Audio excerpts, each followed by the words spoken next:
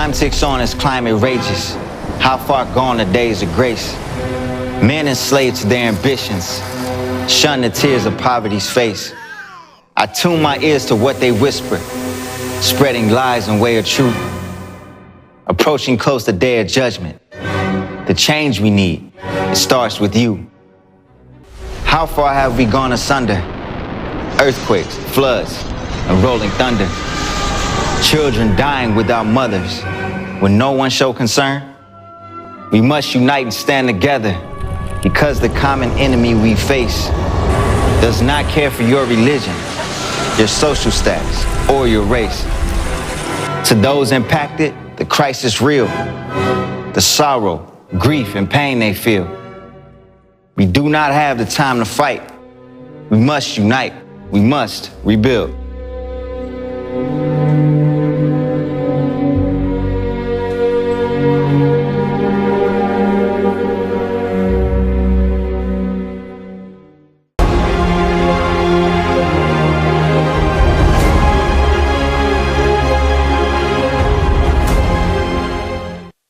Greetings, ladies and gentlemen. We are pleased to welcome you to the International Online Forum, Global Crisis, Our Survival is in Unity, which is right now being simultaneously interpreted into 150 languages. Today, you will learn why our days, the days of all humankind, are truly numbered.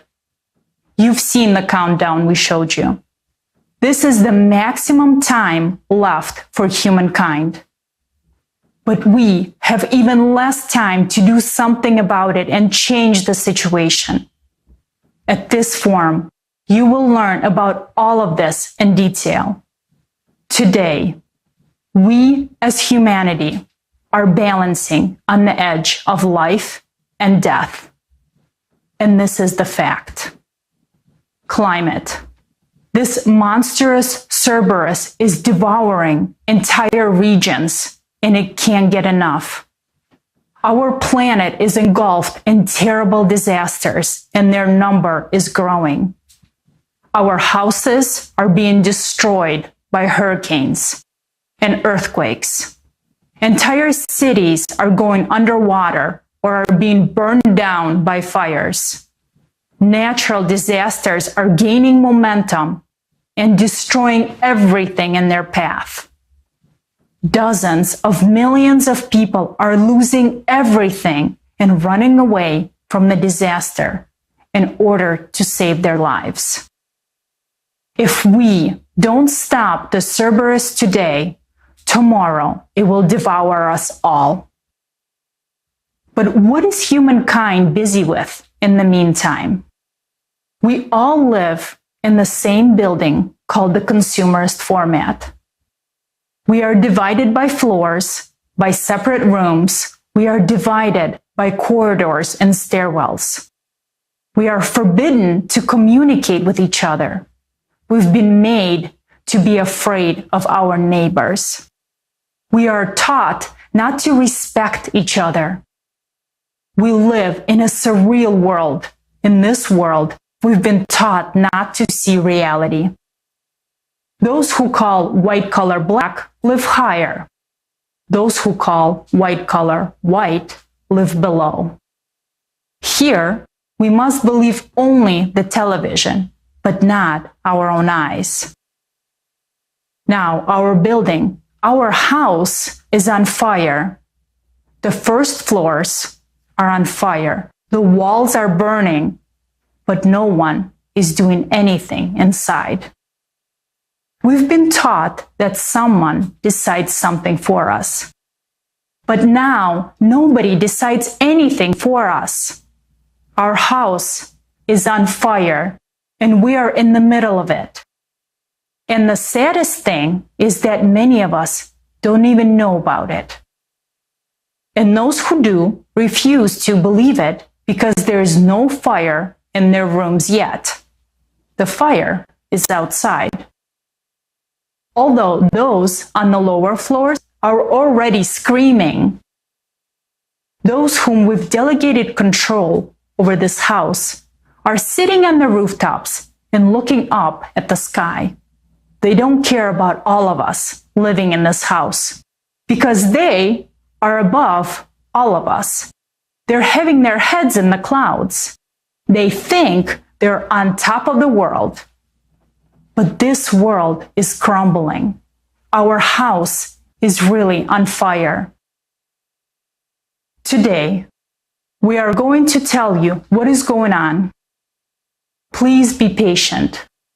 We will try to explain in detail what is really happening to the climate, what the current state of our society is, and what way out of this situation we see. The information you will hear today is the result of many years of work of thousands and thousands of people. So I would like to say that today's forum is not for those who are on the roof of our universe, who are having their heads in the clouds and who are fully off the ground. This forum is for us, residents of this house, for us, my dear earthlings. Wisdom and patience to all of you.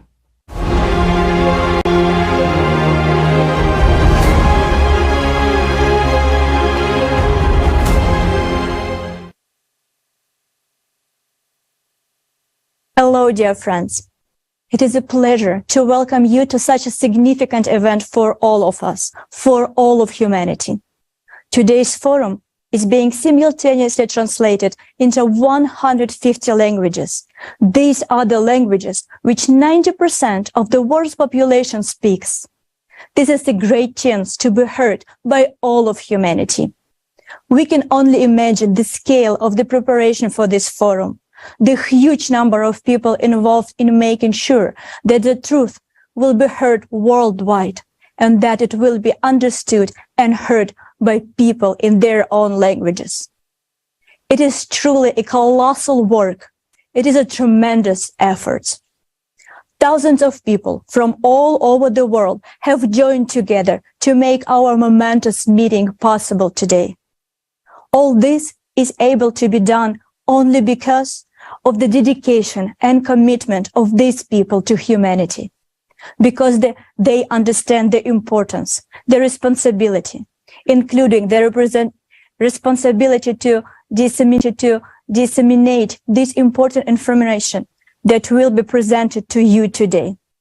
It is an honor to be part of this team, because without any exaggeration, what you will hear today will save humanity if everyone knows about it. Dear friends, I would like to draw your attention. All information on the online forum, Global Crisis, Our Survival is in Unity, is presented for a non-profit purpose and in the interest of the entire society, entire humanity. The free use, reproduction, and distribution of this forum, in part or in a whole, by any means, without distortion of the transmitted information and while preserving the links to the source is permitted. Thank you very much.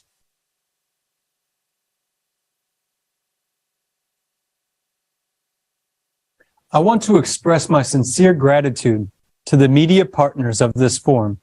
They are doing all they can to use their resources to make sure that everyone in the world learns about the Creative Society as soon as possible.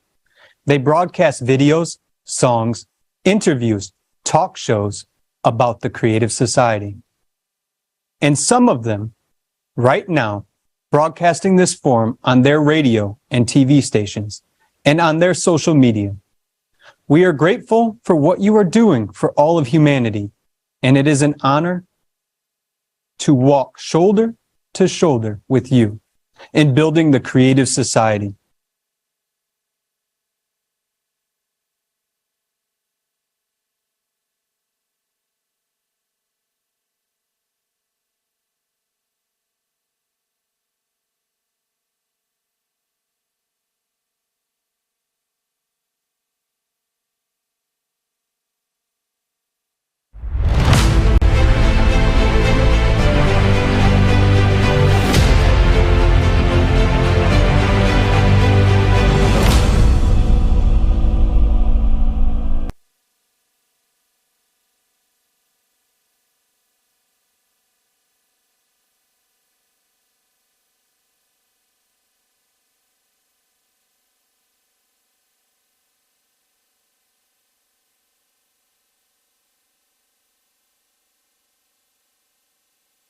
Dear viewers, and right now, we would like to invite our scientist from the Climate Department of Creative Society. It is my honor to introduce you to Yelizaveta Kromova, geologist and geophysicist. Yelizaveta, the floor is yours. Здравствуйте, уважаемые участники. Здравствуйте, уважаемые участники форума. Greetings, dear participants and viewers of this forum. Today it's a great honor for us to present the work of hundreds of scientists and thousands of volunteers of the Creative Society Project. It is dedicated to the study of the true causes of climate change occurring on Earth today, which are not related to human activity. What we're going to narrate today in such a scale and exposition has never been presented anywhere before. This comprehensive scientific work has been carried out by our international team since 1996. It's been several decades already that scientists, experts, and volunteers from different countries have been involved in this interdisciplinary research. These are experts in geology, geophysics, volcanology, climatology, oceanology, astrophysics, and dozens of other fields. Those who study the planet's core, volcanoes, earthquakes, cosmic rays, and geological cycles. We've made accurate calculations, mathematical models, and analytical forecasts of the progression of climatic cataclysms that humanity will experience in the coming years. Excerpts from the current report were published in 2014, but the full information and our calculations were not revealed to the public, and later you will understand why. Further, we are going to present to you the results of the 26 years of research. I want to draw your attention to the fact that we will present only the information and facts that you can double-check. For this purpose, we have deliberately used data from publicly available sources. We do not use the results of our sensors and measurements in today's report, so as not to frighten or spread panic. Today, we will rely only on the facts which are easily verifiable and publicly available. In today's report, we will raise three key questions. First, what is the true cause of the escalating climate disasters? Second, what will happen next? Third, what is the solution? Today, we're going to tell you what is out of the public eye. You will not hear this comprehensive information from official media sources or political reports. These facts are not just being withheld, they're being ignored as not to cause panic in society. We understand that, but at the same time, such silencing is dangerous because it creates the risk of inaction in solving vital issues. First, let's look at the current state of affairs regarding the climate situation in the world as of November 2022. I would like to give the floor to PhD Associate Professor Konstantin Rybachuk, an active participant of the Creative Society Project. He has been a reporter and presenter of the weekly climate breaking news for several years now, as well as a speaker of various conferences on climate monitoring and more. So now, he's going to speak about the progression of cataclysms around the world. Konstantin, the floor is yours.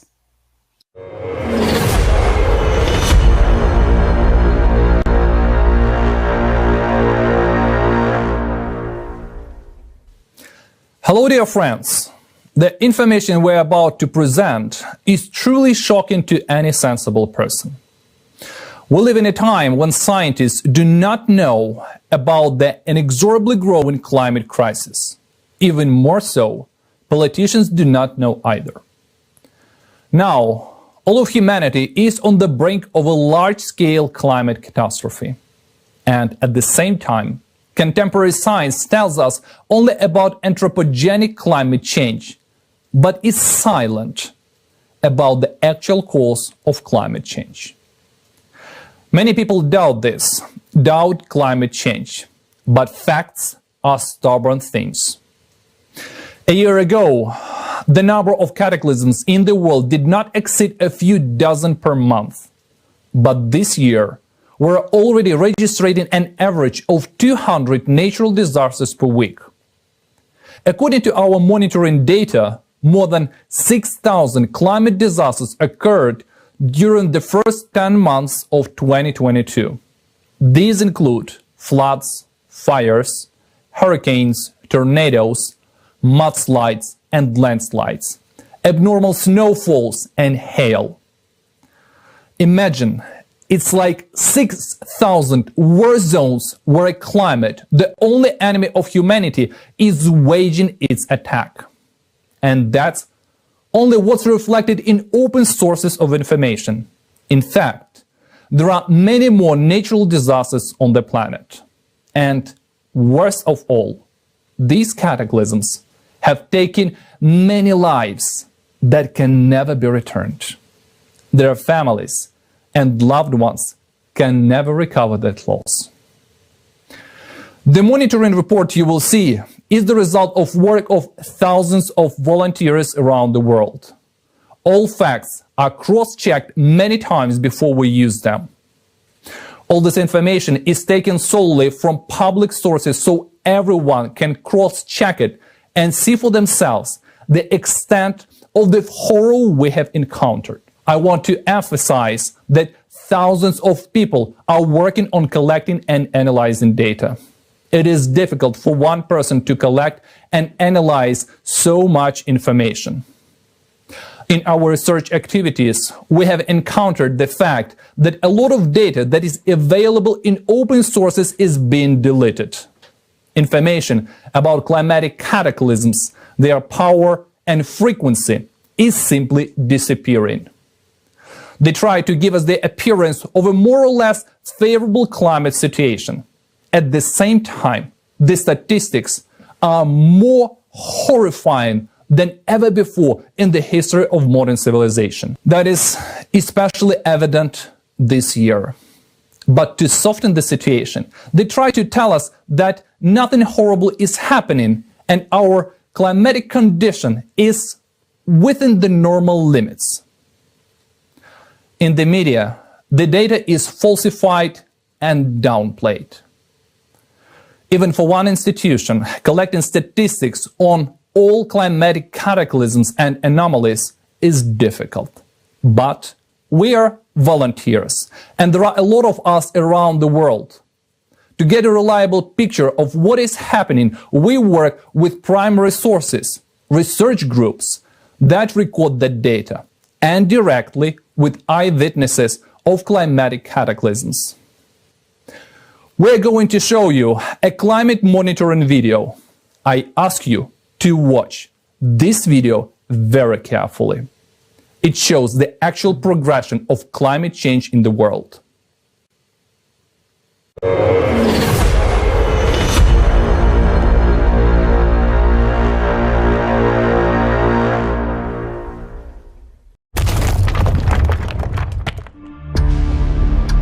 USA, Taiwan, Kazakhstan. It's a true nightmare that's happened for the first time in my whole life. Bulgaria. It was as if a bomb had fallen. Italy. Who could have known that the water would rush in so fast? We lost everything. Pakistan. Spain. China. Germany. Storms and hurricanes. Category 4 Hurricane Ian was the deadliest hurricane to hit Florida residents in the United States. Some cities were 90% destroyed by the storm surge, furious winds, and flooding. More than 1.5 million people had to leave their homes. According to preliminary estimates, the damage will exceed $100 billion. Passing Puerto Rico, Hurricane Fiona left several million people without electricity and drinking water.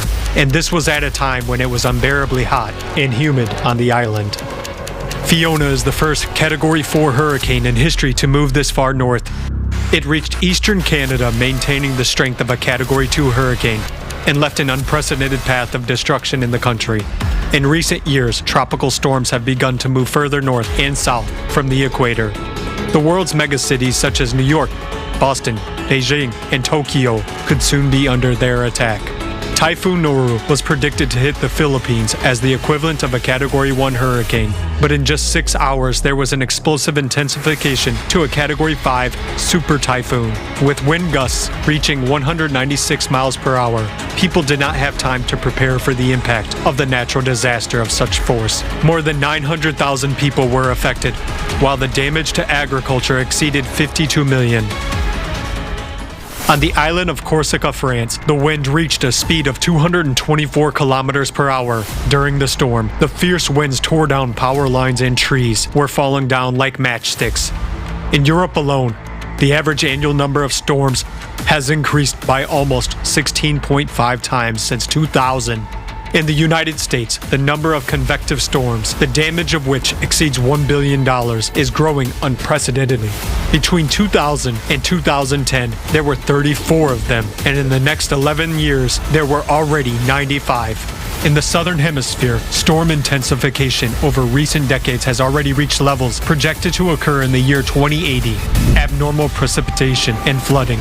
The amount of abnormal rainfall is increasing all over the world. During 9.5 months of 2022, more than 36,000 daily precipitation records were registered on the planet.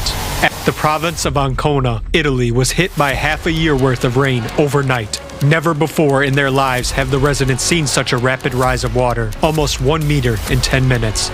Australia has been hit by 3 waves of historic floods in 2022. Brisbane was hit by a rain bomb when more than a month's worth of rain fell daily for 3 consecutive days. Given such frequency and intensity of flooding, it makes no sense to rebuild some cities. On the eastern coast of South Africa, almost a year's worth of rain fell within 24 hours, resulting in one of the deadliest floods of the 21st century in the country. Seoul, South Korea, was hit by record downpours in August 2022. Water rushed rapidly into all the underground and semi-basement rooms. Subways, crosswalks, parking lots, and even apartments turned into death traps. People died from flooding right in their homes. In Colombia, the number of floods increased by 87% in just 1 year.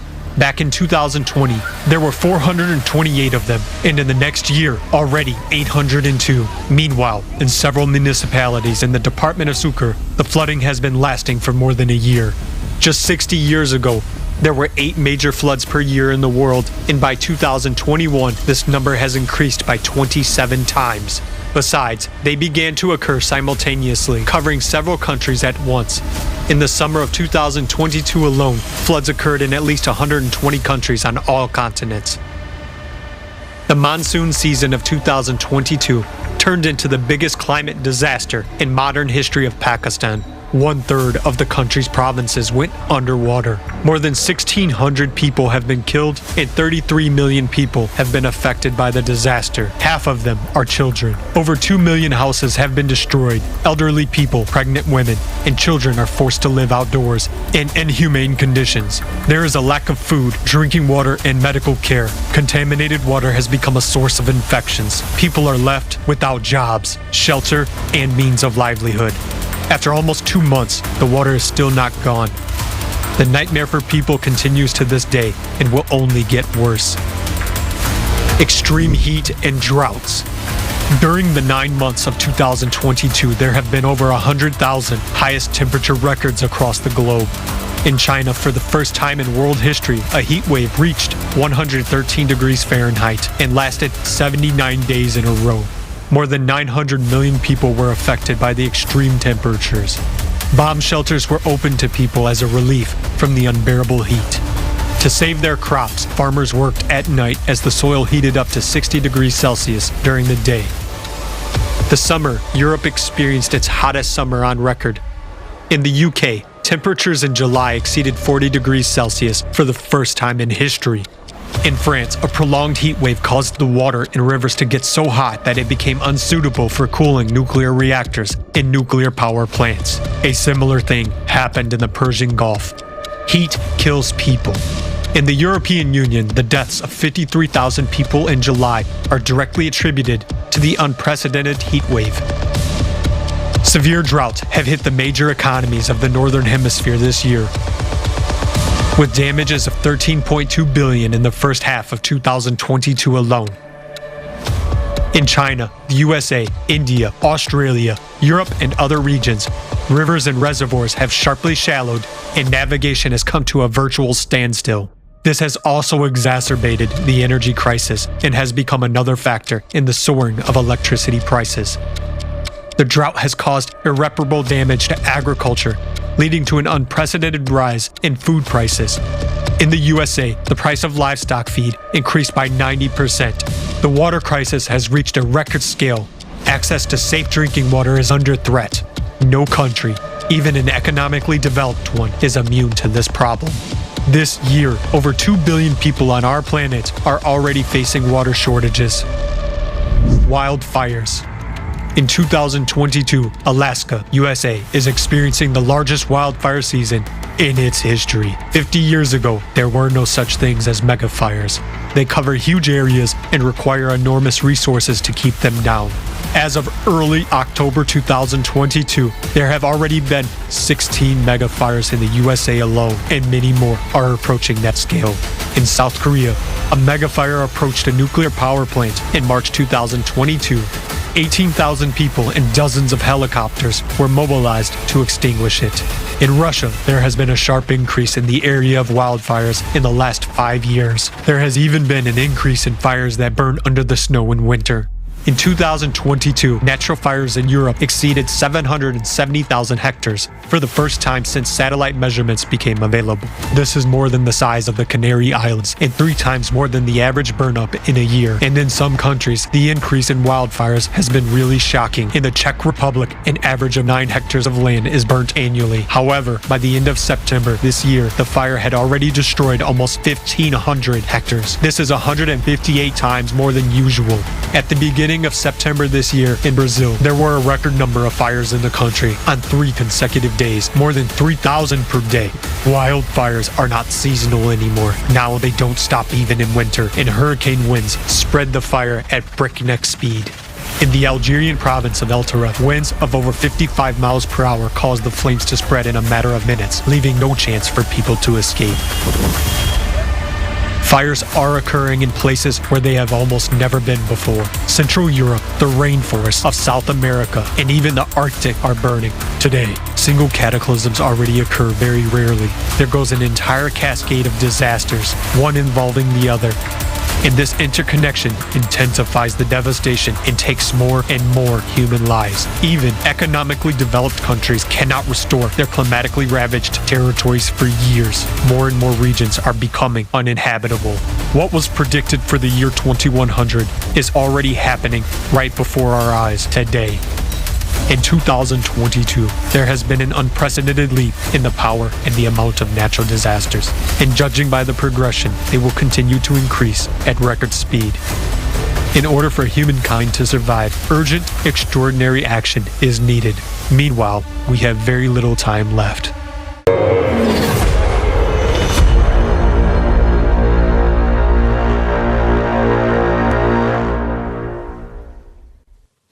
This video shows a tiny fraction of the climate disasters that have occurred this year. The year 2022 was watershed. Everyone has seen how abnormal and unpredictable the cataclysms have become. All hopes that the climate will change gradually have collapsed. The progression of disasters is increasing. Just think, over the past 9 months, 100,000 records of heat waves and 36,000 records of precipitation have been broken. That threats to cause a food crisis of planetary proportions. In the fall of 2022, almost the entire northern hemisphere received another dose of heat instead of long-awaited coolness. In northern Canada, where the average September temperature is about 8 Celsius degrees, temperatures over 30 Celsius degrees were recorded for several days. And in icy Greenland, the temperature was more than 20 degrees above normal. Floods have become so powerful that even economically stable countries cannot withstand their onslaught. While last year floods of the century were recorded, this year floods of the millennium are occurring everywhere. These are floods that occur with a probability of once in 1,000 years. Such a climate catastrophe hit northeastern Brazil in spring of 2022. And in the summer, as many as 5 of these millennium floods occurred in less than 1 month in the United States. Some 70 million people were affected. That's a huge number. It's not just a statistic, it's 70 million people who have already been affected. The scale of natural disasters is constantly increasing. Emergency services in many countries already say there are not enough people and equipment to deal with the consequences of climate disasters. In Australia, for example, people have given up hope for help. Over the past year, the country has been overwhelmed by historic waves of floods. People are simply abandoned amidst a temporary climate disaster and no help can reach them. And it's only going to get worse.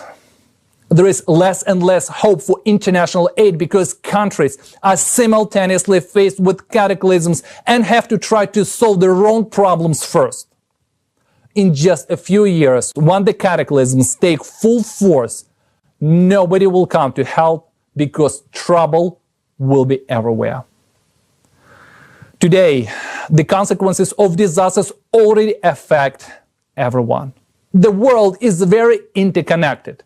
Flooded or scorched fields in one part of the planet mean a massive increase in food prices or famine in another. The media shows us the disaster itself, but they don't show what happens to people afterward. A cataclysm can last for hours or even minutes, but people are left to cope with aftermath for years. Do you think this is the case only in developing countries? It's been a year since the deadly flooding in Europe in July 2021, and many of those affected are still unable to return to their homes. In technologically advanced Japan, hundreds of people still live in temporary housing 3 years after Typhoon Hagibis. In the United States, after the terrible tornado that hit Kentucky in December 2021, people are still not back in their homes. And there are countless examples of this. We're all vulnerable to the elements. Millions of people lose their homes and everything they own. Everything we have accumulated throughout our lives vanishes in an instant, irrevocably. Dry clothes, a piece of bread, or a sip of water are what becomes most precious. And if you are lucky enough to survive, the most you can count on is a place in a refugee camp. Yes, losing your possessions is not the worst of evils. Many survivors lose family and friends. We can restore everything except lost human life. Cataclysms are escalating and we have no way of coping with them. Existing programs to combat climate change do not work. Over the past 20 years, the situation on the planet has worsened catastrophically and climate disasters continue to increase. And today, when we need to study the real causes of climate change, we as humanity do nothing to understand the cause of growing cataclysms. We waste time and trillions of dollars on an only false theory of anthropogenic climate change and do nothing. It's simply a suicide. We watch our world crumble. We hope that we need to be patient and wait it out and everything will return to normal. It won't. Our world will never be the same again. If we continue to do nothing, tomorrow the elements will destroy our life and it will be too late to do anything about it. Now, the search for salvation from a planetary climate catastrophe must become the most critical task for mankind, and all of the society's resources must be devoted to it.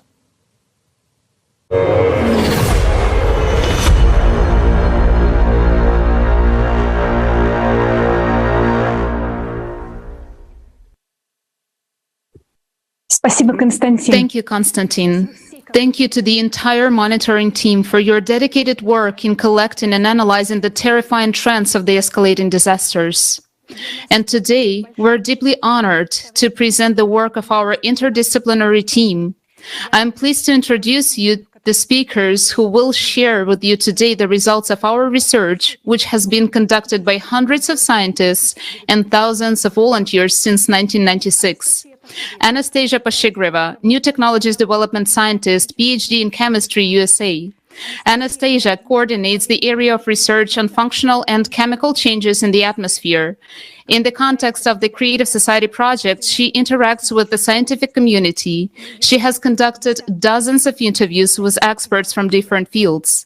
Anastasia is also part of the research team that studies the growing seismic activity on the planet. David Kruger, Creative Society project participant, geographer, Germany. By his profession, David knows well the geosystems of our planet and the natural phenomena that occurs in it. John Ann, Creative Society project participant, expert in the development and commercialization of new technologies in the fields of energy, chemical processes, and natural sciences, USA.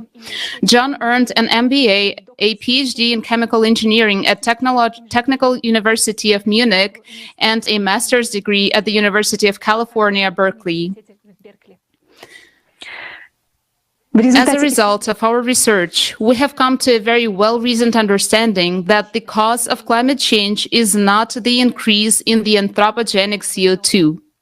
The problem is not only that the temperatures on the planet are currently rising, but there is also an increase in the number of anomalies deep in the planet's interior. Therefore, the reason for the increase in disasters is something else. Let's look at the facts of multiple thermal anomalies which point to the problem inside the planet. One of the signs of climate change that you are well aware of is the melting of glaciers.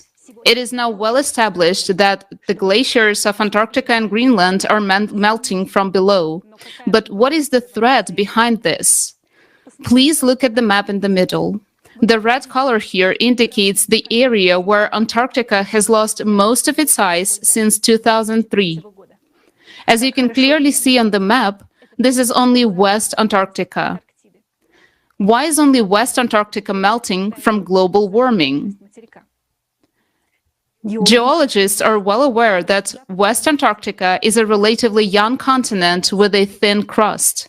On the map to the left, you can see yellow and red areas showing the thin crust.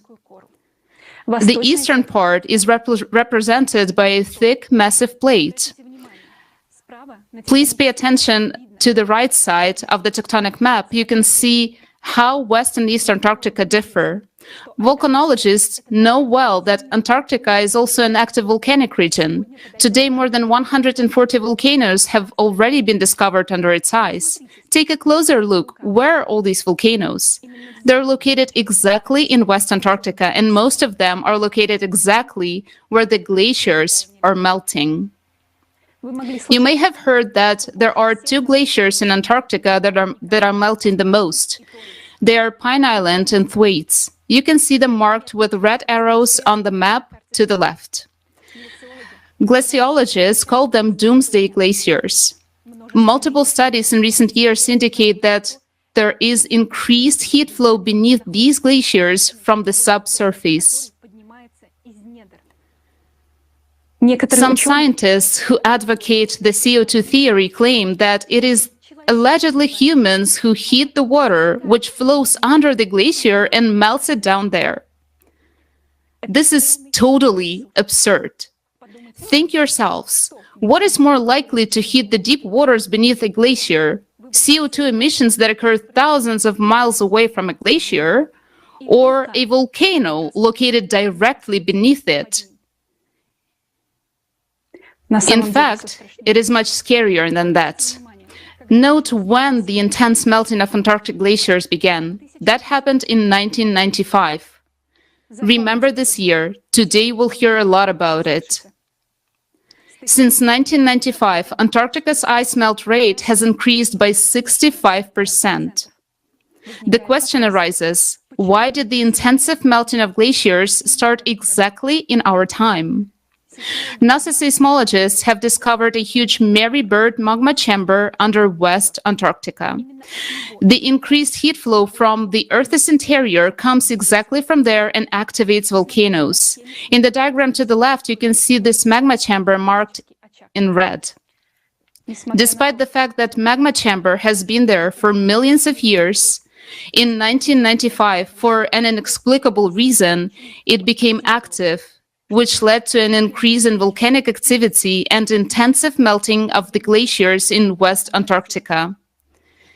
It is an undeniable fact that Antarctica is melting from below due to the rise of magma within the magma chamber, and this has been happening since 1995.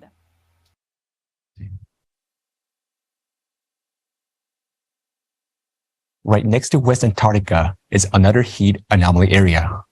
Oceanographers from Germany have found that in the Weddell Sea off the coast of West Antarctica, at a depth of more than 2,000 meters, the water has warmed up 5 times faster than at the surface, whereas the upper 700 meters of water column has hardly heated at all.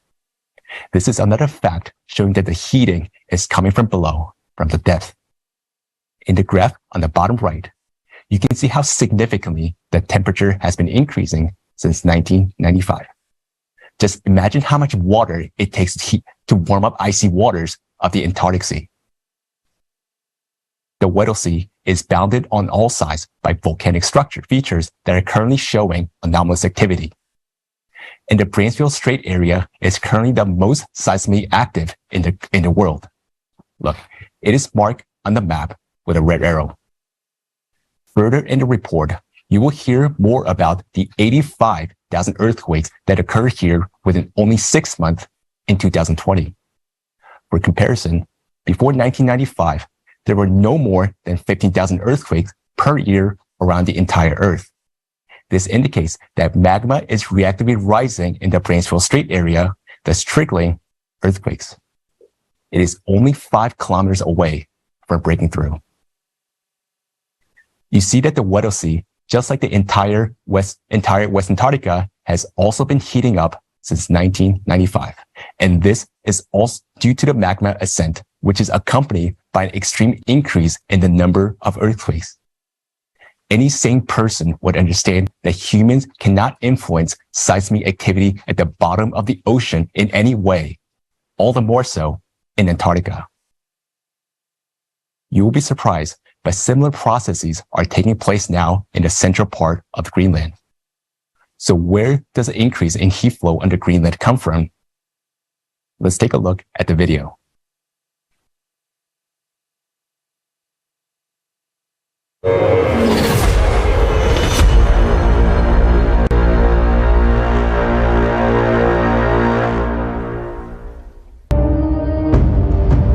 Equally intense ice melting is also taking place on another part of the planet, in Greenland. Research conducted in October 2020 showed that Greenland's ice is now melting faster than ever before in the past 12,000 years. In 2019 alone, Greenland's ice sheet lost the most ice in recorded history, 600 billion tons. It is also surprising that giant lakes appear under the surface of the glacier, which is actually 1.5 kilometers thick. As of today, we already know about 6 dozen subglacial lakes of Greenland. The temperature of the ice surrounding them is around minus 28 degrees Celsius.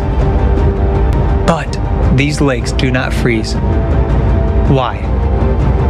Several research groups of scientists joined in the effort to find an answer to this very question. They discovered the fact that under Greenland, just as under Antarctica, there is a mantle plume. Geothermal flows coming from its bowels cause formation of subglacial lakes and melting of glaciers. Using gravitational research, a team of American scientists led by Professor Ralph von Friese estimated the thickness of Greenland's crust. Active melting of glaciers has been observed in the northern part of the island, where the crust is thinner and an increased geothermal flow due to the rising mantle plume has been detected. Using seismic tomography data, scientists from an interdisciplinary team at the Schmidt Institute of Physics of the Earth saw that the flow of magma rises from the center of the core to the Earth's surface right beneath the central part of Greenland. This is where the largest number of subglacial lakes are located. The scientists have calculated the theoretical heat flux corresponding to this magma chamber and found that this heat is sufficient to warm the base of the glacier up to the melting point of the ice. These same results have been confirmed by similar studies using machine learning technology.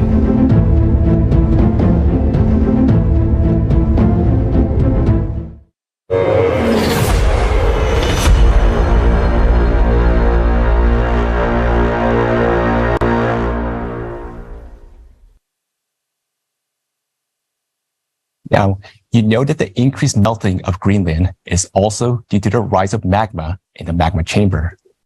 The glaciers of Antarctica and Greenland have begun to melt from below since 1995. And this is happening faster than any time in the past 12,000 years. This suggests that there hasn't been such an intense rise in magma over a period of 12,000 years.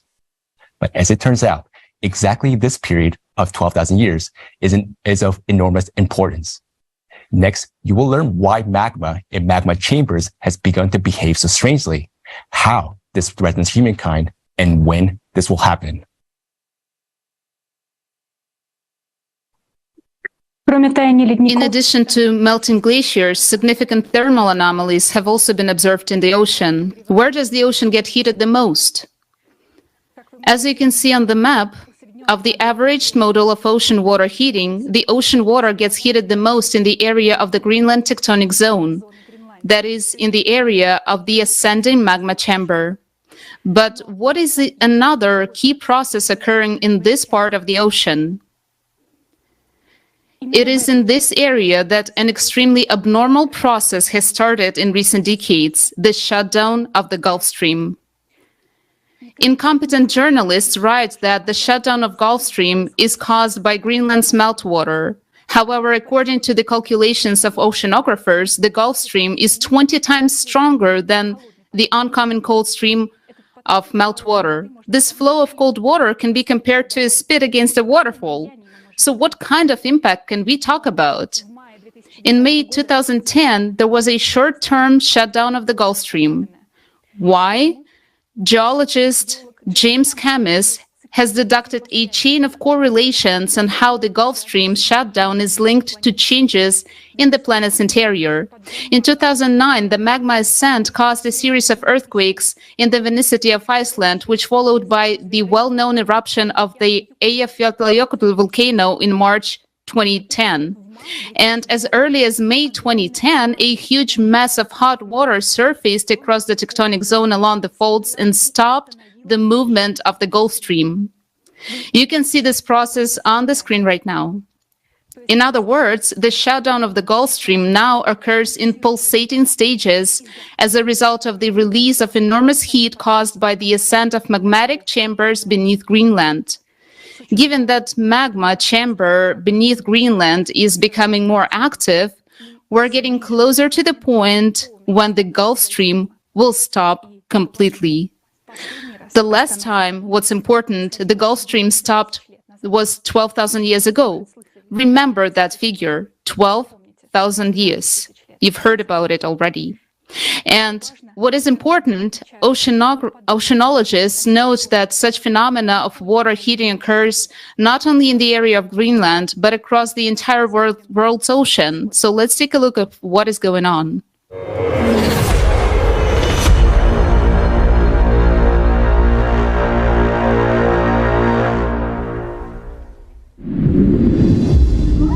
The ocean is the source of life for the entire planet, and for us, humans. But it ceases to be the source of life. It is about to become the source of our death. Just think about it. Ocean warming has increased by 450% in just 30 years. According to scientific estimations, for the ocean to heat up at today's rate, it would take as much energy as would be released if 7 atomic bombs dropped on Hiroshima would explode every second for a year. The direst fact is that the ocean is heating not only on the surface, but also at depth. A team of US researchers has found that the average depths of the ocean warmed 15 times faster over the past 60 years than they had been warming over the previous 10,000 years. And this progression is accelerating every year. At the moment, science has no explanation where this amount of heat comes from. The only theories being considered are that the oceans are warming from the sun and from human emissions of the greenhouse gas CO2. But they can only explain heating of the upper layers of the ocean to a depth of up to 200 meters, because sun rays do not penetrate deeper. The water can be maximally heated by the sun up to 700 meters as a result of agitation. How can we explain the numerous facts of warming of the deep ocean layers? Think about it. How much energy does it take to heat such a volume of water as the world's oceans? We already see examples of such anomalous heating everywhere, not only on the bottom, but also on the surface. At the end of 2013, a huge area of unusually warm ocean water, about 1/3 the size of the United States, formed in the Gulf of Alaska, and it began to spread. The water temperature in many places exceeded the norm by 5 to 6 degrees Celsius. National Geographic dubbed it the blob that cooked the Pacific. Nick Bond, state climatologist for Washington, named this phenomenon the blob. The appearance of such anomalies began to suddenly become more frequent. There is something common that unites the places of formation of all these blobs. These are geologically active regions with a young, thin crust, with active underwater volcanoes, cracks, and deep crustal fractures. These are places of the most active output of hot and fluid magma. The ocean is called the kitchen of weather. The warming of its waters already enhances catastrophic typhoons and hurricanes, which annually claim thousands of human lives. The unprecedented heating of the ocean suggests that the ocean is already exhausting its ability to contain the energy trying to escape from the bowels of the earth. And when magma reaches the denser and thicker rocks of the continental crust, which on average is 2 to 3 times thicker than the oceanic crust, then the processes of cascading eruptions of land volcanoes will begin, and it will be too late to stop this process or to seek salvation.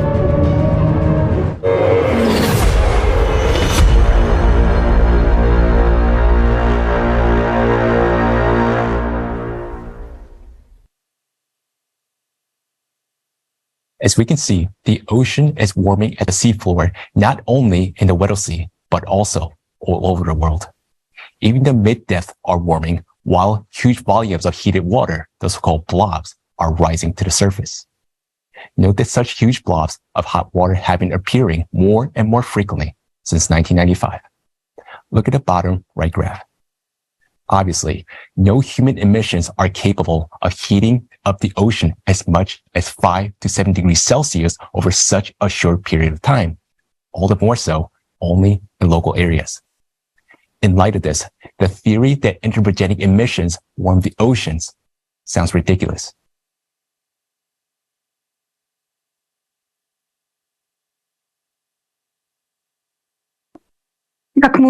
As we have already understood, it is heated from underneath by ascending magma. How exactly does this happen? Now you're going to hear something unique about one of its heating mechanisms. Please turn your attention to the screen.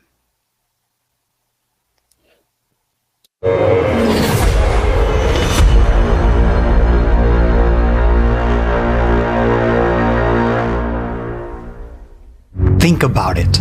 How much energy does it take to heat such a volume of water as the world's oceans? That would require a colossal heat source. The energy required to heat it equals the energy of all the nuclear reserves on Earth multiplied by 3. What could heat the ocean from below like a pot on a burner so significantly? Let's dive to the ocean floor and see what sources of powerful heat are out there. As we plunge, we discover giant mountains at the bottom, volcanoes. 75% of all Earth eruptions occur from underwater volcanoes. Previously, it was considered that underwater eruptions occur with a gradual outpouring of lava, while explosive eruptions are impossible because of the pressure of the water column, and thus it was assumed that underwater volcanoes could not heat the water column. The outflowing lava would freeze almost immediately. However, recent research is changing our understanding of the mechanism of underwater eruptions. What is the mechanism of such an eruption? The pressure of the magma ranges from 10 to 30,000 bars, but the pressure of the water column in the deepest parts of the ocean is only 1,000 bars. And as soon as there is an abrupt burst of magma, the water boils up and the H2O molecules decompose into hydrogen and oxygen. This creates a gas-water cavity like a bubble with an internal pressure of hundreds or thousands of bars. And this bubble neutralizes the pressure of the water column. This is a complex physical and chemical process that can be compared to the flight of a hypersonic airplane at maximum speeds. The plasma ejected in front of its prow neutralizes the molecular resistance of the air, making the plane fly almost as if it were weightless. The combustion of oxygen and hydrogen creates the same effect in the path of the magma, resulting in explosive eruptions. The existence of such explosive eruptions is confirmed by the discovery of researchers from Leeds. They studied kilometers of fields of tephra, meaning settled volcanic ash, at the bottom of the Pacific Ocean near the Juan de Fuca Plate. A mathematical model showed that such plumes could only be formed by a massive explosive eruption. In addition to the spread of heat, volcanoes during explosions burst out of hydrotherms, hot jets of water. Studies have shown that the volumes of ejected boiling water can be tremendous, about 40 million Olympic swimming pools, and they are quickly formed during eruptions. The contribution of explosive eruptions to ocean heating is confirmed by Bernd Zemanowski from Julius Maximilian University in Bavaria. With submarine lava eruptions, the thermal equilibrium currents in the oceans are disrupted locally or even globally. However, given the size of the ocean, the energy of even such strong underwater eruptions is not enough to heat it up. Since active volcanoes are not located everywhere, and their eruptions are occasional, why then has the ocean heated up so much over the past 30 years?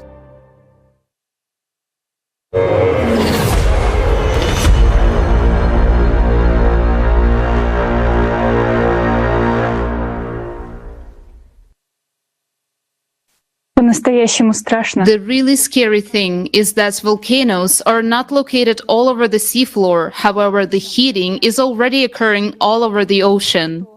This suggests that not only underwater volcanoes do the heating, but the magma itself has started penetrating the ocean seafloor globally and heating up the ocean.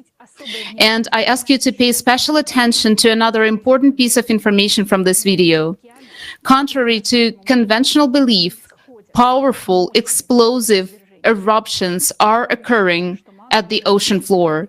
Take a note of the fact that magma can suddenly penetrate the seafloor and form a bubble that can negate the pressure of the water column, and thus conditions are created for a powerful explosion at the ocean floor. This is a very important point, and further you will realize why. The heating of the ocean has been going since 1995. Arthur Vittirito, who is a professor at Maryland Institute, also pointed out that as of this year, various ocean and atmospheric parameters have begun changing. He pointed out that as the atmospheric humidity begins to increase, which is due to the heating of the ocean from beneath. Take a look at the changes in 1995, marked on a graph as a red arrow. Professor Arthur Vittirito discovered that in 1995, seismic activity began to increase at an unprecedented rate, along the boundaries of thin oceanic plate in the mid-ocean. Look at the map at the right, showing the increase in activity, and the red arrow on the graph indicates the spike in the earthquakes in 1995. So far, we have seen a part of the climate change research, not just from the perspective of climatology, but also from the standpoint of various scientific fields: oceanology, glaciology, geology, volcanology, and tectonics. This integrated approach enables us to see the more comprehensive picture. So, let us make some intermediate conclusions. Since 1995, there has been intense ascent of magma. This results in, first, increased melting of the glaciers of West Antarctica and Greenland from the bottom up. Second, warming of the Weddell Sea. Third, an increase in a number of thermal anomalies and ocean heating. Fourth, increased seismic activity along plate boundaries at the ocean floor. Let us once again note that all facts voiced here were obtained from public sources, and you can easily verify them on your own and arrive at the same conclusions. Next, you will hear about even more anomalous processes in the interior of our planet, which started in 1995. The ascent of magma has resulted in unprecedented increase in a number of earthquakes. Earthquakes usually occur at the depths of 5 to 80 kilometers, where the crust is more brittle and has crack. But the last decade have seen an increase in the number of earthquakes at the depth where the earthquakes had been not happening previously and considered impossible. These are the depths of more than 700 kilometers, where the earthquakes are not supposed to occur because the rocks in the inner mantle are plastic, like a molding clay, and they are enabled to crack. Over recent 7 years, the number of deep focus earthquake has increased by a factor of 10. Remember this. So why do earthquakes occur at such depth where they have never been occurred before? You will learn about this from the report later today. The highest number of the deep focus earthquakes is observed in the area where Honga Tonga Honga Ha'apai volcano erupted in January 22. Look, it is marked with a red arrow on the map, and the worst part it is that it's just outside the Mariana Trench, which has the thinnest oceanic crust, a mere 5 kilometers. This is an important fact. Please take a note of that as well. Seismic activity is increasing both on the ocean floor and on the land. Earthquakes are emerging even in the regions where they have never seen before. The number of earthquakes, their magnitude, and energy are increasing. Note that in 1995, the first distinct rise of the earthquakes took place. Look at the map in front of you. It depicts the earthquakes before and after 1995. You can see the fact that earthquakes began to expand away from the edges of plate and occur in a new territory. It is important to emphasize that the recorded growth of the seismic activity over past 30 years has nothing to do with the number of seismic sensors on the planet. Look at the graph. The black dots continuously show the events started to be registered around the planet, which indicates that the observation network is very dense. By 1973, the number of installed seismic stations around the world had already been sufficient to record all earthquakes of magnitude 4 or greater, regardless where they occurred. Let's see what it means for us, people.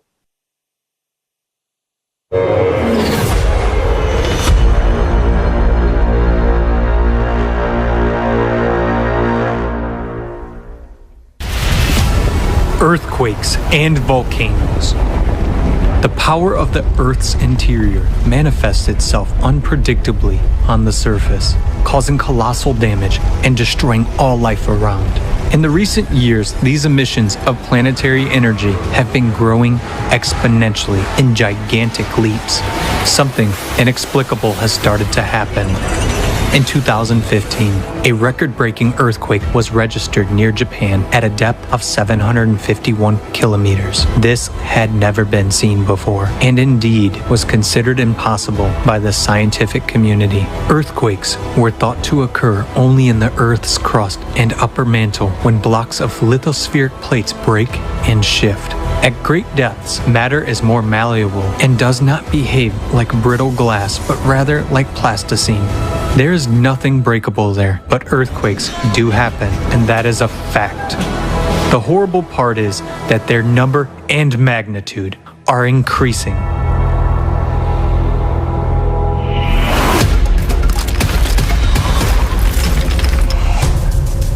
Earthquakes are not only becoming deeper, but they are also getting closer to the surface, which means they are becoming more destructive.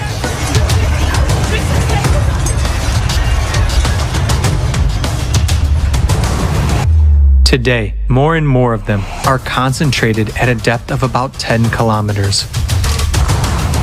For example, an entire series of 36 seismic events of significant magnitude from 4.5 to 7.0 occurred near New Caledonia in early April 2022.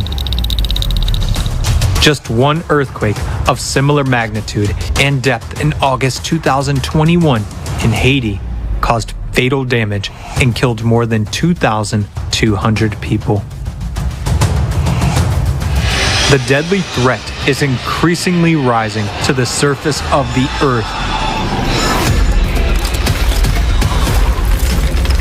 Right before our eyes, cracks are appearing and faults are being activated. The ground is literally crumbling beneath our feet, swallowing whole houses. Faults have been activated in the USA, Kenya, Iceland, Turkey, China, Lake Baikal, and other regions. Each of them can cause enormous damage. It is an abyss opening underfoot. The number of observed earthquake swarms, that is, of clusters of rhythmic shocks, is increasing on the planet. A swarm is characterized by almost similar magnitudes of seismic events that occur at short intervals in a local area. The number of seismic events in individual earthquake swarms has increased from a few or few dozens to hundreds and sometimes thousands. Their magnitude and duration have increased. This is due to the intrusion of magma and hot gases into the microcracks of rocks. Swarms are now being recorded not only in fault zones and near volcanoes, but also in more quiet regions. The Palghar region of India, located in a quiet continental region, began swarming with earthquakes in September 2018 and continues to this day. In just 2 years, about 5,000 earthquakes of a magnitude up to 3.8 occurred within a small area.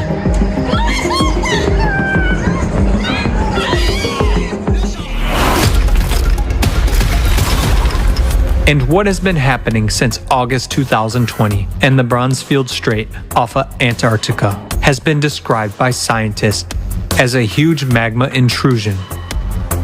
Some 85,000 earthquakes have been detected in the first 6 months, with a maximum magnitude of 6. Normally, these processes occur over geologic timescales as opposed to over the course of a human lifespan, said study co-author Simone Czeska, seismologist at the Research Center in Potsdam. Magma is literally devouring the lithospheric plate from the inside, having traveled 2/3 of the way to the surface in 6 months. Only 5 kilometers of rock remain before a catastrophic rupture occurs. And that is just one example. Similar things are happening everywhere.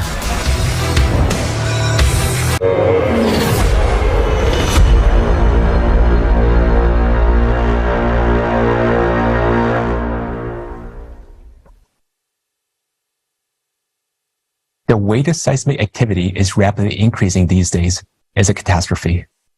But the most absurd thing is that seismic agencies, international seismic databases, are now trying to conceal the fact that the number and magnitude of earthquakes is increasing. Until 2014, earthquake trends for major international databases were the same. And now, watch closely. Look at the graph.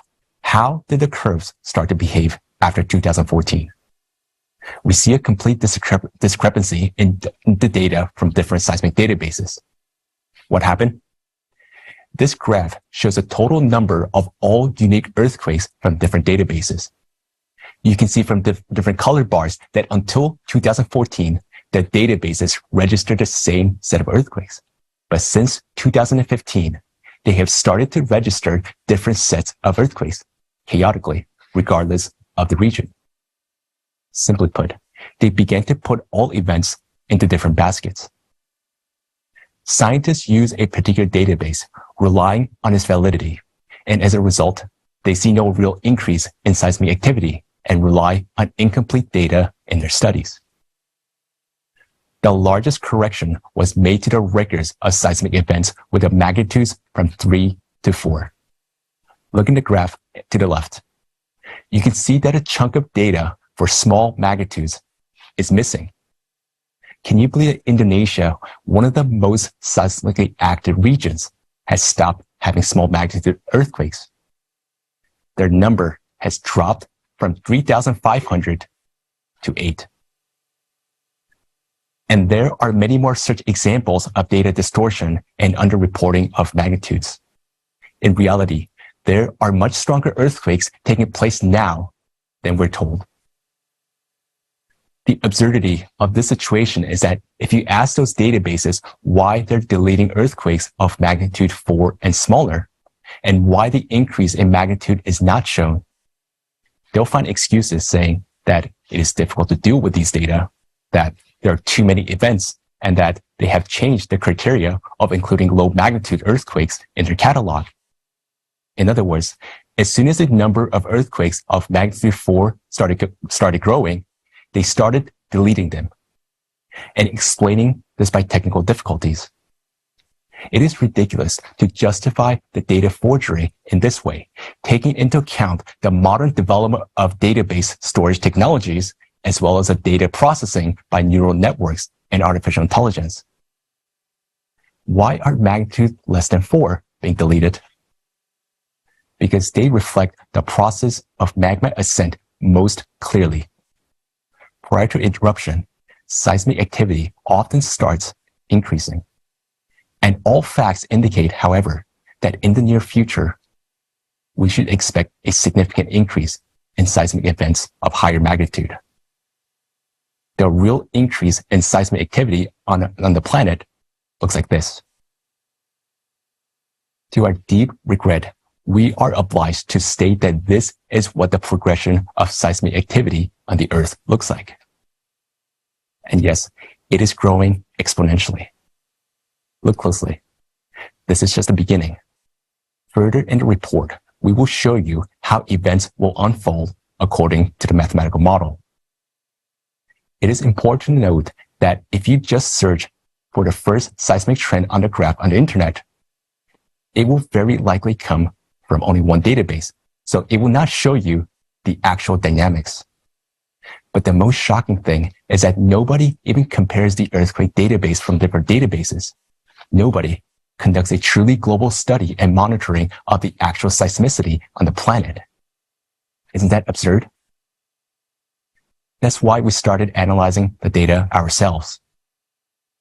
You can download the seismic databases yourselves and verify the information, and you too will see the scam taking place. We don't judge them. We understand that they resort to such methods because they see no way out and don't want to sow panic among people. But how can we call those who do this true scientists?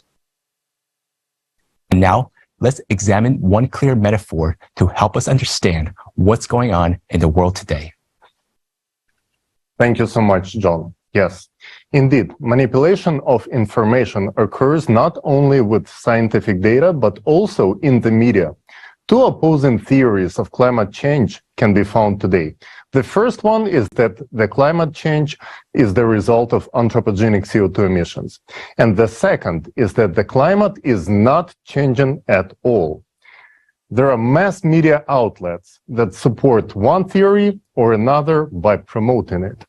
But the truth is that both theories are sponsored by the same sources, whether the media in both cases are owned by the same masters of manipulation.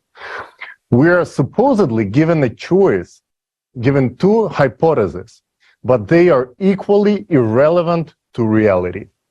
There is a mass mind manipulation going on at a time where we should have been ringing the alarm bell a long time ago. This can associatively be compared to a burning city. Imagine you and I are living in the city where a fire has started. The homes on the outskirts are already catching fire. We worry and ask a question, what is going on? And we are immediately offered different answers to choose from. Some say, it's not a fire at all. It's some kind of hallucination. It's your fantasy. Nothing is coming at you at all. It's just a glam. You know, a sunset, don't worry. Others will say, it's just some kids running around with flashlights. You know, nothing to worry about. And another one's going to tell you it's a herd of cows and their reflections are coloring the sky.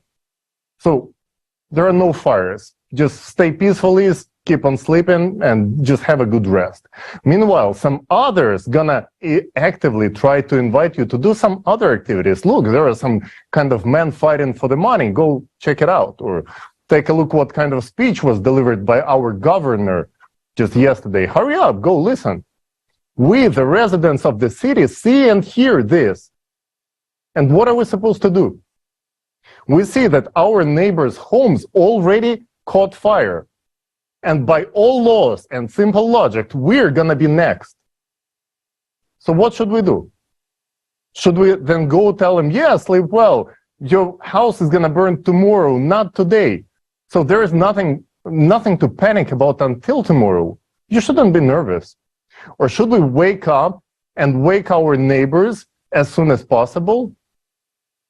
And yes, when they wake up, they're going to be terrified.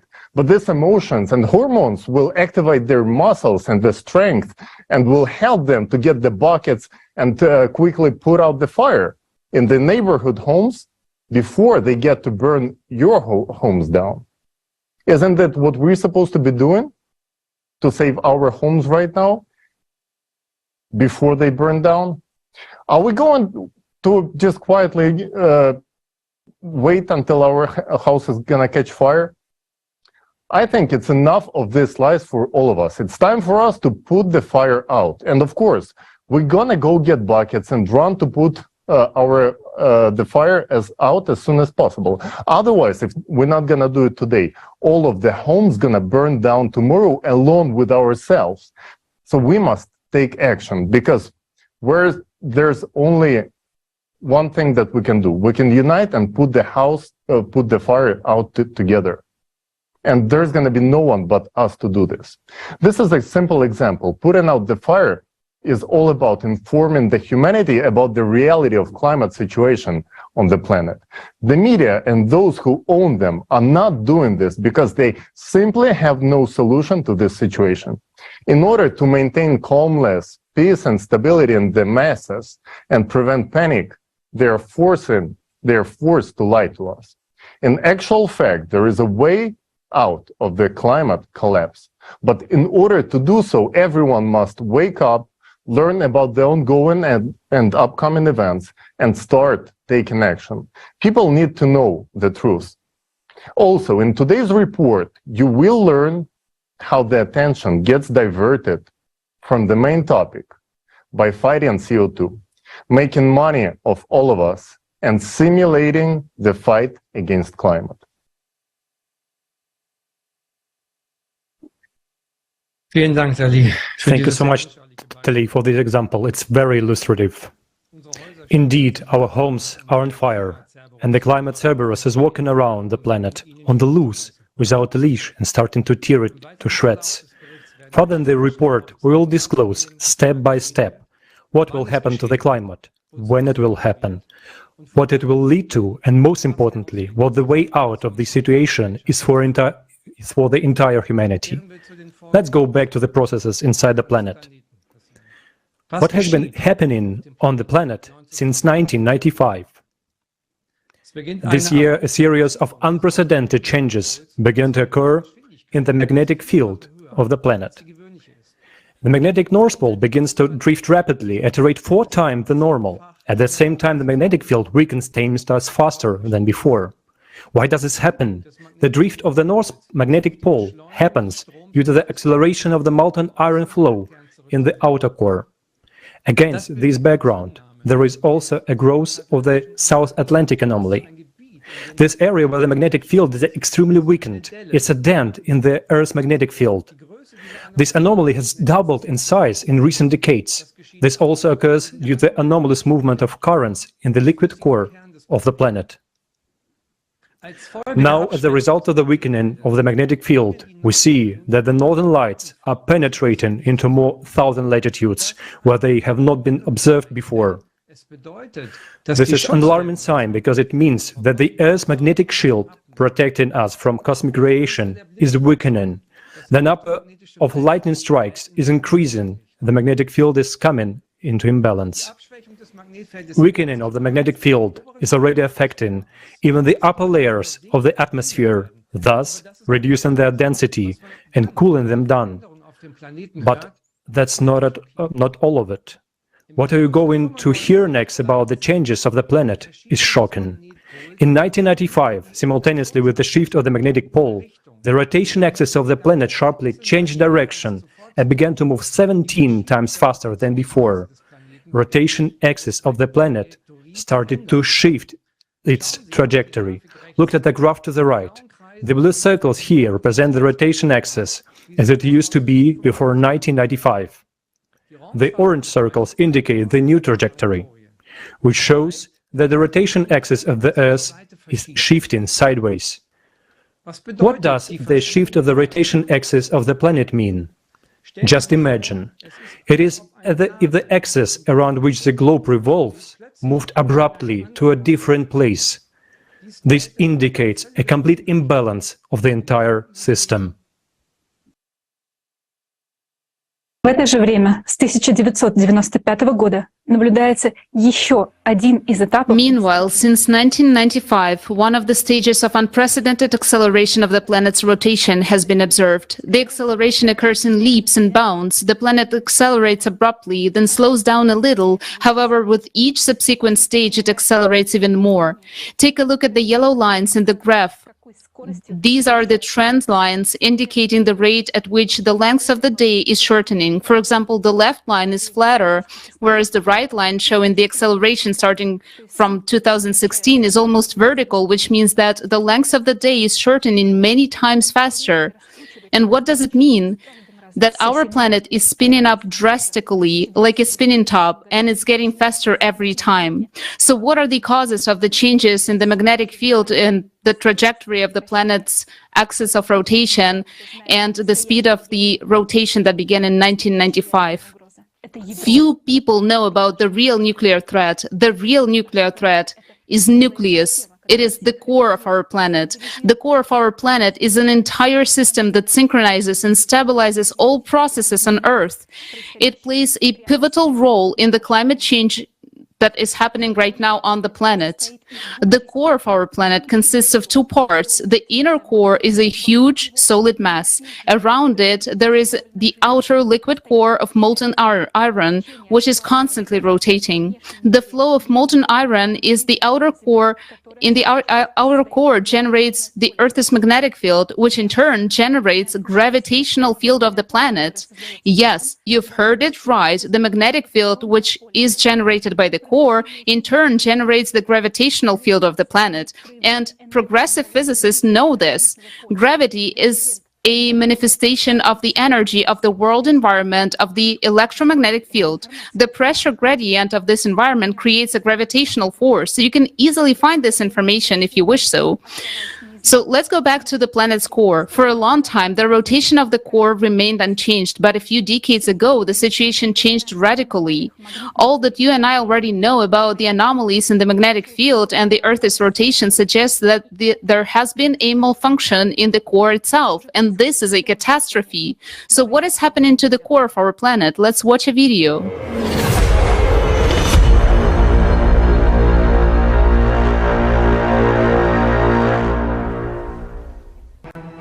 Another important evidence, confirming that abnormal processes are taking place in the core, is the drastic acceleration of the North magnetic poles drift by 3.5 times over the past 20 years. Together with the extreme acceleration of the North magnetic pole movement, a mysterious anomaly weakens the planetary magnetic field, which protects us from dangerous galactic and solar radiation. Scientists have been able to calculate that the Earth's magnetic field has weakened by 9% over the past 200 years. As a result, an area of weak magnetic field known as the South Atlantic Anomaly has been formed between Africa and South America.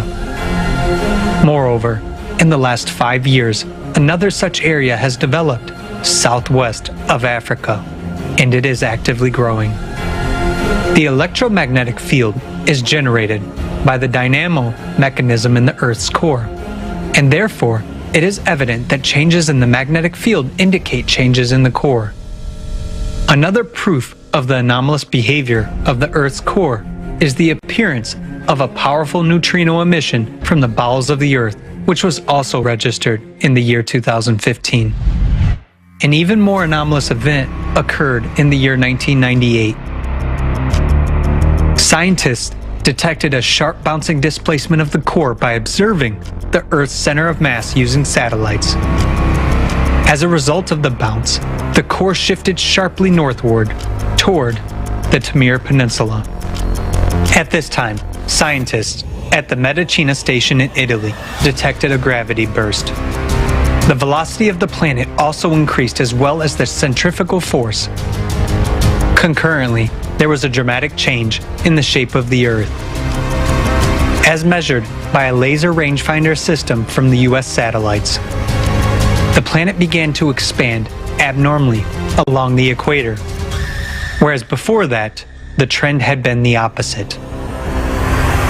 Because of the increased centrifugal force, magma plumes began to rise closer to the surface, which increased the geothermal heat flow and the number of earthquakes. As a result, new faults and cracks began to form, through which water from the surface began to escape deep into the Earth. In the same year, there was a sharp increase in the speed of the North magnetic pole's drift.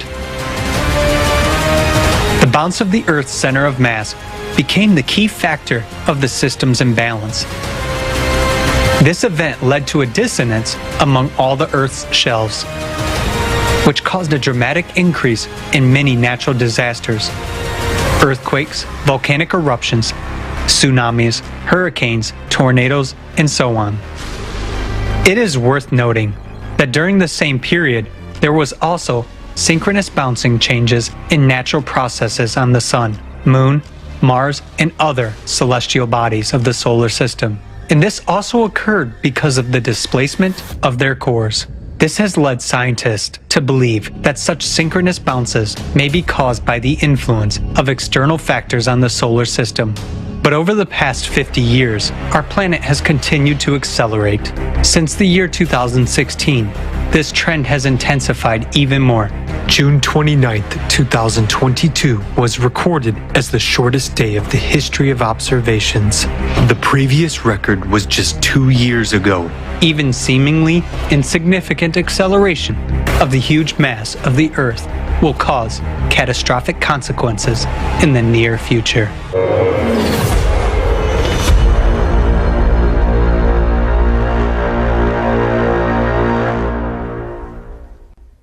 Let's make brief conclusions from the video. As you understand, in 1995, irreversible destructive processes began to occur in the core of our planet. This can be seen from the change in the magnetic field. And as a consequence, in 1998, there was a leap which exacerbated all processes many times over. As a result, the core of the Earth shifted abruptly northwards towards Siberia. And now we are observing complete destabilization of the core. To better understand what is going on, you can compare the rotation of the planet to the wheel balancing process. Balancing is very important for the wheel so that undercarriage does not get damaged. When a system like our planet goes into destabilization mode, the functioning of all spheres is compromised. As a result of bouncing core, serious gravitational changes began, and there appeared irregularities in inertia processes of the Earth. The change in Earth's center of mass also affected Earth-Moon system. The orbit of the Moon has already begun to change. In other words, destabilization of the system has already led to a change in the Moon's orbit. In the coming years, as the processes continue to escalate, we will see the Moon change its orbit around the Earth more significantly. And it is important to understand that the shift of the core affects the motion of magma in the interior of the planet. Look at the trajectory of the core shift in 1998. The bouncing of the core caused two ascending waves of magma from the Earth's interior into opposite directions. One flow of magma traveled toward West Antarctica and the other one traveled toward Siberia. What is happening in Siberia right now? Something that has never happened there before. It is exactly in Siberia at northern latitudes that a number of extremely anomalous phenomena have been observed over the past few decades. Heating of the Earth's interior leads to abnormal melting of permafrost from beneath, as well as gas explosions under the ice, and an increase in mud volcanism. Overwintering fires beneath the snow have appeared in the Arctic. In areas above the folds, ice water in people's wells is getting hot. The number and intensity of earthquakes is increasing. Moreover, for 20 years now, scientists have been observing that Siberia is heating up to 3-4 times faster than the rest of the world. I emphasize this, 3-4 times faster than the rest of the world. Look at the map. The huge red stain shows how the average temperatures in Siberia is changing faster than the rest of the world in recent decades. As magma rises, it begins to hit the plate from below and boils the groundwater. But magma is rising not only in Siberia and West Antarctica. Where else is magma rising, and what does it lead to? Let's take a look at this video.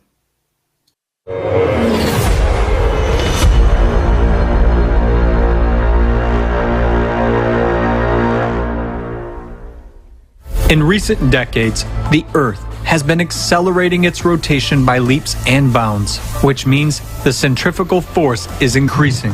As a result, at the equator, the planet is expanding and increasing in volume. This causes the Earth's crust to crack and geological faults to activate. At this time, processes similar to blood cavitation occur in the Earth's interior with magma. Blood cavitation during Kaizen disease is a life-threatening phenomenon known to divers during rapid ascent to the surface. Due to the sudden drop of pressure, the dissolved gases in the blood are released instantly, causing the blood to boil.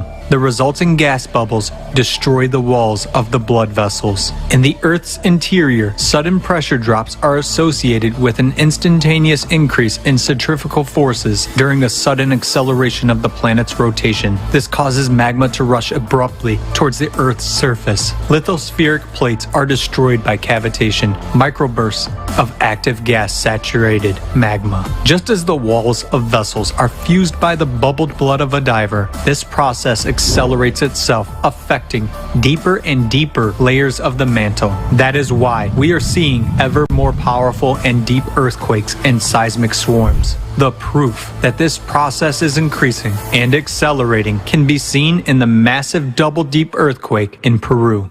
Meanwhile, the expansion and intensification of the pressure on the crust due to the cavitation of the magma serves to intensify the erosion process. What does that mean for us? Soon, we will see eruptions and earthquakes of a magnitude that our civilization has never experienced before. The countdown of the clockwork mechanism of the magma bomb inside our planet has already started. Under the onslaught of a massive attack from the Earth's interior, the thinner oceanic crust is already giving up its position. The ocean has so far restrained this power, but eruptions are moving into the terrestrial phase. Tonga is vivid proof of this. It has the highest number of deep focus earthquakes, and the eruption of the Hunga Tonga Hapai volcano on 15 January 2022 alone affected 80% of the population of the surrounding region. If one volcano can do that, what can we expect from a massive eruption of terrestrial volcanoes? After all, already now, we observe their synchronization. The thicker continental crust is holding the line for now, but it won't last long. This threatens to bring on a volcanic winter and a new ice age.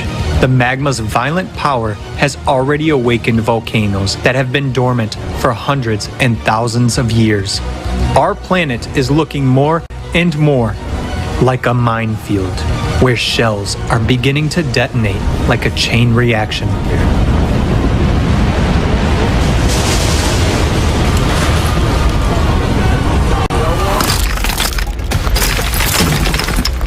But an even greater threat is fraught with those volcanoes that have not yet woken up. Giants, such as Yellowstone, Campi Flegrei,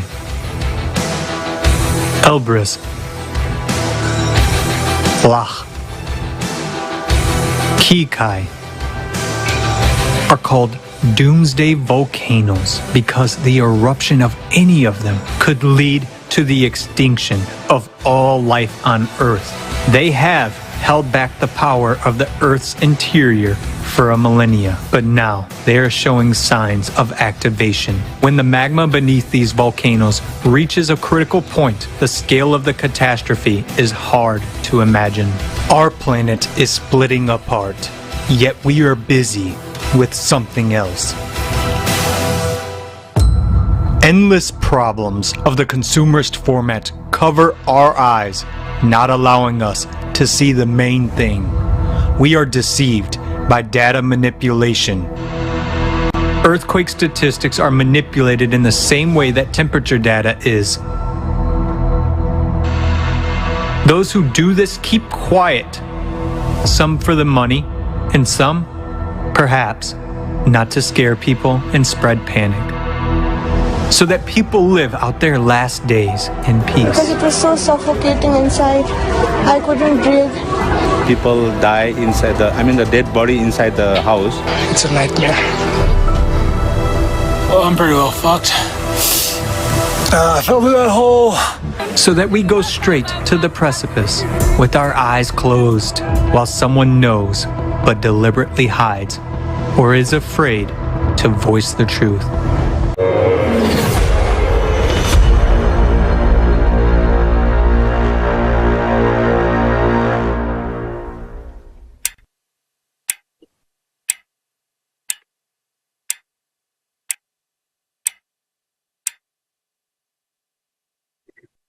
Теперь мы видим, Now we can see that magma ascent is happening all over the world because the core is shifting, centrifugal forces are accelerating, and the bounces of the core start to push out magma abruptly.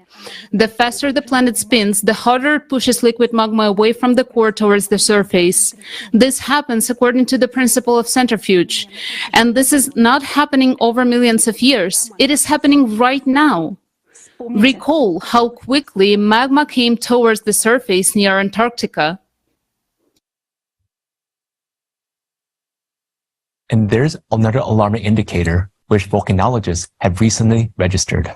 A different composition of magma has begun to emerge to the surface from the Earth's interior.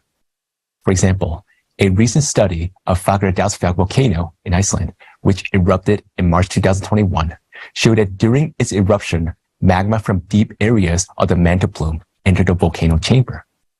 As you remember, this is that very plume that heats Greenland's glaciers from below. The deep magma from this plume begins to rise very quickly, and this is evidenced by the chemical analysis of the composition of the magma released during the eruption. According to the study, the rates of change for the key chemical indicators of magma erupted by the Fagradalsfjall volcano in 2021 was over 1,000 times higher than in other eruptions. Think about it. The subsurface layers of magma have one composition, whereas the deep layers have a complete different composition. Usually, they don't mix. Deep layers of magma can't not just go ahead and rise to the surface. The fact that they rise suggests mixing of magma in the depth, which should not happen. But unfortunately, we do observe that. We hope that this wouldn't happen, but it's already happening. And this process is only intensifying.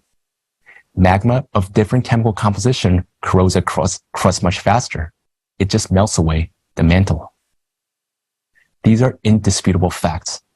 This is another evidence by seriousness of the process going on under our feet. The magma ascent is already causing swarms of earthquakes of 1,000 events a day in Iceland and trigger volcanic eruption that had not been active for thousands of years. Another example of abnormal magma rise was the eruption of La Palma volcano in September 2021. Volcanologists estimated that the outpouring magma had an unusually low viscosity, the most fluid magma of any historical basalt eruptions. A similar altered composition of the fresh magma was recorded in the eruption of the Tonga volcano. Let's see why magma started mixing up in the Earth's interior. As it rises, the pressure in the magma drops, causing it to boil like blood during cavitation. Because of this, magma expands in volume and begins to press, erode, and heat the Earth's crust more. Remember, we have already talked about the unprecedented increase in the number of earthquakes at the depths of more than 700 kilometers. And here's the answer to what deep focus earthquakes in liquid magma are. This is exactly the boiling of magma and cavitation explosions. Think about it. Explosions equivalent to thousands of nuclear bombs in power have started to occur in the interior of our planet. This is what stirs the batches of magmatic melts, as if someone is stirring the magma in the interior with a big spoon. This process accelerates on its own. Magma starts pressing harder against the thin crust of the Earth's surface, the Earth's crust. This forces the expansion of the planet and causes cracking in the thinnest parts of the Earth's crust, among the mid-ocean ridges and faults. An increase in magma pressure melts away and deforms the Earth's crust. The number of new cracks and fractures increases, and the old ones begin to be activated. New fracture zones are opened up, allowing water from the surface to escape into the interior. Because of these, rivers and lakes all over the planet are drying up, even though precipitation and floods are increasing. At the same time, methane and hydrogen gases increase to the surface, rise to the surface through cracks and fractures. These gases are easily flammable, so there are more and more wildfires along the faults. The regassing of the Earth's interior is evidence of cavitation processes which are triggered by the instability of the core. And the magma is rising everywhere right now. Where the crust is thin, it's been felt the most. As we know, both West Siberia and West Antarctica have very thin crusts. But look at the map. Yellow and red colors show regions where the crust is also thin. This includes Europe, the west coast of the United States, Africa, Australia, China, and many other regions. The ascent of magma triggers volcanic eruption. One of the most famous supervolcanoes, Yellowstone, is showing alarming signs of seismic activity. The number of earthquake swarms is increasing there. The map shows the ground rises and sinks near the caldera.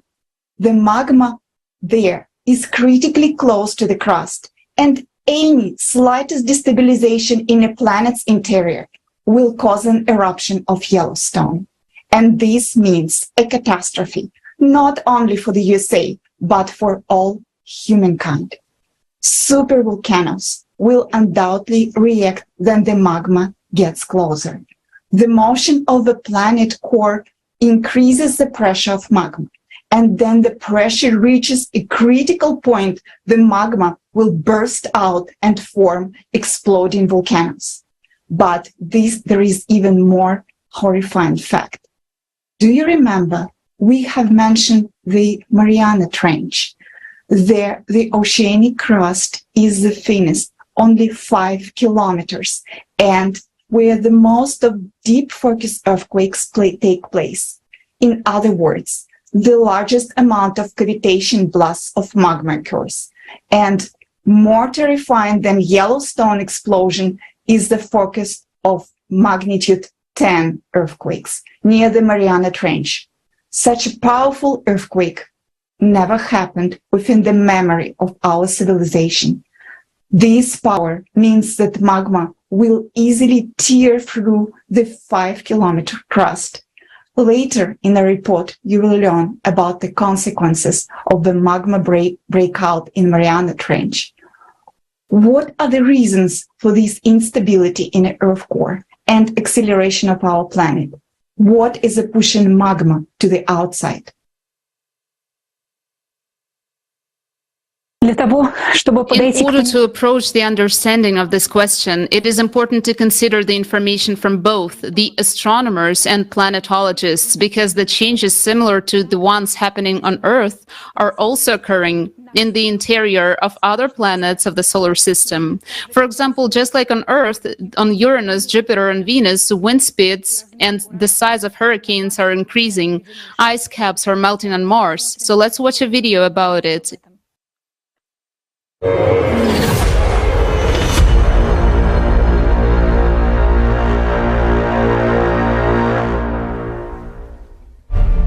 For 2 decades, the brightness of Neptune was changing according to the 11-year solar cycle. But after 1996, this process was disrupted. Global changes took place in the atmosphere of Neptune. This is due to the penetration of galactic cosmic rays into the lower atmosphere, which have an impact on storms and hurricane formation. Also, unusual storms occur on Neptune, and the giant storm discovered in 2018 was the strongest, the brightest, and was wider than the Atlantic Ocean. Moving to the equator, it should have dissolved, but it did not. Instead, it turned and began to move away from the equator. This unpredictable atmospheric behavior is something new to see, NASA states. On our planet, galactic cosmic rays also penetrate into the middle layers of the atmosphere, which is now leading to a global restructuring of the atmosphere. Uranus was considered to be a calm planet, and until 2007, scientists attributed the active weather on Uranus to the influence of the solar heat at the equator. But no one can understand why powerful storms have been raging on the planet since 2014. Previously, the temperature on Uranus was dropping, but since 2014, scientists observed a rapid heating of the planet. Astrophysicist Henrik Mellin notes the following about Uranus. Uranus is unique in that it has remained so very quiet storm-wise for so long that the appearance of these storms in 2014 correlates so well with the abrupt heating of the upper atmosphere. Small variations in Uranus' atmospheric temperature should take place gradually. The fact that the reversal happened relatively quickly means that something dramatic has changed. On Earth, an increase in global atmospheric temperature has also been observed over past 50 years. The power of destructive storms, hurricanes, and a record number of tornadoes has increased on our planet. There is a major storm on Saturn every 30 years, but in 2010, it hit 10 years earlier than it had been expected. And it is the largest to date. The Cassini spacecraft recorded lightning flashes. For comparison, on Earth, such lightning would have been most powerful in the entire history of observations. The storm caused thermal anomalies that alter the circulation, structure, and composition of Saturn's atmosphere from the deep to upper layers. The aftermath of the storm could influence Saturn's northern hemisphere for years to come. Also, for the first time during the entire recorded period, Cassini discovered a giant dust storm on Saturn's moon Titan. But the wind speed on the Earth have increased as well. The sand and dust storms have become more frequent. Increasingly, massive plumes of sand obscure the sky and bring choking air to many parts of Africa, Asia, America, and Europe. According to the professor of astronomy, Imke de Pater, Jupiter is in the midst of global changes too. Now the red spots of Jupiter protrude above the clouds. According to the researchers, this growth signals a temperature increase in that region. As planetary scientist Michael Wong said, "No one has ever seen this before." And in the famous Great Red Spot, the largest storm in the solar system from 2009 to 2020, wind speed have also increased up to 10% and continue to grow, which no one has ever seen before. Also, flashes of abnormally strong lightning have become more frequent. Moreover, the number of volcanic eruptions on Jupiter's moon, Io, has increased. Mars is the closest analog of the Earth. And all the processes that have been observed on Mars lately, giant dust storms, landslides, magnetic anomalies, increased seismic activity, ice melting, are now taking place on Earth too. Mars is heating up, and scientists are at a loss as to why this is happening. But the reason for the heating of both Earth and Mars is the same, and this has nothing to do with human activity. Changes are also taking place on Venus. According to the data from the Venus Express orbiter, the wind speed on Venus increased from 300 to 400 kilometers per hour in the period from 2006 to 2012. Until recently, planetary scientists argued about the geological activity of Venus. A new study has identified 37 recently active volcanic structures on the surface of Venus. Geology professor Laura Montesi says, "This is the first time we're able to say, look, this is not an ancient volcano, but one that is active today." Just like on Venus, more and more volcanoes are now waking up on Earth, and magnetic activities in the bowels of the planet is growing. In 1998, the Doric system recorded a sharp jump in the cores of the planets of the solar system and the cores of their satellites. In the scientific work of Yuri Barkin, it is said that the influence of the solar system comes from the outside, and global climate changes on the planets are occurring simultaneously.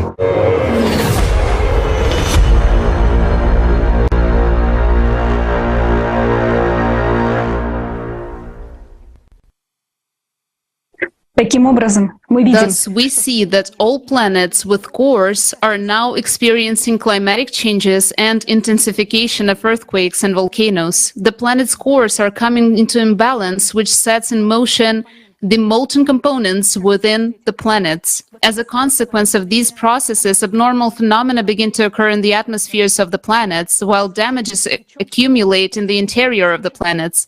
Moreover, this happens even in the gas giants, despite the fact that they do not have solid cores. Look at Mars, the closest planet to us. We want to draw your attention to a number of other studies on these issues. On May 4, 2022, the largest earthquake ever observed quake, ever observed on another planet with a magnitude of 5 was registered on Mars. Look at the model of this earthquake on the screen. Seismologists studying earthquakes and quakes on Mars believe that seismic activity is caused by the activation of magma in the Martian mantle, just as it is happening on Earth now. Moreover, studies in 2022 have shown signs of areas of liquid water beneath the polar ice caps on Mars forming due to increased heat flow in the Martian interior, just as this is happening beneath the Greenland and Arctic glaciers on Mars. We began observing climate changes on the planets in the solar system back in the beginning of our research. Since 1996, articles have begun to appear that documented changes on other planets. We noticed that the processes on the different planets were simultaneous. Some scientists believe that this is related to the influence of the sun on the climate. However, as we now see, changes on the other planets are being triggered from the interior. This has led us to the idea that the reason for this is more global than the problem of one planet. That is why we started conducting an interdisciplinary research in climate change and geodynamics, and we saw that the reason for the changes lies outside of our planet. So in order to understand the full picture of the escalating catastrophe, it is necessary to disclose another key aspect, namely the cataclysms on Earth, as well as other planets in the solar system that occur cyclically. A detailed analysis of geological data has shown that 12,000 years ago, our planet already underwent catastrophic changes similar to those that are escalating now. So let's watch a video about this.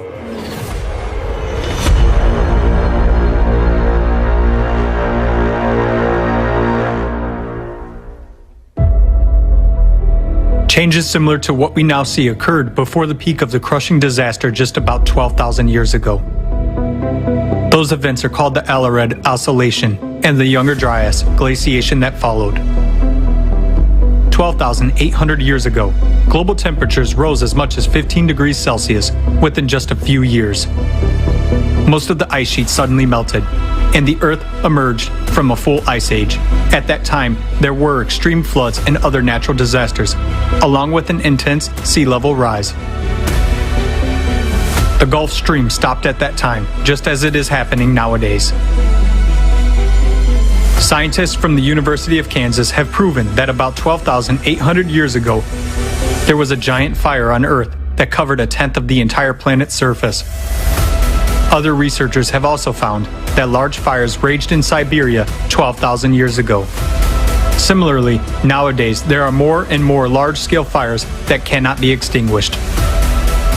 Based on an analysis of satellite images, scientists have discovered that 10 to 13,000 years ago, the largest known dunes formed in the Sahara Desert and other regions, indicating the enormous strength of winds during the Younger Dryas.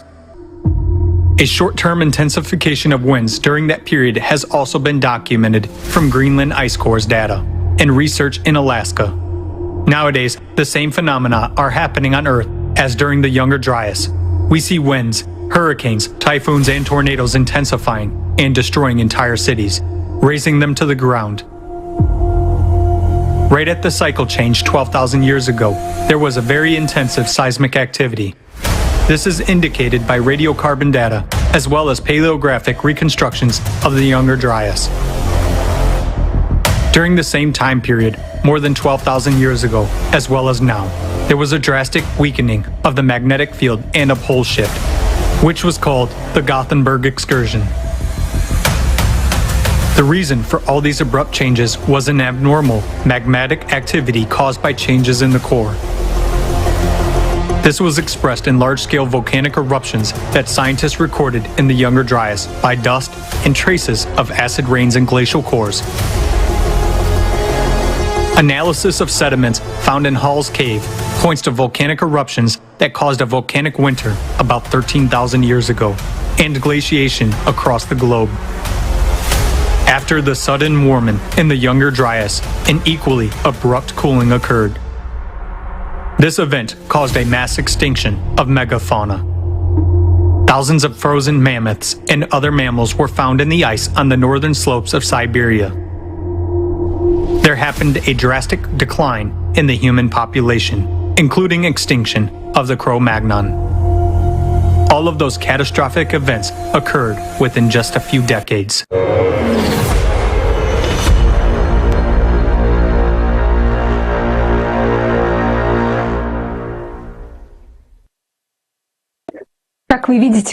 As you can see, in the younger Dryas, changes in the magnetic field began exactly as the ones happening now. Then there were catastrophic eruptions on the planet as a result of the magma ascent. During this period, 90% of the megafauna went extinct. There was a demographic catastrophe and humanity shrinked to 140,000 people. However, this time it will be much worse, and you will soon find out why. After analyzing the geologic data for the past 100,000 years, we have noticed that abrupt magnetic pole shifts occur with a certain periodicity. Have a look at the graph. You can see the time intervals when these pole shifts occurred. This happens approximately every 13,000 years. According to the geological evidence, during these periods, there was also a weakening of the magnetic field by 8-10 times. Let's recall that the same thing is happening today. Our magnetic field is weakening 10 times faster than in the last century. You and I already know that changes in the magnetic field do not occur by themselves. This is a result of changes in the planet's core. Thus, we see that every 12,000 years, for some reason, the motion of the Earth's core changes abruptly. And all of this happens due to the fact that there is something that cyclically causes sudden disturbances in the functioning of the core. Also, according to studies of ice cores, every 12,000 years there was an abnormal increase in volcanic activity. We already know that this is caused by the ascent of magma closer to the Earth's crust. And in the graph, you can see when such eruptions occurred. The size of circles reflects the size of the eruptions, and please pay your attention to the big red circles. They indicate that every 24,000 years, volcanic eruptions are more catastrophic. Such supervolcano eruptions wiped out almost all life on the planet. Archaeological evidence suggests that each time during these catastrophic eruptions, entire species of Homo sapiens almost died out. Taupo volcano in New Zealand erupted 24,000 years ago, and Elbrus erupted 48,000 years ago. Both of these volcanoes are already showing signs of abnormal activity these days. Last month alone, 700 earthquakes occurred in the area of Taupo. And 74,000 years ago, there was an eruption of the Tobo volcano. It was one of the largest eruptions on Earth over the past 25 million years. Archaeologists believe that only 2,000 to 10,000 people survived this catastrophe across the entire planet, which means that humankind was one step away from extinction. It is important to note that every 12,000 years, the climate changes dramatically and average temperatures on the planet spike by 10 to 15 degrees Celsius. This is followed by catastrophic floods and natural disasters. Look at the graph. It shows that every 12,000 years, there is a sharp temperature spike. It is important to note that according to the ice core data, each time during the cycle, the CO2 concentration increases due to ocean heating. The same thing is happening now. CO2 is rising indeed, but it has nothing to do with human activity nowadays, just as it had nothing to do with it in previous times. We're now seeing a critical increase in climate disasters on Earth. That said, we know that the last time such changes in the core occurred was 12,000 years ago. The red arrow marks our time. As you can see, we are 12,000 years ahead from the previous peak. The traces of the cycle of catastrophes in the geological past of the planet have blurred the boundaries in time due to inaccuracy of the method of dating. And the further back in time, the greater this error becomes, and it can be thousands of years. However, cyclic cataclysms occur exactly every 12,000 years. Facts and dates are very stubborn things. So unfortunately, we are forced to state that we are just in for the next such cycle. A 12,000-year cycle of climatic catastrophes, which is overlapped by a more catastrophic 24,000-year cycle. So unfortunately, the worst case scenario awaits us. We can see that magma pressure is already building up. What does that tell you? You are smart people and you're great at making predictions based on the facts. This suggests that the climate changes and natural disasters that we are seeing on Earth today are only the beginning, not yet the disaster. In fact, the real disaster is ahead. And according to our mathematical model, it is very, very close. Taking the progression into account, we have calculated how the 24,000-year cycles unfolded. And by analyzing the way things are developing now, we have calculated the phases when it's going to peak and how it's going to end. You will hear about that next. But what causes the cycle of cataclysms and affects the core of our planet every 12,000 years? Let's watch a video.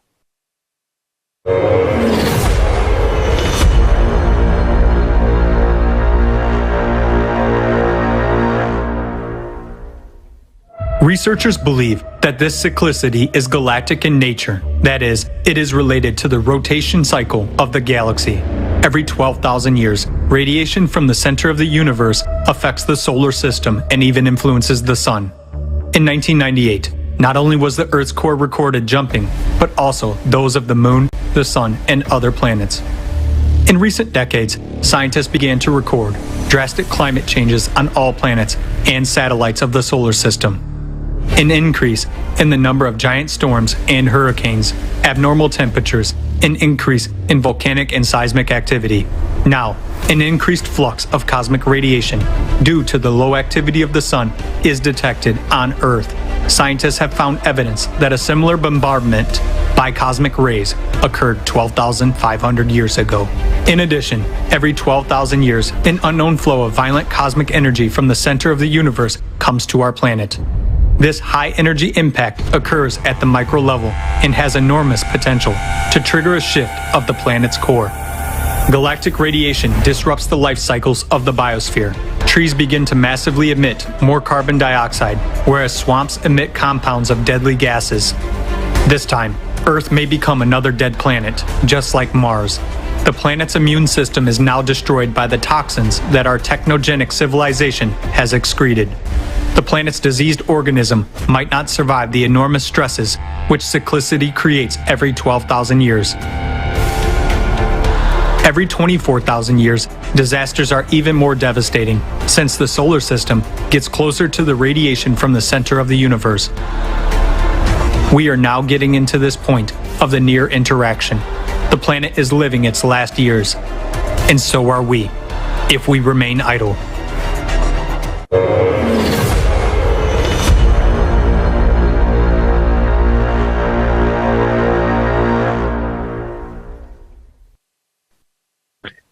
As you just heard in the video, the changes in the core are triggered by a cosmic impact that comes from the center of the universe. Our planet is affected by this cosmic impact every 12,000 and 24,000 years. Why does the cycle have such a time period? The galaxy makes a complete revolution around its axis in 220 million years. This means that the 12,000-year cycle is not a cycle of a galactic rotation. Is it possible that once every 12,000 years we are impacted by some kind of pulsar? But there are no radiation sources along the path of our solar system that would create such high-energy bursts every 12,000 or 24,000 years that would affect the course of the planets. This suggests that we do not yet know very well how the galaxy works. The question is, to what creates this impact is understudied. Nevertheless, every 12,000 years there occurs an enormous impact, affecting the entire solar system, and every 24,000 years it is an order of magnitude more powerful. The entire solar system becomes exposed to a certain high-energy impact from the deep space. Let's call it external cosmic impact. This is a type of energy that has not yet been practically studied by modern science. We only see the consequences of the impact of this energy, resulting in changes in the core and catastrophes of a planetary scale. This impact of an extremely high energy, which causes significant changes in the microcosm. For example, between year 2003 and 2013, there occurred a critical decrease in the proton charge radius of the hydrogen atom by 4%. This constant was previously considered to be stable. For some people, this information does not mean anything, but for many who understand what it means, it was terrible news and a major harbinger. In other words, this radiation is capable of affecting not only the course of the planet, but also the microcosm. We'll talk further today about what this impact is. There is one more very important thing that we need to understand now. If the planet has made it through the previous cycle, albeit with great losses, yet it made it through, these times the thing will be much worse. Having summed up all signs of the climatic changes on Earth, we have found that today's events are progressing much more rapidly than in the previous cycle. What is happening in our planet now, in previous cycle, it was at the second stage, while we are experiencing it at the first stage. And these indicate that subsequent climatic disaster will be many times more severe and devastating, and that the planet will not survive them. Why? Because we have destroyed the ecology of our planet. In fact, killed its immunity. This is the anthropogenic factor that we will not be able to change in such a short period of time. All dates indicate that destructive processes are only getting worse and accelerating. We have been told that such a change would take thousands of years, but it's nonsense. Everything is happening much faster, and you can already find statement by the scientists that climatic changes predicted to take place in 100 years are happening now. Thanks to God that there are scientists who say that they have miscalculated, that they were wrong, that everything is happening faster in an avalanche-like manner, and it is more serious than it seems. But we have been talking about this for a long time already. Let us draw intermediate conclusions. We're now entering a more dangerous cycle of cataclysms of 24,000 years. In the meantime, the planet's ecology was killed and the planet's immunity weakened. While we have not even entered the peak of the cycle at this point, disasters and cataclysms are already escalating at an alarming rate. In this case, underground bunkers will not help, as they will simply melt, because magma is ascending from below. And now, the key question of our report: how much time is left before the catastrophe of our cycle happens? Please take a look at the seismic activity graph again, please. You can clearly see the exponential growth and uncontrolled exponential increase in the number of earthquakes. This progression has a mathematical pattern, so having calculated it together with the best scientists, geologists, and analysts, we have modeled the progression in which earthquakes will accelerate in the future. And what we discovered was utterly terrifying. Why? Take a look for yourself. As you can see, the rate of increase in seismic activity is shocking. At each successive stage, the number of earthquakes increases 3 times as much. The more earthquakes will happen, the the magnitude of them will increase more. And by 2028, there will be 1,000 destructive earthquakes a day on Earth, whereas in 2036, there will be over 1 million earthquakes a year. Just think about it, more than 1 million earthquakes a year. What is this, if not our end? Already in 2028, life will be almost unbearable. That's literally in 6 years. Just think, your comfortable family life, your business, your plans will be over in 6 years. And in 2036, the end of all humanity will come.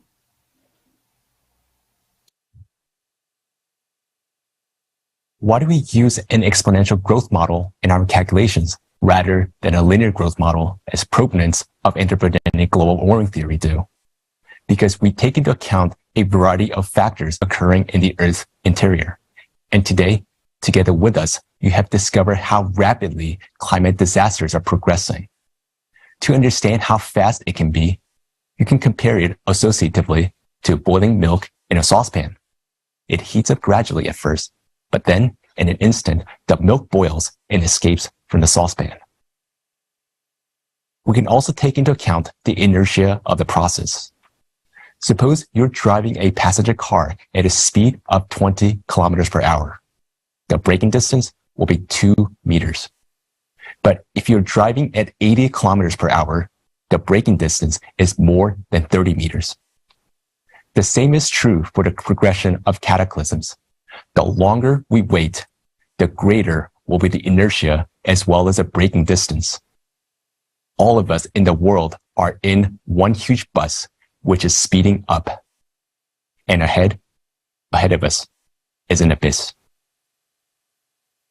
It seems to everyone that we will break at the end, but we forget about the inertia. If we activate the mechanism of counteraction to the cosmic impact now, and all the effects on us stop so that the planet begins to recover, we'll have to endure many more years of cataclysms, and a lot of people will die. If we drag it out for another 5 years, the velocity and progression of climatic events will increase greatly. It will no longer be 2 meters or 2 years of braking, but much more. We still have time, but that time will be paid for with our lives. Our economists from various countries have calculated how this progression of cataclysm will affect the world economy. You see the graph of that progression here. The dynamics are obvious. It suggests that the collapse of the world economic system will happen as early as 2030. Already in 2030, the world's GDP will not be able to cover all the losses from the climate. In fact, the entire businesses worldwide has no more than 6-7 years left. And from here on, the processes will worsen even more critically. Why? We now arrive at a very sad conclusion. If we had lived in a 20,000-year cycle, we would have lived through this as a civilization and continued our existence, albeit with great losses. But we are in a 24,000-year cycle. Considering how our planet endured it before, it was complete devastation. Supervolcanoes exploded and most of the life was simply swept away. And our mathematical model, which takes into account comprehensive data of how the processes of climate change happened before and how they are happening now, gives an understanding that the Earth is following in the footsteps of Mars. We have calculated different variants of events, development, and came to the conclusion that in any, even in the mildest variant of the current cycle, all humanity will die. And according to our mathematical model, this will happen no later than 2036. Да, Yes, we are already experiencing bad times. There is an economic crisis, geopolitical crisis, and many regions of the planet are truly on the brink of starvation. Large-scale cataclysms are underway, scoring droughts in some places and terrible floods in others, hurricanes, tsunamis, and earthquakes. But just imagine what will happen when the planet is almost devoid of livable places due to earthquakes, when the largest portion of the budget of all countries will be spent on covering losses from disasters. Of course, living conditions will critically deteriorate, prices for everything will rise, water and food, gas and gasoline. But in 14 years from now, nobody will need water, food, gas, or gasoline, or anything at all. Because after what happens no later than 2036, no one will need anything. We have prepared a detailed model of events that will happen in the future, and now we're going to present it to you. We consider it our duty to report to you the seriousness of the situation in detail. We've deducted the scale of events based on the progression that we have been able to estimate from the increase in the number and strength of earthquakes. Further development of these events leads to the internal cracking of the Earth's crust. Through these cracks, magma will begin to rise in geometric progression you have seen in the graph. This will then lead to microfractures in the crust in some places, which will increase magmatic activity. And it will keep increasing even more until it provokes a large-scale rupture in the thinnest part of the crust, which is in the ocean. This is inevitable. There is a 99.9% probability that this rupture will occur in the area of the Mariana Trench. This is where deep focus earthquakes are registered and where the Earth's crust is the thinnest, only 5 kilometers. At first, when a small amount of water will meet magma, magma will break through the crust for the first time, exploding violently. When we say the micro-explosions will occur, we mean that, in fact, each of these explosions is equivalent to the explosion of dozens of nuclear bombs. This will destroy the thin layer of the crust beneath the Mariana Trench, but the worst thing will happen next. And to understand what happens next, we will show you an experiment.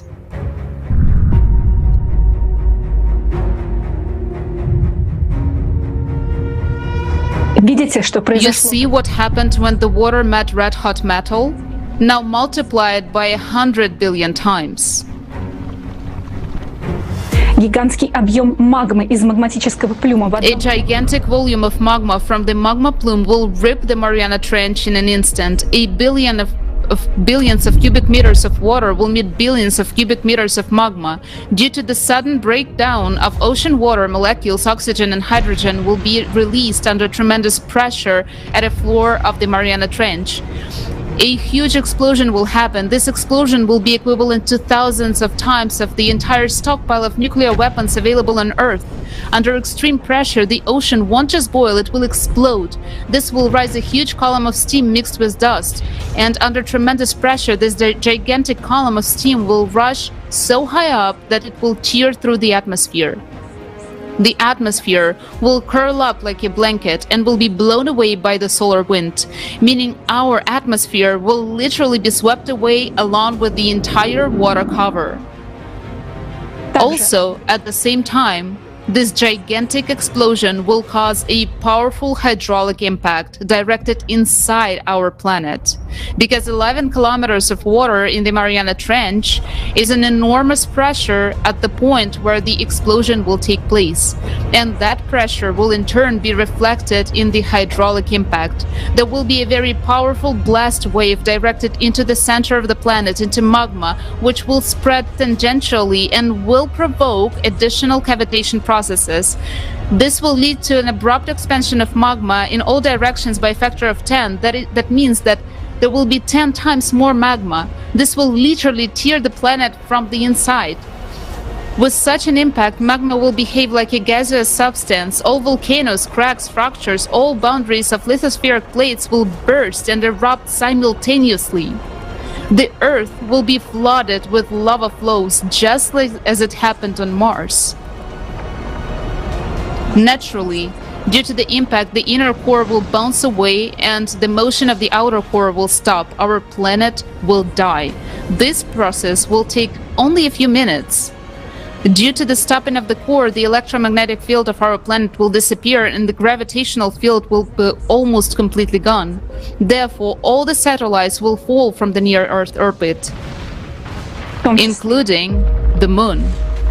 If the moon Луна будет is находиться over the eastern hemisphere, it will be thrown away by explosion and it will be attracted by the sun. And if the moon is over the western hemisphere, it will fall to Earth the moment the gravitational field is lost. But we, humans, will no longer be threatened by this. Because as a consequence of these events, we as humanity will already cease to exist completely.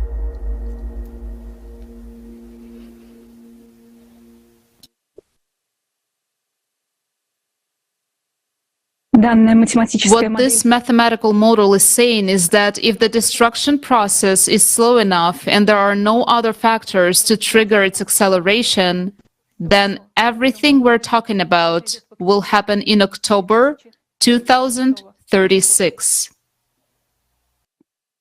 Вы видите перед глазами таймер. Before your eyes, you see a timer that counts down to the time when the planet, as a living planet inhabited by life, will no longer be able to exist. And that's again provided that there are no provoking factors before that. This could be a meteorite fall, a nuclear bomb explosion, an increase in the displacement of the core, or a supervolcano eruption. Right now, the threat of nuclear war is being forced all over the world. With all responsibility, we can say that a nuclear war at this time will accelerate the apocalypse. It will cause irreparable damage. It will kill the economy altogether and contribute to the destabilization of processes within the core, accelerating them. We will just hasten our doomsday. This is not a solution. This is utter foolishness. We're depriving ourselves from the last time we can do something. Now is not the time to be divided and fight. It is the time to unite and deal with more global issues than geopolitical disagreements. We live in a time when the survival of all humanity must take precedence over the private interests of certain countries. Why did we publish these figures and forecasts before? Why wasn't this included in our report, which was published 8 years ago? Because we had to verify and recalculate everything. And to our great regret, all the events that took place during this time confirmed our model, turning it into an axiom. The most disturbing indicator which prompted us to talk about the dates now is the growth of defocused earthquakes. We've seen that the processes are moving to the finish line, and that is scary. The process is accelerating. We know very well that the area of the Mariana Trench is a subduction zone, meaning the area where the plate is crawling under another plate. But the reason we have depicted the 3D model of the Mariana Trench in this way is because the lower plate is already being dissolved by magma right now. Many plates are now being eroded from the bottom. They're being dissolved by molten magma, which is rising from the core mantle boundary. Why do we say that the plate is being dissolved so quickly? Look how quickly the red-hot deep magma has been making its way up over the past few years. Recall the intrusion of magma in the Bransfield Strait off the coast of the Antarctica. It is also shocking to learn how quickly a new volcano appeared near the island of Mayotte off the coast of the Africa in May 2019. This means that processes inside the Earth that used to take millions of years now occur in a matter of months. Why do we say there will be an explosion of magma at the bottom of the Mariana Trench, despite the fact that there is such a huge pressure of the water column? Because the magma that ascends from the depth is much hotter and has different chemical composition than the magma that normally comes out in the underwater eruptions. What is more, the explosion will occur exactly because it will be squeezed in the depth of both by the pressure of the magma and the water column. Water is seeping through the cracks and meet the magma. Therefore, an explosion in the enclosed system will be many times more powerful than those explosions that occur in the open spaces. In this case, comparing these explosions to an underwater volcanic eruptions is like comparing 1 billion cubic meters of magma to a teaspoon of lava. The difference is substantial, and the conditions are different. But actually, we as humanity do not need to concentrate on the moment of the hydraulic impact of 2036. It does not matter whether there will be an explosion or not. None of us will live to see it. We as humanity will die much earlier because of our foolishness and inhumanity. We do have 14 years, but 2036 is the end, the last point at which the Earth will turn to the state of Mars. Until the day of hydraulic impact, what lies ahead of us are stratovolcanic eruptions, as well as super typhoons that will sweep away not just cities, but entire continents. Right now, this seems like a fantasy. We have been saying for a long time that typhoons will make a landfall and pick up speed, although it is impossible. It contradicts physics. 10 years ago, they did not believe us. But now, we are already seeing it. Today, a typhoon, as it comes to the land, gains momentum. According to our calculations, there is another area where a magma outburst could occur. It's the area of extremely low geoid anomaly in the Indian Ocean. In this area, huge volumes of red-hot magma are rising from the core mantle boundary, and they too can break through. We will raise this topic at one of the international discussions to be held immediately after the forum on the Creative Society channel. Also, at the international discussions, you will learn why Mars, once living planet with an atmosphere, oceans, and vegetation, died because of hydraulic impact during a 12,000-year cycle of cataclysms. We have more information, but we haven't presented it today. Why not? We can talk about all the facts for days. We did not use our own measurement in this report because this data has not been published anywhere, and we do not want anyone to get the false impression that we're trying to manipulate anyone's opinion. For these reasons, we are currently focusing only on the information that is available in public sources.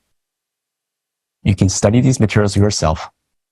Even a person without higher education, not a genius, will be able to do their calculation and come to the same conclusion that we came to. There is no other research groups in the world that has looked at the climate problems so comprehensively from all angles, and we have been doing this for a long time now, thanks to thousands of volunteers, experts, and kind-hearted people. Why have other scientists failed to find what we have found? Everyone is looking from one side. If you ask a volcanologist whether he knows anything about the magnetic field, he will answer that he does not. Seismologists choose only one database as a source of information and completely ignore all other databases. It is not even their task to see what the overall picture looks like. They're searching only within their own country. In our research, we apply an international and interdisciplinary approach. Thanks to this, we can see the whole picture. And now, you can see it too. We would be the first to rejoice if we're wrong about our model. But unfortunately, the further we studied the question, the more we became convinced of the inevitability of the catastrophe, and the more we were thinking about how to stop it. We've been looking for a solution, and we found it. To date, we know that the energy that affects our planet and leads to the destabilization of its core is similar to the kind of energy which allows the entangled particles to communicate with each other, even when they are located at different ends of the galaxy. We do know that it is not a neutrino or electromagnetic effect, it is something different, but we do understand that the energy of this cosmic radiation is of a physical nature, which means that it is possible to affect it, the physical plane, for example, to weaken, to stop or redirect it, and so on. But to carry out any manipulation with it, we have to solve two key tasks. First task is to study the nature of this cosmic radiation, which is beyond the limits of known physics. And second task is to find a source of energy equivalent or superior to this energy impact coming from space, and to learn how to use this energy in the same way as we use electricity.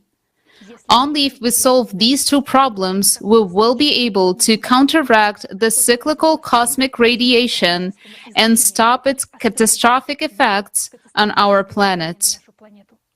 Yes, we have already been working on researching this even energy source for decades, and quite successfully. But as much as we want to, our capabilities are not enough to achieve the desired result. Within such a narrow time frame, this can be done only together with the true scientists from all over the world, with the scientific community. Some people ask how science can find a new energy source in such short period of 5 to 6 years and learn how to use it if it took us 6,000 years to discover electricity. As for this new kind of energy, according to our information, many closed laboratories are already conducting research in this direction. But I hasten to disappoint you that, as of today, they're not looking for this energy to stabilize the core of our planet. All of the classified developments in this field are being done solely for the purpose, for military purpose of achieving world domination by one state or another through the development of new sources of energy. Scientists who work in such closed engineering design bureaus are not known to anyone.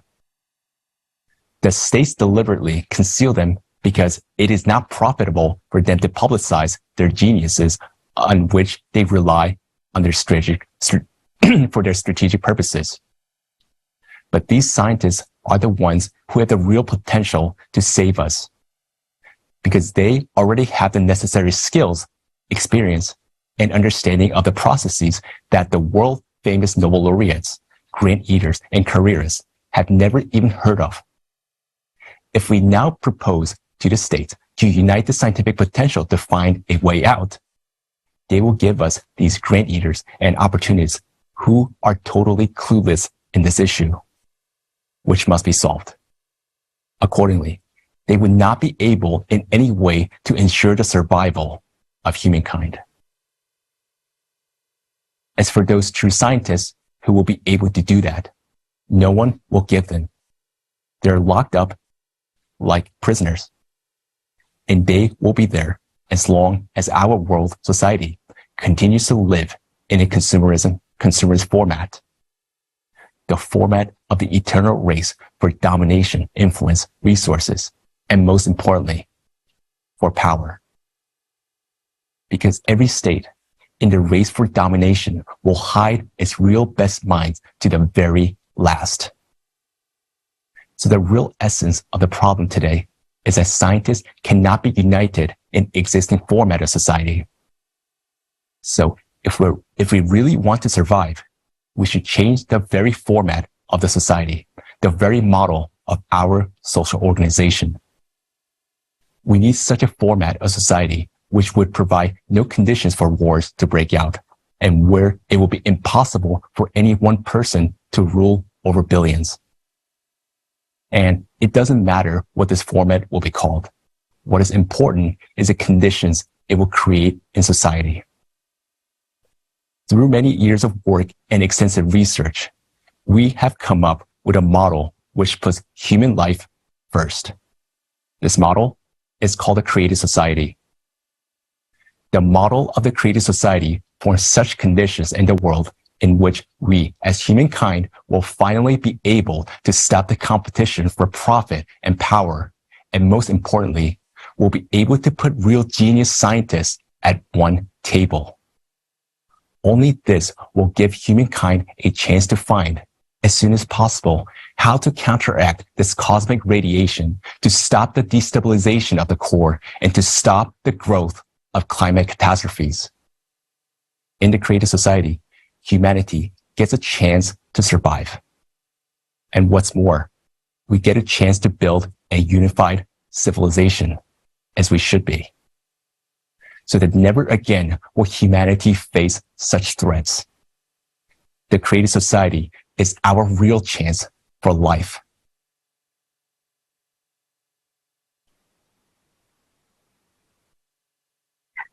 In the report presented today, you have heard the results of years of research conducted by a large interdisciplinary team of scientists from around the world. For more than 10 years together with a huge number of leading specialists, volunteers, and concerned experts, we have collected analytical data, cross-checked information, numbers, and facts. We conducted practical experiments and theoretical calculations, which later formed the basis of mathematical models and forecasts. It is a great honor for us today to speak the truth on behalf of such a huge international community of true scientists, which consists of the best representatives in their disciplines.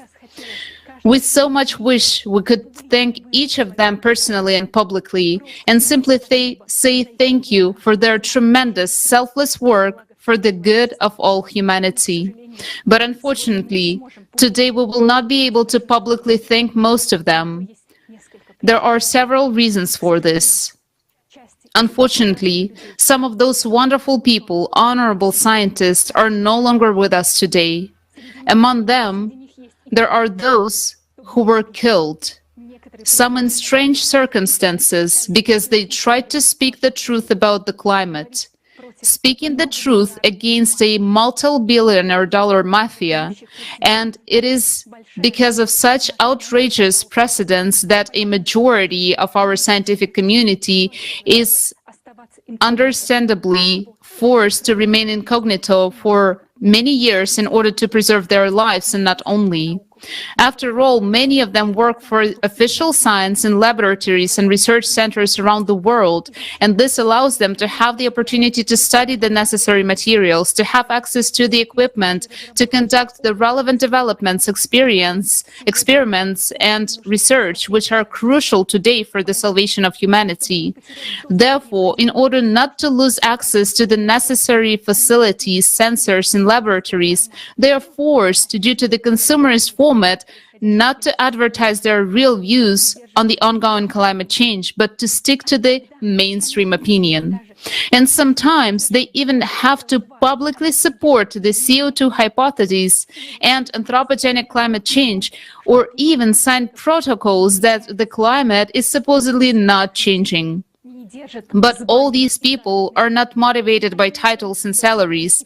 They do not chase titles and recognition because they know very well that if nothing is done today, just a little bit of time will pass and humanity will soon have other things to worry about.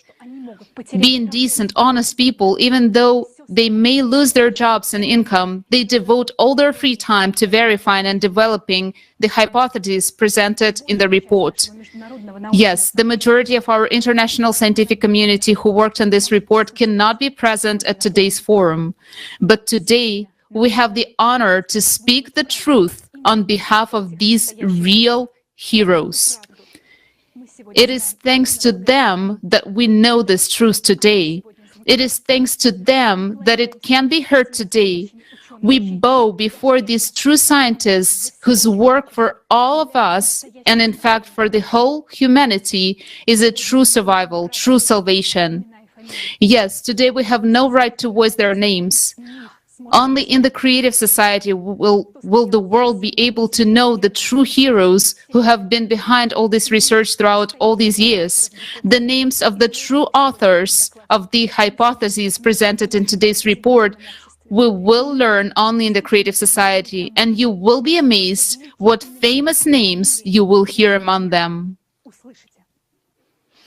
Now, we would like to present an excerpt from the video Awakening with the participation of Igor Mikhailovich Danilov.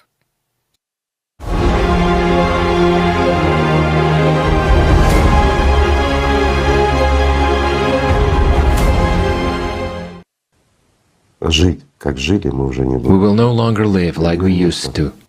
We will not go back to the peaceful world we had just a year ago. In the literal sense of the word.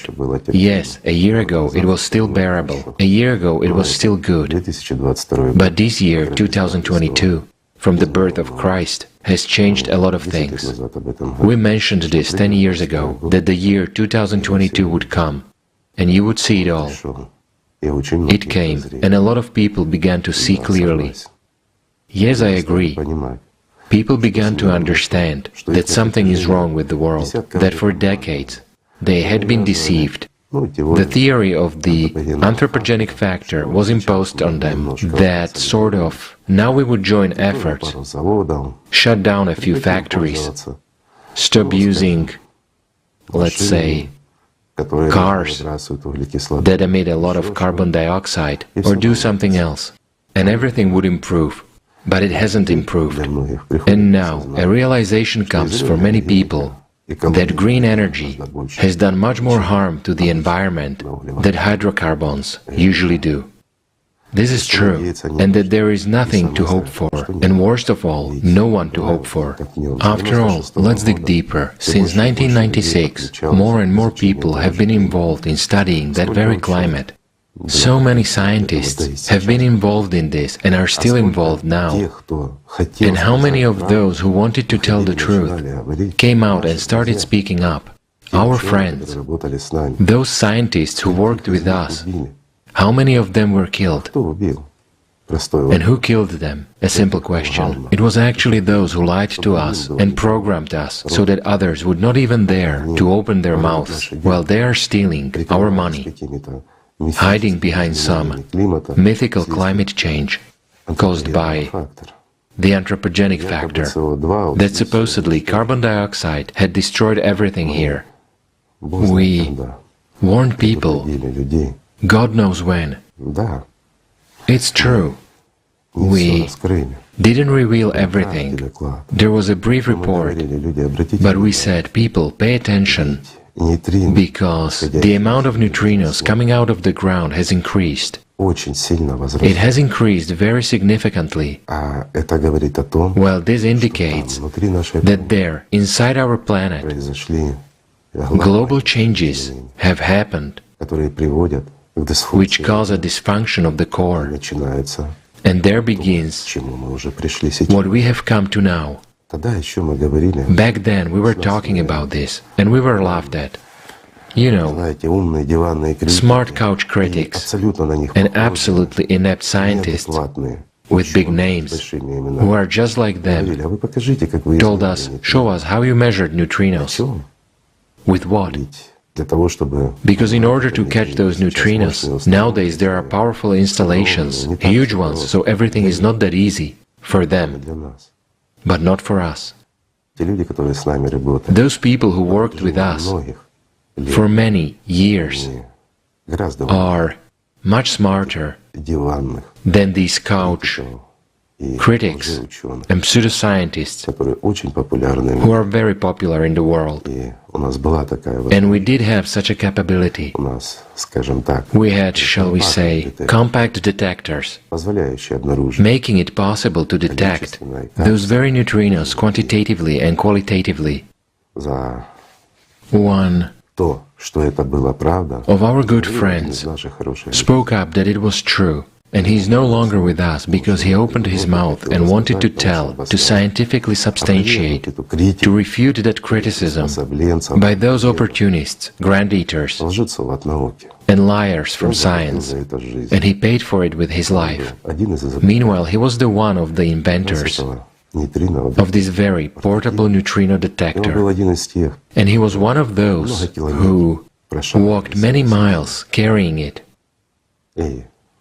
And the fact, the scientific fact was established that neutrinos in huge quantities began to emit from our planet. This is really the fact. And now it has been already confirmed by other scientists too. This has been public information in recent years.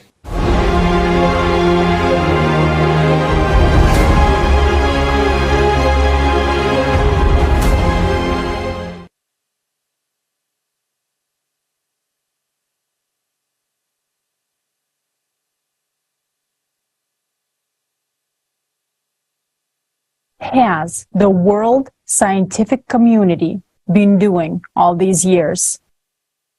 It has been diverting people's attention from the real causes of climate change by offering them false theories.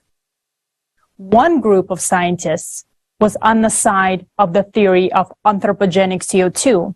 In contrast, another group claimed that the climate was not changing at all. Nevertheless, today, it is already evident to everyone that the climate is changing more and more. Therefore, many people trying to comfort themselves are deluded by false theories. But this year has shown itself in full force, and everyone is already worried. What populist scientists have predicted to happen 100 years from now is happening today. The world we are used to no longer exists, and now we must make a mature decision about how to protect ourselves from the climate Cerberus. Let's walk through this in order. We have only 5 to 6 relatively stable years. During this time, we must find a way to counteract the radiation that is now destabilizing our planet's core and causing climate disasters. Scientists do not know the nature of this radiation, which means we are still defenseless against this terrible threat. As humanity, we now have 2 essential tasks. First is to study the nature of cosmic radiation. The second is to find an energy source equivalent or superior to the radiation coming from space to counteract it. To solve these problems, we need competent scientists who are kept in closed laboratories around the world. These scientists study the energy we need, but they do it only to develop new kinds of weapons. No government will give them up because these scientists ensure the state's military powers. Since the time to solve the problems we face is catastrophically short, only 5 to 6 years, it is possible to cope with them only by combining the intellectual potential of competent scientists of the whole world. The scientists we all often hear about in the media, those for whom grants and titles are important, will not help us solve this problem. Even if countries agreed on any scientific corporation in this area today, we would end up with grant eaters, plagiarists, and opportunists sitting at this table. That is because no state in modern society will give up its best scientists. Right now, the power of a few over the billions is in charge. and they will fight for it to the end. It is impossible to bring together specialists from competing closed laboratories. Such are the rules of our consumerist format. What is the solution? We need to ensure that these scientists don't need to develop weapons and that countries don't need to defend themselves. That sounds impossible in our consumerist format. So the only way to free real scientists is to change the format of society to one where wars will be impossible and forever eliminated. In this way, real scientists around the world will have the opportunity to devote their full attention to solving the global climate threat. And this must be realized as soon as possible because time is running out. 10 years ago, when the situation with the climate and its progression became apparent to us, we realized that a new format of society was required. And because that would bring about a global change worldwide, it is necessary to consider all the factors that ensure the safety of society in an integrated way. We studied the world's historical experience to account for all of humanity's mistakes. The main thing we understood is that the new model of society must meet the needs of all people. After all, we as humankind have already fought enough and gone through economic crisis, famine, and wars. And all this has been repeated in a vicious circle for thousands of years. Therefore, if we change the format of society, it must be a radical change and one that will provide the best living conditions for all people. Throughout the past 10 years, we, together with volunteers and experts from all over the world, have conducted extensive analytical work and numerous social surveys worldwide. We surveyed millions of people in over 180 countries, conducted interviews and consultation, and held international roundtables and conferences with experts in various fields. By studying and analyzing the needs of people around the world, we have been able to create a working model that transforms every aspect of society. And most importantly, it ensures that scientists can come together to solve the climate problem as quickly as possible. Based on a comprehensive analysis of the will of people, the 8 pillars that make this model work were formed. They embody what all people want. We have called this model the creative society. Further on, we will be using this term, but it can be called differently. It is not the name, but the essence of this model, which will help us to cope with the global climate disasters.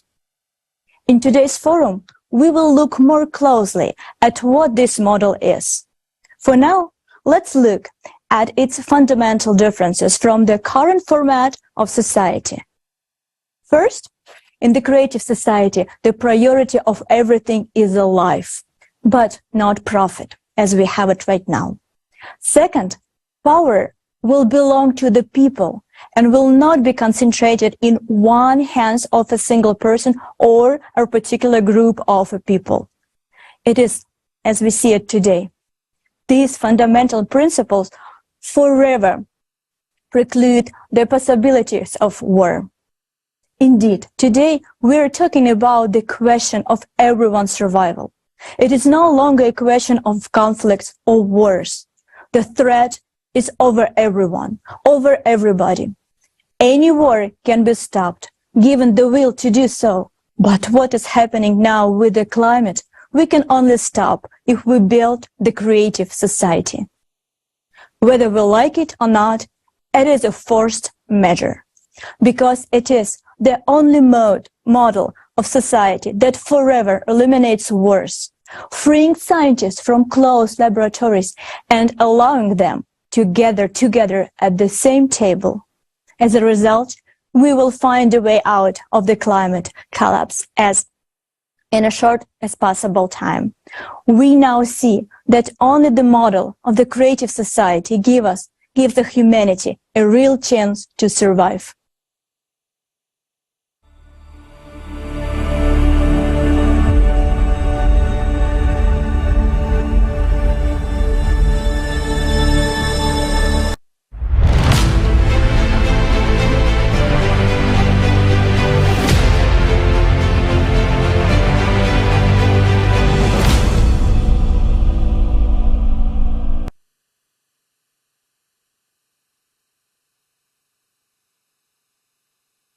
Dr. Seema Manral Nagy, Director, Principal, Sanjeevani World School, Mumbai, Life and Happiness Coach.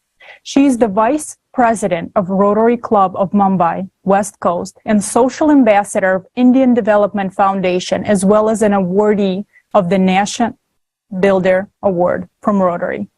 Dr. Nagy is associated with many educational and social organizations and contributes her time and efforts for the betterment of the educational system and society. She's an international speaker and is highly regarded in 7 countries. Dr. Nagy has been bestowed with many prestigious national and international awards.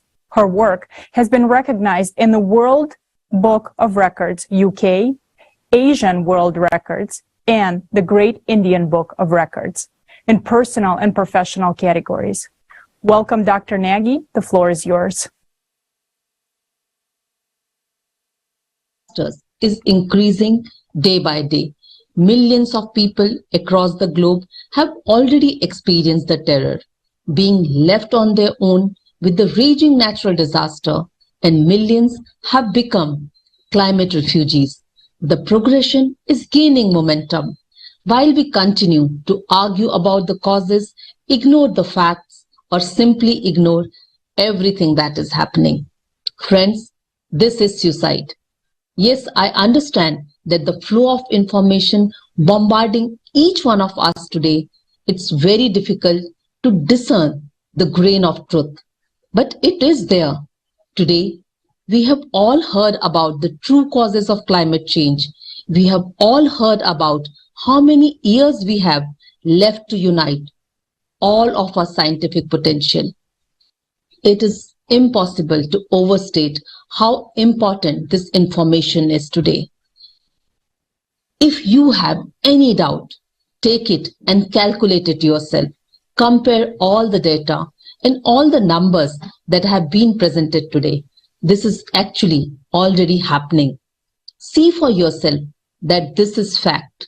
We should have started to act long time ago. We Rotarians got acquainted with the report earlier. And thank you for giving it to us. We have had time to reconsider a lot of things. And now it is important to take action so that we have time to save all of us, all of humanity. If everyone else has any doubt, check it for yourself. I do understand that it's scary, but we at Rotary have faced challenges more than once, and this experience will help us now as well. Right now, we need unity and courage of all Rotarians more than ever. And then we will succeed because our strength and survival is only in unity. Thank you.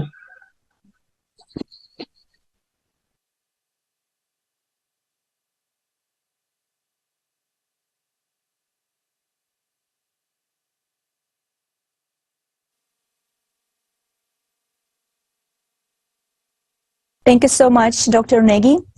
And we pass the floor to the next distinguished speaker, Mr. Marco Antonio Hernandez, President of the Rotary Club of Cordillera de Peñalolén from Chile.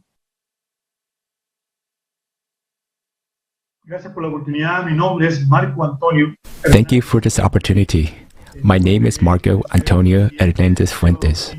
I have the honor of being a president for the period from 2022 to 2023 of the Rotary Club Cordillera de Panalolén of Santiago de Chile.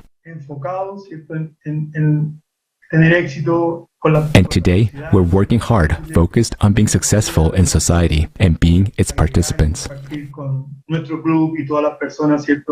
I would love to complete and share the information with our club and with all people about this wonderful privilege that we have the opportunity to learn about today. It is called a creative society through which unity gains power, and it is fundamental. Thank you for this wonderful, unique chance to share with you my impressions after watching, listening, and enjoying the previous forum, A Message to Humanity. I have the opportunity to express my feelings about this and share this moment with you. En mi vida he tratado de ayudar, de participar, de involucrarme con la sociedad. Y hasta in my life, I always try to help, participate, and get involved in the life of society. And I thought that it was enough. I always cared about helping those who were in need. But after I became familiar with this forum and following all the conversations, everything had changed. I felt needed.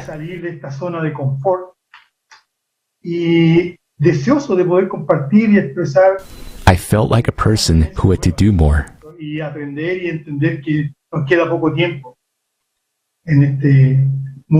I had to step out of my comfort zone that I thought was a part of my life.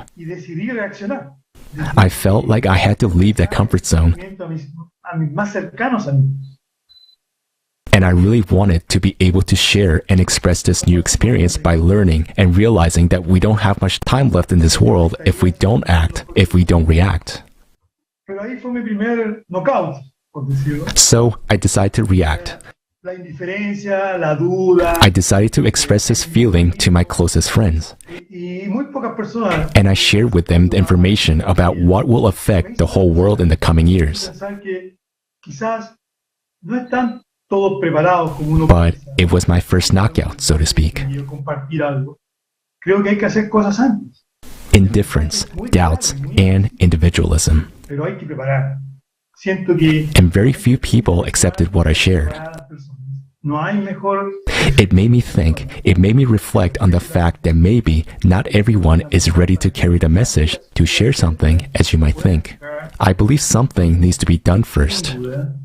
The message is very clear and specific, but it takes preparation. I feel that with this personal experience, you need to speak to people. Nothing impresses people better than respect and trust, and this is fundamental so that the idea of the creative society could be accepted without fear, without doubt, and could do its job. This society needs these kinds of values. It needs our trust, it needs our respect, and we're going to achieve that. That's why the tagline of this forum is Global Crisis, Our Survival is in Unity. That's the connecting link, to give trust, dissipate fear, and come out of the state of comfort that we're in. I think these three elements are fundamental. I appeal to everyone who sees and listens to us. There is no greater joy than the one you can experience when someone you invite says, "Yes, I will come." Thank you for this moment, for the opportunity to contribute to this tremendous work, experiment, project, and purpose that you are pursuing for a better world, for the opportunity to achieve it, not only for us, but for the next generations. The privileges that we have today and that we have to pass on to them. I believe that we are on another link in this green chain, and our only mission is to come together and work for the common good. And I believe that we cannot oppose such a monster as consumerism. And yet, we can overcome it by finding those who have a need for that. Always, always. Thank you. Thank you very much, Marco Antonio, for your words of support to the Creative Society and for bringing people together.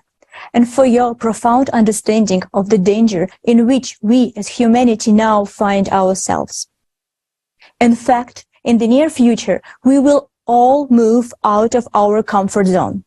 The only question is now, will the climate destroy the comfort zone, or we will step out of it ourselves in order to act?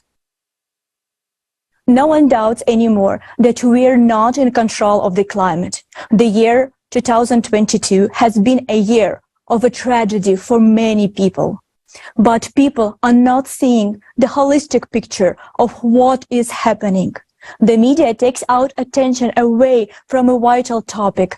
Case point, when millions of people suffered in Pakistan, the world's media gave only a few words about this terrible tragedy. Let us hear the truth of what is happening from eyewitnesses of climate events around the globe. Notice how many tragic events you didn't know about. Why would you want to know that? Watch, and you will understand everything.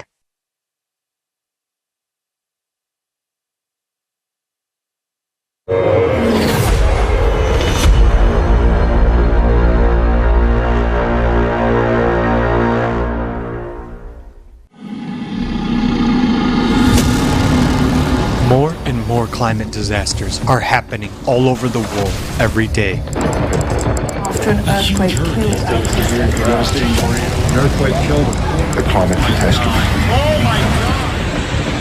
The news about them impress us, make us sad, or frighten us. But right away there comes a thought that it happens somewhere far away, and it won't happen to me. But it seems like that only until it happens to you personally. I don't know, I got really scared. There was smoke and we started to suffocate. Lost my friend in it. I look in my mirror and I'm on fire. We only had minutes to get out. Anyone can become a victim of the ruthless climate Cerberus at the most unexpected moment. Why? We are going to show you the stories of people affected by climate disasters. There are millions like them around the world. As you listen to them, try to answer yourself a simple question. Will you be ready when the climate Cerberus comes to your home?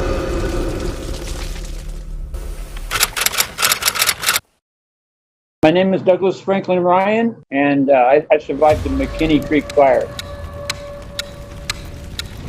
We could see smoke over on the other side of the ridge, and at one point it looked like smoke had stopped and nothing but white clouds and steam were coming up, and then it just came over the mountain, was coming right down the hill toward us.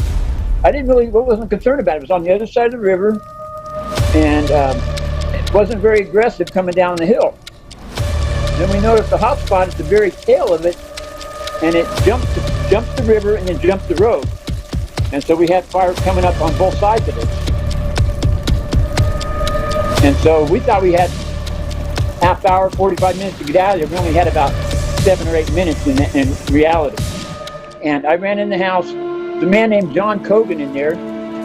He was the uncle of one of my roommates. And I think he's 74. And I went in there, I said, John, we got to go. He goes, I'm not going anywhere. I said, yeah. He goes, I've seen this a dozen times. I've lived here 30 years. I'm not going anywhere.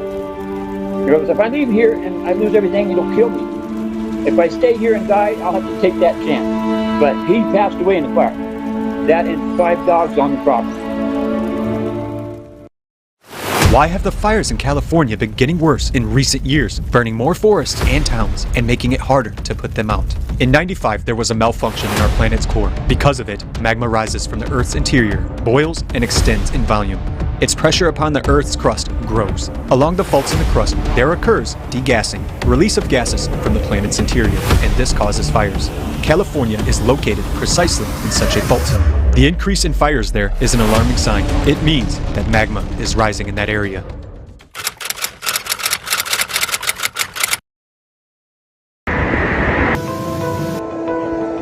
El huracán The hurricane actually took a different trajectory than all hurricanes. It swerved to east and turned back to the south, which hurricanes usually don't do. In 1997, there was Paulina, a Category 5 hurricane. In fact, Agatha was here in this area. It was more devastating than Paulina. Agatha aquí en esta zona fue más devastador que Paulina. I live about 100 meters from the ocean. The water level had reached like 4 or 5 feet. I don't know, I got really scared. I thought maybe like the water would start coming into that little window and that like we would have like, I didn't know where we were gonna go after that. It was like, there was water everywhere. And when I went outside, yeah, I still can't believe like the destruction that happened in such a short amount of time, and just like how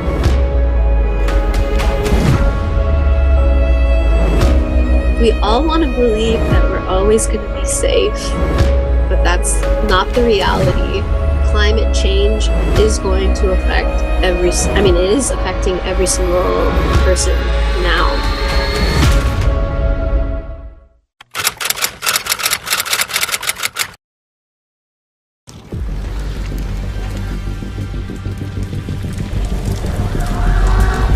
There was a fire on September 3rd. It started in the afternoon. You could see the smoke very far away.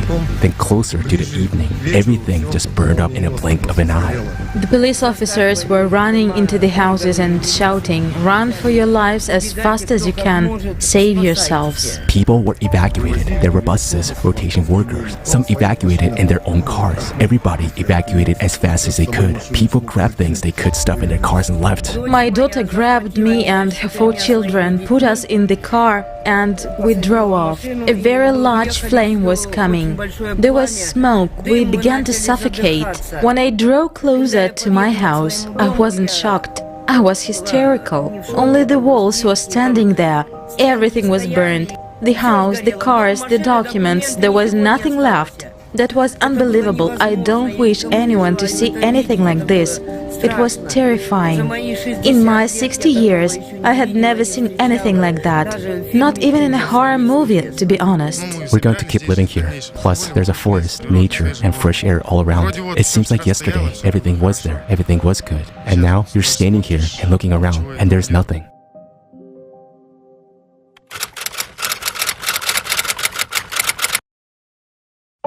It was something that we were not even expecting. Like, it just came within the blink of an eye. Like 24 hours ago, everything was perfect. And then we came to know that the flood is almost here. We have suffered a lot here. Our rice crop has been washed away in the flood.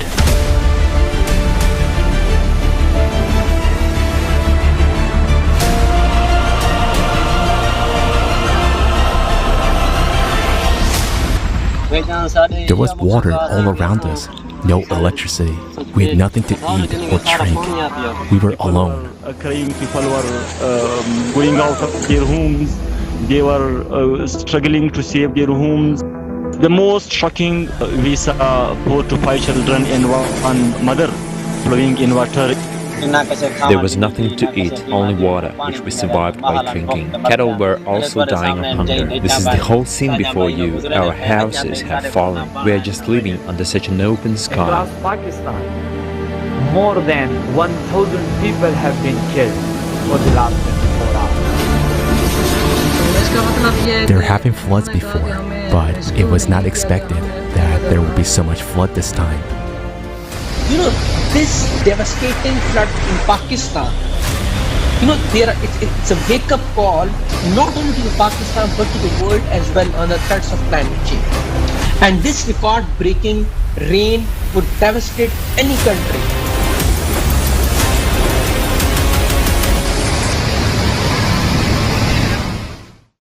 Why have the monsoon rains in Pakistan become abnormally heavily? In recent years, there has been a sharp acceleration in the rotation of our planet. This is causing magma to rise actively from the bowels of the Earth towards the surface. The red-hot magma is getting closer to the crust and is causing groundwater to evaporate in large quantities, causing catastrophic floods in different parts of the world.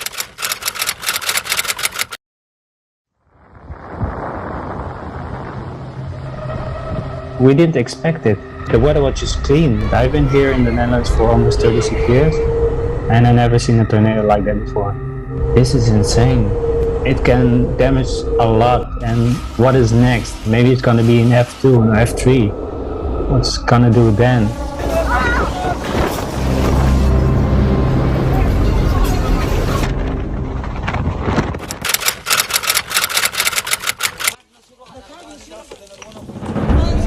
I've never seen in my life like this earthquake. It was really long. We were really scared. 4 people in my family died. I buried them today. Moreover, 12 relatives were hurt. I feel helpless. I don't have any money left. Many people were wounded, many people were died, many people and many homes were destroyed. Until the end of the day, it were more than 1,000 people who lost their lives, and more than 1,500 people were injured.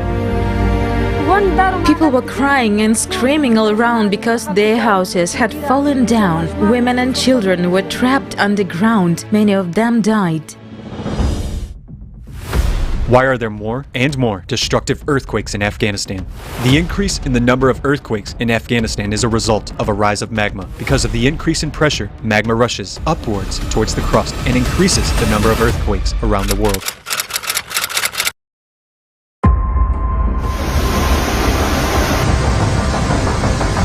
There was no prevention because it was not expected. Within 1 hour we were flooded. Usually that flooding might be caused by 2 days of rain.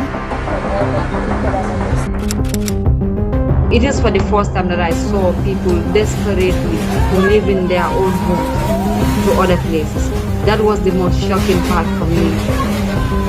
Imagine forcefully being asked to leave your own homes because of a natural phenomenon that you don't have any other thing to do, and becoming a refugee in your own city or displaced in your own city.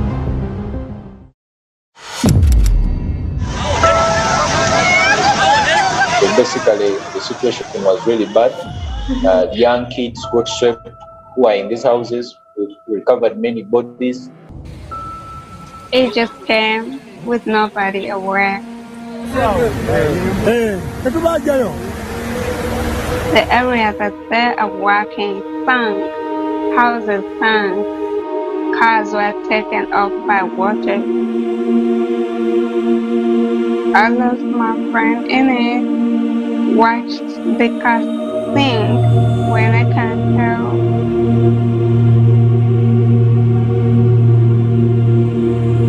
And then I come back here in Fujairah, the same thing happened. And I think this is continuing. It's gonna go from country to country.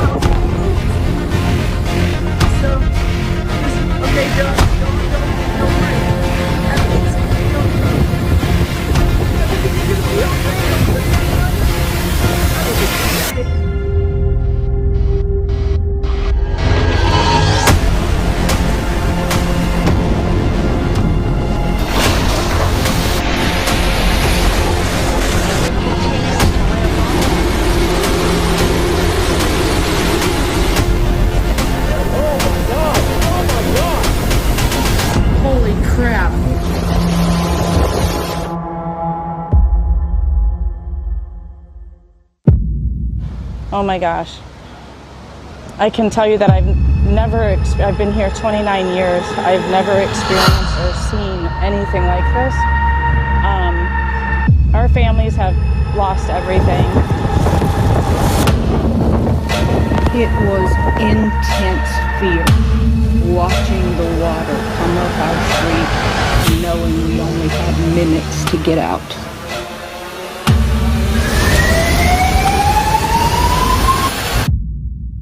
It was horrified. My trailer was shaking back and forth. I thought Andrew was terrible. This beats Andrew.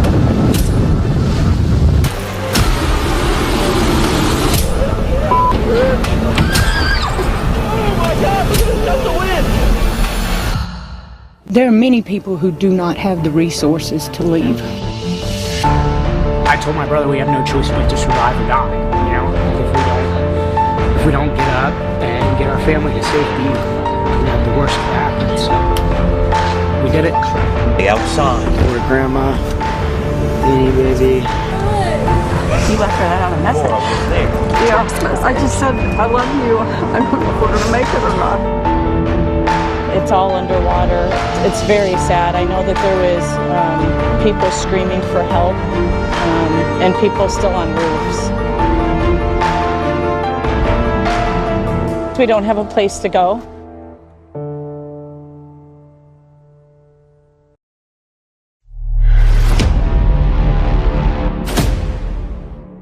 Today, it was us who suffered. We were attacked by the climate Cerberus.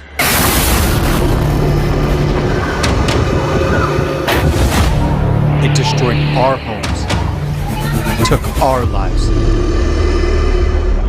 But now, it's coming for you. Are you ready for its arrival?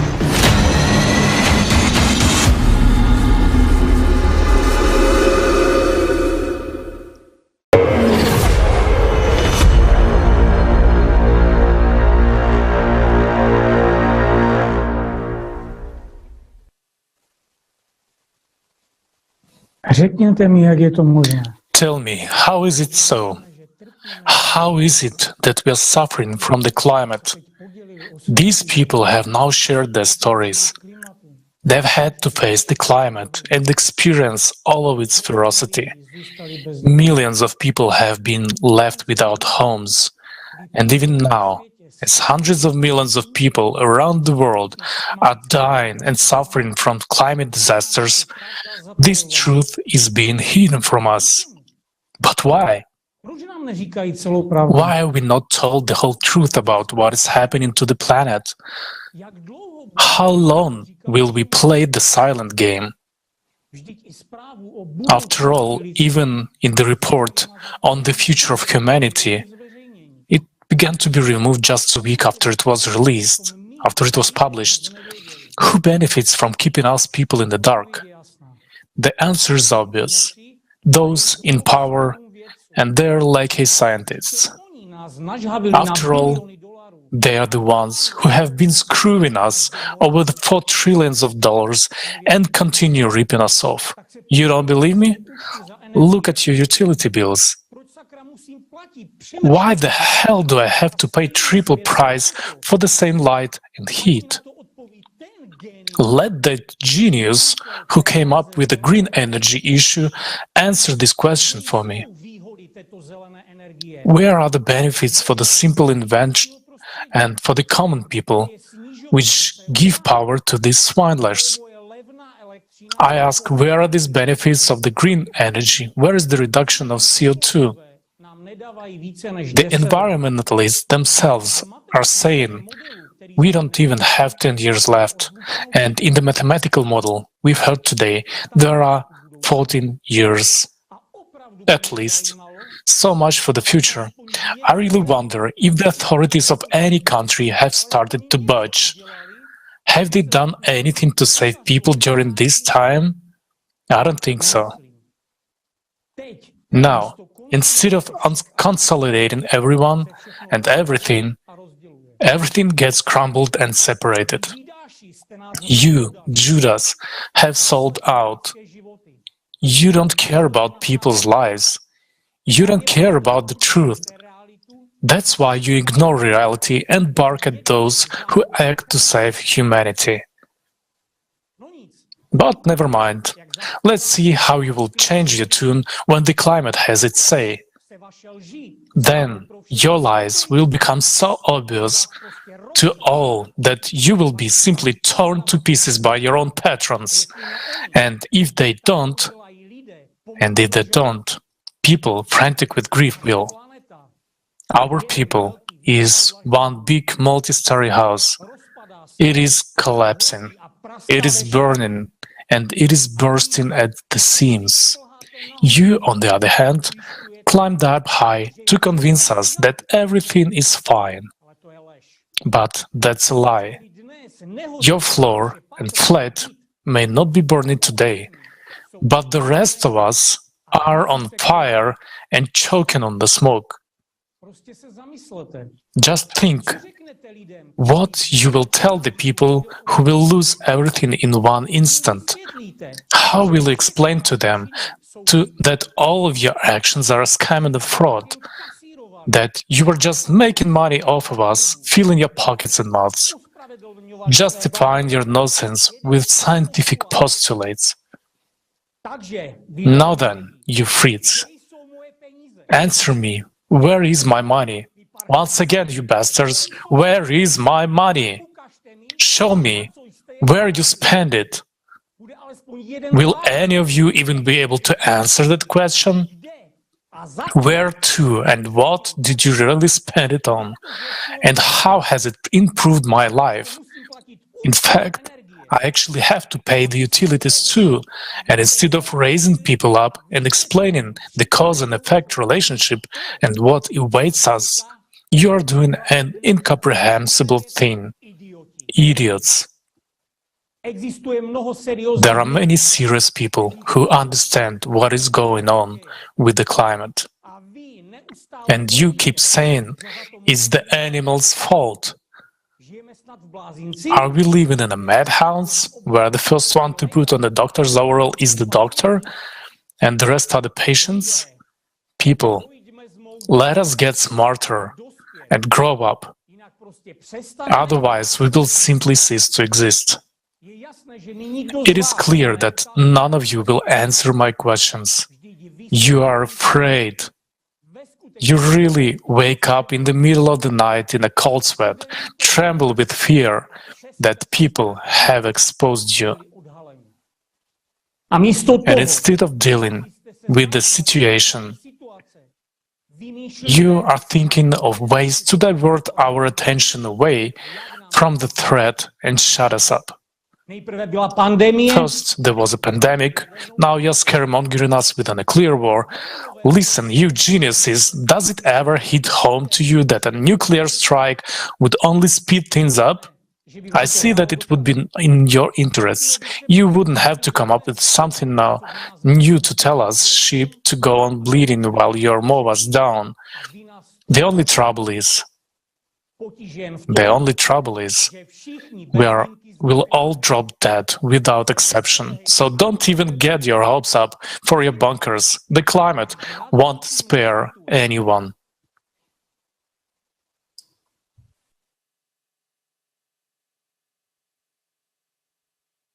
As you can see, we all live relatively comfortable lives on the edge of survival and an unknown future. The so-called rulers of this world tell us exactly how they will fix the climate problem and why we are the enemy of their carbon-neutral mission. However, some details of the fictitious CO2 fight just don't end up. The solution that we are talking about today is outside the brainwashed CO2 solution that we hear from every hole these days. CO2 scammers want to make a lot of money from the scheme, but ignored the very important 24,000 years climate cycle and the changes that are taking place inside the planet. These changes are now evident. According to their calculations, the climate crisis should have settled down to help them support their CO2 theory. But catastrophic events are only growing. So who is stupid now? How did CO2 turn into a profitable business model, you ask? Once upon a time, they thought that this was a normal cycle. After all, every 1,000 to 3,000 years, there are small changes, warming and cooling. Even in the 18th century, it got colder. Then they noticed that the temperature on Earth began to rise. Scientists simply decided to make a profit, hoping for a cool-off. Since they're so smart, they increased their funding for research, explaining that this is an anthropogenic human factor. This also allows politicians to make money and control the masses. Politicians can dictate green energy propaganda, enslaving non-competitive countries with fines, carbon tax, and CO2 quota sales. As a result of our wonderful media being owned by a few big businesses, I believe this idea has spread through the masses and into our brains. In fact, we do not even question their so-called research and solutions. While billions of us are silent and dumb, they collect our money to build their mansions, buy yachts, fly private jets, and party on their private islands. All sponsored by us, the people. Yes, they are very smart business people to sell us a lie, to profit from it greatly, and to offer no promises to their sheep. Trillions of dollars have been spent on fighting a molecule in the air, while the real dangers of climate change are nowhere to be found. Scientists who care are speaking up about true causes. As a result, they're shut down, made fun of, and lose the ability to be published in scientific or any other public-facing publications. They experience all the dirt and games of the consumerist format, the premium package deal.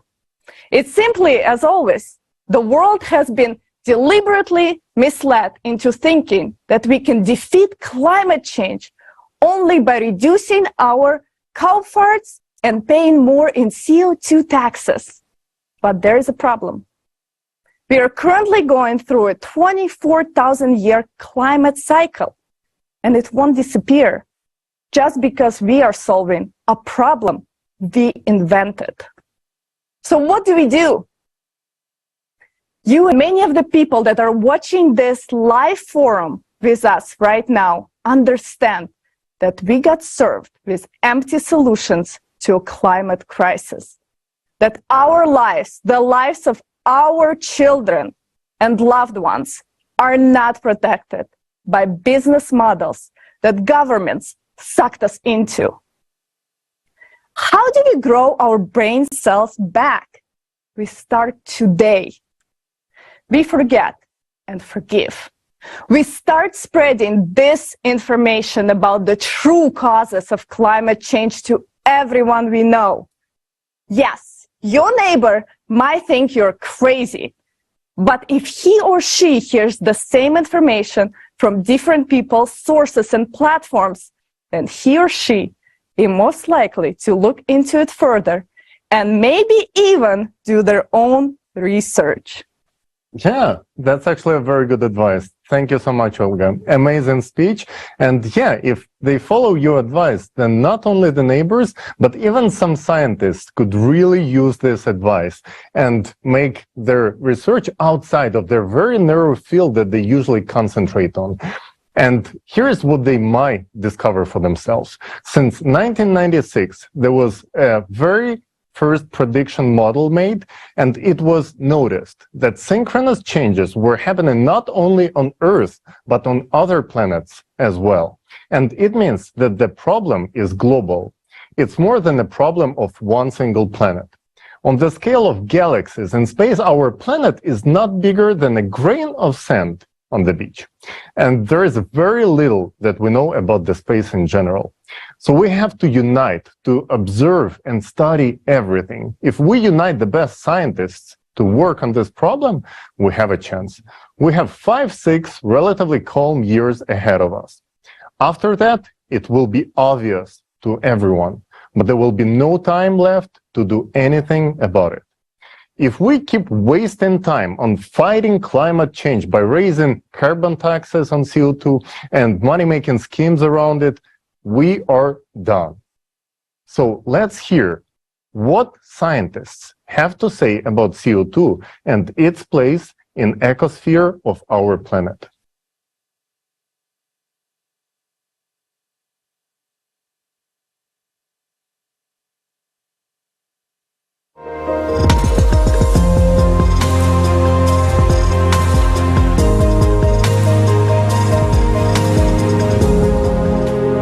Anthropogenic global warming is a grandiose scientific scam of the 20th century.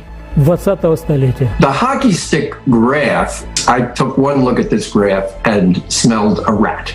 Literally the greatest imaginable fraud one could find in modern science. This really is the most destructive conspiracy theory that has been invented along with anthropogenic climate change. It's like I woke up in the insane asylum and the patients have taken over. And taken over academia too. Today, from every direction, we are being told all the time that man-made CO2 emissions are to blame for climate change. When you repeat the same thing day after day, it becomes sort of normal, accepted, as if taken for granted. In reality, it's not. But since someone is doing it, then someone benefits from it. So this model of the anthropogenic origin of the current global warming and its threat to humanity is a myth. A separate question is, who needs this myth and for what purpose? To fight CO2, they tell us to shut down plants and factories, stop heating our homes and filling our cars with gasoline. Stop eating meat and stop showering. We are also told that we should breathe less, stop having children, and generally reduce the human population on the planet. And of course, we should pay more taxes, as much as possible. Isn't that lovely? Don't you like to be taxed? It's hard to imagine a better control lever than carbon dioxide to essentially control society. This unequal battle with CO2 has been going on for over 40 years already, but what are the results of this battle? But so far, no measures have been successful. On the contrary, from one climate conference to another, the level of CO2 in the atmosphere only continues to grow, completely ignoring all international rights and norms, as if we are paying for it to grow. If you believe the story, the narrative, the fakery that CO2 is going to kill the Earth or kill us or whatever it's going to do, if you believe that story, then you will be afraid and you will be guilty. And so that makes you open your wallet and send a big check to Greenpeace. These measures will not save the climate. They are not effective and have no effect on actually reducing CO2 emissions into the atmosphere. It has an impact on people and on your wallets. It will affect some of the freedoms that you'll be deprived of, but it won't budge the climate or the weather by even an inch. Let's do some investigation. On what grounds are we being restricted and taxed? Do you know how much CO2 is actually contained in the atmosphere? Carbon dioxide is a trace element. There's very, very little of it. There's only 41 thousandths percent CO2 in the atmosphere. Very little of it. According to the official data, the level of CO2 is 400 ppm. What does this mean? ppm means parts per million. In other words, there are 4 molecules of CO2 for every 10,000 molecules of air in the atmosphere. But we are told that these molecules trap heat coming from the Earth and warm the atmosphere. But how can 4 molecules trap heat for 10,000 other molecules in the atmosphere? How can such tiny concentrations have any effect on the climate at all? Even a school student would understand that they can't. That small rise could not possibly cause any kind of climate change. It's close to nothing. You double nothing, you still have nothing. Hold on a second, though. It's not just humans that add CO2 to the atmosphere. There are also natural sources such as oceans, volcanoes, trees, and marshes. How much CO2 does humanity produce then? The established human contribution to the overall increase in CO2 concentrations since 1750 over the entire industrial era has been estimated by various researchers to be between 1% and 12%. All of humanity is responsible for only 5% of annual CO2 emissions. The other 95% is what is emitted from the oceans and land. This is a natural cycle. If we consider that 0.03% of the natural CO2 was already in the atmosphere before the human contribution, then the anthropogenic CO2 will be between 1 to 12 10,000ths% of the total atmosphere. That means that a human has added between 1 and 12 molecules per million of other molecules in the atmosphere. In the meantime, we are being robbed by carbon taxes and forced to reduce our already negligible concentrations of CO2. Even if we stopped all the factories and plants in the world, and even if we stopped breathing, it would result in a CO2 reduction of less than 1 ppm out of 400 ppm by 2050. Meanwhile, disasters are already destroying lives and entire countries for completely different reasons. CO2, let alone humans, has no effect on warming whatsoever.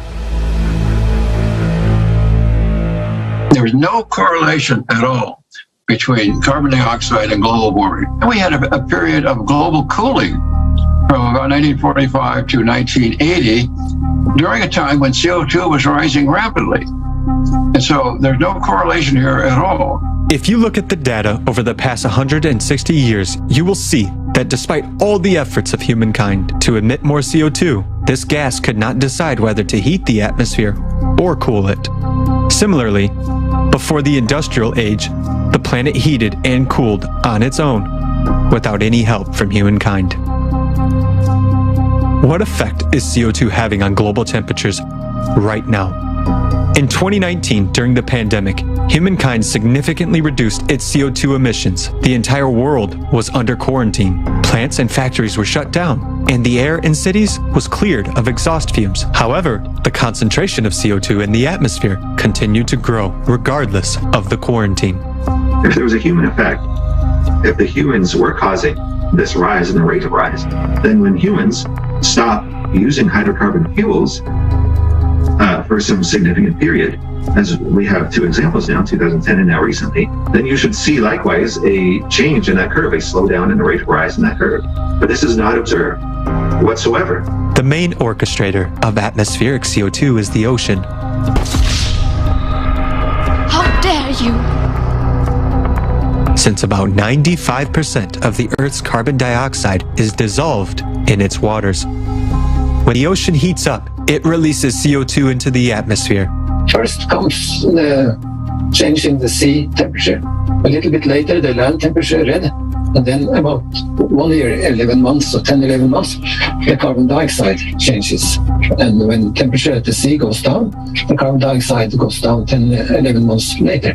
In other words, the increase in carbon dioxide is a consequence of the heating, not its cause. And humanity has nothing to do with this process, nor does it have anything to do with climate change. But if CO2 increases naturally, it must intensify the greenhouse effect anyway, right? That is absolutely not the case.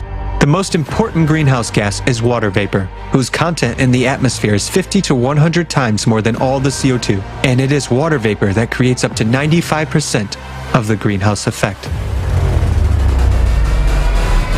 In other words, the content of water vapor in the atmosphere on average is 5,000 times higher than the content of anthropogenic carbon dioxide. So the greenhouse effect of CO2 is extremely low. Is there one at all? According to theoretical calculations, the increase of CO2 in the atmosphere has a cooling effect. Everybody says, well, greenhouse gases are warming the atmosphere. But no, they're not. It's quite clear that greenhouse gases cool the atmosphere. 70% of Earth's cooling is caused by infrared active gases. And now we can ask a $1 million question. What is another name for infrared active gases? It's the greenhouse gases. Some colleagues, I have done experiments to see if CO2 can heat or carry heat.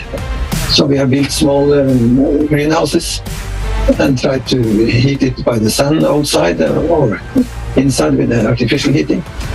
We were able to show that carbon dioxide stops radiation, but we were not able to show any heating. This experiment showed that increasing the concentration of CO2 only slows down the heating of the atmosphere. And another question remains: why are natural sources emitting more and more CO2 today? Ice cores from the last pre-industrial 100,000 years, when there were no cars or factories, contain CO2 concentrations that are well over today's 400 ppm. For example, between 700 and 2500 ppm. In the ice cores, they say, well, there's a higher concentration of CO2. For some unknown reason, however, these data began to disappear from the articles in 1985, which strangely coincided with the establishment of the Advisory Group on Greenhouse Gases that later became the Intergovernmental Panel on Climate Change. Our planet is currently going through a period of global climatic catastrophes occurring cyclically every 12,000 years. During this period, due to the changes within the planet, volcanoes and earthquakes become more active, causing magma to ascend and the ocean to heat up enormously. Heating of the deep ocean and awakening volcanoes are causing the concentration of CO2 in the atmosphere to increase rapidly, and this happens every 12,000 years. This is an IQ test. If you're too stupid to understand this, instead you're thoroughly brainwashed by governments to think global warming is caused by your car, your hibachi, you breathing too much, and cow farts. You're too stupid for this discussion at all. You're going to become like the dinosaurs, extinct, and you should be. You're too stupid to survive. It's time to ask every lying scientist, where to and why was our money unreasonably spent? Why was our money wasted to the wind? If this was a false theory, then why did they shut the mouths of honest scientists? While they are creating an illusion of fighting with a negligible amount of CO2, millions of people are dying, cities are being destroyed, and the number of climate refugees is growing. And we are fast approaching the collapse of the planet because of the 12,000-year cycle. And due to our carelessness, the only way to escape the escalating disasters for us is to unite in order to build the creative society. Only together can we create a better world for our children and save billions of human lives. Our future depends on each and every one of us.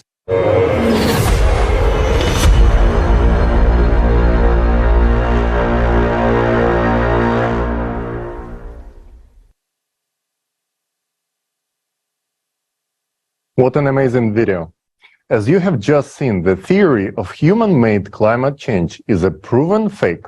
Just like the weapon of mass destruction in Iraq, we have been brainwashed with the image of the enemy, and we must sacrifice our well-being and trillions of dollars to fight that enemy.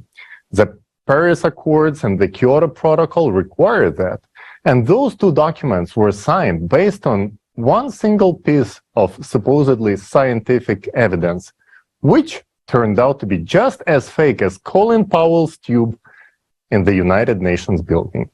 The hockey stick graph has given an unemployed, mediocre scientist a warm place under the sun, a job at the United Nations, a professorship at the University of Pennsylvania, and millions of dollars on researches, the main result of which is to completely discredit climate science, as the Wall Street Journal wrote about him. The graph is a proven fake. It is the result of deliberate manipulation and the usage of unsuitable data, which is deliberately wrong for such reconstructions.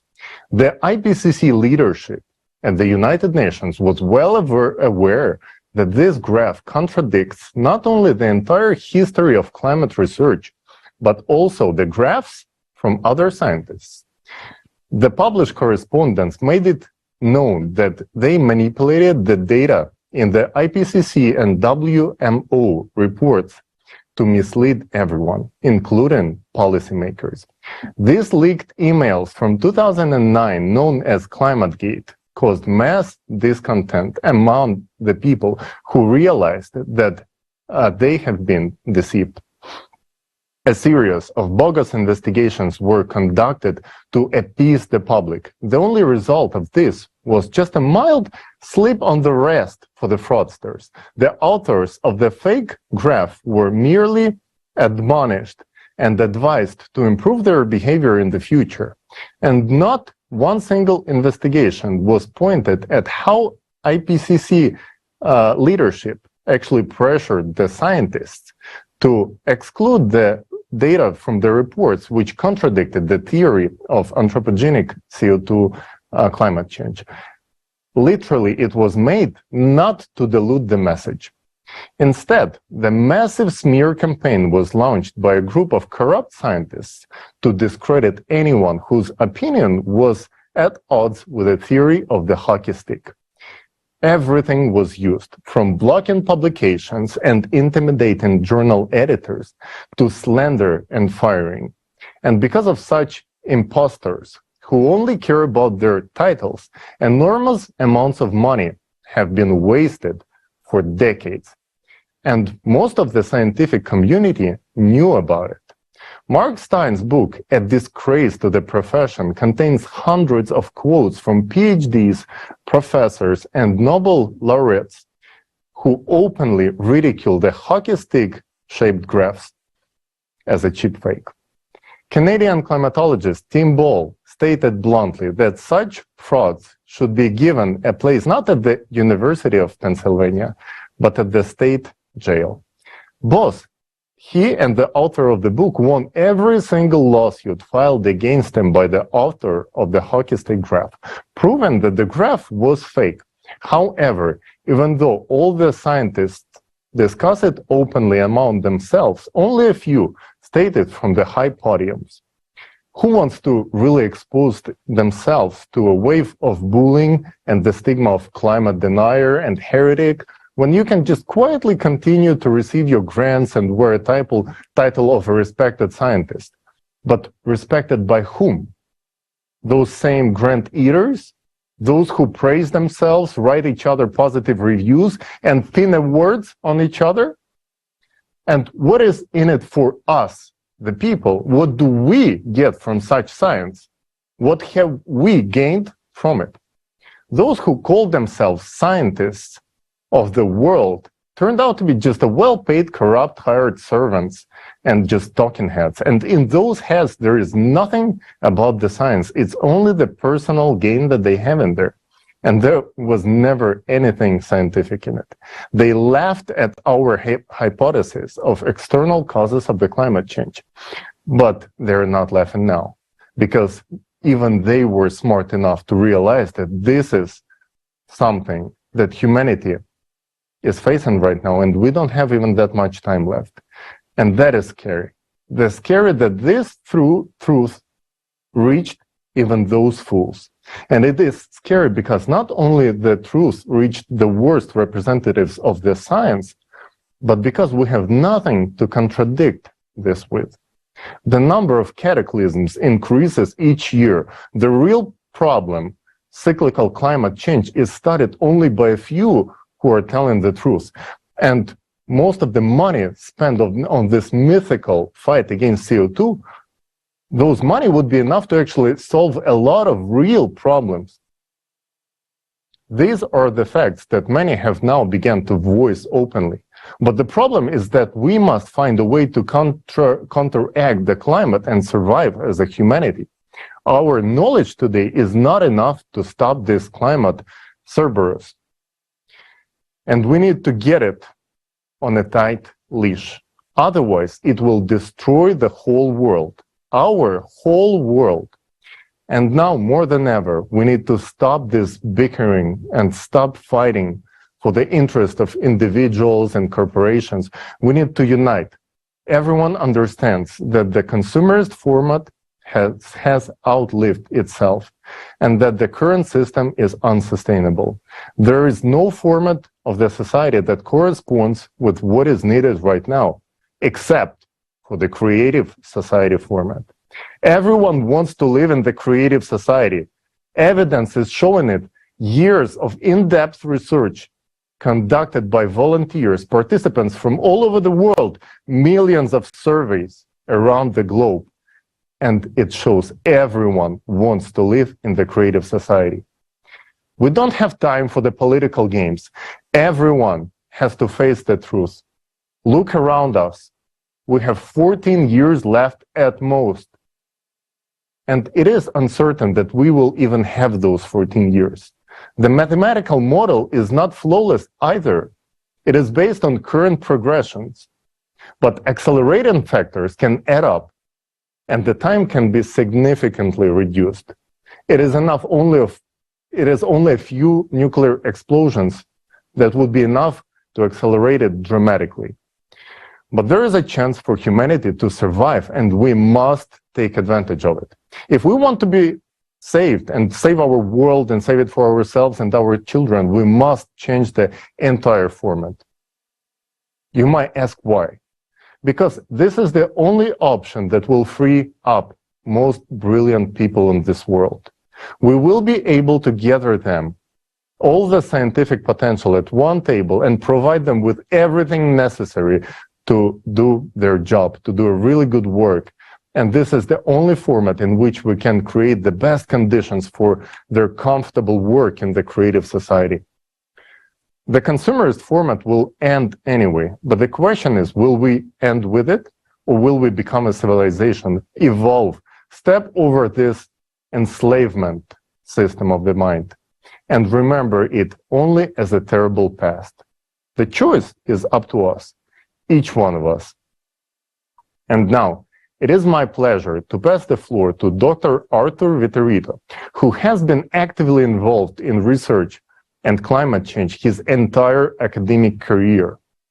And he came up with a hypothesis that geothermal heat is a significant driver of climate change. I'm Mark Viterito. I'm a retired professor of physical geography. The anthropogenic origins of this, of course, have been seriously questioned by a number of folks who are actively researching in this area. But in many respects, we have been closed out of the discussion. And the way that they've closed us out is we've been silenced, we have been discredited, our work has been ignored, or we have been denied access to publication. I can start with my own experience with this. The first paper I did on this, which was 8 years ago, was rejected by 9 journals. I sent my research to 9 quote-unquote top-tier journals. 5 of the 9 journals wouldn't even review it. The editor-in-chief dismissed them right out of hand and said, this doesn't fall within the scope of our journal. One of them actually said, I don't know if you know this, but what's really driving global warming now has nothing to do with volcanic activity or anything that you said in your paper. It's all caused by carbon dioxide. You need to read the literature. That was rather unfortunate. So that is one way that they try to silence the opposition. Of course, they also get involved in ad hominem attacks, and we have been somewhat, castigated and cut out of the discussion. This is how things work. There have been professional and personal attacks on a number of high-profile professionals on this. One researcher had his office shot up. I was at a conference and he brought photographs of gunshot marks on the side of his building. Another one that I know of, another prominent climatologist, was pretty much forced to leave as the chair of a major department because she said that she had had enough with the harassment and the abuse that she was getting from colleagues and from the administration. There has been other climate people have been sued to question this, regardless of whether or not you got involved in ad hominem attacks or if you attacked their research. They in turn would be sued. So there has been active suppression of this information, and it's really kind of sad. So yeah, careers can be made or broken on the strength of these things. If you're not playing the right game, you can be asked to leave. The subject of climate change is a highly complex, multidisciplinary pursuit. It involves elements and dynamics of geophysics. It looks at plate tectonics. Oceanography is involved in this. Volcanologists should be involved in this. Climate scientists should be involved in this. And these multidisciplinary approaches are, in many respects, not welcomed, and they are poorly regarded. The research teams that are necessary to do this kind of research need to be large and bring in many different areas of expertise. And people aren't interested in funding this kind of research. So it's sort of interesting how the glaciologists, for example, don't talk to the volcanologists, and the volcanologists don't talk to the atmospheric scientists. And what you have here is this large array of specialists who really don't talk to each other. In some instances, they can't because they don't understand what's going on in the other fields. But at the same time, they don't want to. I think it's critically important to set up these what I would call multidisciplinary teams. In addition to that, I think it's important that if somebody wants to study climate science, they have to gather expertise in a lot of different geophysical disciplines.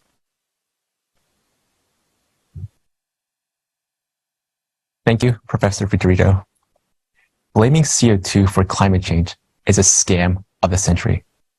As you have heard, if anyone speaks against this narrative, the individual faces consequences in today's present society, if the truth is suppressed. Here's an experience that I have gone through after presenting the report for Rotary last month. Rotary is a great organization. They have real heroes whose deeds are exemplary. You have heard from some of them. But among them are also those hiding in the shadows and exploiting Rotary's name in their own interest. And today, I want to talk about the dark, in fact, truly disgraceful individuals in their organization. About a week after the Rotary report was published, an individual, let's call this person Karen, from the Environmental Sustainability Rotary Action Group, sent an email to my employer's leadership titled, "Damage Control After Rotary Caught by Climate Disinformation Scam. Your staff involved." In short, she disagreed with the views in the report and wrote this unethical, disturbing message behind my back, hoping that my employer would take a punitive action. To make her case, Karen from Rotary accused a creative society, use Rotary's name, tricked the past president to boost attendance and credibility of the event where climate change disinformation was presented, and that creative society tends to trick people, referencing a BBC smear article. In addition, Karen asked whether my employer is aware of my participation in this event and asked how they will address this disinformation campaign because she stated that it would reflect not well on my organization. After reading this email with such twisted lies, I even questioned myself if I did something wrong. I didn't even know what the consequences would be. What should I expect from my employer? Will I lose my job? Will I be able to feed my family? A couple hours later, I had a call with the vice president of my employer. I confirmed that I presented the report about the recent progressions of natural disasters and the true causes of climate change, not the anthropogenic CO2 theory. I stated that these are my views and I wasn't taking back my words. But what was really disturbing was that Karen's insinuations that my voice appeared to be dubbed as my mouth movements or body were not aligned with the sound and that my image could have been hijacked. She questioned whether I was a willing participant. In fact, in addition, offered a plan to back out. I just had to say my image was hijacked or it wasn't me. The ugly side of the story. Offer him a way out. It reminds me of the story with the 30 pieces of silver. And we all know how that ended. I think Karen very likely used this type of dirty tricks in the past, offering a back out option to individuals who spoke against her interest.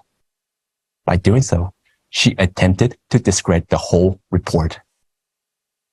And this scheme was probably effective. If you say something against her opinion, even if the truth is spoken, you will be punished so that the next time you will not open your mouth and others will stay silent.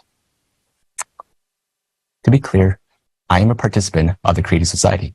I myself, on behalf of the Creative Society, invited by Rotaract Atlanta, presented the report. Now, the main purpose of her attack. Karen disagreed with the report on the true causes of climate change. Therefore, she called us climate deniers and wrote the Creative Society is spreading disinformation and causing confusion by denying contribution of fossil fuels to anthropogenic climate change. They insist that volcanic activity, not anthropogenic release of CO2, is responsible for climate change, so any money spent to reduce CO2 emissions is wasted. In fact, after the report, Rotary members also started to question why they're not involved in studying the true causes of the climate change and if the existing climate programs should be re-evaluated. Clearly, her interest and programs of her sustainability group in Rotary were hurt, since the report did not support blaming CO2 for climate change. And because her agenda was threatened, Karen threw a fuss in Rotary, then wrote lies in nasty emails to pull strings in secret, just to push through her own interests. Sadly, many people probably look up to her as she has served as a public speaker, a Rotary's ambassador. Yet what kind of character did she display? It isn't ethical to quietly pull strings through my employer, is it? Should an individual's freedom of speech be threatened just because the other side disagrees? And there is another question. Were Karen's actions coordinated with the Rotary's club? There are undoubtedly Rotary members, such as the one who spoke today, who would make the name Rotary sound proud. But unfortunately, Karen has shown that in Rotary, there are also self-serving, low characters, those who drown others on their way for the benefit of few, regardless of anything about facts or even about the future of humanity. The actions of Karen from Rotary have shown the ugly face of the famous club, and millions of people are hearing about this in 150 languages now. But thank God, my employer has good people and provided an opportunity to respond to these shameful lies. I stood firm, explained my position, and they respected my views.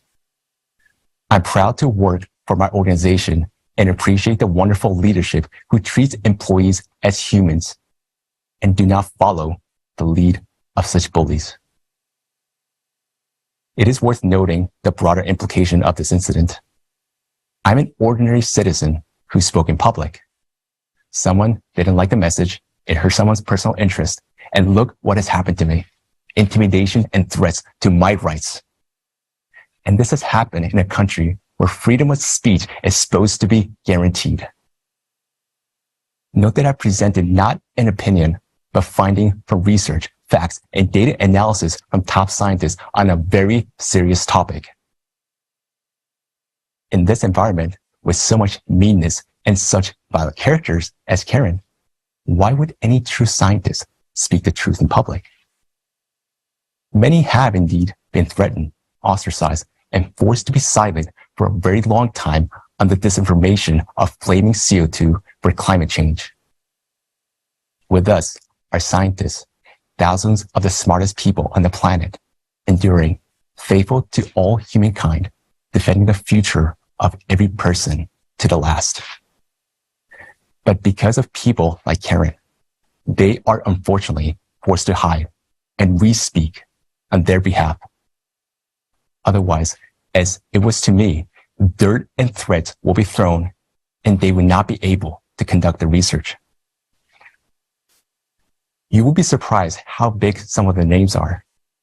And people like Karen did ask for their names. Why?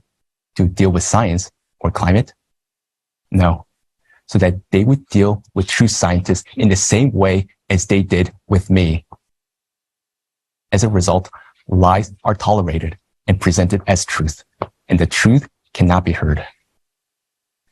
It's painful to see what is happening, but sadly, this is a pattern that we commonly see in the current format of society. We have urgent tasks ahead. We don't have much time left. The report highlighted the impending cataclysms which are caused by the changes in the Earth's core. Unfortunately, scientists are not working to explore the real causes of climate change and truly solve the problem. Is it worth putting dirt on people or voicing the truth for the sake of personal interest or money? Is money, which will be worthless in a few years, more important than our survival as humanity? Scientists should not be spending efforts on adapting, earning, deceiving, and manipulating the facts. They should be free to discover and develop. And right now, the efficiency of scientists is extremely important to survive the next decade. We need a society that is united by a common goal, that is to survive, to value human life, so that the truth can be voiced and where appropriate technologies can be developed.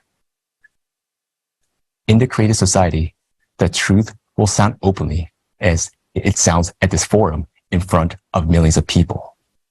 When there is a deliberate lie, as it was in Karen's email to push her self-interest, we will tell the truth and everyone will hear. The private interests of individuals will not prevail over those of all humankind. This is how it should be, so that such meanness and dirt will not be thrown at truth. And this is how science will thrive and how humanity will survive and advance.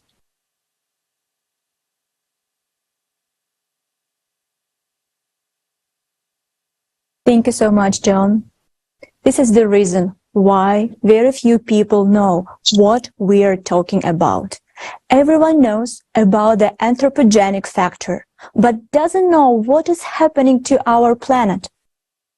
Throughout this forum, we receive messages like, this information should be everywhere. Friends, we're all volunteers. Unfortunately, we have no access to the world's media, through which vital information can be disseminated quickly as possible. We can only count on each other. And if you understand the seriousness of this situation, please share this forum with everyone. If you can get the forum on television, radio, or even podcast, do it. We know that climate change is a cyclical process. It does not depend on anthropogenic factors. But our activities have devastated the planet's ecology so much that it is left without immunity. Therefore, this time it will not be able to endure this cycle. Only an interdisciplinary approach can make sense of this issue. Let's figure out what the real anthropogenic factor is.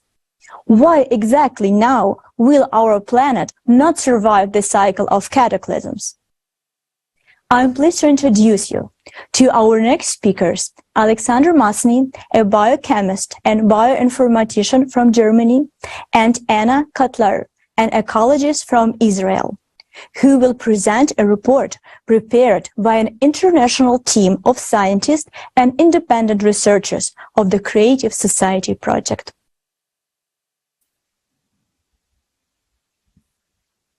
Hello, dear friends. I'm honored to be present today at such a large-scale international forum. Hello, friends. Yes, the crucial information for the whole of humanity is being revealed. What we have heard today at the forum is really shocking. The presented mathematical model of the escalating climate disasters leaves no doubt that urgent action is really needed. In the previous cycles, the planet also faced severe climatic shocks when no more than 10,000 people survived. But humanity continued to exist. So why are we now saying that the planet will not pass this cycle? And that not only will humanity disappear, but the entire planet will perish and become like Mars. What has changed? What exactly helped our planet to survive the previous cycles? The thing is that our planet's ecosystem is its immunity, and it has been forming throughout the Earth's history. Exactly in the ecosystem, there are embedded compensatory mechanisms capable of dampening or mitigating cosmic impacts. One of such mitigating mechanisms is the ocean ecosystem. For example, the Great Barrier Reef that has been forming for 25 million years. How many cycles of cataclysms has it survived? But right now, researchers are saying that it's on the brink of destruction and there is no chance to save it anymore. Meanwhile, the Great Barrier Reef protects the eastern coast of Australia from storms and typhoons and mitigates the force of tsunamis. It is also the home for filter feeders that can filter the entire volume of the Pacific Ocean within 5 years. Disappearance of reefs disrupts the integrity of the entire oceanic ecosystem because everything on our planet is interconnected, and a destruction of even one part causes an imbalance in the entire system. This is only one example of a compensatory mechanism, although there are numerous. However, by our actions, we ourselves have destroyed the protective functions of the planet and deprived it of the ability to withstand the climate threat. This is the real anthropogenic factor. I suggest watching a video produced by the international team of volunteers of the Creative Society Project. It contains facts that vividly demonstrate how quickly our irresponsible actions can disturb the balance on the planet.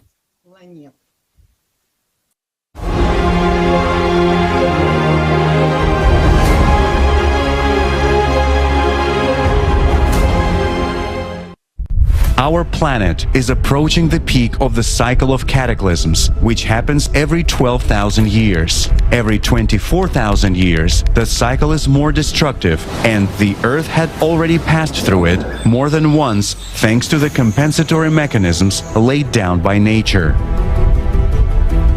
But now we are threatened with total annihilation. What has changed? Why are these mechanisms no longer working?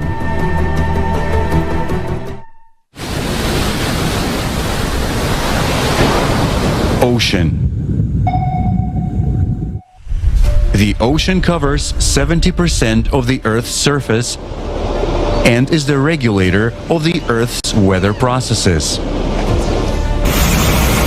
But why is it unable to cope with its functions today?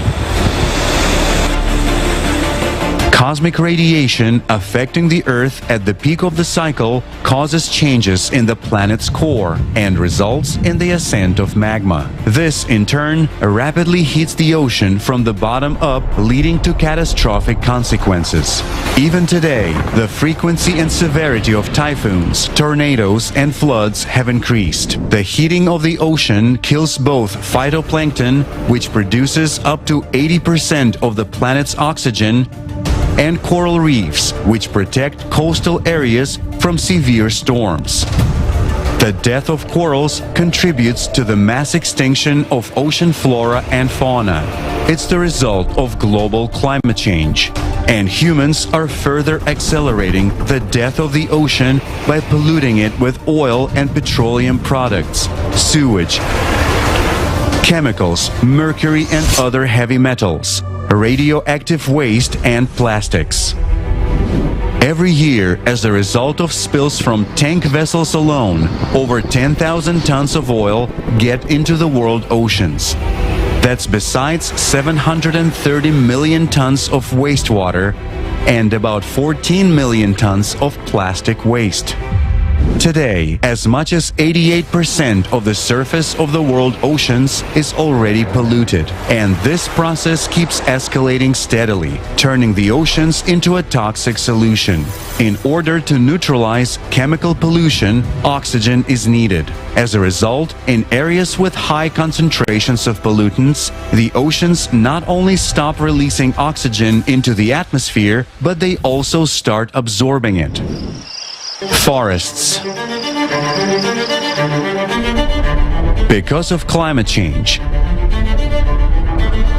abnormally high temperatures, prolonged dry periods, increased number of lightning strikes, and degassing from the Earth's interior, the number of devastating wildfires is increasing, causing massive forest loss.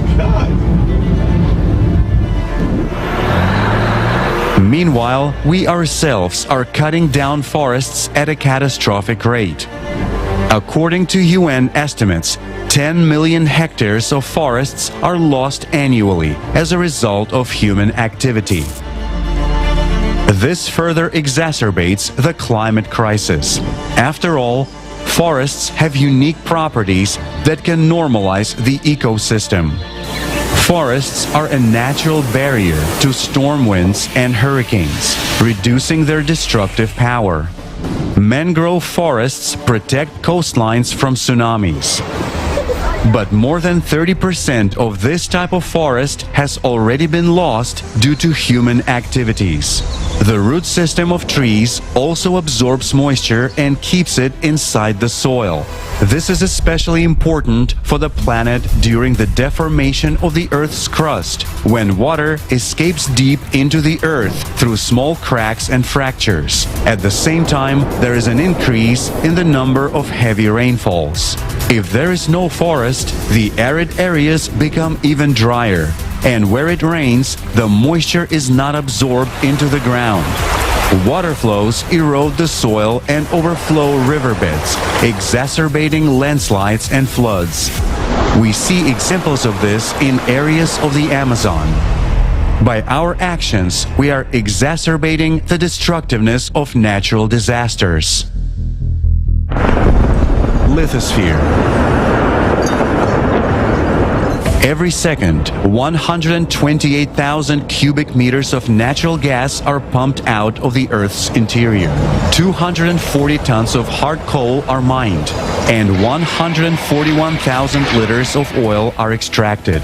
Extraction of minerals, construction of large water reservoirs, technological explosions, and explosions during the testing of new types of weapons create cavities and voids and disrupt the integrity of rock, making it more fragile and prone to cracking, fracturing, and land collapses.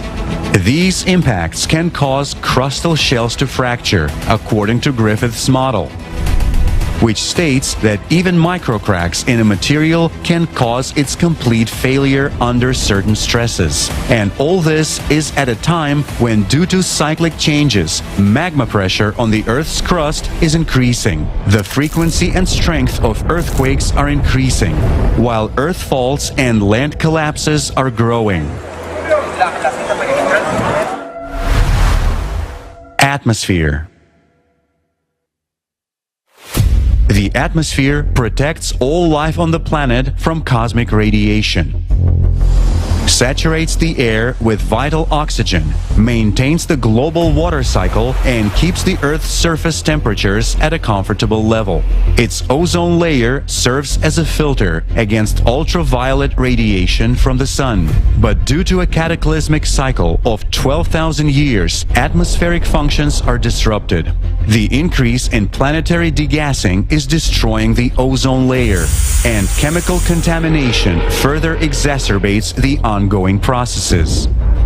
According to a study published in the PNAS journal, iodine, which is present in anthropogenic emissions, has a destructive effect on the Earth's ozone layer and slows its regeneration. Short-lived compounds such as dichloromethane also deplete ozone. Fuel combustion in space missions and space debris reduce the protective functions of the atmosphere. Ecology is the immunity of the planet, and defense mechanisms only work when immunity is strong. But we humans have violated the integrity of the ecosystem, and therefore compensatory mechanisms no longer work. In this state, our planet is unable to survive the peak of cataclysms. We need time to restore the ecology, and that's something we don't have. We no longer have time for disagreement, for enmity with each other, or for the consumerist format of society. Because climatic cataclysms are escalating, and we are only a few years away from their peak.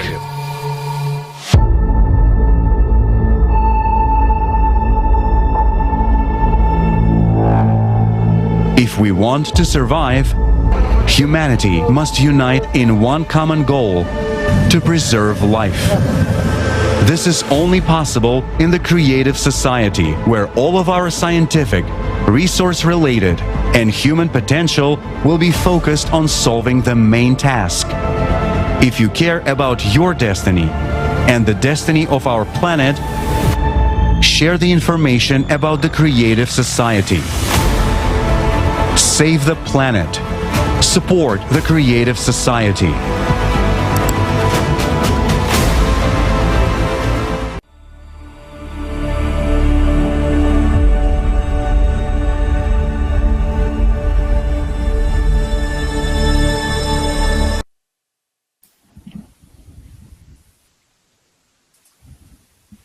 We have exhausted the planet with our actions to such an extent that its protective functions have ceased to activate. That is why we are entering a cycle of climate catastrophes so intensely and harshly. The planet has turned into a garbage dump. Every year we dump more than 2 billion tons of waste. Moreover, the mass of plastic waste alone, which is thrown away within 1 year, exceeds the mass of all human beings on Earth and amounts to about 300 million tons. 90% of plastic waste is not recycled but accumulates and poisons the planet. There are 36 megacities on the planet today, and their number is constantly growing. Just imagine, almost half of the world population lives on 1% of the planet's surface area. All of this creates a tremendous point load on the lithospheric plates and increases the risk of fractures in the Earth's crust. Just think, what would happen if you put pressure on a single point of the body? For a very long period of time, it would cause a disruption of blood circulation and consequently tissue damage and death, meaning necrosis. The same thing is now happening to our planet. At the same time, we have lost 1/3 of our woodlands, and this is only according to official data. We cut down forests at a speed of 1 football field per second. The destruction of woodlands triggers destruction in all the ecosystems. Forests influence the distribution of moisture and production of oxygen, as well as mitigate climate change. They are a home for animals. Every year, 137 various species of plants, animals, and birds disappear due to the global loss of forests. Yes, and the extinction of only one species caused the so-called domino effect, when the chains of interconnections are destroyed. We have no idea how everything is interconnected in the nature. I will give you a simple example. Ordinary worms in the ground. Do you know that if these worms disappear, we will live for 2 years at the most? Another example, mosquitoes. Many of us thought that it would be great if all of them disappeared. But if it happens, 4 years maximum, and then we disappear after them. Every species contributes to the ecosystem throughout its life. Look like everything depends on each other in this world. If something is disrupted on one part on the planet, this is surely reflected to the whole world. The world is one. We are in one boat. 50 years ago, environmentalists at the UN conference at Stockholm said that if we do nothing today, there will be an environmental disaster. And what do we see? The environmental situation has only worsened. We are entering a 24,000-year cycle of climate cataclysms with a ruined ecosystem.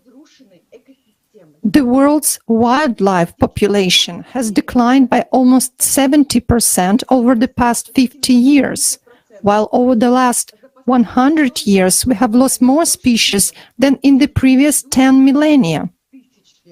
Researchers state that we have already entered a period of the sixth mass extinction of species. The state of the environment actually determines how the planet resists external threats. Because the Earth is a self-regulating organism where all processes are interconnected. One of the most obvious facts that the planet is undergoing inevitable changes is that animals are beginning to behave abnormally. They lose the ability to navigate in space. Birds are suddenly falling onto the ground, and marine inhabitants throw themselves on the shore, taking their own lives. Could animals really go against their strongest instinct, the instinct of self-preservation? They're not suicidal. It can be real. It happens because of the North magnetic pole drift, magnetic anomalies, degassing of the subsoil, and increased seismic activity. You may be wondering, why aren't other environmentalists talking about this? Because in all of our science, just like in ecology, there is no comprehensive study of the problem. We have been able to study everything thanks to an interdisciplinary approach. The cause of all climatic cataclysms and natural anomalies is linked to the instability of the core and the magnetic field it produces.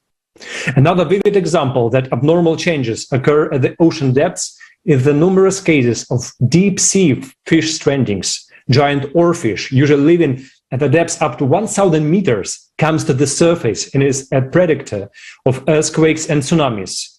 For instance, they surfaced shortly before the tsunami and earthquake near Fukushima, Japan. The frequency of their stranding since 1995 has increased dramatically. Because of changes in the core, the geophysical parameters of the planet change as well. Magma comes up to the subsoil and the Earth's crust, and ocean warms up. So does the atmosphere. And where our planet responses is triggered.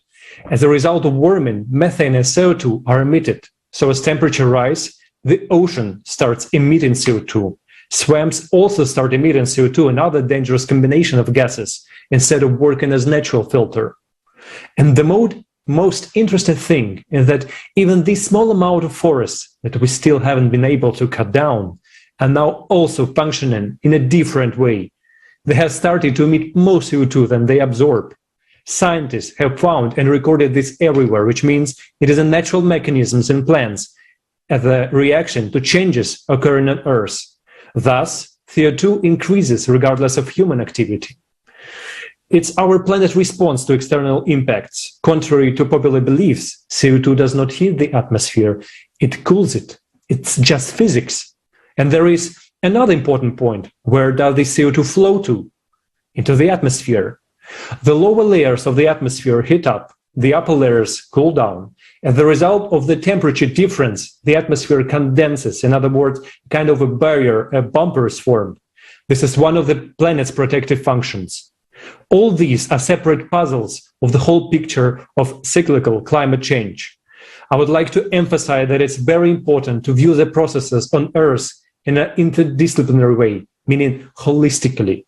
It's necessary for scientists to hear each other, to work together with their knowledge and experience to solve the current challenge. And now we don't have science as unified as it used to be. Everyone researches their own specific field, and they don't notice anything outside of it. So there is no comprehensive view. The problem is that science now does not work for the benefit of society. Modern science is 90% of grant seekers and plagiarists. They report only what is beneficial to certain individuals. And the best minds, unknown to the general public, work for the military industry. In order for science to serve society, we need to give scientists back their freedom of action and let them out of secret design bureaus. This is only possible in a creative society.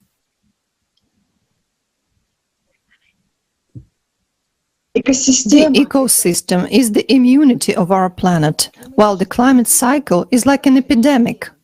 The stronger the immune system is, the easier and faster is the recovery process. It's like a virus. It's not a virus that kills, but the complications that develop. Ecology is not the cause of climate change. It's a cause of deadly complications. In the previous cycles, the environmental situation was much better than it is now, and geological studies confirm that. Yes, the planet was shaking. There was nothing to breathe, and the ocean was almost everywhere, but people survived. Whereas now we have the worst situation ever. Those people who sincerely try to save the planet deserve true respect. They come out to mass demonstrations, hold various actions, sort garbage, and restrain their comfort for the sake of the common good. And it makes me tearfully sad that all these actions are totally pointless. In the consumer society, corporations skillfully manipulate and exploit the genuine aspirations of people, turning eco-activists into eco-terrorists. They urge people to commit acts of terrorism and vandalism in order to attract public attention and raise more funds. People are prompted to commit crimes in the name of activism, whether by sticking their hands on works of art, delaying traffic, or interfering in the lives of ordinary people. Unfortunately, the goal of eco-activists is often not to protect the environment, but to receive concrete material benefits. There have been documented cases when companies fight for markets by sponsoring the actions of activists against their competitors. Basically, eco-activism has turned from a real movement to save the planet into a trivial extremist organization. People's attention is diverted from the true cause of the changes that take place, and we are deprived of the opportunity to confront the real threat. We are not saying that environmental problems should not be solved, but it's important to set the right priorities. Would it help a fatally ill person to recover if we apply lipstick and false eyelashes on him and do some cosmetic treatment? Our planet is actually such a severely ill person. And the paramount task is to cope with the main threat, the climate, to counteract the external processes which are destroying the planet. And afterwards, we can already restore the pristine beauty of nature. If we remain in the consumerist format, and each of us separately will save his own piece of land, then all we have to do in the next 5 or 6 years is simply to watch how our planet is perishing, along with ourselves. We should act together, and we should act already now. I will repeat, because of the climate impact, we don't have even 10 years. According to the mathematical calculations presented at the forum today, the planet will die due to the hydraulic impact in 2036. But we should not count on this time period because the growth trend is very fast, while the planet's defense mechanisms are so destroyed that we will die much sooner than the hydraulic impact takes place. We have neither time nor technology to resolve all the environmental problems in a short period of time. And we have no time to dissipate our attention. A lot of organizations now busy with saving individual species of ecosystems or animals. Some are saving pandas, others the Amazon forests, still others are saving dolphins and whales, while some are not saving anyone, they only fight technological progress. If we keep pulling the wagon in different directions, it will not move. People who are not indifferent should unite and start acting for a single common goal: salvation of humanity. And we can do this only on the Creative Society platform. It's not our own idea, it's a project of all of humanity. Only together we will be able to solve the climate problems and save every human life. Once we solve the climate problem, the most honorable activity will be to save our planet's environment. In the Creative Society format, our actions will bring real results.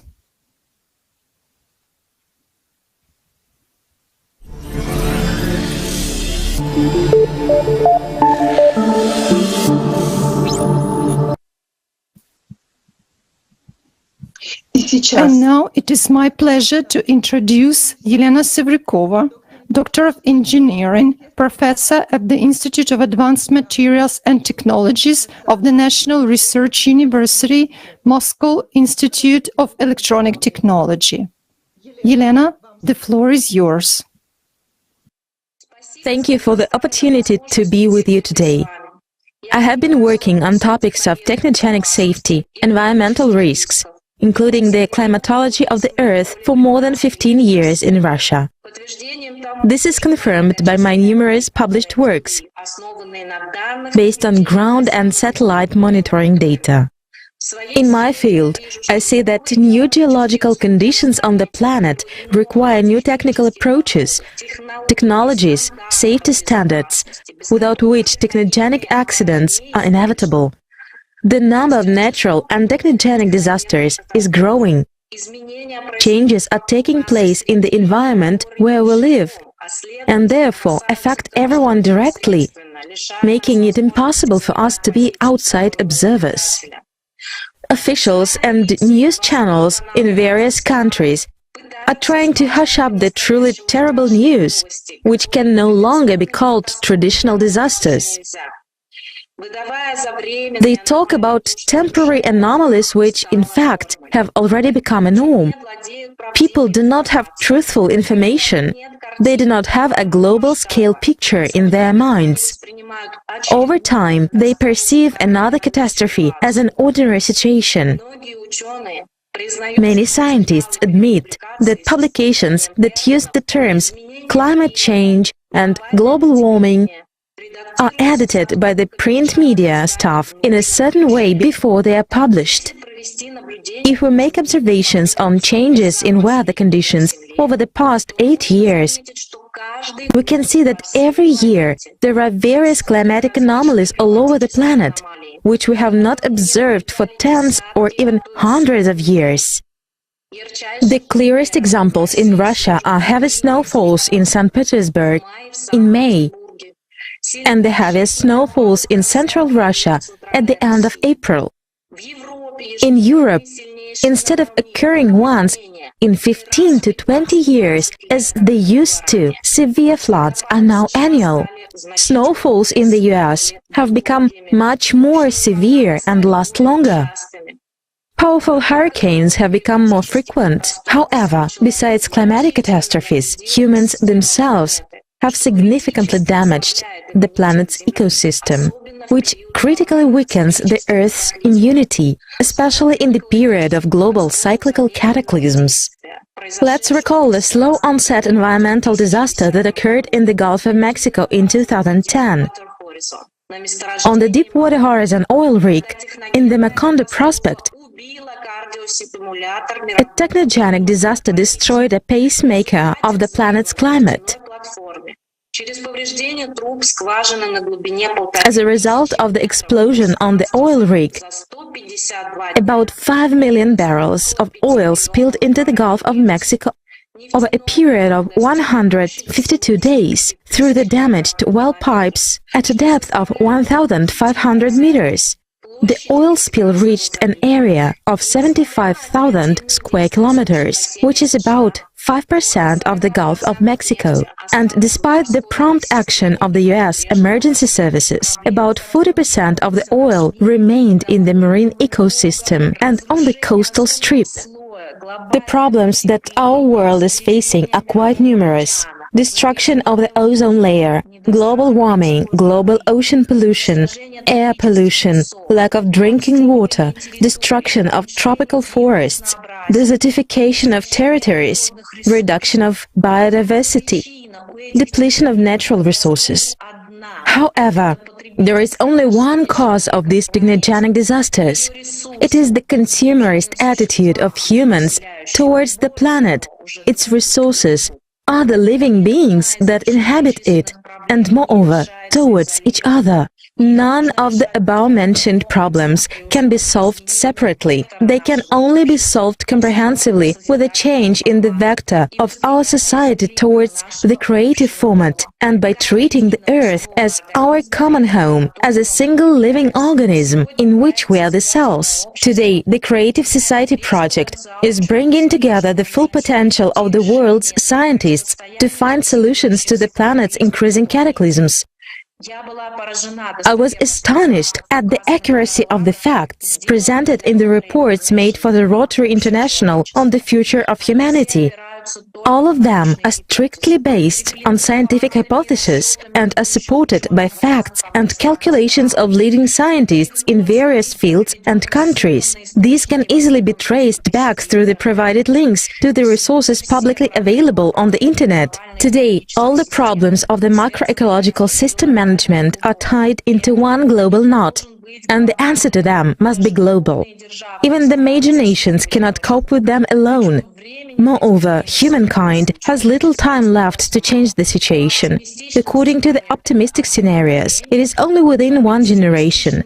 And according to the pessimistic scenarios, we have already passed the point of no return.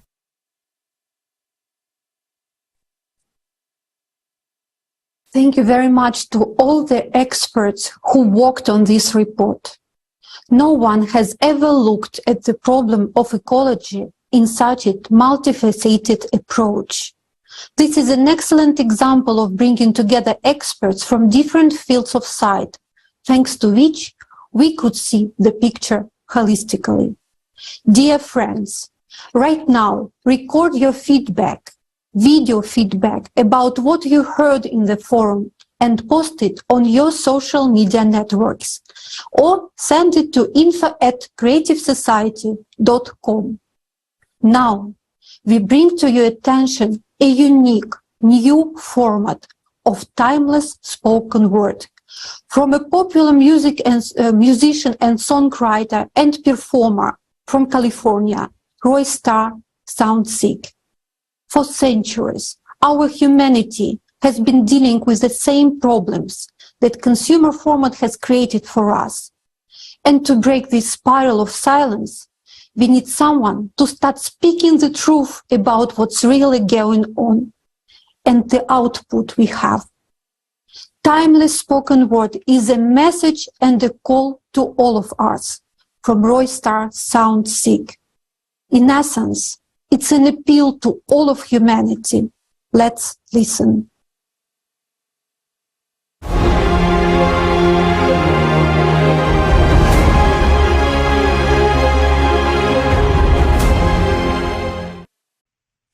For thousands of years, we've changed borders, slogans, and officials, but we've never managed to wipe the slate clean. The same rallying cries, posters, and news lines explain to us what it is we should die for today. For faith, for a name, for someone's idea, for glory, for freedom, for power, for a patch of land. It'll all be forgotten. For time will erase all names and fame, all triumphs and goals, leaving nothing but graves.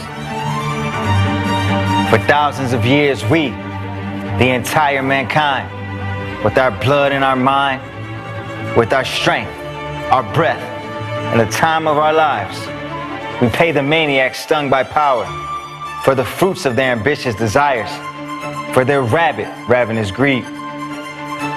We pay with our hearts, with our mothers, with our daughters. Absently, we lead our sons for the slaughter, all for the sake of some tyrant to say, "It is I who have conquered this land." In the media, we read excuses for the murders. Hang in there, feebly they say to us. But let me ask you, my friend, honestly, voice the truth.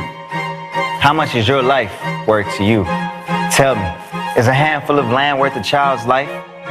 Worth our blood and strife? Worth the grief and pain in the human heart? You see, this blind strife happens not in the wilds, but in the field of yourself, in the field of your views and ideas, your judgments. Haven't you noticed that? They move us from here to there like pawns, while we keep standing without a squeak. Humbly, waiting for someone to speak, someone who can no longer bear it. So he'll start speaking and shouting about what we all can't be silent about. What's inside us like a storm willing to burst out. There's no right and left in this world. There's no me and you. It's just people on this earth. We all want to live and we don't want to die. We are called to live, not to kill. So why do we need such a world where life is not valued? A world where we'll be finished by the climate or by our own sense of pride misalignment. After all, better is the world where life is valued, where life is favorable for all, and where the goal is the same. The clear format of creative society is to the benefit of all, undeniably. For this motto is a sunrise of humanity.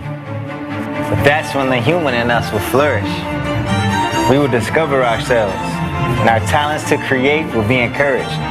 The key to change our life are in the 8 foundations, which are to be embedded into the constitutions of nations, so that there's welfare, vastness of creation. The whole world must be turned into a beautiful garden for us to live in an abundant oasis. It's easy to change the format of our world. We just need to start spreading the word. And that's why we have to proclaim with high speed that the creative society is what we all need. That's why I tell you, do speak, because the word that arises from within will have the oppression of silent skin. Today, our survival is only in unity. It's the only way and solution for humanity.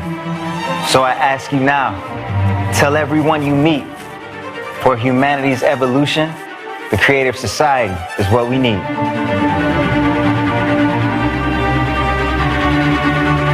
The creative society, we need to make it a reality.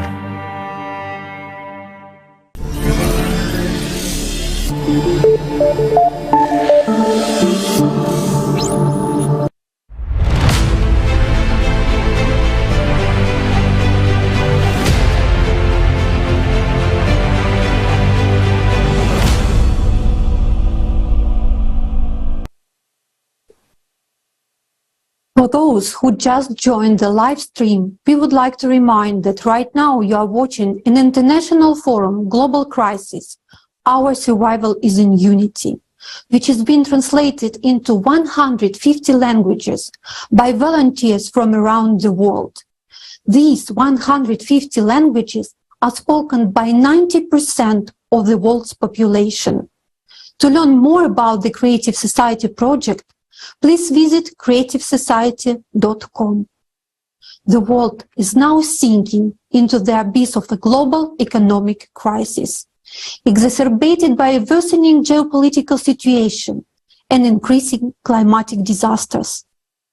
Traditional tools to stabilize the world economy are no longer working. This time, we should not expect or hope that a recovery will follow the economic downturn. We will not be able to revive the current economic system. Now, we will show you why.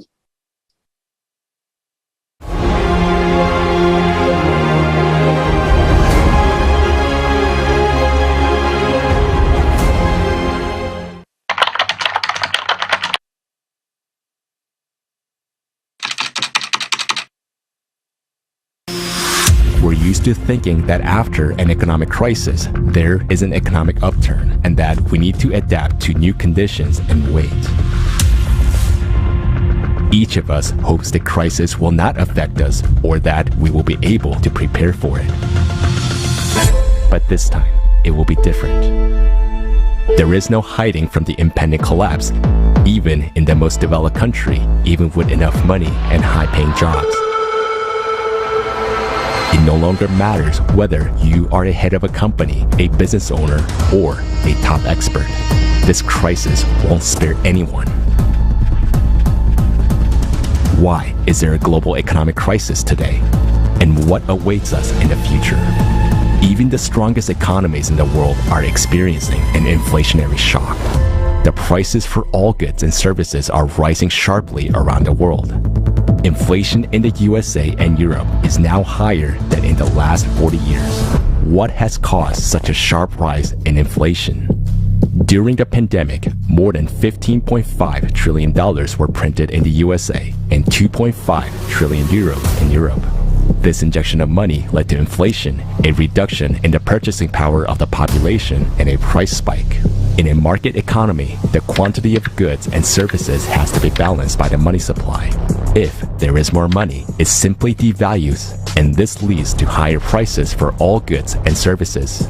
In an attempt to contain inflation this year, national banks of different countries are raising interest rates. This means that in each country, the cost of all credit is becoming more expensive for both businesses and consumers. This situation is superimposed on a critical rise in global debt. In 2021, the world plunged into a debt crisis. World debt has increased by an unprecedented $77 trillion, and it amounts to 350% of global GDP. External debts of countries account for 1/3 of this debt. The main debt increase has taken place in the USA and China. In China, this has caused a mortgage crisis which has shaken the economy. 30% of mortgages are bad debts which will never be repaid. Chinese developers are demolishing entire blocks of new buildings because the utility cost of unsold flats is borne by the developers, which is unprofitable. How will rising debt and inflation affect economies of different countries? Because of rising interest rates, countries will have to pay higher interest rates on government loans. This means that our taxes, that is our money, will go not to improving our lives, social benefits, medicine, but to the International Monetary Fund, the World Bank, and other financial institutions from which our country has borrowed. The economic crisis continues to intensify because of the geopolitics that have triggered the energy crisis around the world. The world economy is going through a precipitous decline. How will this affect our lives? The economic crisis will soon lead the whole world into stagflation. What does it mean? Against the background of skyrocketing inflation, Prices of goods and products will rise manifold, production will drop, jobs will be extremely difficult to find, and wages will shrink. Many goods and products will become scarce, and some of them will disappear altogether. This will lead to starvation, power shortages, and fuel shortages. Today, poverty is the norm of our world. According to World Bank statistics, almost half the world's population lives on less than $5.50 a day. That's $165 a month. With this amount, people must not only provide themselves with food, but also pay for utilities, rent, basic necessities, and medicines. Obviously, it is impossible for people to survive on this money. In developed countries, poverty is also a big problem. In the United States, 50 million people live in poverty. In Great Britain, 14.5 million. In Germany, 13.8 million people. In Japan, 20 million. The highest level of poverty in these countries is child poverty. In the US, 1 in 6 children live in a poor family. In the United Kingdom, 1 in 3. In Germany, 1 in 5. In Japan, 1 in 8 children. Poor families cannot provide their children neither with proper nutrition, nor medicine, nor education. The paradox is that in our consumer society, over 70% of people are living in poverty or at a survival level, while 1% of the population owns more capital than all the rest of people on the planet. And their capital continues to grow every minute. Even in times of crisis, the rich get richer and the poor gets poorer. The very model of the modern economy creates this inequality. In the current model, the wealth of some people is accumulated only at the expense of the impoverishment of others. The economy of the consumer society doesn't work any other way. This is the essence of the modern consumerist format of society. There is enormous amount of money and resources in the world, but also an enormous number of poor people. The coming economic crisis will push billions of people around the world below the poverty line. Insecurity, turmoil, and uncertainty will be increasing in every country. Uncontrollable public unrest will begin. So what is the real cause of this global economic collapse? The real reason is a current economic system. It doesn't just drive us into crises, it creates them. It creates inequality, poverty, inflation, and instability. Nowadays, the economic system is particularly destructive as our world enters a cycle of severe climate disasters. Climate losses are rising in every country, amounting to hundreds of billions of dollars. Climate disasters are increasing exponentially.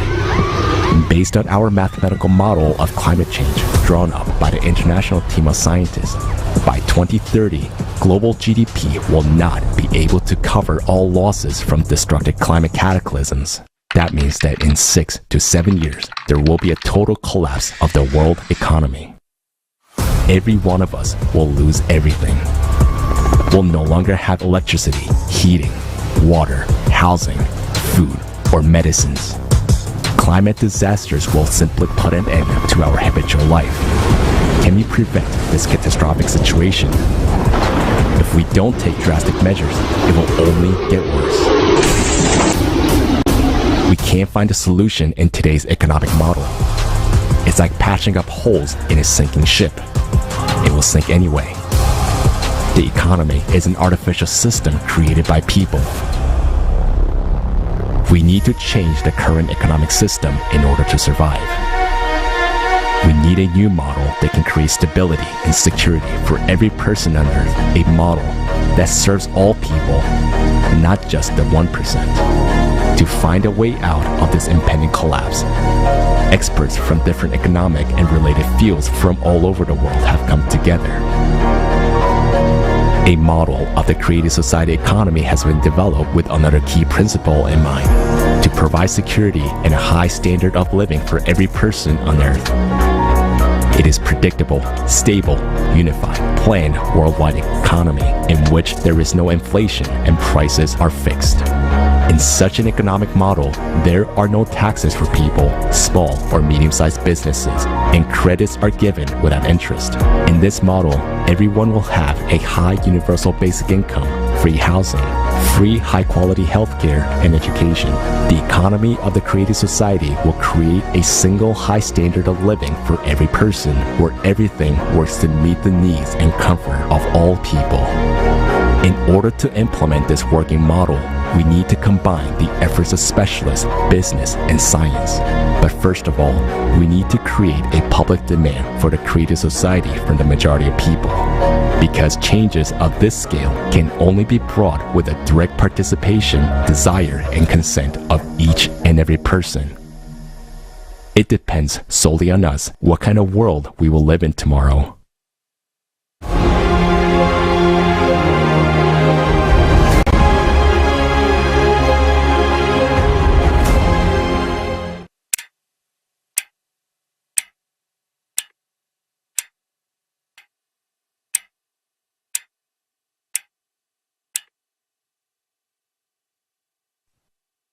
Greetings, dear viewers. What you've just seen is not a Hollywood movie, but a reality of today's life. Most of these crises are already visible. One of them, which we still tend to underestimate and don't want to admit to ourselves, is food crisis. And what is even scarier is that hunger is being created artificially. And unfortunately, if we do not change the consumer format of society, it's what awaits us all. The modern economic system of the consumer format is designed so as to create crisis, inflation, and wars.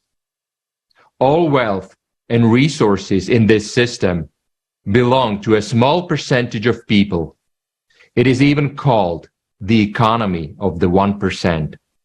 Meanwhile, the rest of the people become poorer and can afford to buy fewer and fewer goods. The economy loses consumer demand and the recession begins. And this causes people to become even poorer and money to flow even more to the top of the pyramid, to the so-called 1%. This is the economic system itself creates poverty, and poverty creates hunger. This is the standard mechanism of the consumer format. However, there are factors that are now further exacerbating this system, and these factors lie at the level of geopolitics. The first factor is the climate agenda, which aims to reduce CO2 emissions. Under this cover, a situation is created to reduce the amount of food on Earth.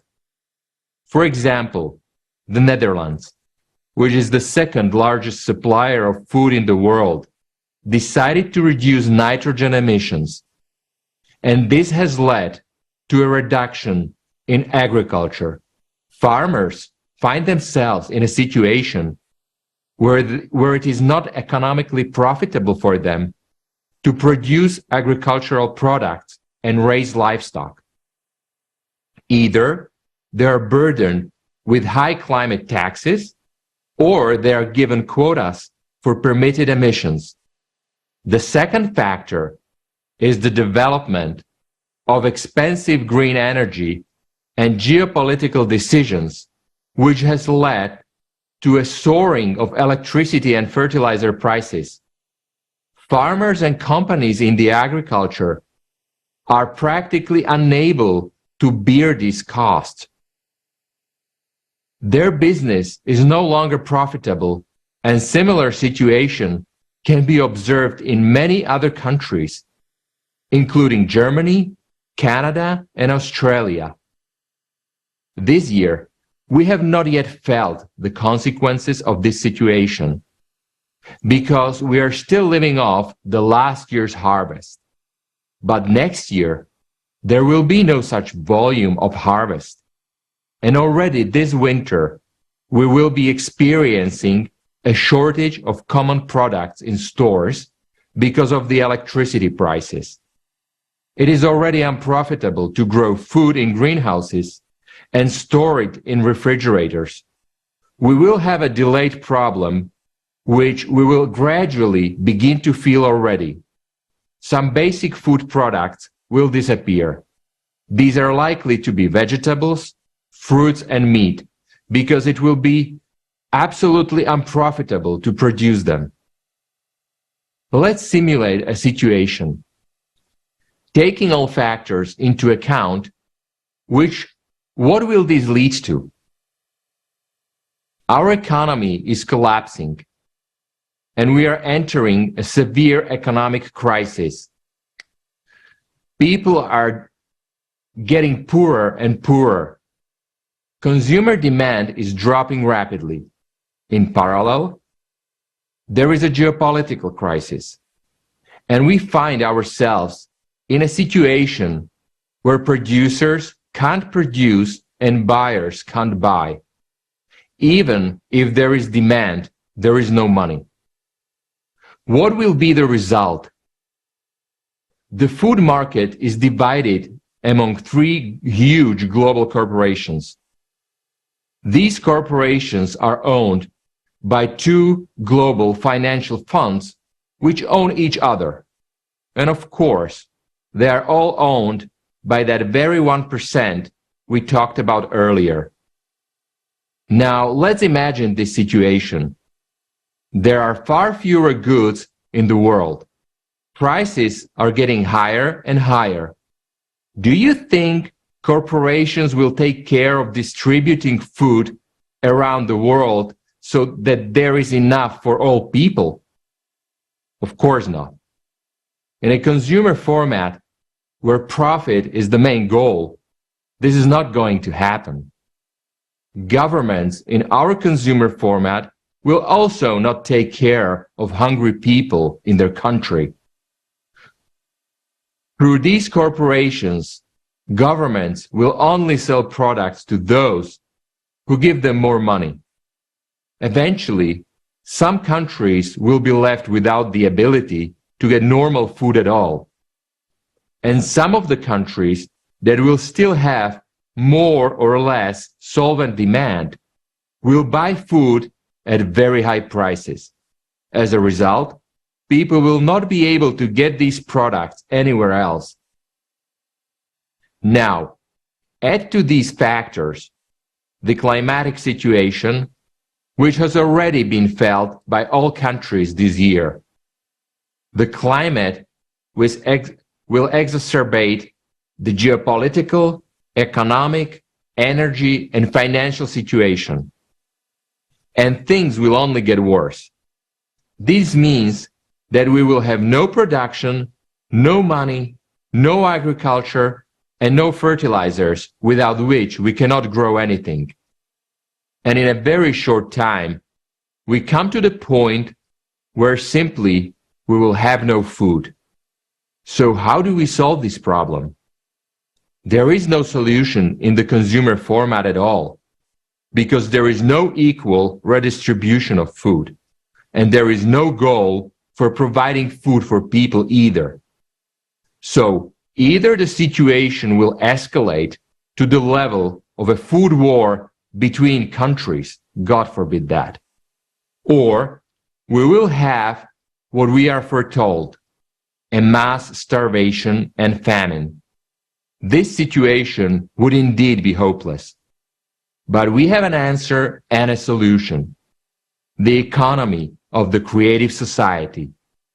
A change in the economic model will completely eliminate the artificial factors that are now leading us to starvation. There will be no crisis, no inflation, no wars, no poverty. Everyone will have a high unconditional basic income, and be able to buy as much as food as they need. Businesses would be free from taxes, interest on loans, and would have access to the most advanced technologies. Political pressure on farmers and agriculture companies would disappear. All this will allow agriculture to expand and develop at a new technological level. And the new technologies will enable us to provide food for people even when the climate gets worse. Later in the forum, we will tell you how this will be implemented already in the transition period to the creative society. Thank you.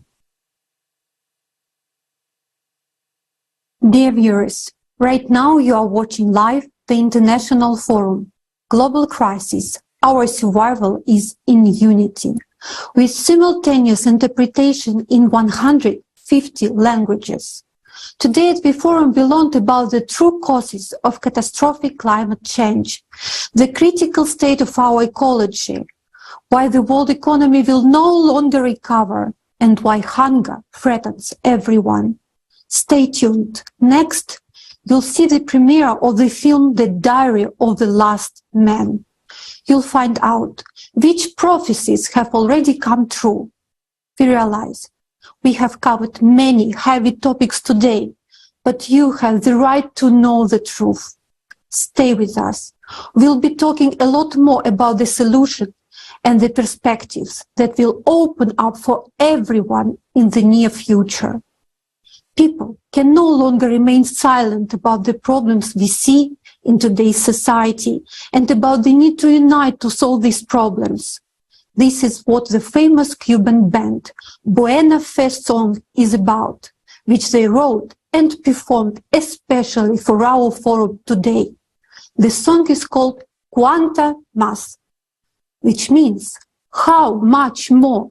How much more suffering and catastrophe does humanity need to endure to realize that it's time to change the world? And even though it seems that each of us is just a tiny flame, together we are a huge tsunami of love, and we will save the world and make it truly beautiful.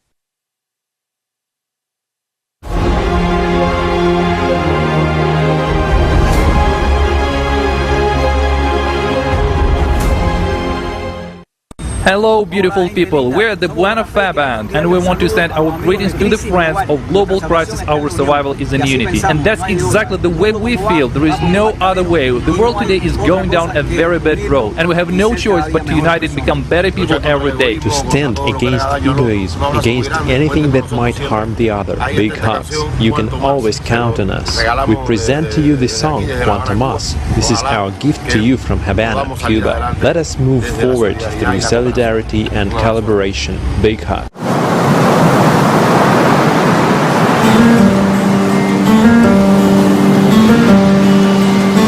Cuánto más hará falta el sermón del poder del amor. Cuántas veces se invoca a la paz y a la conciliación. Cuánto tiempo invertido en forjar una idea del respeto. Que una vida siempre importe más que suntuosos objetos. Cuántos más libros, audios, películas son necesarios, alertando del mismo destino de los dinosaurios. Y otras guerras que nuevas catástrofes, cuánto más crueles. Como masa de nuevos Caínes sintiéndose Abeles. Cuánto más, cuánto más. Abismos, dilemas sustanciales de un sistema que acepta el rey Midas de una humanidad suicida. Ego parece tan pequeño, pero a veces por efecto dominó se esparce, expande y crece, y alumbra, blanquea toda justa y nueva idea, donde ingenio y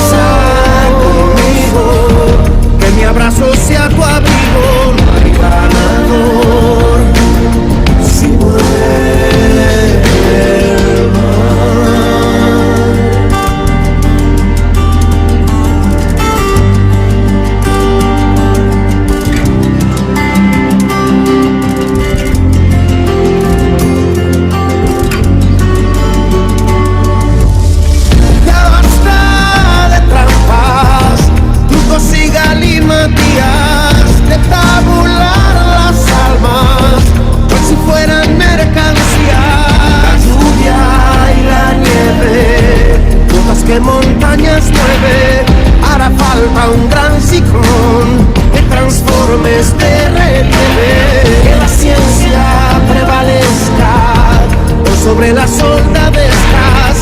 Y si toca ser soldado, en defensa de olvidado, comienza conmigo, que mi abrazo sea tu abrigo. No hay ganador si muere el mar.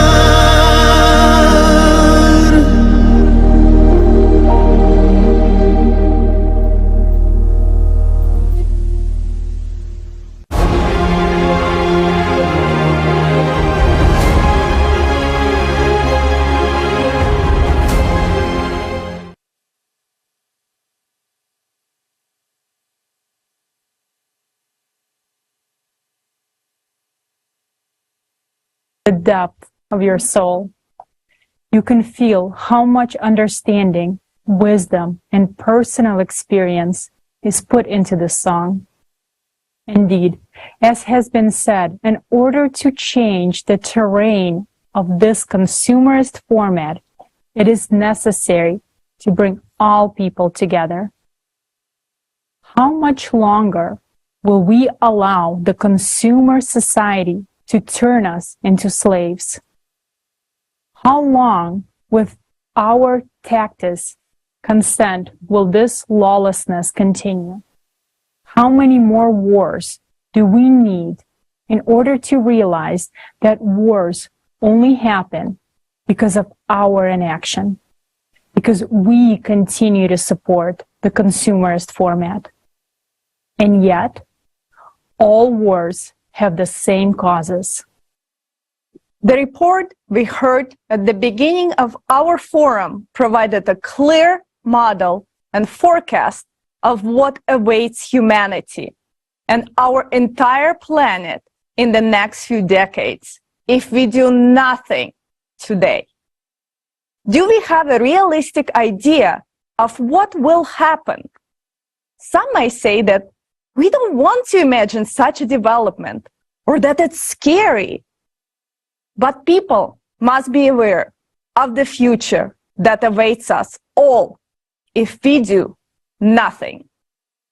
So now we propose not just to imagine, but see what will happen on our planet with us and with our loved ones in the near future.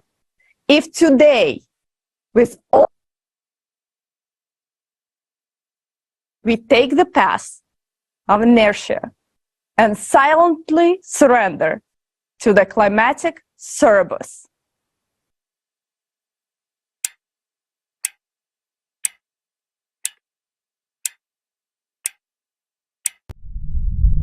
Now, I understand. We all had a chance. We're sheer idiots for not using it. I regret just one thing, that I did nothing earlier. Hello, diary. This is such bullshit. Maybe the psychologist is the crazy one. Does he really think I can talk to a diary as if to a living person? I can't believe I fell for it. I wonder how it is supposed to rid me of depression.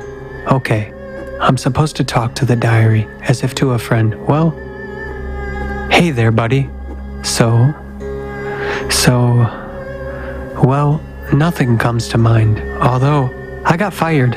I have no money. How am I supposed to pay the mortgage, insurance, and my children's college? No idea.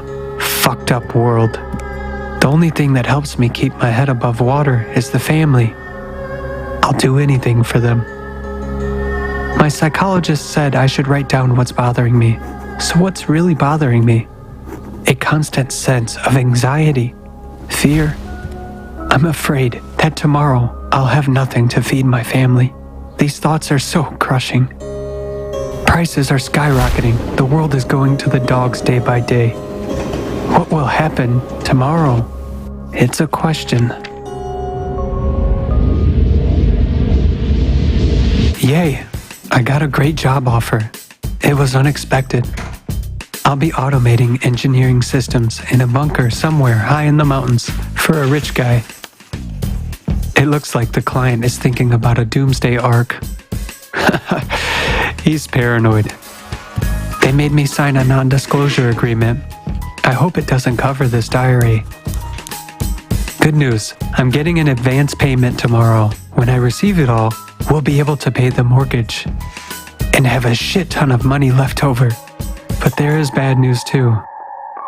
I'll only see my family twice a year. Just this thought of such a long separation from Eve and the children makes me anxious again.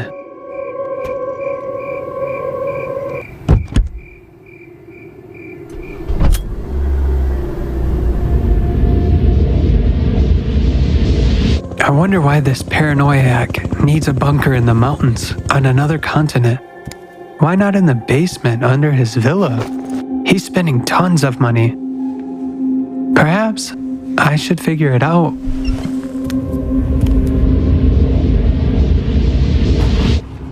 I tried to figure out what's going on with the climate and got even more confused. Here's what we have. Record-breaking cataclysms took place in some regions. Some scientists sound the alarm and say that by the end of the century, temperature will rise by 2 degrees across the planet and it's humanity's fault. Others say the climate was always changing, so nothing terrible is happening. Meanwhile, they show on TV that budgets should be increased to fight CO2. They propose to raise taxes. They just want another excuse to rip people off. But the climate really is changing.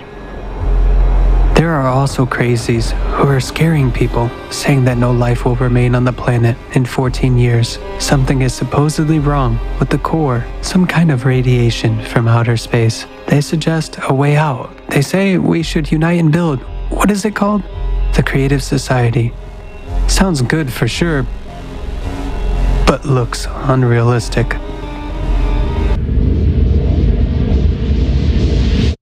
The client has changed the deadline once more. Damn it. No vacation for me again. I'm tired of sitting here.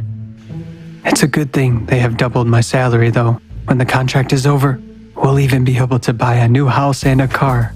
That's unexpected. Cool. But I miss Eve and children like hell. We watch TV a lot. They show some climate disasters every day, as if there's nothing else to show. Several severe hurricanes occurred, but probably nothing unusual. What's all the fuss about? Everyone has gadgets these days. People film all the time. So it looks like there are many disasters. I don't think there's anything to worry about, although I have to admit that there is ever-increasing destruction. I've come across this post about the Yellowstone volcano today. They say something is wrong with it. There are too many earthquakes. Although we do come across many comments that people are just being hysterical. Nothing new there. The strange thing is, there is too much destruction from earthquakes now. Doesn't really match their scale. I mean, some conspiracy theories say that governments underreport data to avoid panic. People come up with such nonsense. Last week, a minor earthquake destroyed a whole city. I tried to find posts of those crazies who had predicted the apocalypse, but found nothing. All links were removed for some reason. I managed to learn that governments in various countries forbid spreading any theories, except the official anthropogenic one. You can even go to jail for that. Why so harsh? They even prohibit posting eyewitness videos now. We should sort of trust only official stats and remain calm. Are they afraid of something? The bunker is almost done, but supplies are delayed. Everyone left. Just 4 of us remain to fine-tune the automation system. We're waiting for supplies, but it's unclear when they will come since logistics are screwed. I really hope to see my family soon. They They called yesterday. Eve says Mark is sick and has been missing school for 2 weeks. Many people are sick because there's an inflow of migrants from different countries to ours. They come barefoot and hungry and bring epidemics. Where the heck did so many of them come from? They say there are millions at the border. Why not stay home? Get back to your countries. We have plenty of our own problems. I asked Eve why they don't show this on TV. How does the government respond to that?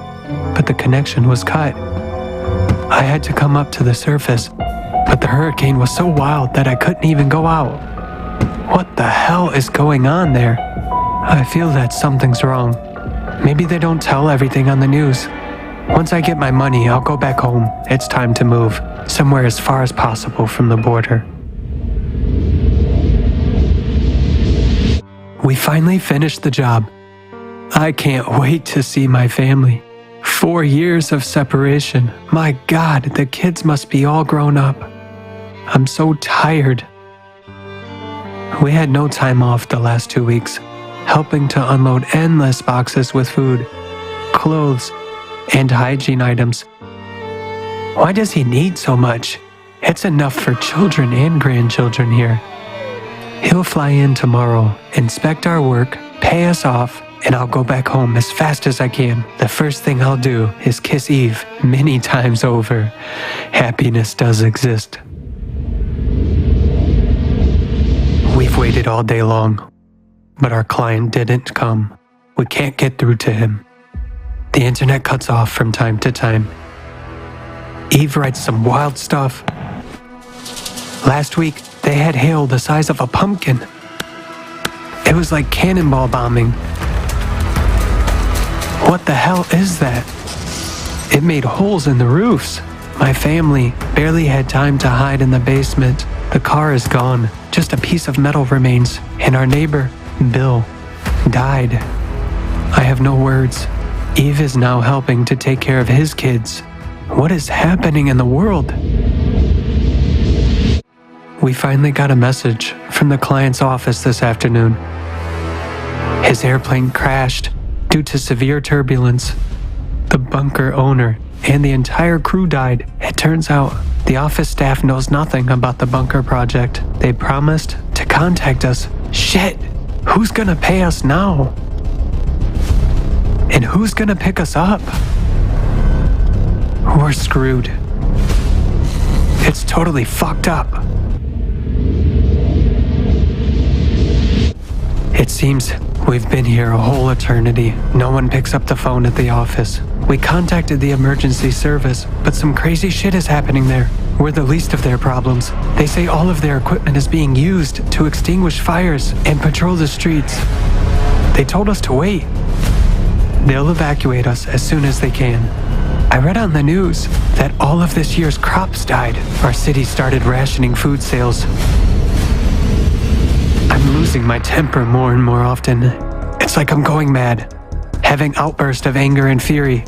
Jack complains that no one is going to get us out of here. The government doesn't care about people at all, that they'll be saving their own asses. It's not a bed of roses here, and this jerk is making it even worse. In short, we had a huge fight the other day. Mass famine and unemployment started in our city. I wrote to Eve, warning her not to open the door to anyone and keep the lights off in the evening. More and more gangs have been appearing in the streets. Borders have been shut down by the military. People crazy with hunger are trying to get into our country, as if we have food. Meanwhile, I have enough canned food here to last several decades. Gosh, I wish I could send at least some of it to my family. Nobody's coming for us. We still don't know what to do. We keep thinking about how to get out of this trap. Guys went out to scout around, but couldn't walk even 5 miles and came back. It's 200 miles to the closest settlement through the rocks. Meanwhile, horrible news keeps coming from home. And one day, no food was left on the shelves. The country is going through an economic crisis because of droughts and massive fires. Rivers are drying up. There are severe water shortages everywhere. Ashes and burning smell make it impossible to breathe outside. It's super difficult to find protection masks. Drinking water is being distributed by ration cards in cities. And what about our government? Our government has waged a war with 2 countries at once for access to the one river, which still has water. I just can't believe this is happening. Goodness, it's like a nightmare. I hope I wake up soon. It seemed there could be nothing worse than the heat. But when water came back, which everyone was waiting for, it was no longer joyful. Endless rains began. Rivers overflowed. A flood swept even through my city and is now washing away everything in its path. I had a short call from Eve. She managed to tell me that the subway was flooded. Sewage is floating in the streets and municipal services are almost non-functional. There's so much water everywhere that it has nowhere else to go. Then we lost the connection. What's happening there? Looks like the city is doomed. I hope they manage to save their lives. I hope someone helps them. We are all people. Good, normal people. I've been trying to reach my family for weeks. My dearest people. But no luck so far. Nobody knows anything about them. I check all the news and search for them in photos. It's sheer madness, not to go completely insane. I read information all the time about what's happening in the world.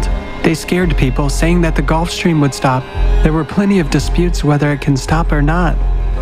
It turns out it can. At one point, it just stopped, and that's it. Now many people are freezing in their homes without food and heat. Snow showers are getting heavier and breaking the power lines. They say the glacier will reach all the way to Rome. Our colleague from Japan, Mamoru, had a nervous breakdown yesterday at the news of a terrible earthquake in Japan.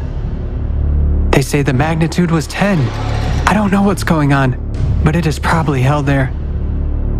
I can say one thing for sure. The world has never seen such destruction. They're not giving the exact number of victims, possibly hundreds of millions. Mamoru wasn't able to contact his family. He couldn't contact anyone he knows at all. Today, Mamoru disappeared. We searched for him everywhere, but couldn't find him. He probably left. Where could he go? Jack and Ali went searching for him. He couldn't have gone far. I stayed at the base to wait for them. A week passed. No one came back. Guys are offline. I went up, fired my gun, and lit signal fires. Nothing. Just my echo. Something happened to them. Damn it! Am I going to stay here alone? I'm the only one left. And I simply cannot get out of here. What day is today? I've had no communication with Eve for over a year. Satellites are malfunctioning. Communication with the outside world is getting worse. I'm finding out and recording the latest news in the Apocalypse Journal, as I call it now. Maybe someone will read it someday. When the permafrost melted, there were a lot of new epidemics. Apparently, ancient viruses thawed. Whole settlements are being burned down to stop them spreading. Volcanic eruptions covered vast areas around the world with ashes. People have nowhere to live and nothing to breathe. Acid rains corrode soils and infrastructure and poison groundwaters. Food can no longer be grown anywhere. By the way, planes no longer fly. There's not enough air density. They just cannot take off. Who could have thought it? And the sea has gone wild. More and more ships crash right in the marinas because of storms. Toxic gases rise from the bowels. Poisonous fumes rush to the surface from crevices. Sulfurous gas levels are already off the scale in some places. Hills and roads are smoking. Even water in the springs is bubbling. There's less and less information available. There seem to be no cities left that have any power. Wind turbines have been blown away by major hurricanes. Solar panels are swept away downwind like a deck of cards. I heard that now books and furniture are increasingly used as fuel for heating. Some scientists say that humanity will face complete darkness and terrible frosts. I still believe I'll see Eve and the children somewhere, someday, but I will see them. Why did I need that mortgage? I would now give everything to be next to them.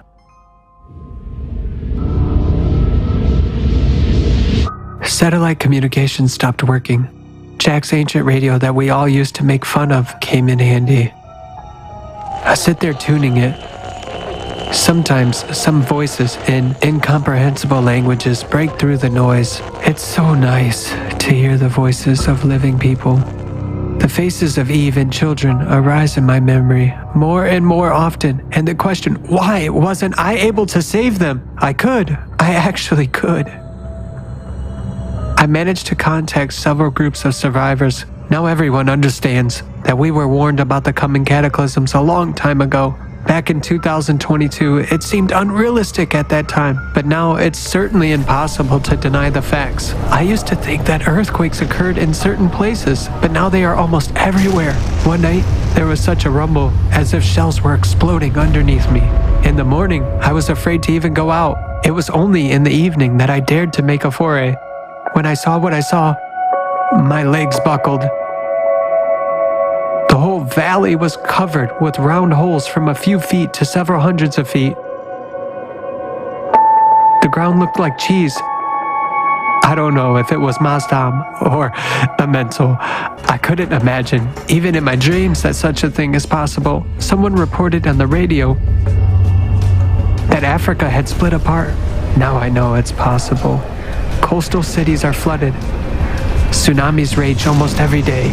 Asia seems to be all underwater, as the radio says. My consciousness refuses to believe it. I found a radio frequency where the people who were talking about a way out of the apocalypse are broadcasting. Now I understand everything. Why didn't I get it before? I actually saw it all the madness that was going on and gaining momentum, those bunkers, all the talks about the apocalypse. It was all obvious before. Something could have been done, and there were people who offered a way out.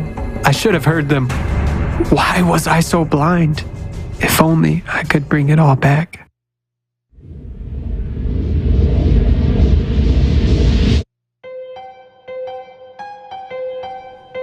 Once a week, I contact survivors over the radio. It keeps me from going completely insane of loneliness.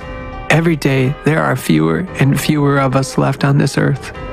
They say cannibalism is no longer a rarity. Now it's the norm. There are gangs getting together to hunt people. They roast and devour those they catch.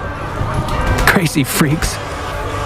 Though I don't know how I'd behave if I didn't have a supply of food to last many years. Wild winds made it simply impossible to come outside. It's even more like a sandstorm, only the sand seems to be radioactive. They say whoever is out in it gets severely irradiated. Volcanoes are not subsiding. Today, no one even knows what part of the planet they are erupting in. The sky is covered with ash clouds 24 hours a day. It's like dusk and night all the time. Without sunlight, plants cannot survive. The earth becomes desolate, gray, and bare everywhere. They also say that phytoplankton no longer survives. Ocean waters are saturated with caustic gases. There's no life there anymore. Oxygen levels in the atmosphere decrease steadily.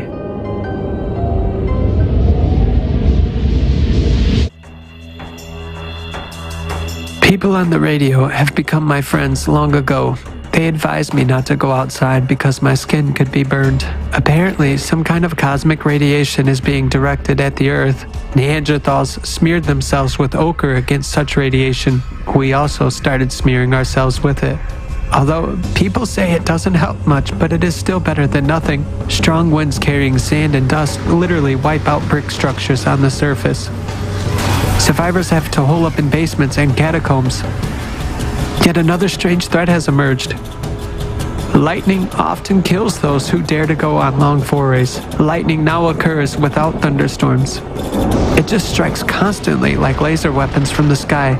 Now it's clear why they said back then how destructive the weakening magnetic field was. It seems to me it was such a long time ago. It's getting harder and harder to write in the diary. My head hurts all the time. I don't know who I'm writing these notes for. The only living people remain in the same shelters and bunkers as me. It seems the Chinese managed to build something and someone else, but for how long?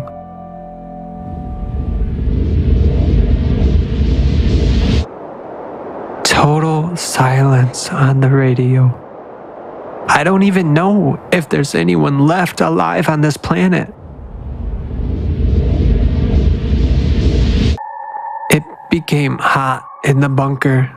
The walls are hot and keeping heat all the time. Air conditioning systems are failing. Constant heat forced me to crawl upstairs and settle right in front of the entrance hatch. Lord, get me out of all this. How much I envy those who are already dead. This is total madness. I'm just sitting and waiting for the end. Why didn't I do anything before? If only I could go back to the point where it was still possible to change something. How crazy I was back then. I left the bunker. There is no point in sitting there anymore. The sky had turned orange. There are huge flashes on the horizon. It feels like the sun is rising somewhere from the west. My head is bursting with terrible pain. The earth seems to be shaking and exploding from within. Lava is everywhere. Scorching steam comes in waves. I'm running out of oxygen in my tank. This is the end. This is the end. I put the diary into the container. Heave sighs. Forgive me, Lord. Forgive me, darling.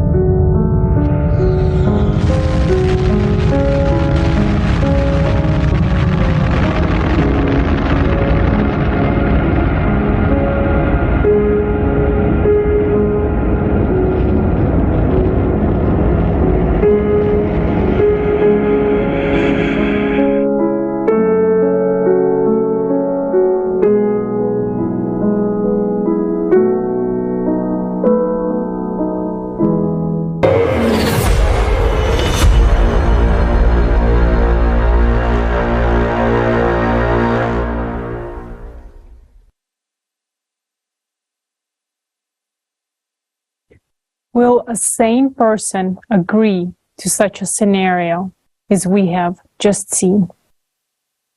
Understanding the gravity of our situation, one learns to appreciate every minute of time because you know you can never get it back. Now we must do everything we can to not be immensely bitter about the lost chance we still have. All the prophets have spoken of our time and this chance. If we had studied the writings of the world's religions carefully, we would have realized long ago that the time has come, which they called the end times.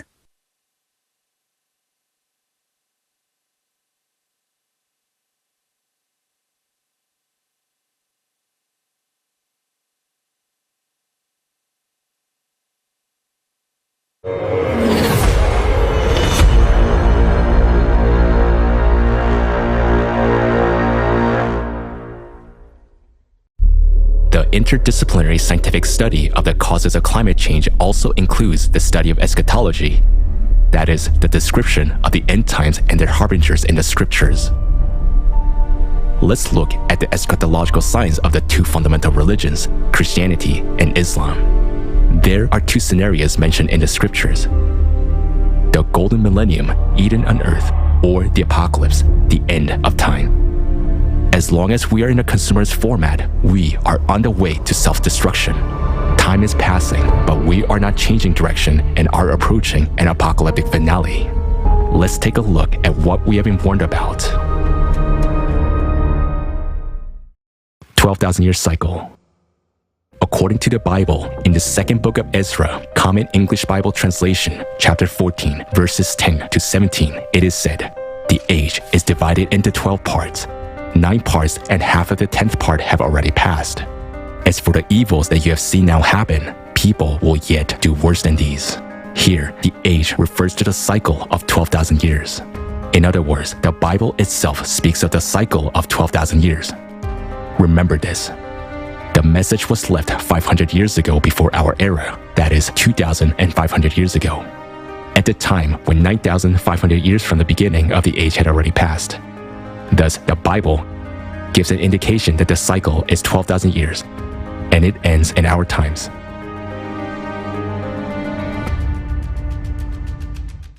Scientists and atheists have all the answers except one. How could people 2,500 years ago accurately predict what is happening now? After all, there were no geophysical studies or predictions of mathematical models back then. There are 2 hypotheses as to where this information came from. Those who insist on the primacy of the mind are willing to believe that this information came from aliens or from past civilizations. For believers, it is divine providence. We do not claim anything. Which version is correct is up to you to decide. In Islam, the time of Judgment Day was indicated by the Prophet as the end of his community. According to the legend of the great Islamic scientist Al-Barazanji, the life of this community will exceed 1,000 years, yet be limited to 1,500 years. As of today, 1,390 years have passed since the Prophet's departure. We can accurately determine the approach of the Day of Judgment by the harbingers of the last days, indicators that the messengers left for us so that people who live in the last times can recognize them. Let's consider which harbingers of climate cataclysms from the scriptures have already come true. Fires. The 9th minor sign of the Day of Judgment in Islam talks about the Hijaz fire. Ibn Hajar writes in Fath al-Bari, one fire will happen among other events that will happen, according to the words of the Prophet, peace and blessings of Allah be upon him, before the Day of Judgment. And the other will arise just before the Day of Judgment without a gap. The increase in the area and the number of fires in modern times is caused by degassing of the subsoil along faults and unprecedented heat. The cause of these phenomena is a heating of the earth bowels due to rise of magma. Rains and floods. There are several authentic hadith in Islam which state that the Prophet Muhammad, peace be upon him, said, "The famine would not break out because of drought, but there will be famine despite heavy rainfall, as nothing would grow from the earth." The rise of magma causes groundwater to heat up and evaporate, increasing humidity, which in turn leads to record rainfall and flooding. Already now, floods are destroying crops. Another natural harbinger of the Day of Judgment is the blooming of the desert. A hadith narrated by Abu Hurairah states that the Prophet, peace be upon him, said, "The last hour will not come till the land of Arabia reverts to meadows and rivers."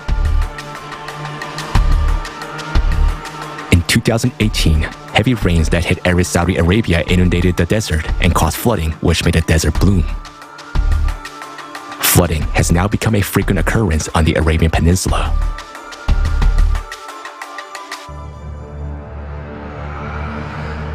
Land collapses. Sahl bin Sa'd reports that the Messenger of Allah, peace and blessings of Allah be upon him, said, "There will befall this ummah land collapses." Now in many regions of the world, huge sinkholes and land collapses suddenly appear. Such examples are known in Turkey, in Croatia, in Chile, and Mexico. Also in Siberia, methane explosions form huge sinkholes. All of this is due to the rise of magma, the heating of groundwater, and the release of mantle gases. Earthquakes. The hadith says that there will be an increase in the number of earthquakes at the end of times. The hour will not be established until earthquakes will be very frequent. Christianity also mentions earthquakes as harbingers. The Gospel of Luke, chapter 21, verse 11 says that there will be great earthquakes, famines, and pestilences in various places, and fearful events and great signs from heaven. Now, due to the rise of magma and the expansion of the planet, the number of earthquakes is growing exponentially. They are expanding their geography, their magnitude and depth are increasing. Since the beginning of the century, they're having more great earthquakes, as the Gospel says, with a magnitude greater than 8. So we see that harbingers such as an increase in earthquakes, floods, land collapses, and fires are already coming true. In addition to climate change, all the other harbingers of social change, diseases, technology, and astronomical science have already come true. The 12,000-year cycle and dates announced by the prophets also point to our time. Let's see what awaits us on the apocalyptic path.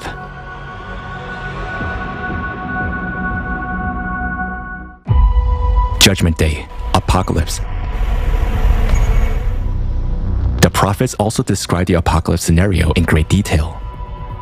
In the Gospel of Matthew, Jesus Christ says, "There shall not be left here one stone upon another that shall not be thrown down." These words point to the unprecedented power of cataclysms. The Gospel of Luke says that there will be the roaring and tossing of the sea. People will faint from terror, apprehensive of what is coming on the world. The roaring sea indicates a tsunami from the strongest earthquakes. In the Quran, Surah 56, the Prophet, peace be upon him, speaks of the earthquake of unprecedented magnitude, when the earth will be violently shaken and the mountains will be crushed to pieces, becoming scattered particles of dust. In Surah 27, 52, and 70, it is said that the mountains, which we regard as motionless, will be set into motion like clouds. And they will become like wool, that is, they will be shaken and split up into blocks along the fault. So strong the tectonic shifts and the speed of the movement of the lithospheric plates will be. There is a description of the unprecedented speed of events in Hadith narrated by Abu Huraira. It is said there that the end of the world will come so suddenly and quickly that people will not have time to complete the action they started. A person has raised a morsel of food to his mouth, but will not be able to eat it. In the Gospel of Mark, Jesus Christ tells people to run to the mountains, not to take anything with them, and not to turn around, which also indicates the suddenness of cataclysms taking place. And based on the words, "For in those days there will be tribulation such as has not been seen since the beginning of the creation which God created until this time, nor ever shall be," one can understand that a disaster of such a magnitude hasn't yet occurred on earth, such as has not been since the beginning of the creation, nor ever shall be. Similarly, in the Old Testament, the prophet Daniel said that such events had not yet been experienced by the earth. There will be a time of distress such as has not happened from the beginning of nations until then. The Quran speaks of violent volcanic eruptions and catastrophic fires during the Judgment Day. Watch for the day when the sky will bring a visible smoke covering the people. This is a painful torment.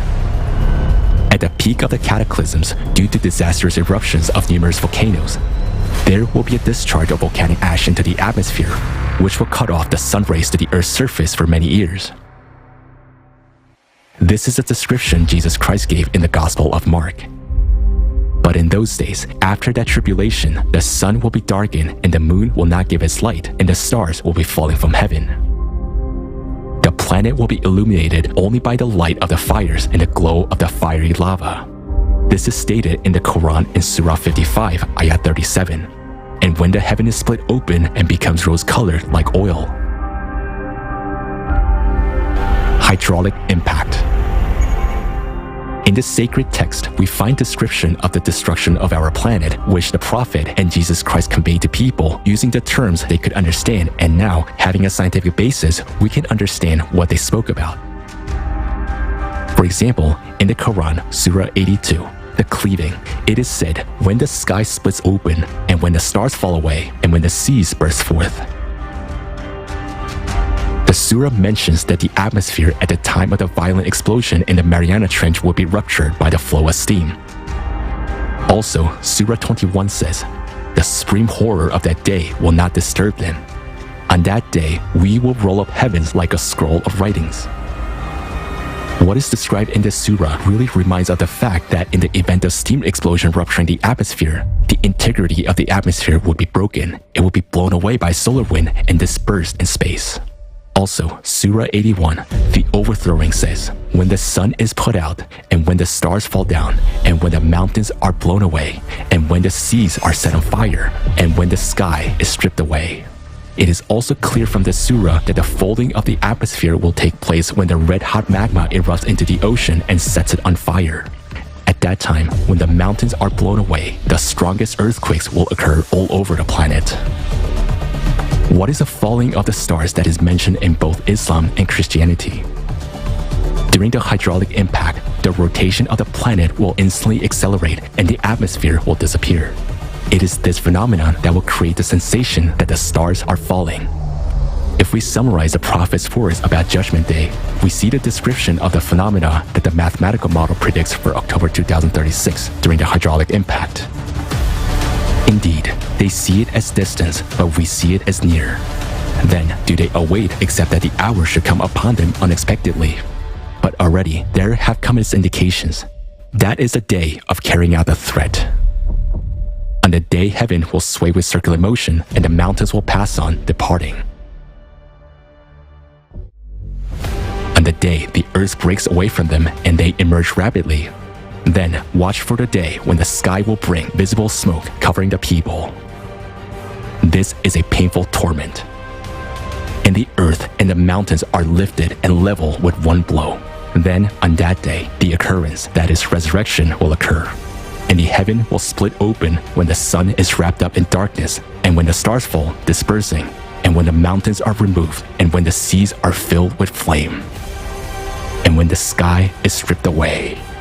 If the apocalypse scenario comes true and what the prophet, peace be upon him, described happens, then our planet will become like Mars.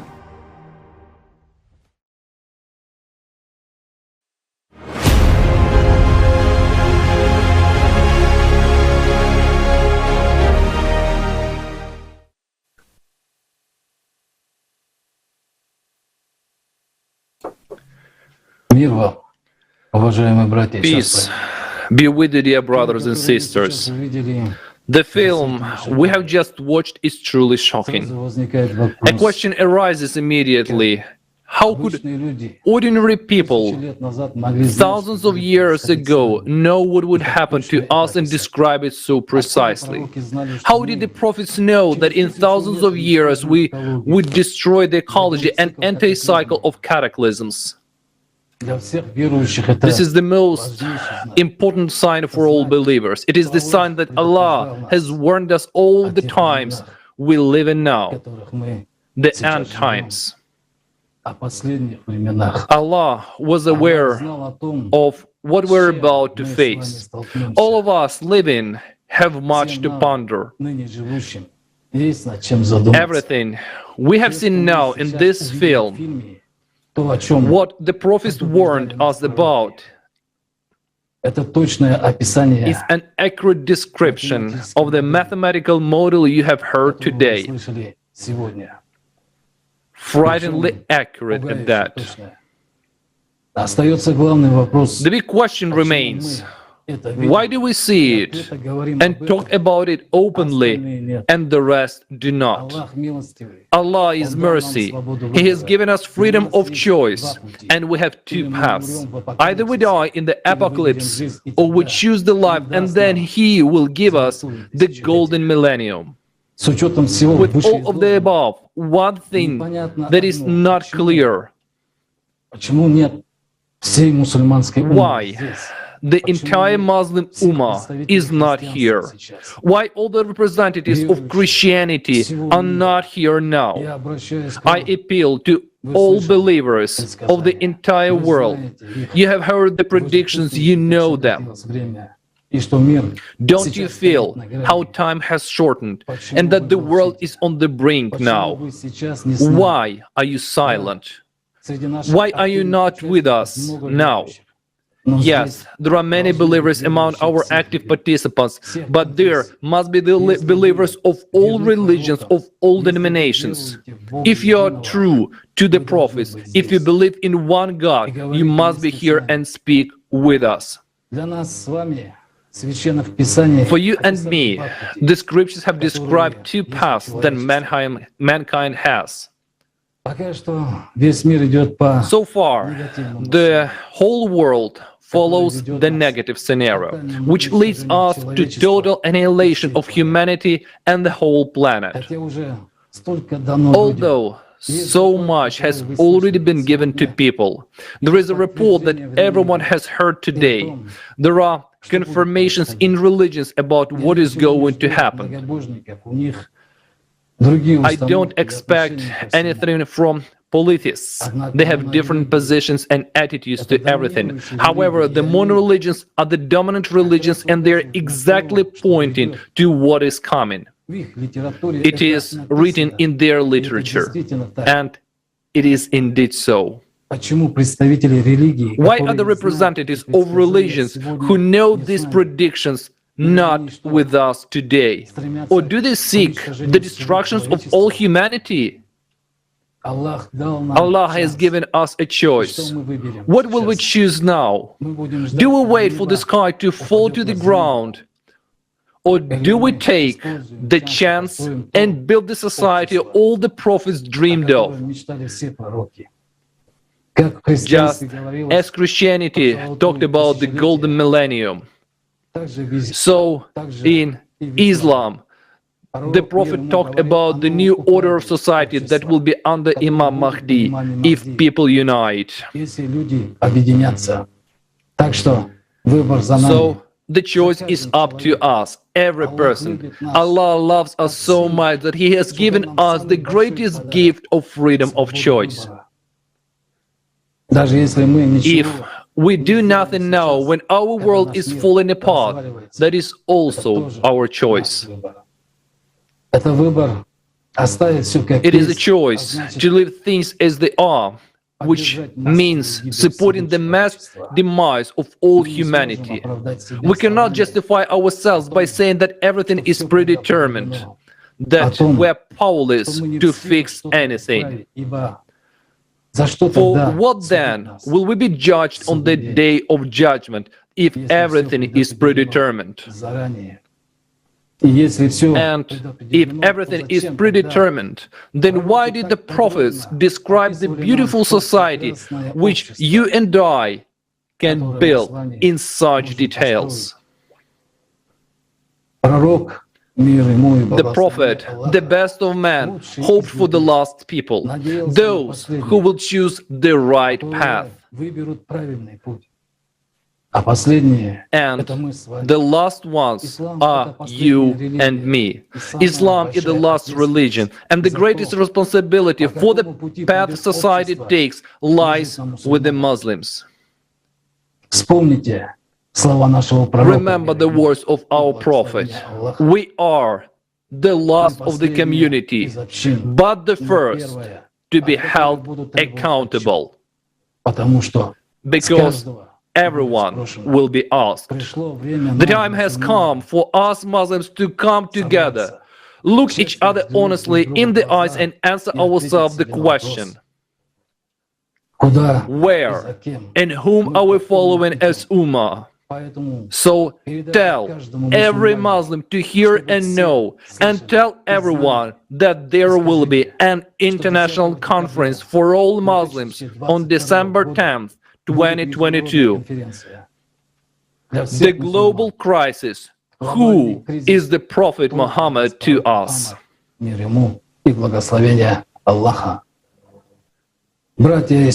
Brothers and sisters, it is our choice to descend with the shaitan into hell, or to build a beautiful world and be with our beloved Prophet in the house of Allah.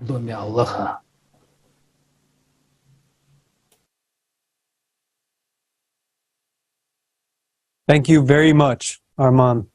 Dear viewers, do not forget to put December 10th on your calendars for the conference Global Crisis, Who is the Prophet Muhammad for us? Sallallahu Alaihi Wasallam. Now, we offer you an excerpt from the program Awakening with the participation of the esteemed Igor Mikhailovich Danilov.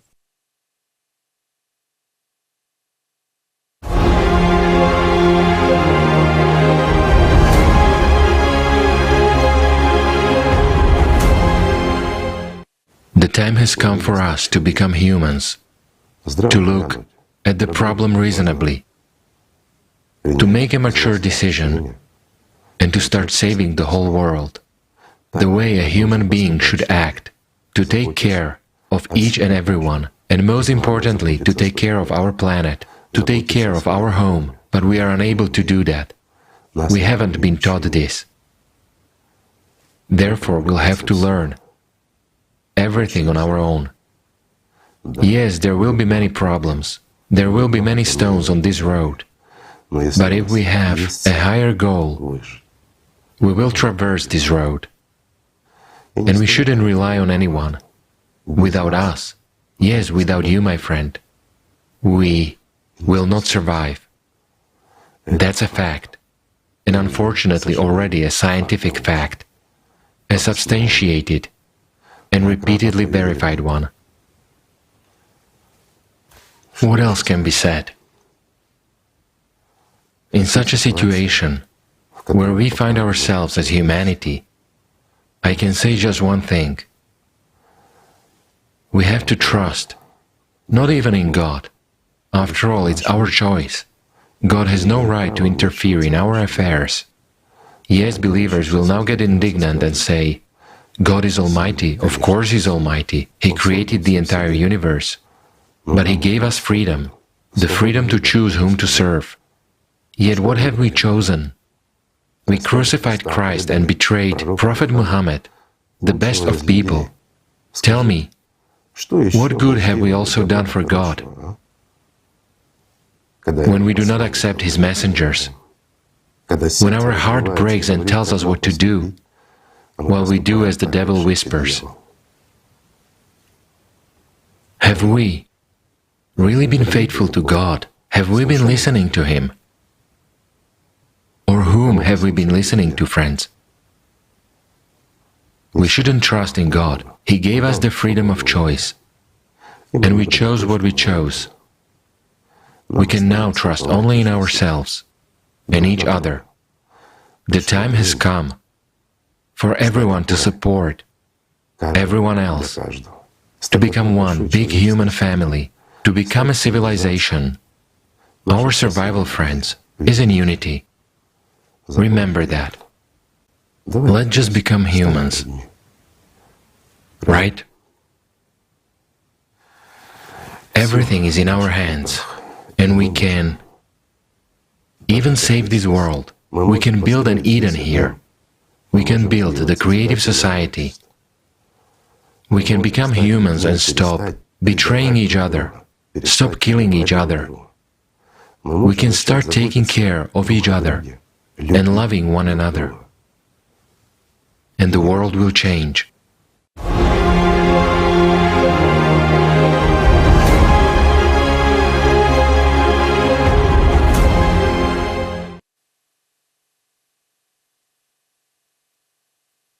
Thank you, Igor Mikhailovich, for your support, your honesty, and for your constant motivation to us so that we can keep going.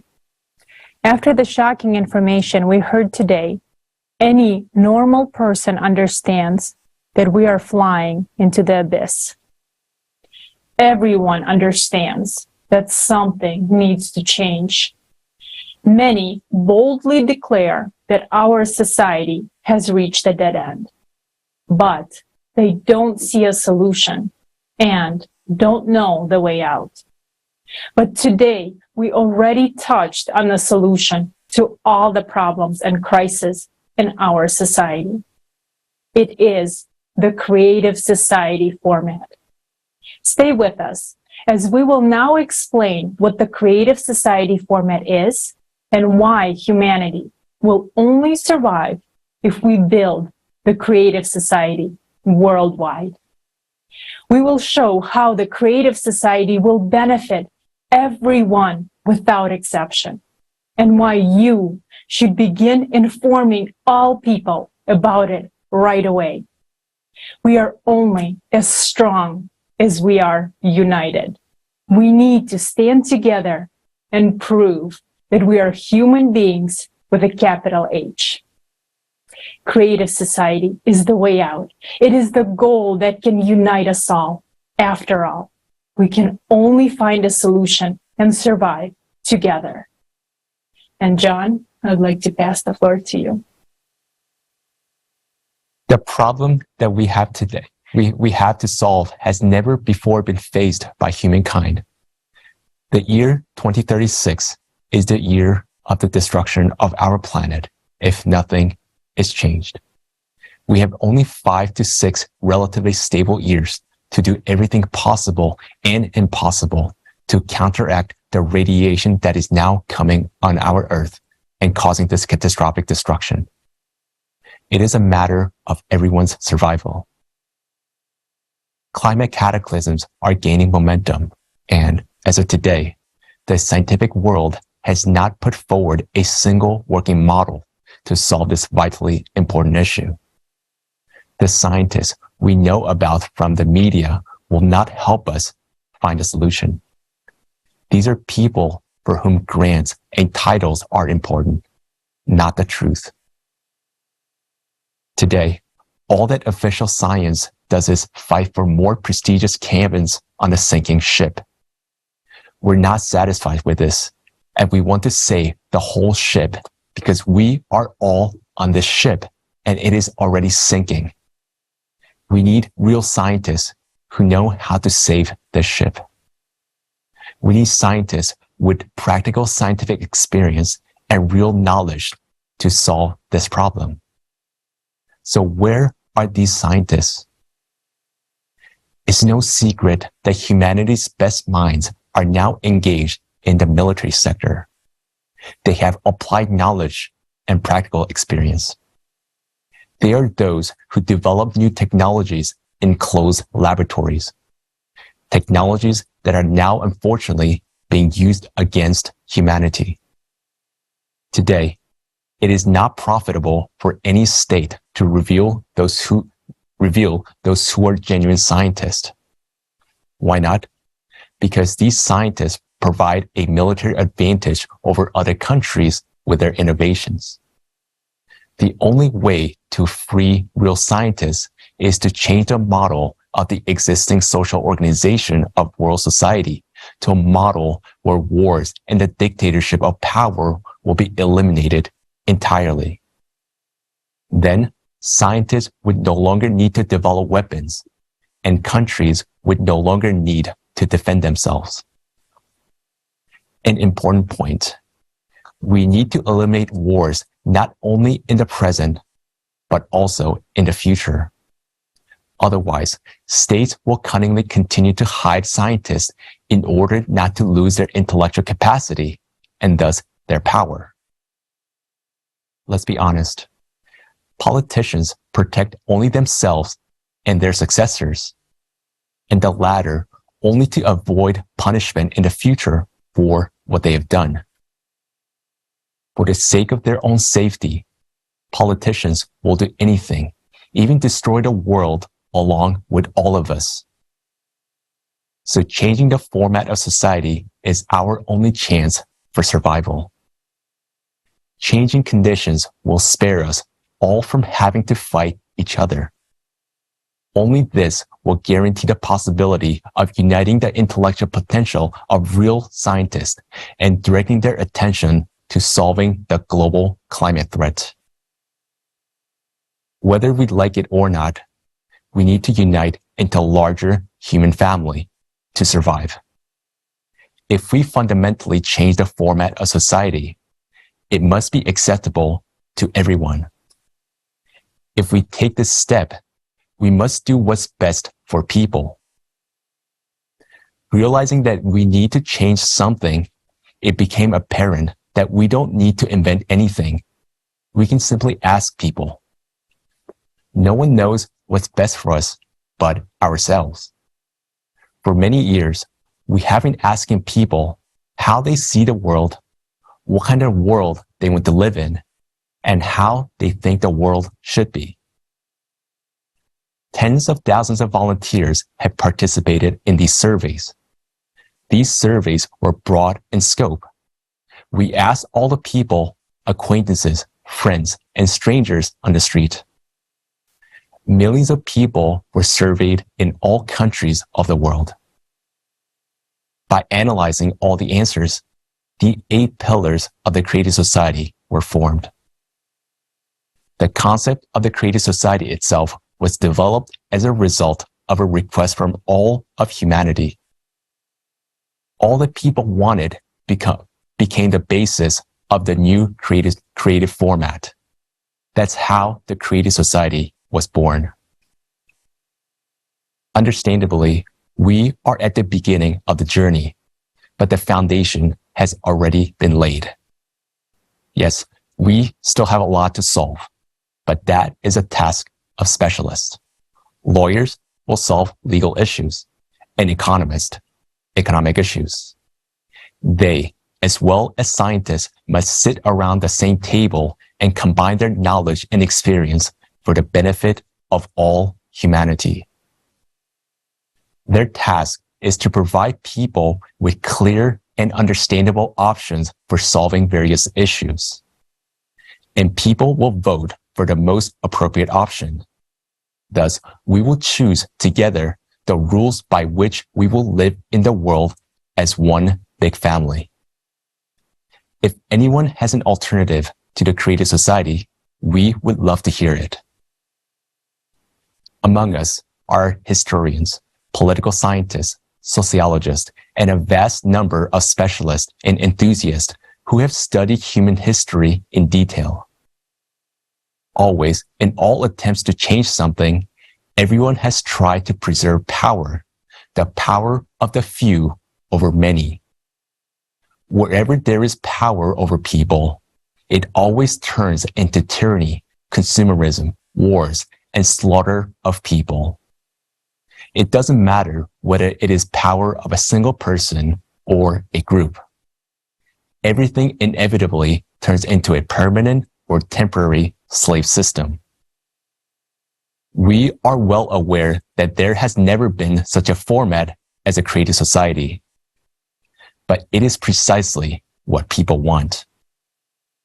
Any other system where there remains even a temporary, slight power of one man over another will inevitably lead to catastrophe. We will live again as we do now, as enslaved people. We must first realize that we are all slaves to a small group of people. We're like an obedient herd that is simply incapable of making decisions. That is what we have been indoctrinated with for 6,000 years. In fact, it's not true. Even according to the Constitution, we are free people. We are the holders of power in all countries. It's written in all constitutions. We're the ones who actually built this world. We need to realize and understand that clearly, and stop listening that someone will come and do something good for us. We're being persuaded that people are not capable of solving anything. Yes, they can. Specialists are capable of thinking things through, and people are capable of making decisions. We won't need politicians anymore, because a politician in today's world is a representative of certain groups of people who think they are masters of the world. Those very politicians make slave out of us. History clearly shows us this, and we need to understand it. On paper, a politician is someone who prevents conflict and wars, cares about people, and is a representative of the people. But in reality, it is the opposite. A politician sits on people's necks, considering the people a herd, and drives in wherever he wants, or where those who are behind the politicians tell him to go. Therefore, such notion as a politician cannot exist in a created society. In the face of a global climate catastrophe, we can speak frankly and openly. We have been divided into states and told that we must fight and kill each other in the interest of these states. The question arises, what and who is a state? The answer is simple. The state is made up of people. It is not just a territory.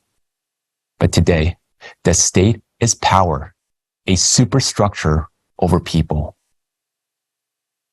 Everything is done in the interest of some ruling party or simply in the interest of power, but not in the people's interests.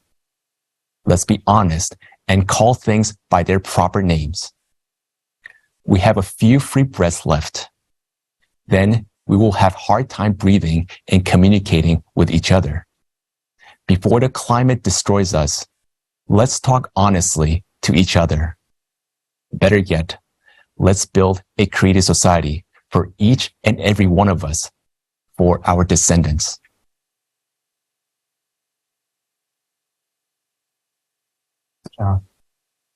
The creative society will ensure a world free of poverty, crime, and violence. It'll give us a safe, comfortable life anywhere in the world, stability and confidence in our future and that of our children, the ability to develop our businesses in a sustainable and predictable economy,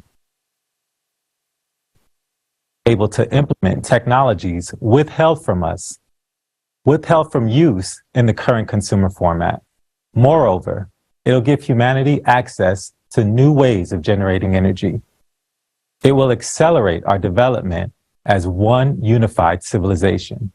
Such a society is beneficial to all. The creative society is based on 8 pillars, 8 guiding principles that should be adopted into every country's constitution. That allows for a peaceful and lawful reformatting of the fundamental values of world society from anti-human to human, and to make human life the highest value. Creative society is a new format for the unification and partnership of people worldwide. It is not a single organization. It is a movement of all people of goodwill who support the 8 pillars. Let's look at these pillars more in detail. The first pillar is the most fundamental principle. It declares that human life is the highest value. There is not, and never can there be, anything else more valuable than a human's life. The goal of society is to ensure and guarantee the value of each human's life. Do you feel the difference with what we're seeing today? Isn't that what we really need right now? For most people, freedom and equality are very important. Life cannot be fulfilling without freedom, and freedom is impossible without equality among all people. Despite the declared rights in today's Constitution, people are not treated equally in real life. The consumerist format undermines equality and, in reality, imposes on us a social hierarchy that supersedes any laws. The second pillar guarantees those rights. It states that every human is born with the right to be a human being. All people are born free and equal. There can be no one and nothing on earth superior to a human, his freedoms and rights. We all have a fear of tomorrow. We don't know what will happen tomorrow. Will I still have my job? Will the economy be okay? Can I afford the medical bills if something happens? What if? What if? To put it simply, the third pillar removes that ultimate fear, the fear of tomorrow. That is, the fear of survival. Each human is guaranteed free provision of essential life necessities, including food, housing, medical care, education, and complete social security. And of course, everyone wants to feel physically safe. A unified global service will protect everyone from any emergencies and threats. Read that again. Did you catch that? Did you really fully get it? You'll be provided with everything to live your life without worrying about survival: food, housing, medical care, education, and so much more. Next pillar, number 4. For society to function properly and justly, there cannot be any secrets from its citizens. Therefore, transparency and openness of information for all is essential, including the information about the movement and distribution of public funds. Technology will allow us to track all public funding down to a penny. No disinformation will be allowed because mass media will belong exclusively to society and reflect information truthfully, openly, and honestly.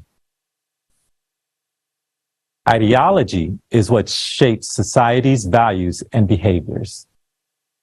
The prevailing ideology should bring out the best human qualities in people. Today on TV, we see violence, destructive, hateful news, and endless problems without solutions.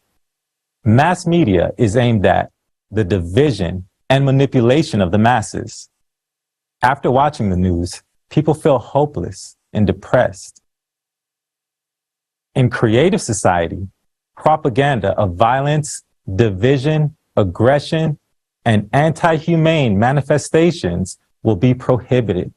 Therefore, establishing conditions for the development and education of a human with a capital H, cultivating moral values in each individual and society.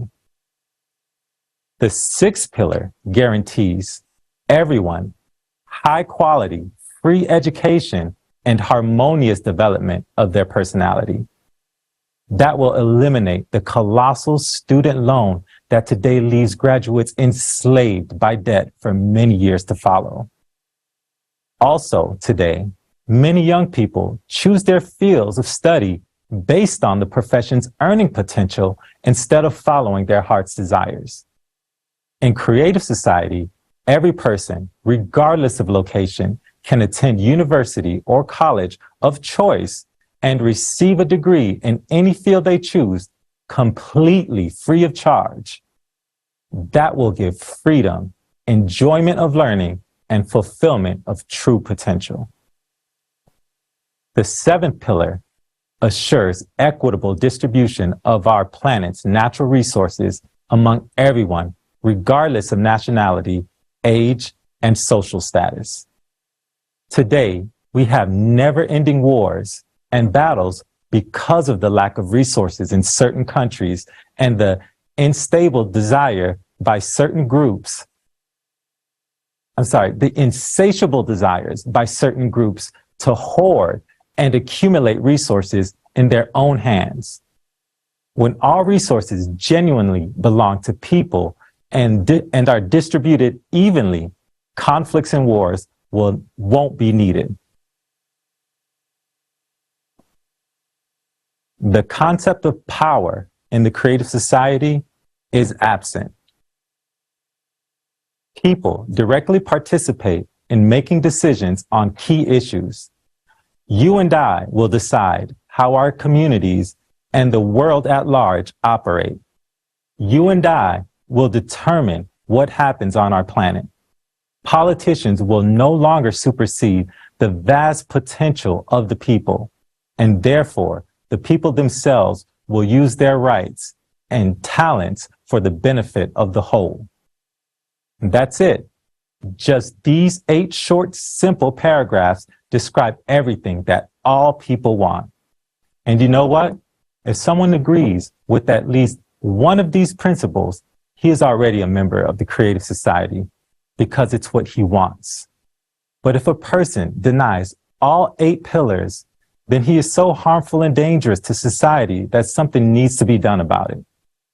And you need to understand that creative society is a new format for bringing people together.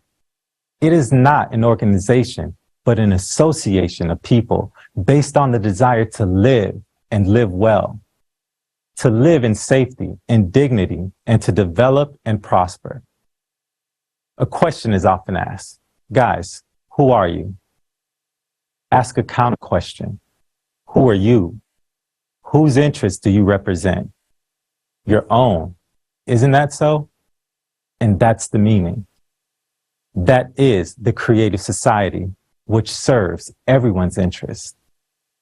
So, if we all decide we can start living like this within 5 years, let's tell everyone, let's create public support for this idea.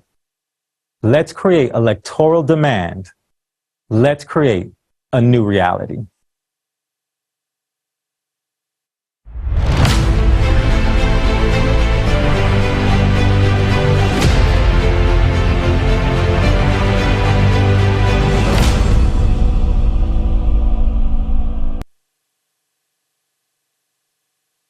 Thank you so much, Wilkins. Absolutely agree with you. A creative society is the format in which each person's life, freedom, security, and well-being are the highest value, not on paper, but in the practice. A society where there is no power of one person over another, where people make decisions on key issues together without shifting the responsibility to a small group of people. In this model of society, all resources belong to a man by bartering water, gas, oil, electricity, natural resources. The possibility of the separation of resources is the same, hence is eliminated. This also prevents the domination of one person or group over the majority. Let's see what each person in the creative society will receive.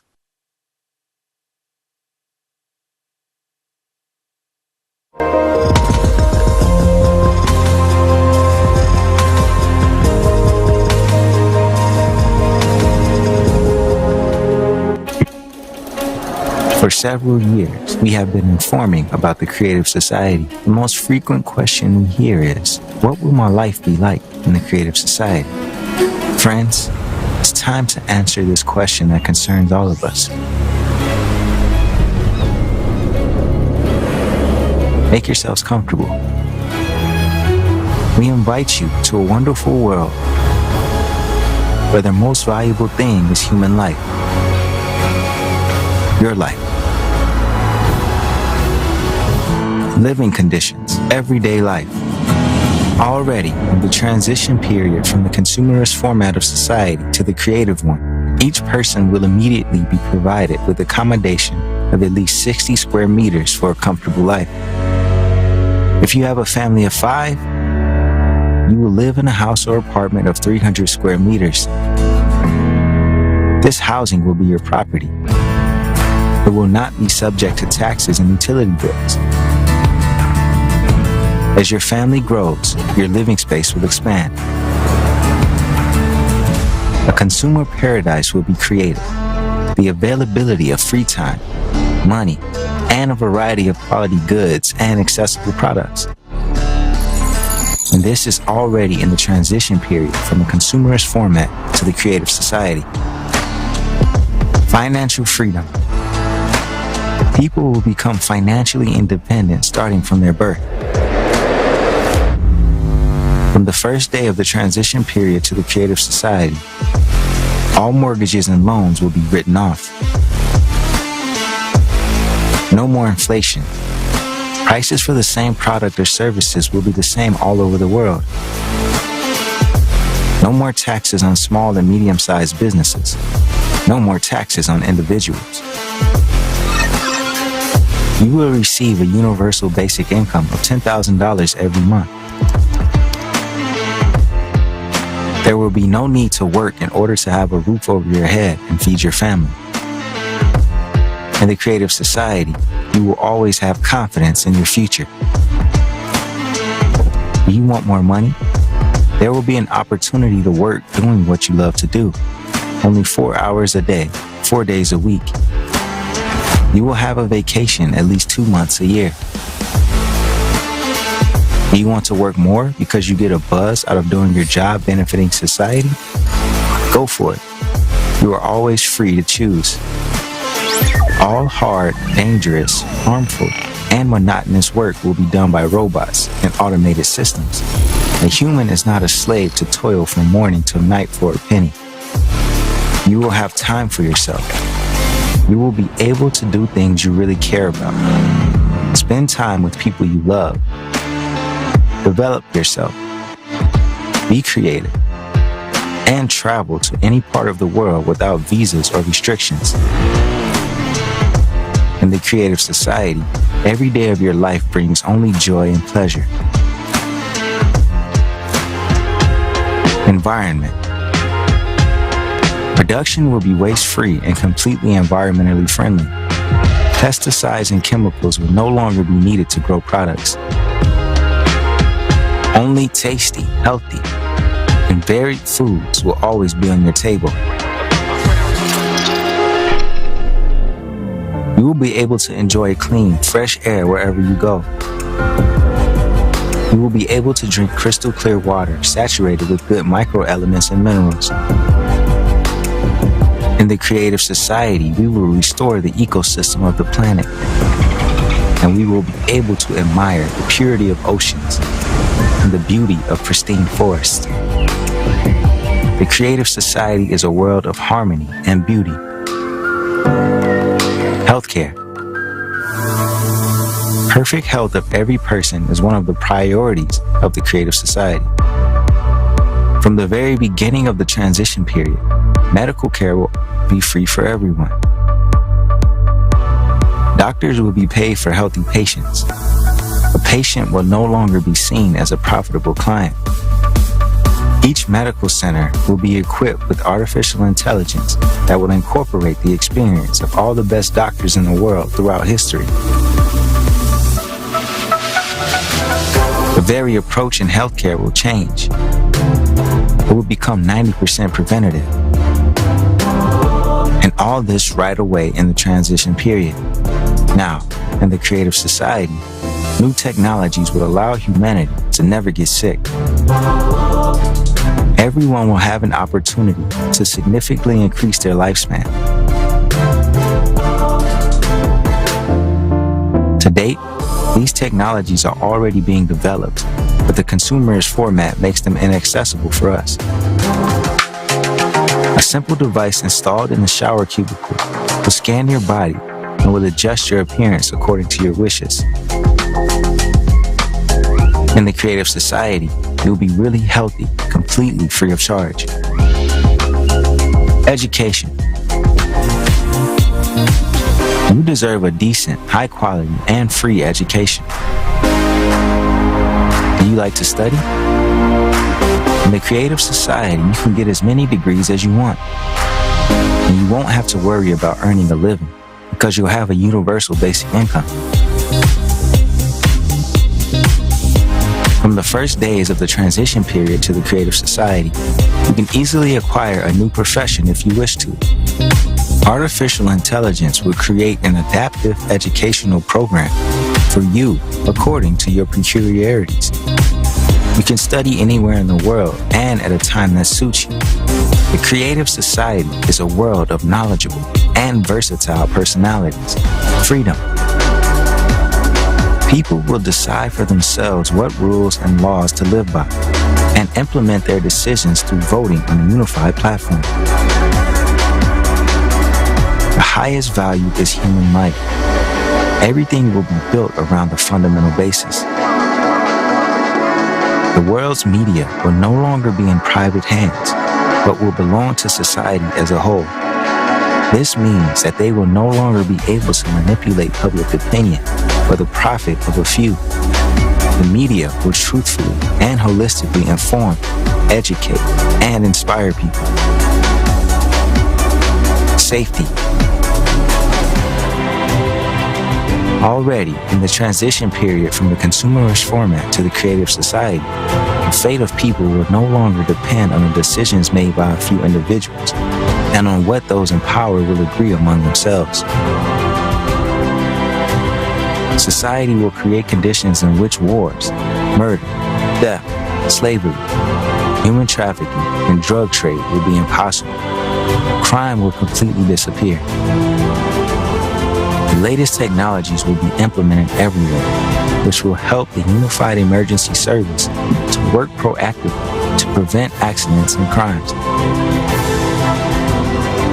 You can easily let your child go to school or outside being completely sure about his safety. You'll be safe and secure at all times of day and night while returning home in the evening, going for a walk in the park, or going to a concert. The main danger, the threat of a global climate catastrophe, will be solved. Humanity will never again be threatened by climate disasters and wars. In the creative society, you and your family will be safe anywhere in the world. You will get all this starting from the first days of the transition period. And already, in the creative society, thanks to a replicator technology, you will be able to get everything you need. All kinds of food, clothes, household items, and much more.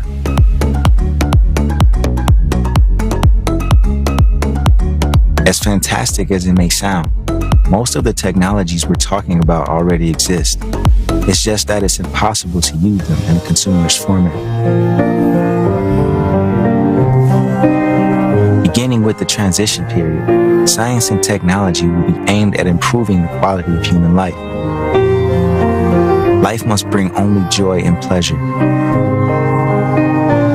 The whole absurdity is that, despite having all the possibilities to live in the creative society already now, we continue to maintain the consumerist format.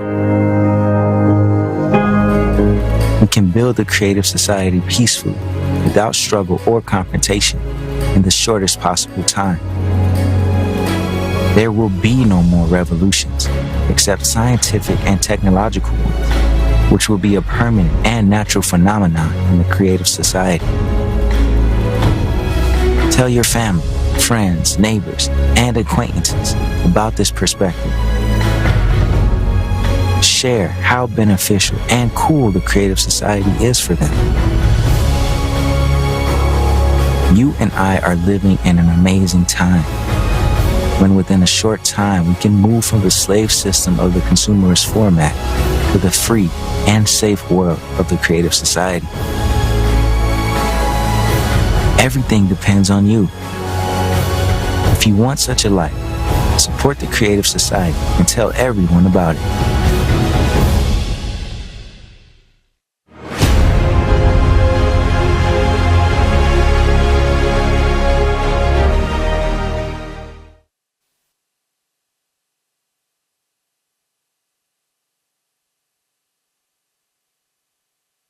Our life?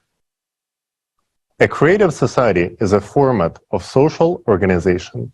At its core and the center of everything is the individual, its life and its benefits. That will require a reformatting of all spheres of our life. And there is a step-by-step plan for implementation of the creative society. And there are very specific stages. So let's learn about the stages of building a creative society, what actions have to be taken, and what is the goal of each stage is.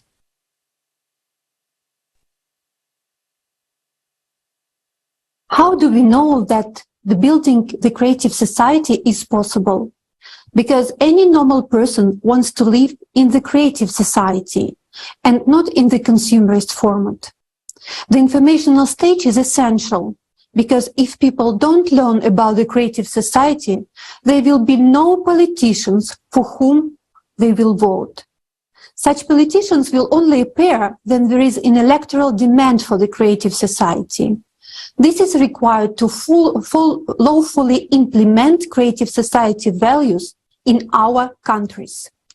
Creative society is an actual working model. There is a clear plan and a strategy of its implementation. It consists of 3 stages of creative society formation. First stage, informational. Second stage, political. Third stage, world referendum. The strategy outlines specific activities to achieve the goal of each stage. In just 5 years, we will be able to move from the current consumer format to the creative society peacefully and lawfully. To make this happen, all people need to unite around the idea of the creative society as quickly as possible. Now we are at the first stage. The first stage of building the creative society is the informational stage. The goal of this stage is for majority of people in every country to support the transition to a creative society format. The objective of the informational stage is for every person on the planet to become aware that there is an alternative to the consumerist format in which we are struggling to survive. The alternative to the creative society. The alternative is the creative society. This stage is the most important one. What does it mean to inform about creative society? It means to talk about what prospects of a new quality of life it opens up for each person: safety, security, and high quality of life. It is essential to convey to each person that forming the creative society is a practical and feasible task, and we can build it in the shortest time frame, within 5 years. Today we will learn many interesting things about how life will be in the creative society. During the forum, we will discuss how to join the Creative Society project and what you can do right now. It is crucial to showcase your choice wherever possible. That's exactly how people will create a global electoral demand in their countries. This is exactly how we will demonstrate to politicians that we want to live in the creative format of society.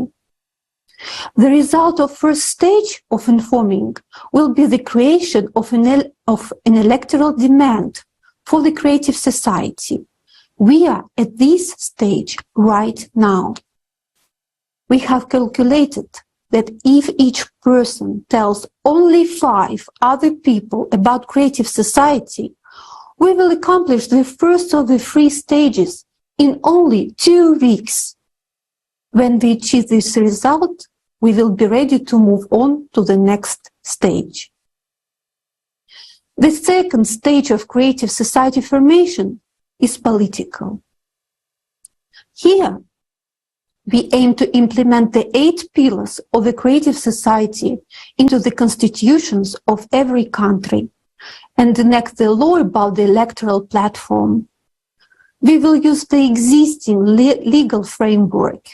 This new format of social organization should be secured on the legislative level.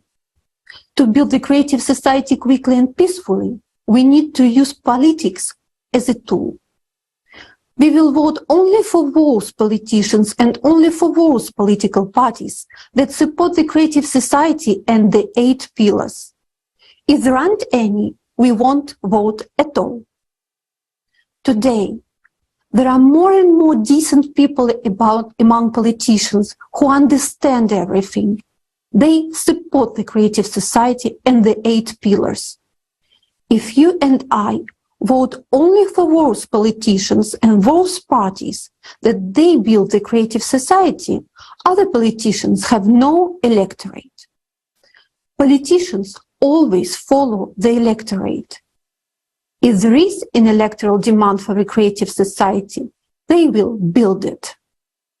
Once our chosen politicians and political parties are in power, we will need to enact laws that will guarantee the realization of interests of every person. In the second stage of building a creative society, with politicians' help, we will achieve the following goals. Adoption of 8 pillars of the creative society into the constitutions. Enactment of the electoral platform law. Enactment of the politicians' instant recall law. The first step that politicians will carry out at our request is to introduce the 8 pillars of the creative society into the constitutions and laws of the countries, according to the existing laws, in a legitimate and legitimate manner, without violation of the current laws, in an entirely peaceful way. The basis of all laws will be the 8 pillars of the creative society. That's why we say that the creative society is an absolutely peaceful scenario. Introducing the electoral platform law will give us back the power and the right to choose how we live. We will regain the right to make decisions through direct voting without intermediaries. The role of politicians will be solely executive. Another essential step of the second stage is introducing the law about an instant recall of the politician if he doesn't perform or fails to fulfill the functions entrusted in order to form the creative society. The outcome of the second stage is the implementation of the 8 pillars into the constitutions of most countries in the world. After that, we can move on to the third and final stage, the vote referendum.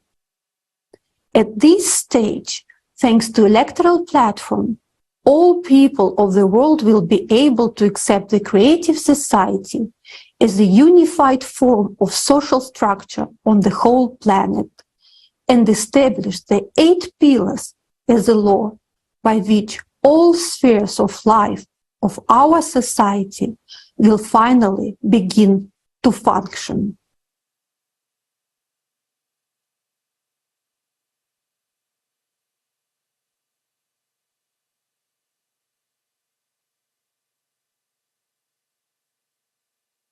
Ignorantia juris non excusat. Ignorance of the law is no excuse from responsibility. Today, ignorance of the laws not only deprives us of a beautiful future, but can also deprive us of life. After all, we simply do not use our legal right to create an electoral request, and as a consequence, we put our fate in the dishonest hands of others. A creative society is an absolutely natural and necessary way to guarantee the realization of human rights, which today are declared in the legislation of any country, but are not actually realized. In order to guarantee these rights of every person, it is necessary to introduce a working legal mechanism into the legislation of all countries, not by breaking the current order, but by improving it. There is no need for any revolutions. It is evolution. A legitimate question arises: how to do it? Into the constitutions of all countries, it is necessary to introduce 8 foundations of the creative society and to pass the law on the electoral platform. The electoral platform is a society-owned electronic system, which is the only tool of initiation and adoption of laws and decisions by all people. It is also a unified legislative base.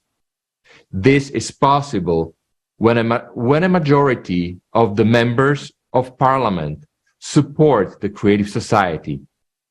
And for this to happen, the majority of votes in the country needs to vote for those candidates who will pledge in their election programs to implement the 8 foundations into the Constitution and pass a law on the electoral platform. And now we come to the most important thing: the formation of a public request coming from the majority of citizens who have the right to elect public representatives and authorities. How to achieve such a majority among active voters? This is the main task of the first stage of building the creative society, the stage of informing. All people on the planet who have already heard about the creative society and want to live in it simply need to actively inform all people about the creative society. When the majority of the world's population actively supports the creative society, the remaining stages of its creation will proceed very quickly and easily, in accordance with the national legislation of each country. This is why the information stage is most important. That is, the formula is simple. First, we inform all people about the possibility of building a creative society. Then voters choose only those politicians who support the creative society. And these politicians already implement 8 foundations of the creative society at the legislative level and pass the law on the electoral platform. With a form of government like a monarchy, things are even simpler.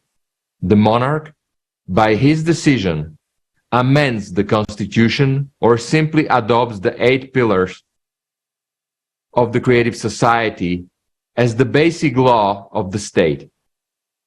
It is important to remember that any monarch and any politician always depends on public demand. As we can see, we, all human beings, have the irrevocable right to decide what kind of society we will live in. And the creative society is the natural embodiment of people's decision. And its constitution is not a revolution. Construction is not a revolution, but an evolution which takes place in a legal way. The time has come to exercise this right. Thank you. Now back to our hosts.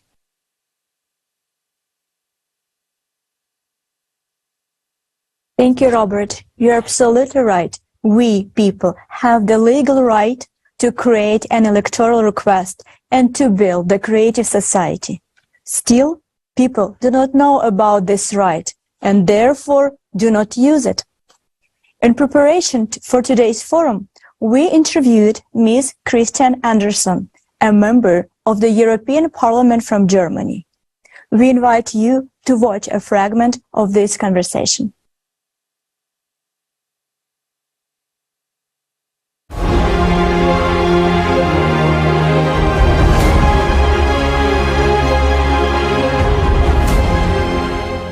Our first question is about the upcoming forum that we will have on November 12th. The name of our forum is Our Survival is in Unity. How important is the unification of people during this challenging time? And what is the role of people to make a long-lasting positive change in our society? Well, the unity of the people is very important at this point, because what we have seen, especially in the last 2 years, how the rights of the people, civil rights, and inalienable rights, constitutional rights have been infringed upon. They have been taken away. They have been redefined into being privileges that a government can grant whenever they want to or withhold whenever they see fit. And this is not only happening in 1 or 2 or 3 countries. This has been happening all over the world. So it is of utmost important that people once again realize it is their democracy. They need to get involved. If they want things to change, they can make it happen, but they need to go and cast their votes and not stay at home. They need to take responsibility. Democracy is not a place where you simply go to sleep. because there was once said, when you sleep in a democracy, you will have a very rude awakening in a tyranny. You will always have a conflict of interest. Whoever has power, his aim is always to expand his power at the cost of the one he is overpowering. We do need to have institutions that, you know, have some kind of a governing power. Obviously, we do need this. But the key is there needs to be checks and balances. That is also a cornerstone of every democracy. The people need to realize they have the responsibility for their life and they need to make their own decisions. Then they elect representatives who are supposed to implement the wish of the people. But what we're seeing now is the people are being dictated to by these elected representatives what their wishes have to be. And that is wrong on so many levels. So people need to realize we elect representatives and they are our employees and they have to do what we tell them. But nowadays, a lot of people think, well, they're the bosses and they tell us what to do. No, it's the other way around. And we need to get a clearer understanding once again of how democracy works. And it seems to be a pretty big problem right now.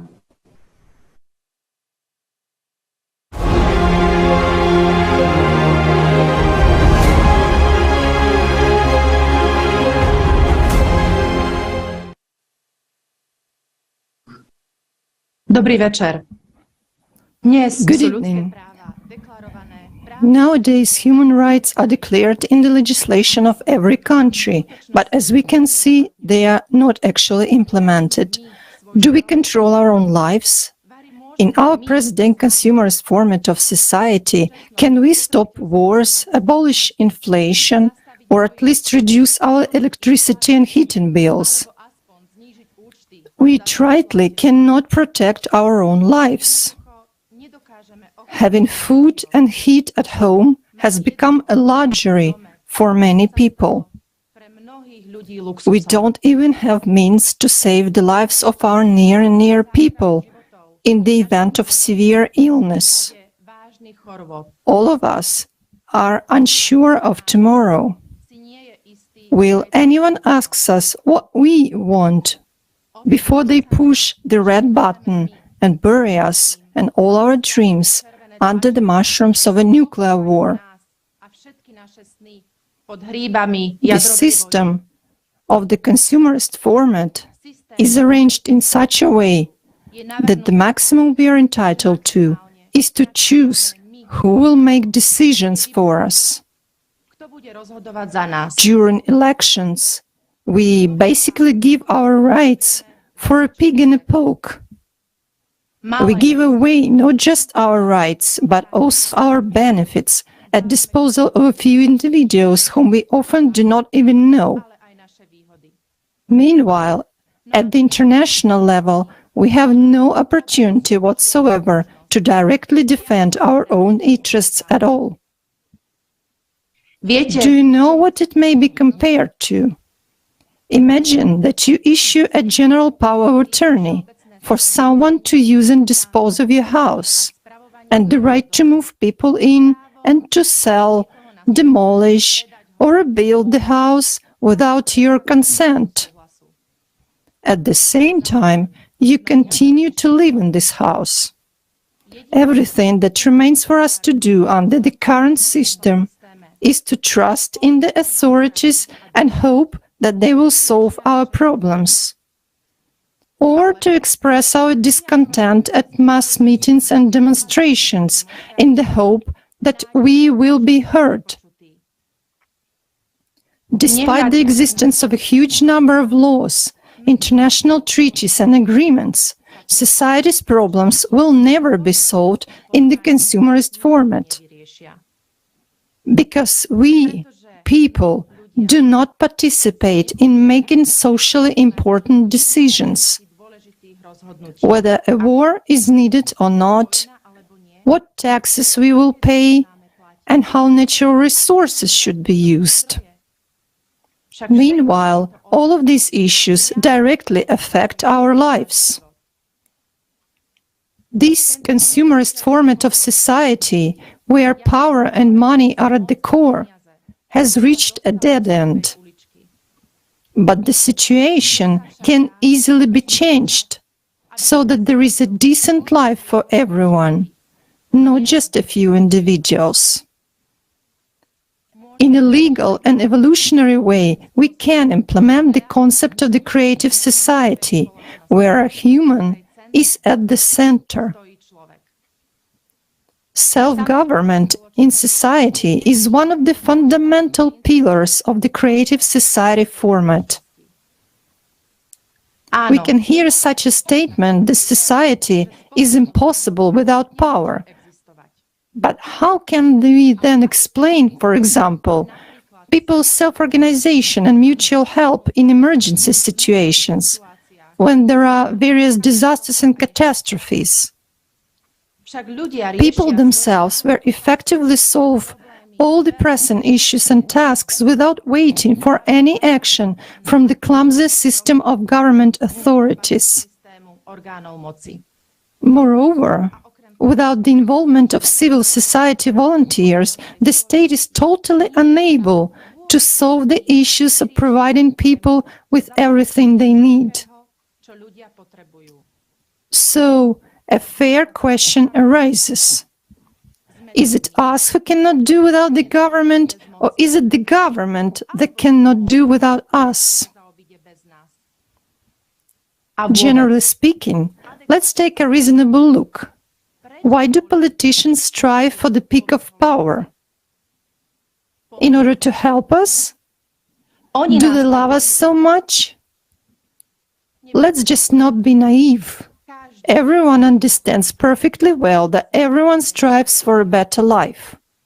People whom we endow with power always pursue their own interests only, and the power of a few individuals inevitably leads us to inequality and exploitation. So what is self-government? Self-government in society is when we, as the entire community, decide by majority vote whether something should take place or not. You have to agree that it is actually natural and normal for every person to manage their own private life. Then why, when it comes to managing matters of public importance, on which our private lives depend even more, do we begin to think that someone knows better how we should live our lives? We people must have a voice in direct resolution of all publicly important, socially significant, economic issues that affect the quality of human life. This very principle is embedded in the eighth pillar of the creative society, the self-governing society. This pillar defines self-government as the absence of power and the right of every person to participate in managing society's affairs. Self-government means participation of people themselves in decision-making on the electoral platform. The electoral platform is an electronic system owned by society, which is the only tool for all people to initiate and adopt laws and decisions. And it is also a single legislative framework. Self-government doesn't mean that incompetent people will run the state. Yes, people make all decisions that affect their lives. Naturally, there should also be an executive apparatus to implement the decisions which people make. But those are merely executives, whom society hires and controls.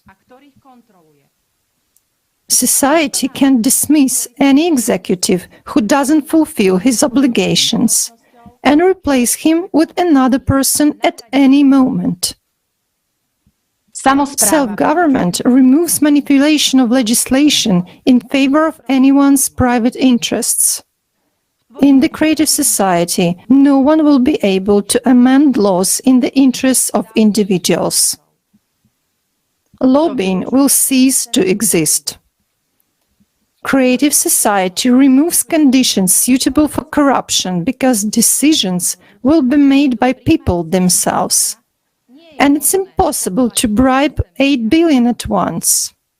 And it makes no sense to influence executives either with threats or with blackmail or with money, because they do not make crucial decisions. It's not within their competence. The electoral platform makes it possible to exercise public control to the fullest extent, and public funds will not end up in the pockets of a few individuals, as it happens nowadays. Everything is open and transparent, which is guaranteed by the fourth pillar of the creative society. On the electoral platform, each of us can vote for a decision that is important for him or her. And together, we will adopt the simplest and most convenient procedure for implementation of our rights and interests.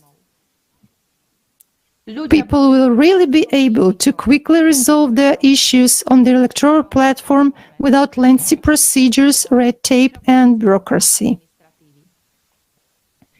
Therefore, self-government in society provides every person with the following: real equality without privileges, statuses, and immunities, an opportunity to initiate and participate in making key decisions. Point number 3, an ability to monitor implementation of decisions and receive reliable information about the state of affairs in society. Point number 4, stability and confidence in the future. In the creative society, thanks to self-government, authority is given back to a human, along with all the benefits that a human should have by birthright. Thank you very much for your attention.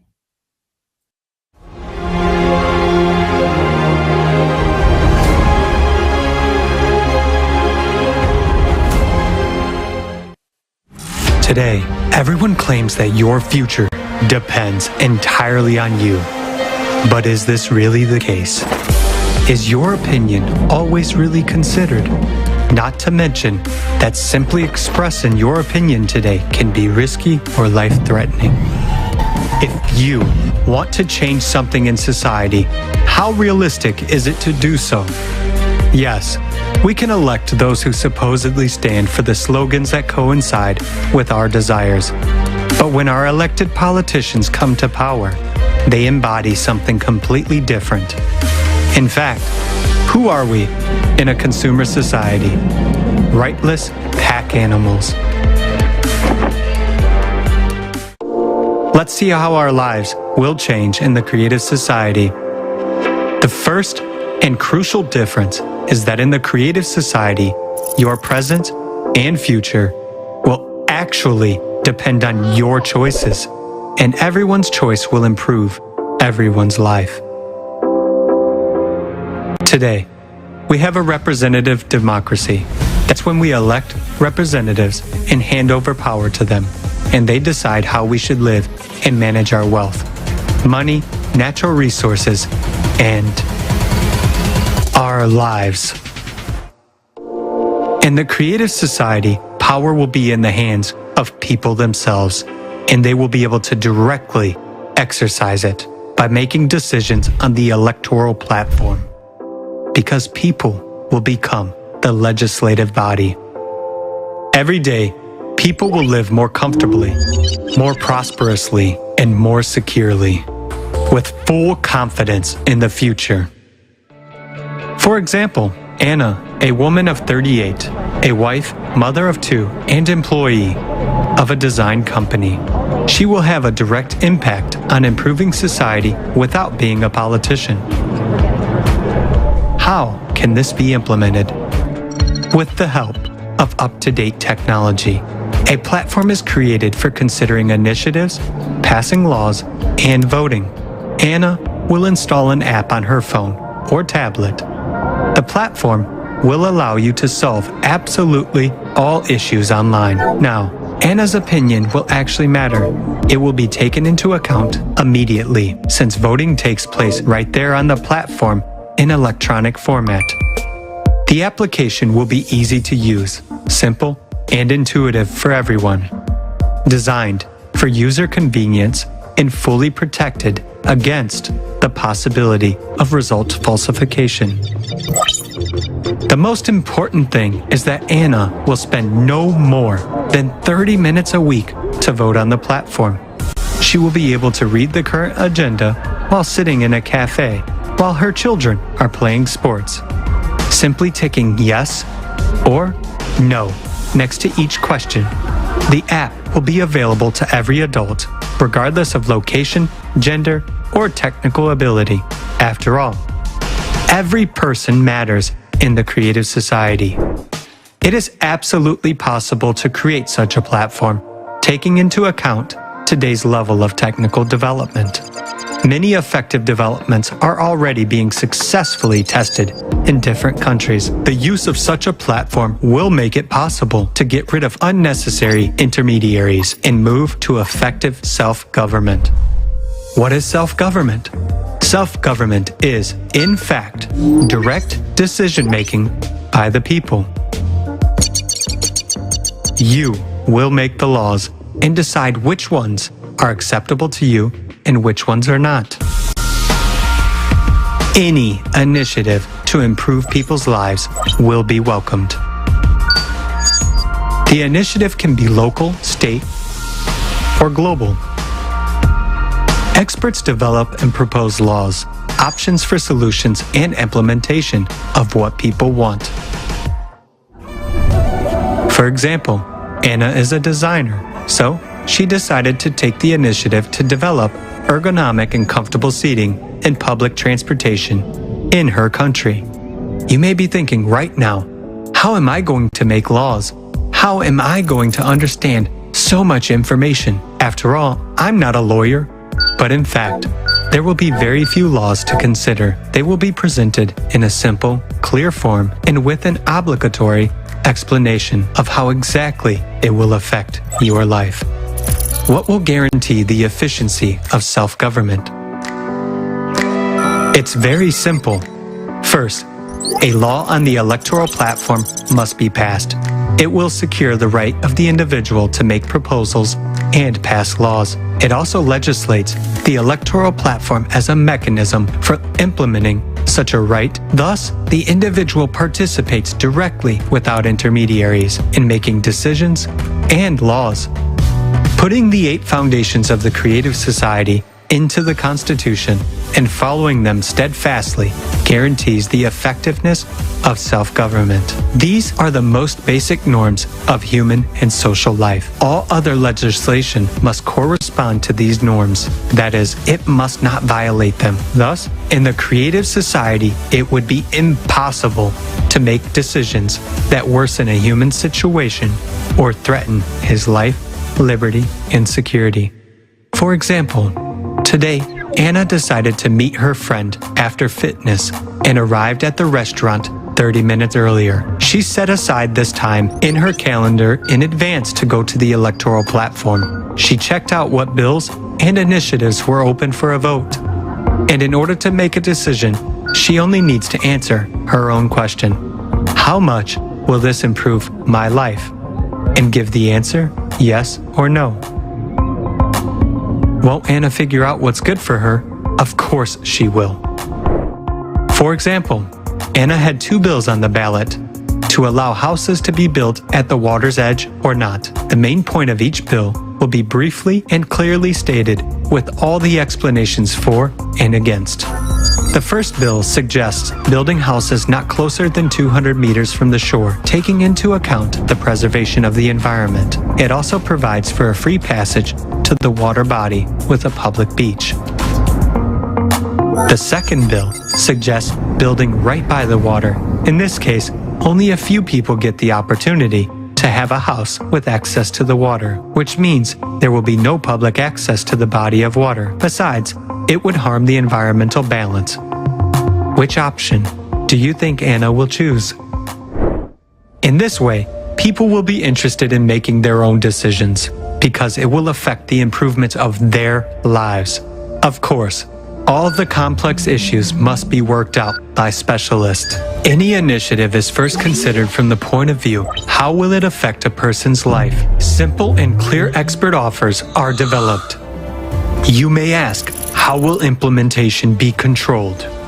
It will be simple, transparent, and will be carried out on the same electoral platform. All those who have power over us now, in other words, politicians, will be responsible doers in the creative society, and nothing more than that. They will have no privilege, no exemptions, and no immunity. The law will work the same for everyone. If they fail, they will be subject to recall at any time. When a politician loses power, he automatically becomes a doer. He becomes an employee who is hired by us, the people, and as customers, we can terminate the contract with the employee at any time. The introduction of modern technology, including artificial intelligence, will eliminate corruption and bureaucracy once and for all. There will be complete transparency in the appointment of executives, transparency in the movement of funds, and implementation of projects. All this will be controlled by society through the electoral platform. How will issues be dealt with at the international level, you ask? There will no longer be an international level. Humanity will become a united people. Everywhere, in any part of the world, there will be one law, one time zone, and decent living conditions for everyone. Now we are divided into countries, nationalities, states. In the creative society, national culture, history, and traditions will be preserved, but at the same time will be united. All this will rule out wars and any conflicts. A united civilization opens up a new phase in the evolution of humanity and prospects for rapid development. The creative society is a bright future for every person and for the entire humanity.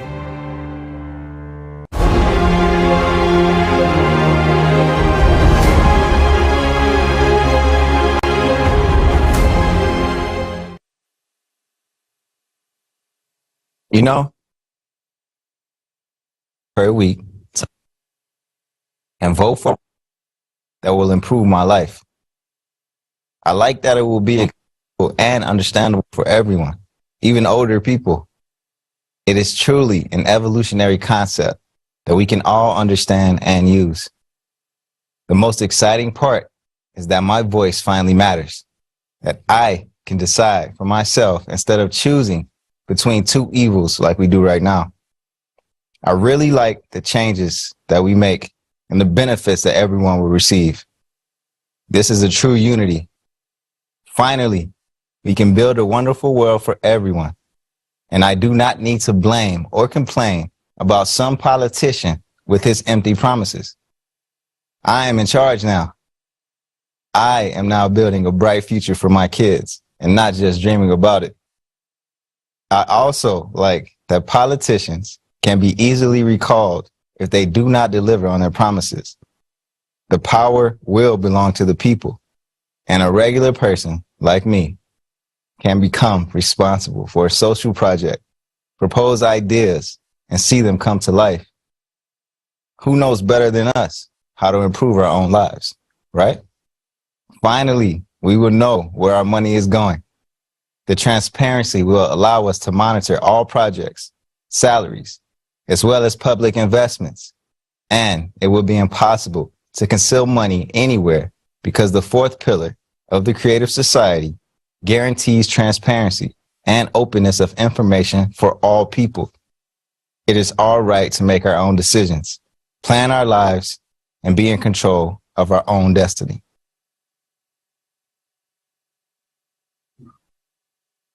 Ďakujem, Roy. Je našim Thank you, právom. Roy. We have the right to make our own decisions, to plan our own lives, and to manage our own destiny. But along with this right there comes a responsibility and a desire to act. And right now, we can all together see the results of people's choice and their volunteer work. I am honored to present and invite you all to watch a music video with a song that it's a gift for the forum from all the participants of the Creative Society project from Slovakia.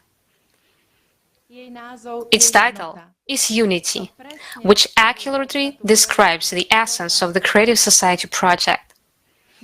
Participants from the Czech Republic, Kazakhstan, United Arab Emirates and Russia took part in creating this music video. When people are willing, they can do what seems to be impossible. The same happened when this song was created. Its authors, who starred in the music video themselves, are not professionals. They are people who came together with a common goal to create a song for the forum and for the Creative Society. This video also depicts our common journey to the Creative Society. The beginning is dark and hopeless, just like our society today. But in the distance, we can see the light and those people who were the first to understand the idea of the Creative Society without hesitation. They go forward, and some of them even run to implement this idea, because in the Creative Society, darkness will dissipate and we will be able to start living and developing our potential. Okay? That's enough words. Let's get inspired.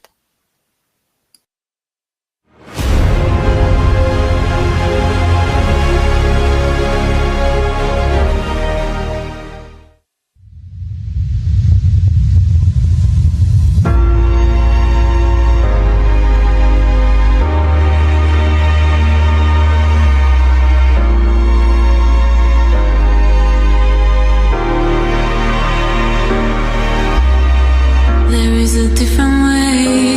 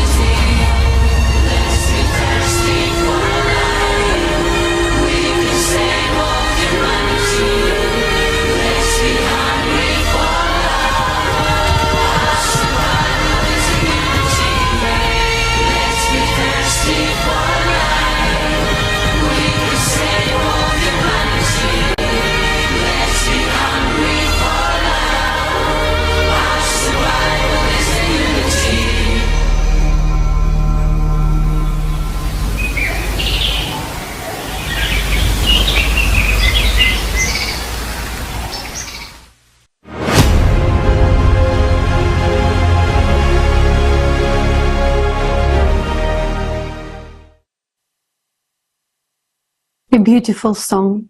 Big thanks to the participants of the Creative Society from Slovakia for such a gift.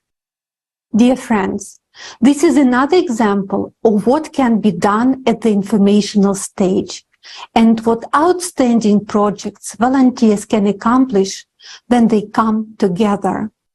I want to remind you that we are now at the most crucial step of building of the Creative Society, the informational step. It's the simple, small steps that are the most valuable today. Right now, during the live broadcast, you can write to a friend or send them a link to the broadcast or the recording, which will be available in 150 languages today after the broadcast on the Creative Society platform.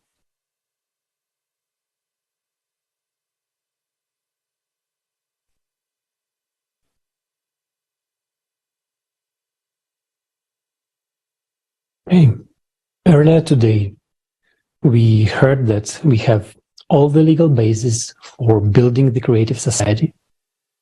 Now, let's focus on the economic system.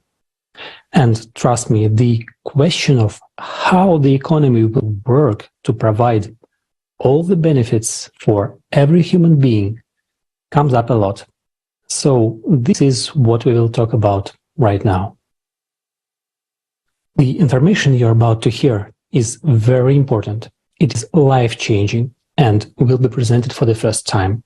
So please pay attention as we explore how our economic system will function. So the ultimate goal of the economic system in the Creative Society is to bring everyone to the same best possible standard of living. And we are talking about the highest quality of medical care, education, housing, food, clothing. Everyone will have the best of everything according to the strictest quality standards. So imagine a stable economy with no crisis, no fear for tomorrow, and the entire population of the planet with stable income, meaning everyone has great purchasing power and time to enjoy the products and services.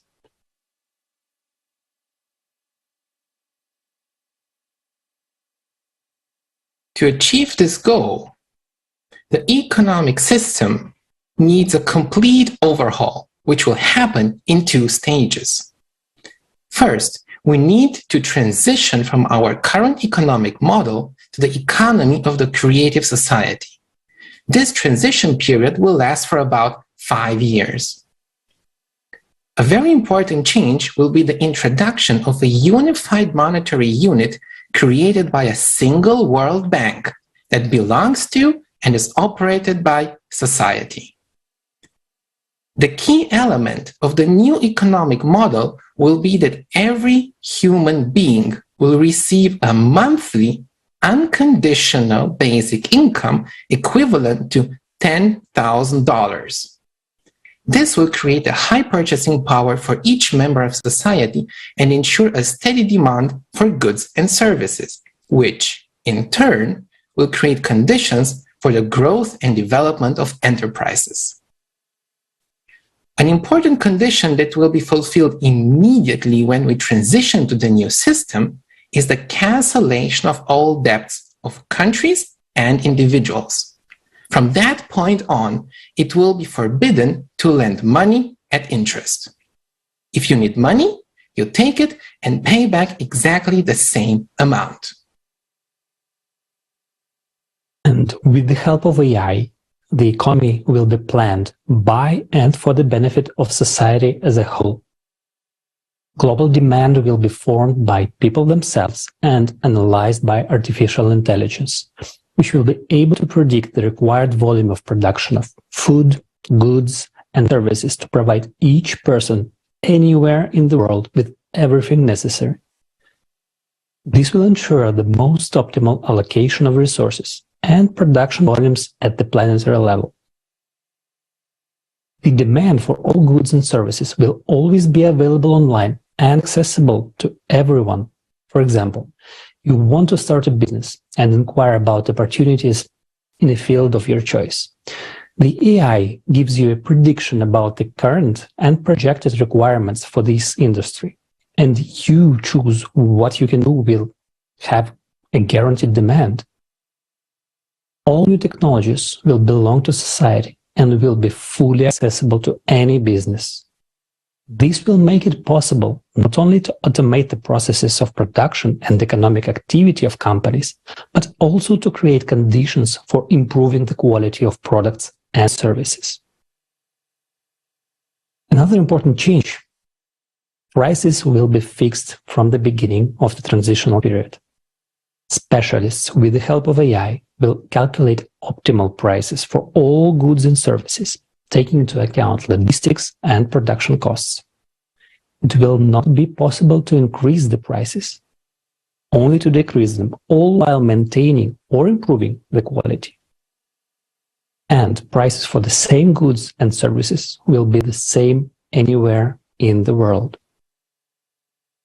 Automation and new technologies will make it possible to work 4 hours a day, 4 days a week, all while having a high level of earnings. No matter how much a person works, they will continue to be paid the basic income every month. There will be an incentive for everyone to work, to live an even better life.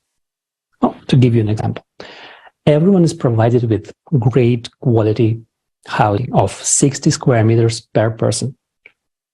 So a family of 4 lives in an apartment of 240 meters.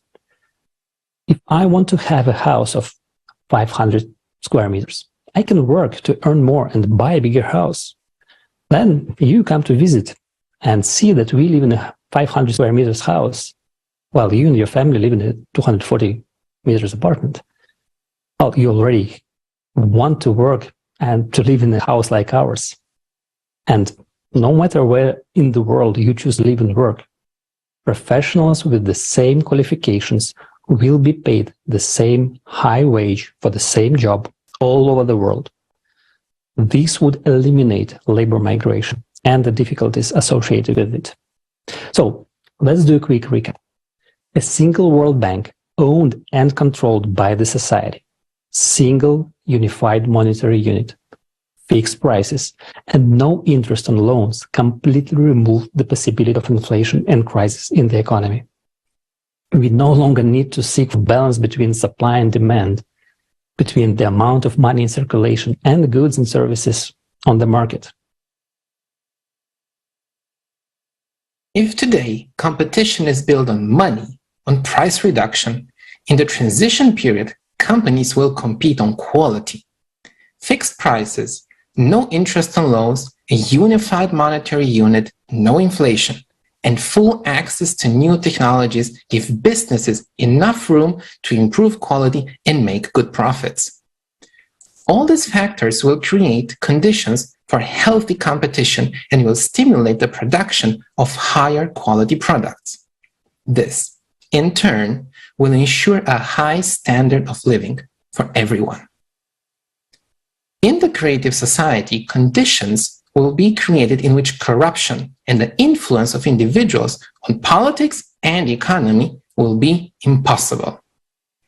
For this purpose, a limit on personal wealth will be introduced, meaning that there will be a limit on the maximum wealth per family. We will determine this limit together as a society. Let's say $10 million. Such a fortune is more than enough for a comfortable, rich life, but not big enough to start a war. The world's resources, strategic industries, and life-supporting enterprises will belong to the entire world community, including the mining industry, energy production, the financial system, the development of new technologies, healthcare, the production of medicine and medical equipment, and last but not least, large agricultural enterprises. At a certain point in time, after preparing all the necessary conditions and having created the new economic framework, we will choose a date on which the new economy of the transitional period to the creative society will start. At this point, the currencies existing in different countries will be exchanged for the new unified monetary units. The exchange will be made taking into account the wealth limit. If the savings exceed the maximum threshold set by society, the rest of the money is not exchanged. At the same time, all debt will be nullified, prices will be fixed, and unconditional basic income will begin to be paid to each person. Many of you are probably wondering right now, where are we going to get the money in the new model of the economy to pay everyone an unconditional basic income of $10,000? Before we answer this question, let's understand what money actually is. We use money as a medium of exchange to facilitate the purchase of goods and services. It doesn't matter whether it's made of metal, paper, or it's just numbers on a screen. For centuries, gold and silver have been used as money. But as time passed, people came up with the idea of depositing their gold in a bank and getting a receipt stating that the bank owed them that amount of gold. These receipts, or banknotes, were used as money. This system was called the gold standard. But after the 1970s, the gold standard was abandoned altogether. Governments around the world decided that money would no longer be backed by gold. And now money is not backed by anything. Once the value of money was determined by gold, but now it is backed only by our trust. Money is simply an agreement. Anyway, in a world where you have to pay for everything, we depend on money. And people spend most of their lives trying to make money. And for money, we are willing to do what we are told. Whoever has the money has the power. More money, more power. In the consumer format of society, money is the key instrument of power. And this instrument has a master. So, who is the master of money today? In today's financial system, money is created by the central banks of countries, although these banks do not always belong to countries. In the United States, for example, the central bank is the Federal Reserve. But did you know that the Fed is owned by private bankers? But more interesting, over 90% of the money is created digitally by the private banking sector. So most of the money in the world is private. It is owned by someone. It does not belong to the government. It is private property. And there are trillions of dollars in private hands at the moment. And that's the root of the problem. Money belongs to a small group of people, not society. And no matter how we try to earn it, money always goes back to its owners. But here's the good news. Economics is not an exact science. There is not a single law in economics like the law of gravity in physics. In economics, there are no axioms or postulates. Economics is simply an arrangement between people. And that means that we can change it. We're used to thinking that money belongs to someone else. It is public, international, or private. But in the creative society, the money will belong to society itself. As we said earlier, there will be a single world bank that will be owned and controlled by society. The function of this bank will be to create and redistribute money for the needs of society. A new single unified monetary unit will also be created.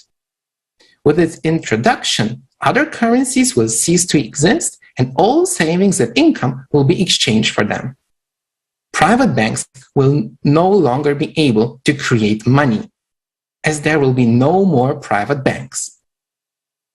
We will decide by ourselves, as a society, how much money we need to create to provide each person with an unconditional basic income, quality housing, development of medicine and education, and improvement of our lives. We can create as many trillions as we need, and they will be all ours. And they can get kept on our common account if we don't need them. The key point is that it's very important to understand that this money will not be subject to inflation. Because in the economy of the creative society, prices are fixed all over the world and cannot be raised. Prices will no longer depend on the amount of money in circulation, and the value of money will be maintained. And we must understand that keeping money in circulation is a temporary necessity during the transition to the creative society. It's also crucial to understand that a creative economy is a harmonious global economic system. The economic principles we've just discussed can work only together, everywhere around the world. Only one or some of the creative economic principles will not work independently of each other. And during this transitional period, we will be able to rebuild our economy, develop and make available to everyone new technologies in energy, science, healthcare, ecology, food, and other products. This will enable us to move on to the next stage, the creative economy. This is a completely different world, a world of new, unlimited, accessible to everyone, and free energy. It is a world of new technologies for the production of good and food through the control of elementary particles. In this world, we will no longer need money. In the creative society, each of us will be rich, confident in the future, and free to live the life each of us wants. The cornerstone of an efficient economy and a prosperous life is, of course, the availability of energy. It has become like air or water. We need it to live. But the naked truth is that today, energy is just a commodity used for making profit and increasing the power of a few who control it. The energy supply is being optimized to increase profit instead of covering for our needs. Let's watch the next video on how absurd and dangerous we have agreed to organize and manage this vital resource at the potential expense of our future.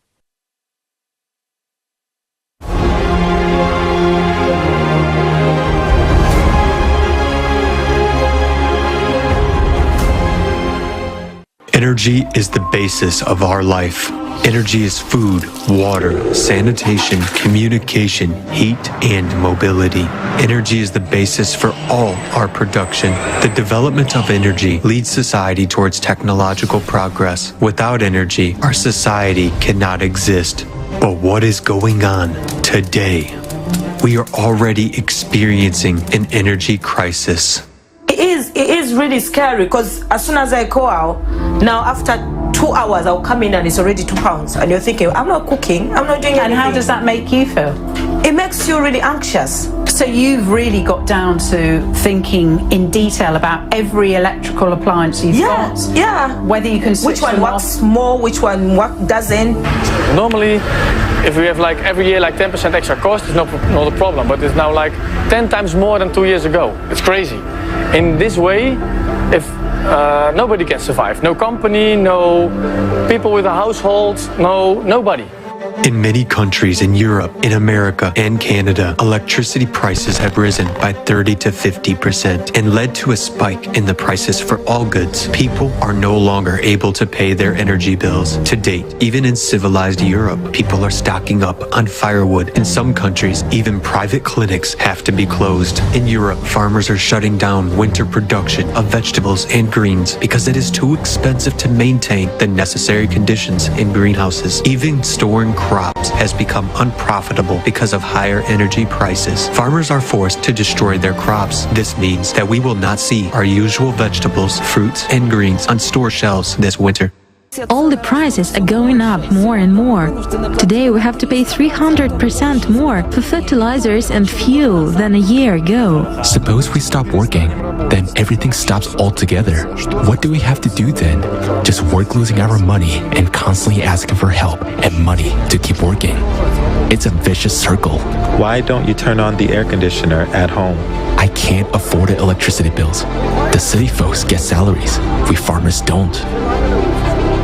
The production of meat and dairy products is totally dependent on electricity. Rising prices for this resource create a spike in the prices for meat and dairy products and can create a shortage of these products in stores. It is not only producers of agricultural products who suffer. Even hospitals are at risk of being left without power. For example, the hospital in Naples received an 11 million euro electricity bill. Factories have to reduce production or shut down completely. To date, many countries are already preparing for reduced electricity consumption. Shutdowns and partial shutdowns of production facilities and businesses are being planned. This, in turn, will lead to higher prices and shortages of products and other goods all over the world. Imagine coming to the store tomorrow and seeing half-empty shelves. Moreover, you just won't be able to afford what's left on the shelves. Perhaps this is one of the reasons for the famine that we are promised from the high tribunes. So, why are electricity prices rising all the time? Governments are making huge investments in energy development. In 2022, this amounted to $710 billion. This year, energy funding amounted to $2.5 trillion. Of that, almost $1.5 trillion went to green energy development. The net income of the world's oil and gas producers has doubled in 2022 to more than $4 trillion. Money from our taxes goes to the development of the energy industry. But every day, energy is becoming more expensive and unaffordable for us.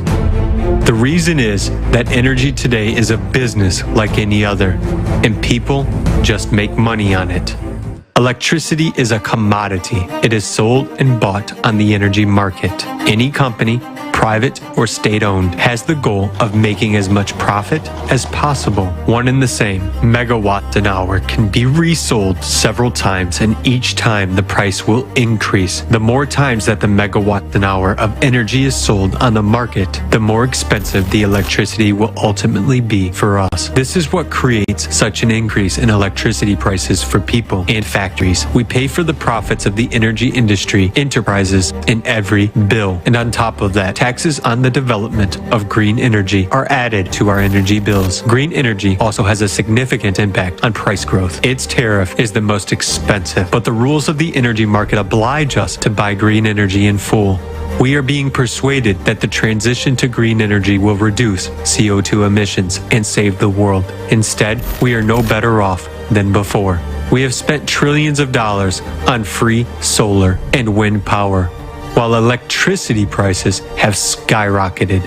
We are shutting down nuclear power plants, thermal power plants, and are trying to switch to green energy. But even if we cover the entire surface of the planet with solar panels and wind turbines, the energy they will produce won't be enough. Has it only now dawned upon us that the sun doesn't shine at night and the wind doesn't blow all the time? In such conditions, power outages are unavoidable. That's why we can't give up conventional power plants. But for some reason, we have imposed an additional tax on all hydrocarbon energy, and we are paying 3 times the price for it.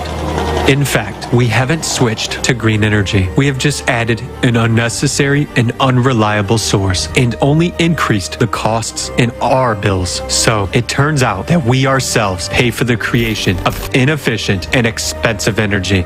The absurdity is that in our world, energy is a commodity. It belongs to a few and is a tool of power, political influence, and manipulation of people.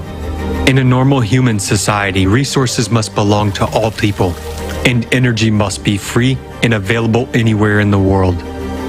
When we come home in the evening, each of us wants to turn on the light, air conditioning, take a hot shower, watch TV, charge the phone, and make dinner. We are used to taking it for granted. But even now, many of us can't afford it.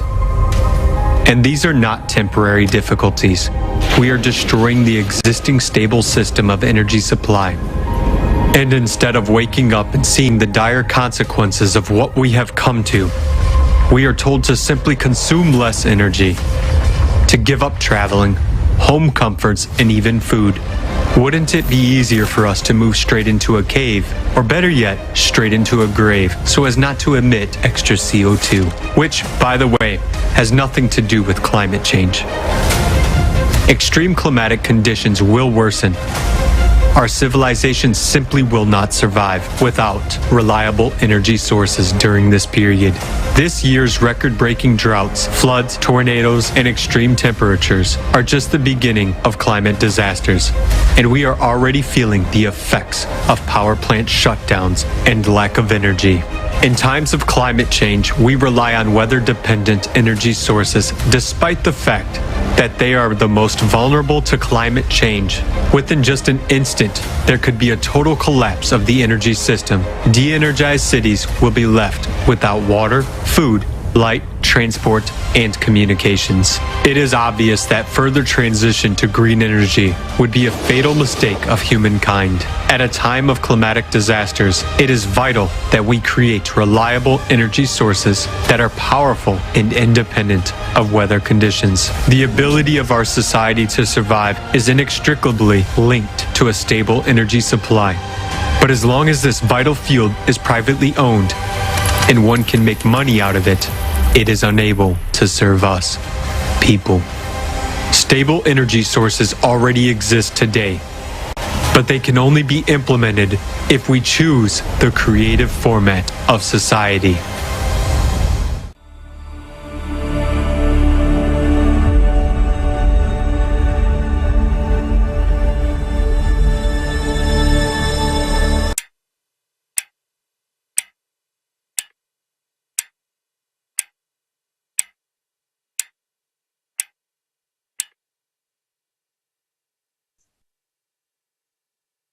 Dear viewers, each one of us understands today more than ever that our life is impossible without energy.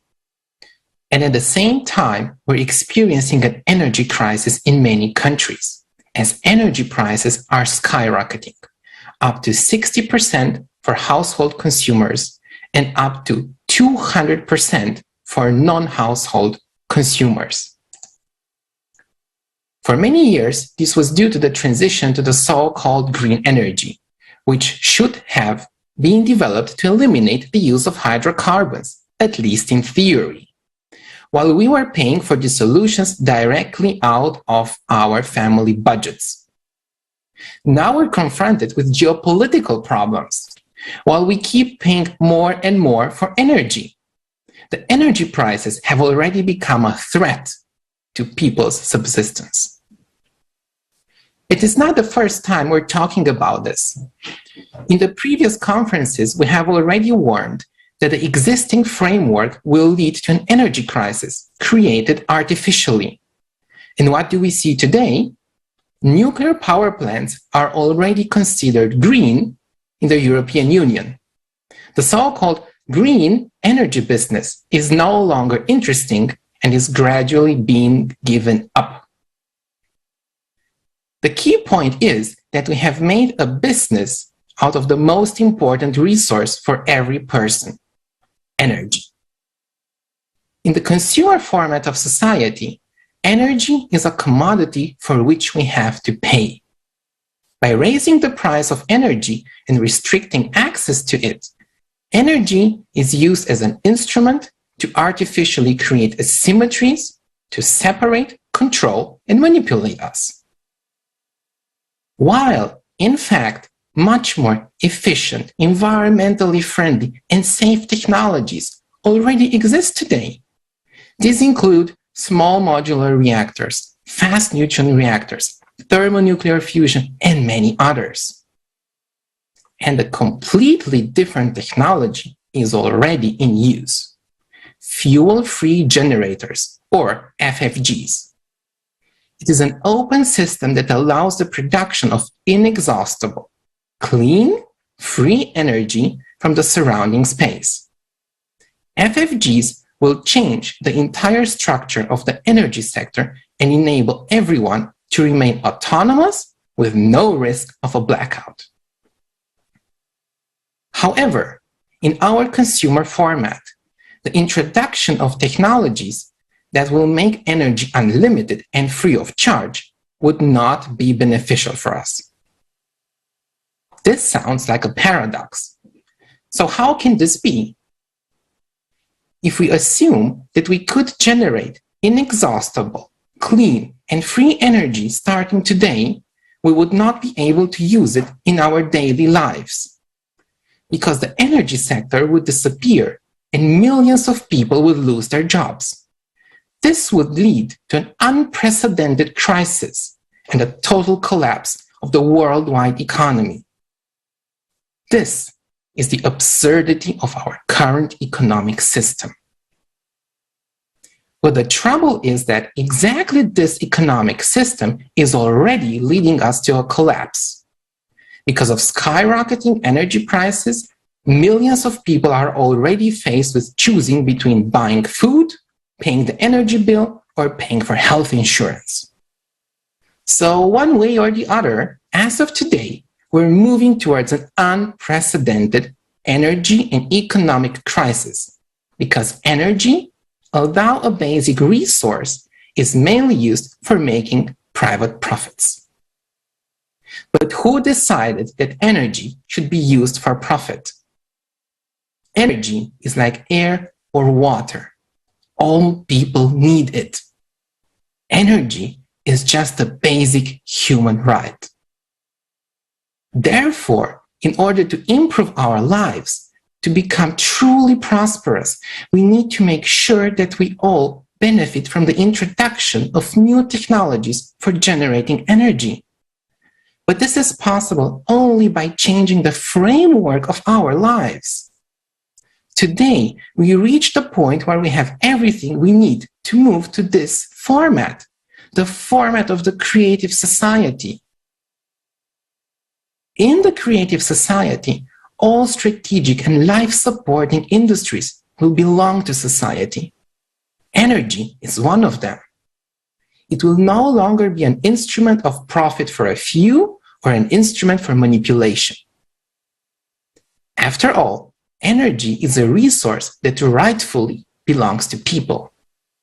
Therefore, in line with the goal of the creative society, we will be able to provide inexhaustible and free of charge energy to every home and every business. But already in the transition to the creative society, thanks to the new economic model optimized by artificial intelligence, we will be able to plan the production and provision of energy required by all 8 billion people on Earth. Energy will be free of charge for consumers because it will belong to people. We will not have to pay for the energy itself, its generation, or distribution. While the people working in the energy sector will all receive high salaries on top of the unconditional basic income. All of this is possible due to the unlimited financing provided by society to strategic industries. How much money do we spend today for energy? Imagine how much of our personal budget will be freed up when energy becomes free. And we will be able to spend this available budget on goods and services we cannot afford today. In the transition period to the creative society, we will still use all types of power plants we have today: hydro, wind, solar, thermal, nuclear, including small modular reactors, fast neutron reactors, and so on. Because we will need all forms of energy available to ensure a stable energy supply, grow the economy, and enable breakthroughs in technology. At the end of the transition period, when the new global economy will have been optimized and it will have reached its goal, namely, to ensure a decent standard of living for everyone. It will be possible for literally everyone to use FFGs. This will mark the beginning of the creative society. In the creative society, the universal availability of such a technology will allow us to step into a new era of energy. Everyone will enjoy unlimited energy at home, at work, when traveling, anywhere, anytime. And when energy is free, people become free.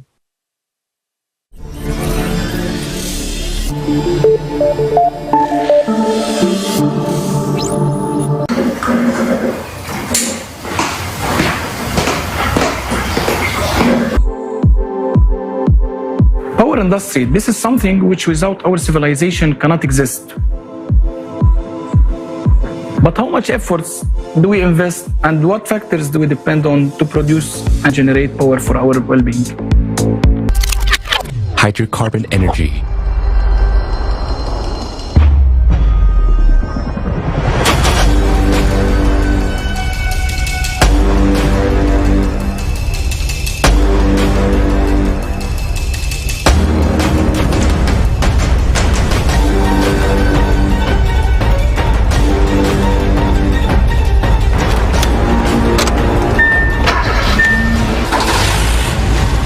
Nuclear power.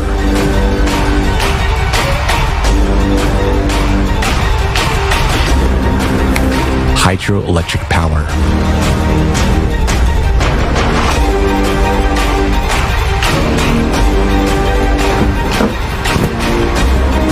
Green energy.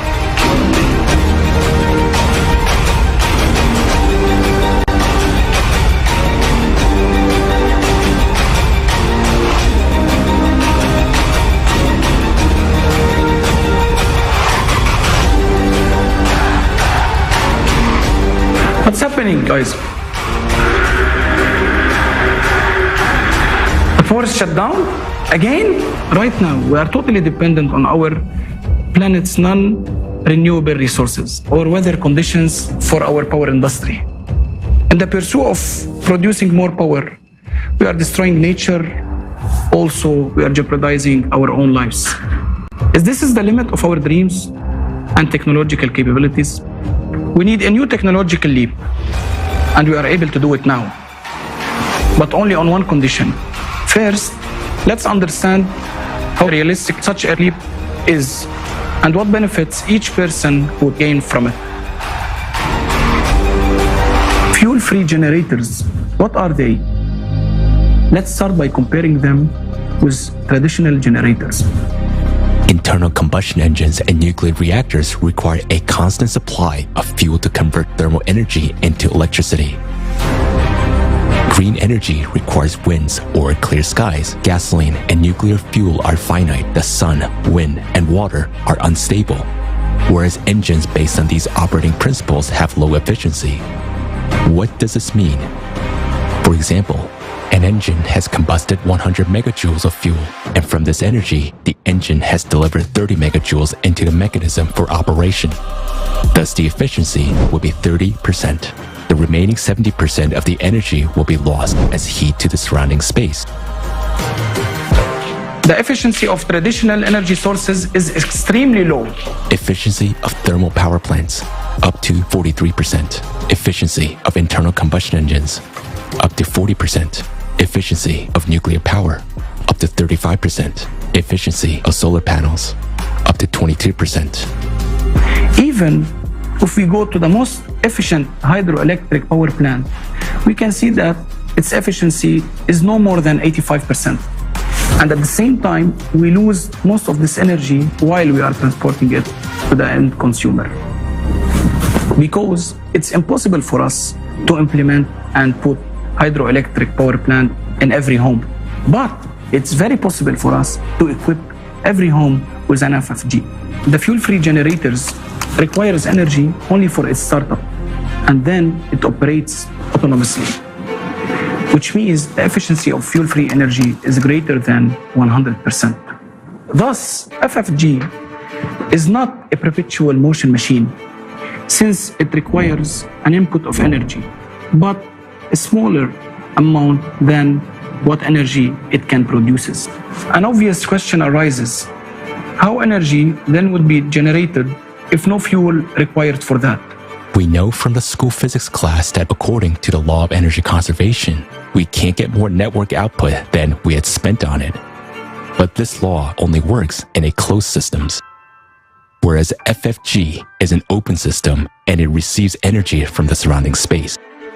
Scientists of the Russian Academy of Sciences experimentally confirmed that, for example, during the operation of magnetic FFGs, the space around the generator does not heat up but cools down. Instead, there are many myths and fakes around this technology that discredit the very existence of FFGs. Someone tries to make money from selling fake devices. Real inventors are being intimidated and even physically eliminated. Many developments were stolen or destroyed. Why is this happening? Energy is not only a tool of manipulation, but also a tool of political influence. It brings billions of dollars in profits for energy corporations, which will be gone instantly with the implementation of FFGs. Consequently, their power over us, those who buy energy and depend on this resource, will disappear too. However, despite all the obstacles, we have working devices from officially recognized inventors. Let's take a look at some of these developments. Magnetic generator. Its original inventor is considered to be John Searle, who used custom-made magnets in his machines. Since 2019, based on a similar technology by the inventor, Dennis Danzig, a US company has been supplying power to its customers using plants with a capacity of up to 25 kilowatts. Since 2019, it's no longer science fiction. Only those who are far from science and do not monitor new technologies laugh on FFGs as a fiction. Therefore, those who make fun at FFGs themselves gave fun on others. Let's continue. A whole range of fuel-free generators was developed in Ukraine. The principle of operations of these generators was based on a looped electromagnetic gun, a pulse power system. For example, one of the systems produced 25 kilowatt of free energy on a conventional generator with an input of 3 kilowatt. The efficiency is 833%. Gravity generators. In one type of such machines, the pneumohydraulic principle is used. The generator runs on the buoyant force of water according to Archimedes' law. The output of such units depend on their size. The most famous generator of this type is called kinetic power plant. It is also known as Roche generator. Such generators are produced by a German company which has branches in Mexico, Serbia, Switzerland, and Colombia. According to official expertise, the compressor of the generator of one of its units consumes 4.5 kilowatt, while a generator itself produces 11 kilowatt of electricity. That is, the efficiency is more than 200%. How much is that? Is a typical country home power consumption. 6 kilowatts per hour. Radio wave generators. Their inventor is Maxwell Chikumbutso from Zimbabwe. He is called the African Tesla. A very compact African technology made it possible not only to create a free energy generator, but also to upgrade a car so that it could move without fuel or recharging.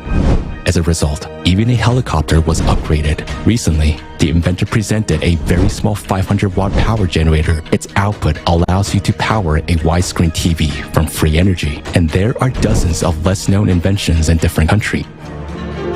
In the USA, Malaysia, Georgia, India, Turkey, Japan, Uzbekistan, Mexico, New Zealand, and many other countries, there are research teams developing fuel-free generators. How is that, you may ask, and how it's possible to launch these technologies? How inventors are still alive and their generators are not yet been destroyed? That's because they get energy for free and sell it to consumers for money. While the generators themselves cost crazy money, the percentage of people currently receiving energy from these systems is negligible compared to all of humanity. Therefore, FFGs that are actually working now are in no way helping all people to become energy independent. So why isn't this amazing technology available for everyone in the world? Because we are living in a consumerist format of society. If FFGs are introduced all over the world without changing the format of society, then this will result in a big disaster. Millions of people will lose their jobs. Everyone who is involved in the power industry, from CEOs to janitors. This will inevitably lead to a collapse of the economic system, growth of unemployment, poverty, crime, and chaos. But when we gradually change the consumerist format to a creative one, then a new economic system will allow us to introduce FFGs everywhere. All power plants, factories, mines, dams, oil pipelines that harm the environment and pose a threat to people will be shut down. We will use hydrocarbons more efficiently instead of just burning them. While people working in the energy sector, just like every person on the planet, will be provided with a universal basic income, they will be able to easily shift into any other field of activity, being protected and well provided by the society. So let's see how the world will be like in the creative society after the introduction of the FFGs in all the spheres of life. Humanity will have a source of free, stable, safe, and environmentally friendly energy. We don't pay for it anymore. No more energy bills and utility bills. Each home will have its own compact autonomous generator of electricity and heating. This will make us independent from the centralized energy system, which is very important in the period of escalating climate disasters. Cars will no longer need to be refueled, and we will not be limited in traveling anywhere in the world. Fuel-free generators will be installed not only in houses and cars, but also in helicopters, airplanes, ships, and space stations. Robots and automatic systems that do all the hard work will be powered with an uninterrupted energy supply of the necessary capacity. Our planet will become free of the wires and pipelines that entangle it. Free energy is one of the conditions for the transition of a civilization for a new evolutionary stage. During this transition period of creative society, energy will be available and free for everyone, everywhere inside the world. If you want FFG to be installed in your house and in your car, support creative society and tell your friends about it.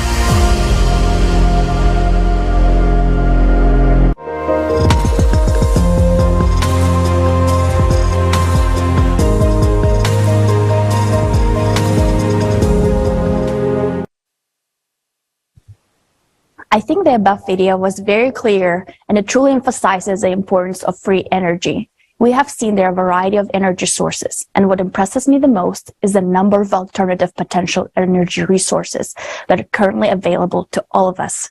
Free energy is not only possible, it's already here.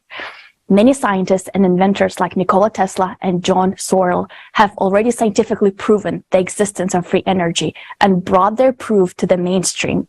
Free energy is a freedom for humanity, a birthright given to all of the living beings. By using this technology, we'll be free from the ties of the consumerism in the form of gas and energy bills. Free energy gives us the opportunity to produce it in unlimited quantities, with the only limit being our imagination. Can you envision the beauty of this dream world? It's not only a dream, it's our reality. It's up to us to choose. And from the bottom of my heart, I wanted to say thank you to everyone who has made a choice to be part of the Creative Society family. I'm beyond blessed to be part of this family.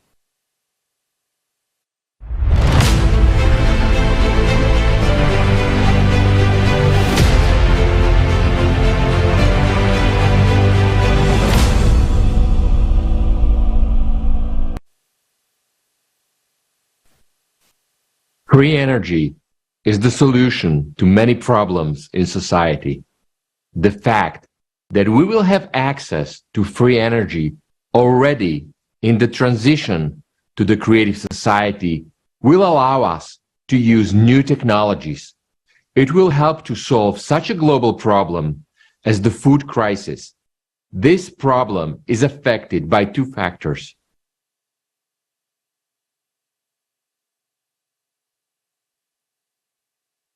One of them, zle.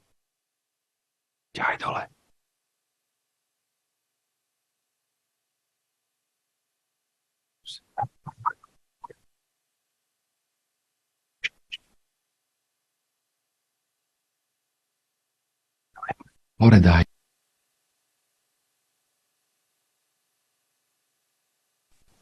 One of them is economic, which will be solved by the new economic model of the creative society. In the creative society, there will be no poverty, no crisis, no inflation, and consequently, no hunger.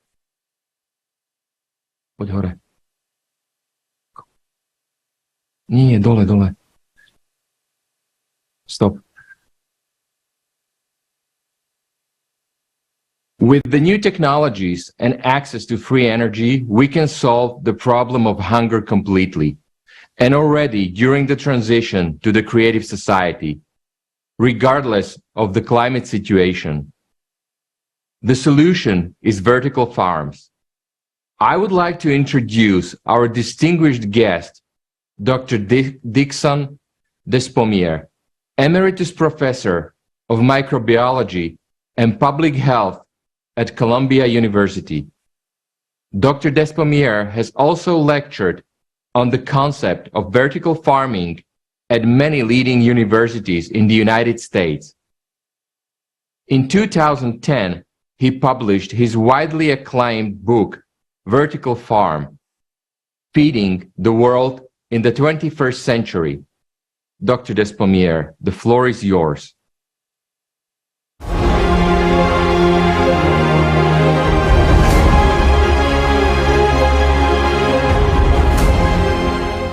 First of all, let me thank you for inviting me to share my views with you.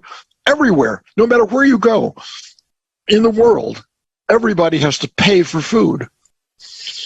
That's a basic commodity that's absolutely essential. In most places, people also have to pay for water. Water is another basic commodity that is not equally distributed. So the biggest question is, why do we do that? And the answer is easy. It's called greed.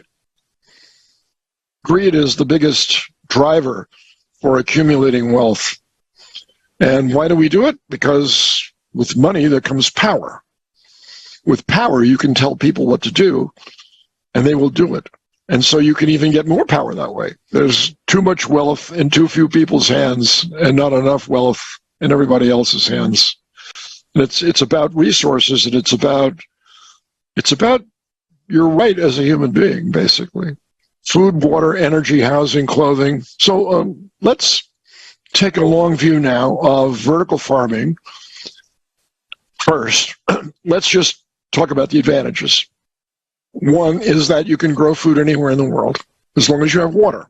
Indoor farming uses so much less water than outdoor farming, and there are many reasons for that, but the major reasons are that all the water is recycled through the plants indoors.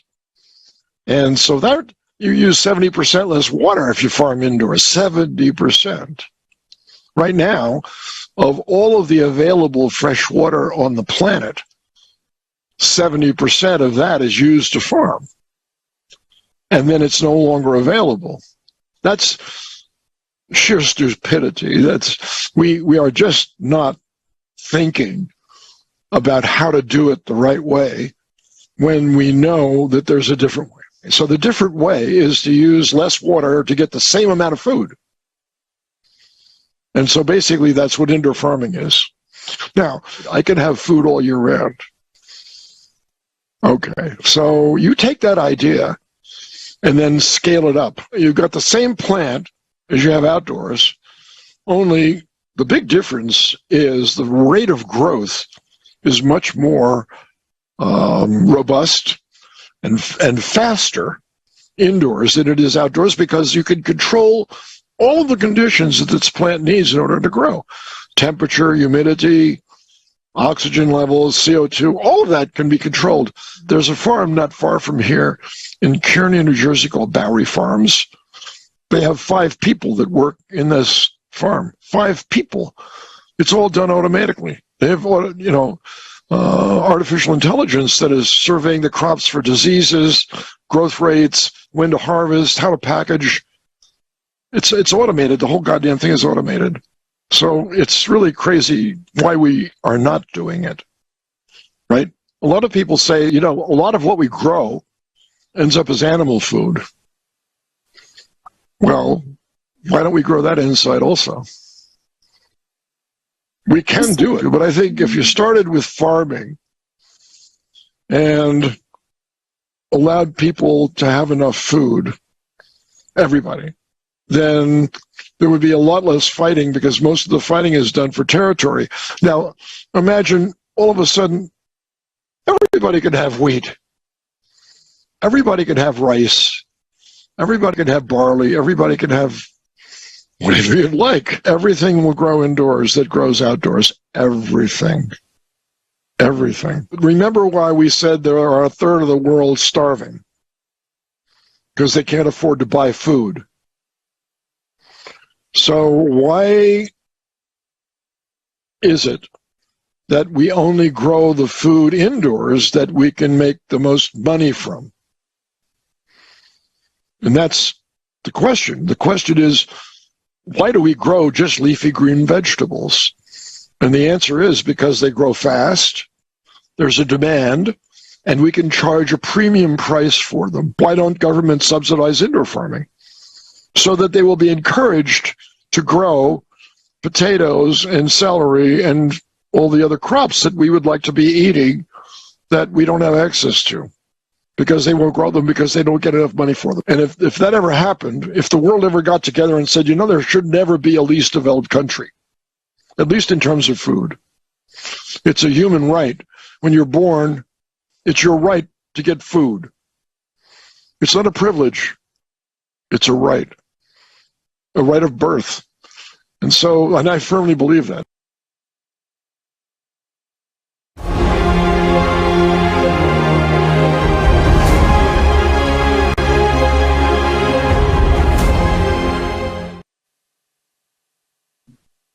Thank you, Professor, for this information.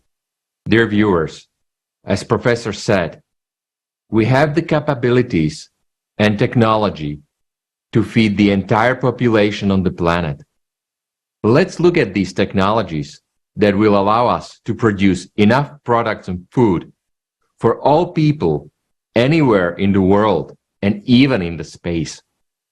And let me just remind you that this will already be possible in the transition period to the creative society.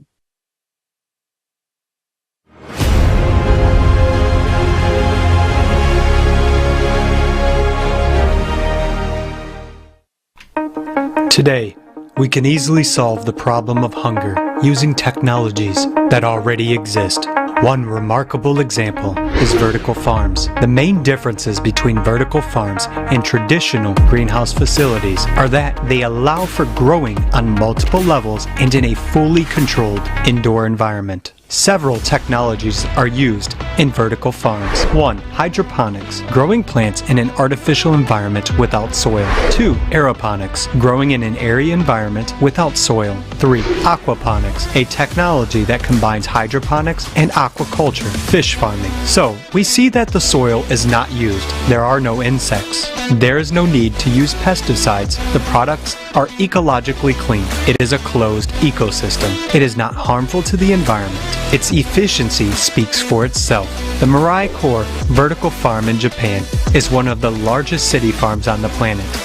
It requires 98% less water than a conventional farm, and it is 50 to 100 times more productive. An American farm called Aero Farms yields up to 26 harvests a year and produces 390 times more food per square meter than field farming. Aero Farms now grows more than 550 different varieties of fruits and vegetables. To date, the NASA Center is conducting practical developmental work on growing wheat to provide for humans in space.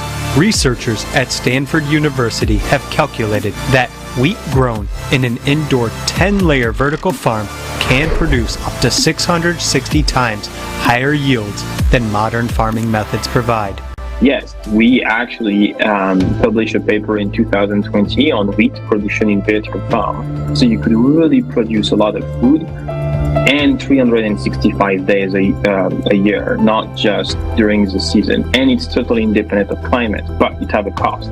That means that every year you need to spend about $15 million in electricity, which is quite a significant amount of money. Now, if you remove the energy challenge, it's great because people can have food. And we will solve the electricity problem in the first year of the transition period to the creative society, thanks to the gradual introduction of fuel-free energy generators, the technology which already exists nowadays. Another amazing opportunity that vertical farms offer is growing vegetables anywhere on the planet. One of such examples is Antarctica.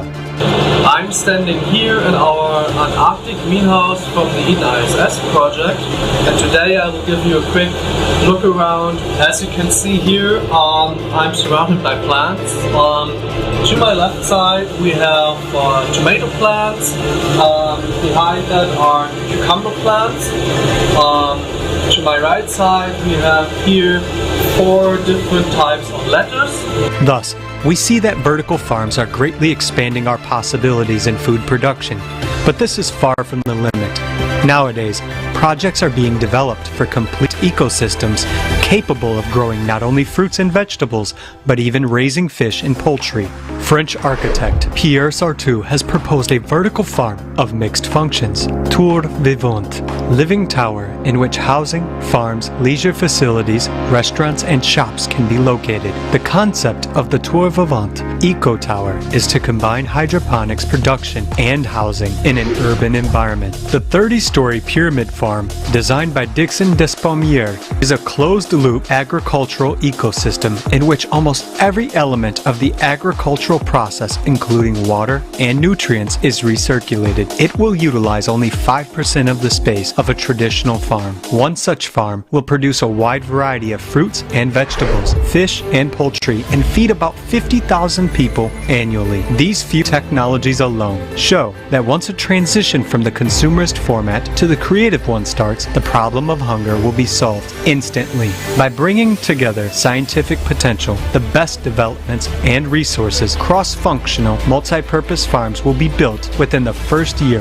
of the transition period to the creative society. In such facilities, in addition to plant cultivation, there will also be fish, livestock, and poultry farms in one building. The first floor is a fish farm. The second and third floors are allocated to livestock farming. The upper floors are for agricultural products, plants, berries, fruits, and vegetables. We can create such farms even in areas where nothing grows and the land is not suitable for human habitation. We will turn the Sahara Desert into the most fertile area on Earth. Fresh products without chemical treatment or pesticides will be on your table at any time of the year, anywhere in the world.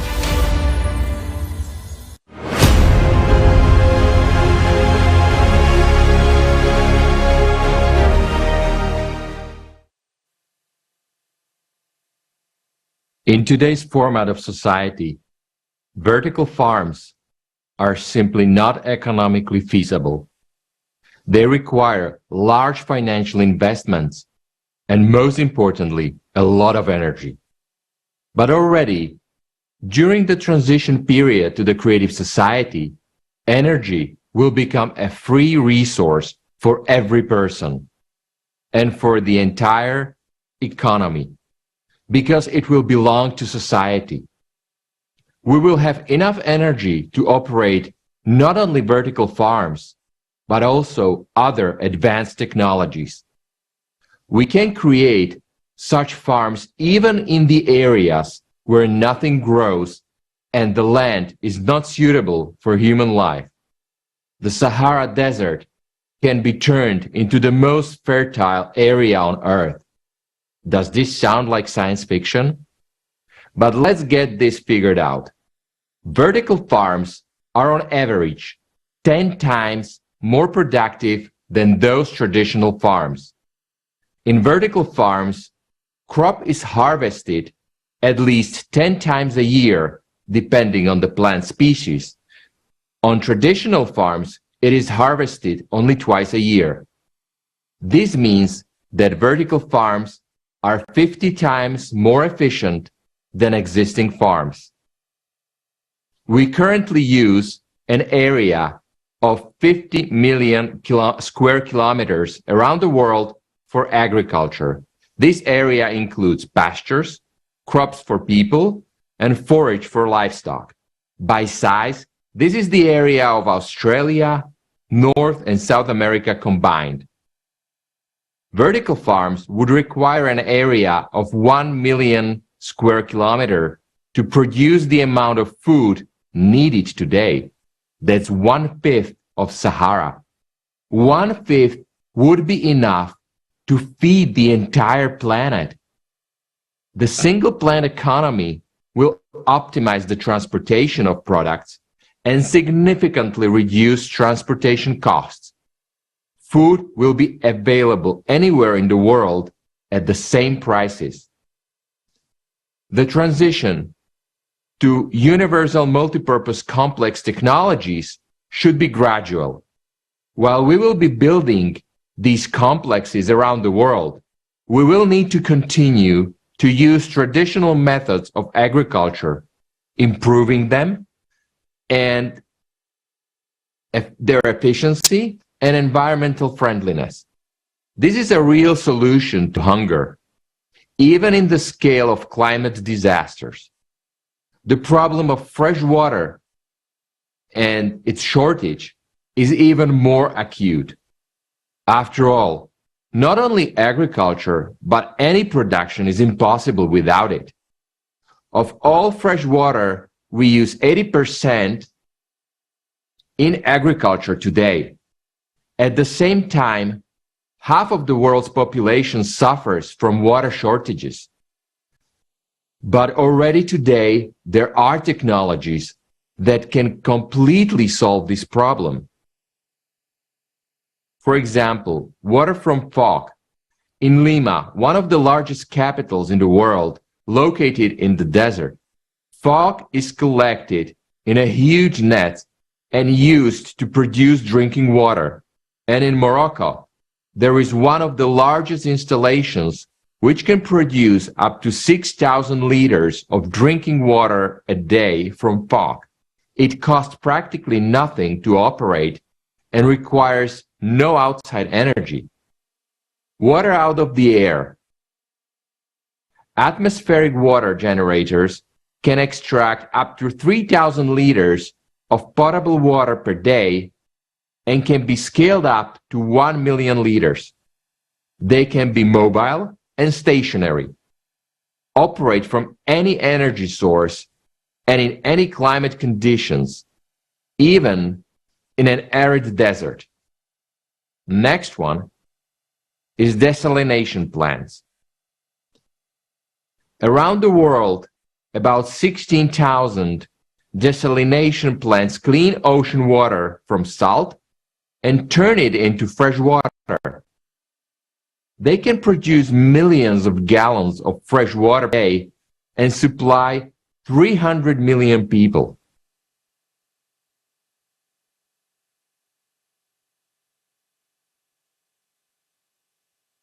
Water recycling. The technology has undergone many tests. It allows the purified water to be used for watering, cooling, and any other technical needs. The quality of water purified in this way exceeds the standards of the World Health Organization. And this is just a small part of the technology we know. Now we are being told that there are too many of us. In the consumerist format, we are offered the only solution, population reduction.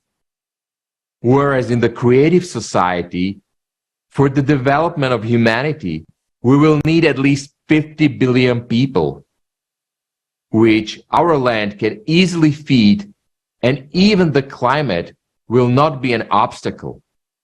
Because only in the creative society, advanced technology will be able to work for the benefit of all people. And when we pass through the transition period to the creative society, we will get such technologies that we won't even need vertical farms. Now back to our hosts. Yes, as we see it, humanity will forget the problems of hunger if we choose the creative society. That benefits everyone, but not everyone knows about it yet. Today, thanks to volunteers, scientists, experts, video editors, translators into 150 languages, we have been given this unique information. We have learned about such great perspectives. This forum was made by people for people. Now it's important that the idea of the creative society goes viral. You can share this video with all of your friends on all your social networks. We repeat once again that it is allowed to use, publish, reproduce, transmit this information presented on this forum, regardless of the form of its presentation in any way, at the discretion of individuals or legal entities, in whole or in part, without distorting the text of the transmitted information while maintaining links to sources. If you need access to videos of this conference in your language for distribution, write to the email info@creativesociety.com. The following topic will not leave anyone indifferent. Vertical farms are a temporary solution to the food and water problem in the transition to the creative society.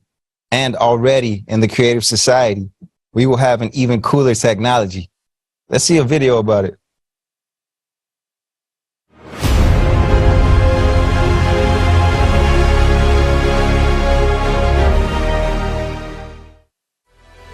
In the creative society, a new technology such as a replicator will be available to all people. A replicator is not science fiction. It's a device that works according to the laws of physics. Let's take a lobster, a t-shirt, or a phone, for example. In appearance, they are completely different, but if we look at them on a micro level, we'll see that they are made up of the same elementary particles. Only their number is different, and they are arranged in a different way. These particles form atoms, and atoms form molecules. Due to a given combination of these elementary particles, we get either a lobster, or a t-shirt, or a phone. The working principle of the replicator is basically to assemble the elementary particles in the proper combination to get what we need. A hot breakfast, or fashionable trousers. Moreover, they are brand new, already ironed, and of the highest quality. Everything depends on the program you've set up. For example, in order for a new gadget to appear in a replicator, you need 3 components: energy, particles from which the object will be created, the information about the sequence of their assembly. Energy has been successfully used by humanity for a long time. In the creative society, we'll be able to use both new and long discovered types of energy. Information about an object will be received by scanning the desired objects and uploaded into the replicator. A similar principle has already been implemented in beverage molecular printing technology. Any beverage is printed directly from molecules. The main thing is to have the appropriate amount of particles from which the object we need will be materialized. To do this, we need a utilizer. Unnecessary things will be put in it to be decomposed into elementary particles and placed into cartridges. And the replicator will create whatever you need with the use of the cartridges and information. So you dispose of the garbage and get everything you want.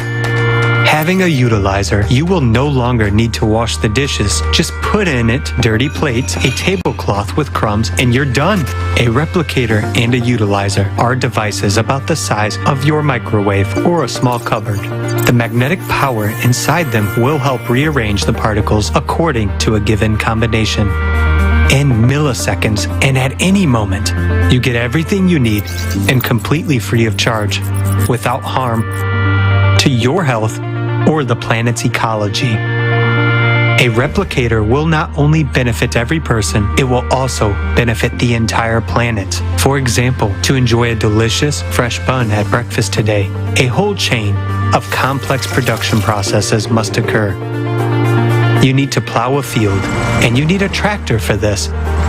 To produce a tractor and all its component parts, we have to build different factories.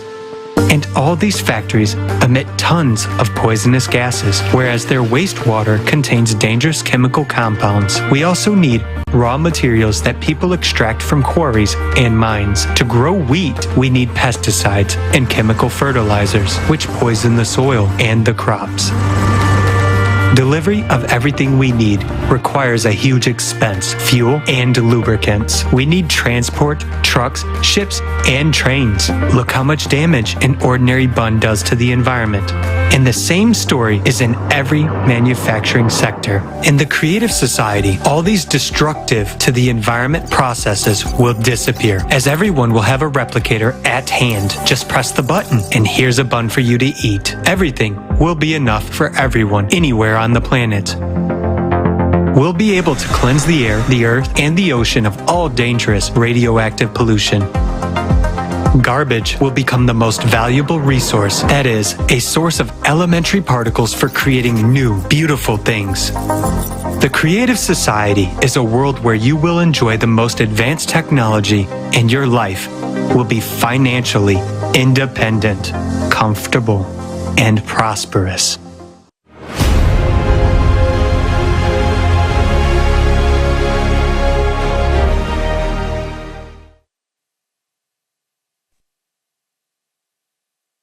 Здравствуйте, уважаемые зрители. Greetings, dear friends. I have a question for women. How long ago did you buy yourself a new dress to wear? For example, to go to a restaurant or theater? When was the last time you took a warm bath with scented foam? Where did you last go on a trip? Perhaps these questions may seem too frivolous to some, but it's not that simple. When was the last time you felt truly happy and free? When was the last time you even felt like a woman? Be honest. After all, the answers to this question provide so much insight. A woman is a source of love and life. Each of us has infinite creativity that is now trapped in the cage of routine, obligation, duty, and the absurd rules of consumer society. Instead of enjoying life, it's like a woman is running a cross-country obstacle from a kitchen to the store, from the store to work, from work to daycare or school, all the while hugging a day planner with an endless to-do list. The day planner certainly has dreams and plans in it, but is there a time to accomplish them? A few minutes ago, we watched a replicator video. Just think about it, how much time this technology alone could free up. No more endless cooking, no need to puzzle over what to wear. The replicator closet will create new, stylish, and perfectly ironed clothes for you in seconds. The clothes that will fit you exactly. But that's not all. You have no idea what the future holds in the creative society. We can talk about it for a long time, but it's better to see it with your own eyes. For this, we have created a film about the life of a woman in a consumer format and what it will be like in a creative society. Surely, you will recognize yourself in it. I appeal to every woman. This is a gift for you to understand that what you are missing out without creative society.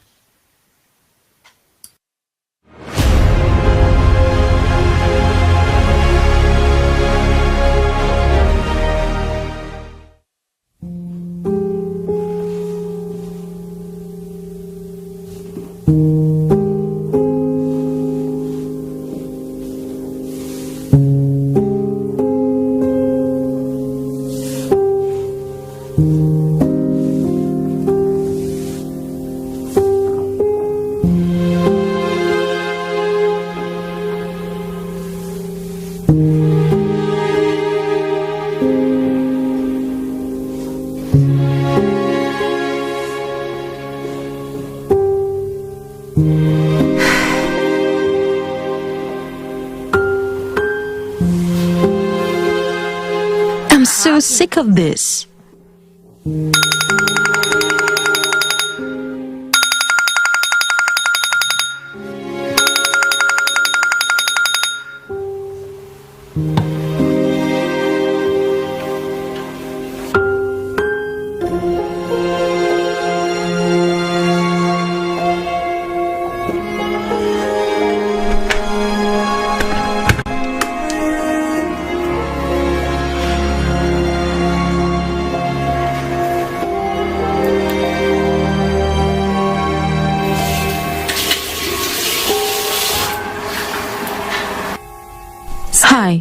My name is Maria.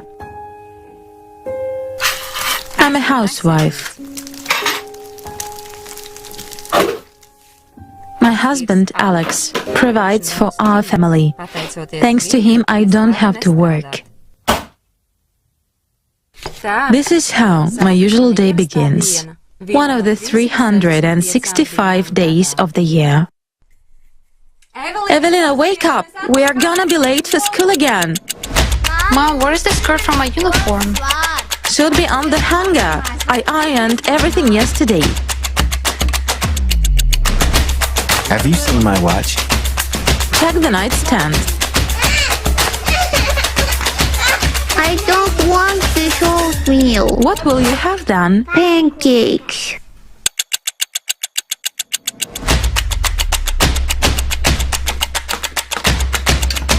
My uniform, Mom! Just change quickly. It's not there.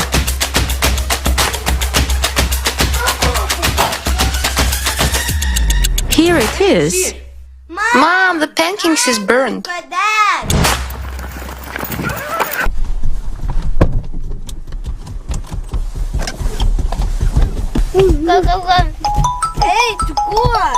Hello. Hi. You didn't forget you're supposed to come for a haircut today. Oh shoot, I totally forgot. Can I reschedule? For Saturday. I don't have any time today. This is the third time you're putting it off. You shouldn't put yourself last. I know. How do you manage to find time for everything with your job on top of it? But I don't. I'm sick of it already. After coming home from work, I wash, cook and clean until midnight. Every day the same thing. I wish I could retire already, take a break from all this. Okay, I got you. Let's make it Saturday.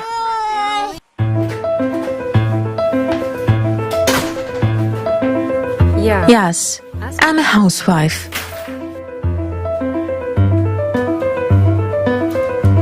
It would seem that I don't work. But I have no personal life at all.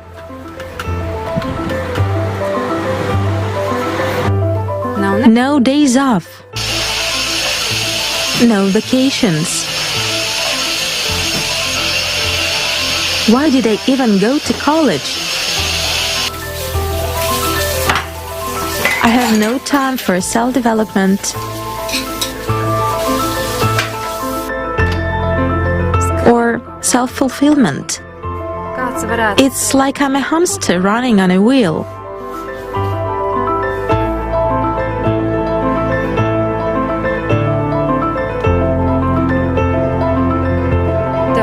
Some might say, "What are you whining about? Your life is not so bad."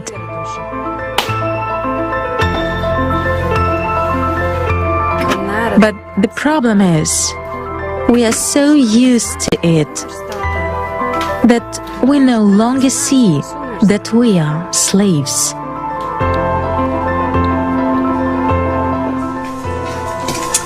Hello. Well, hey there. Have you got something for pain? My back is hurting so bad. Of course it's going to hurt. Look at your bags. I too can barely make it home after such weightlifting. Let me get you something. Oh, I forgot milk.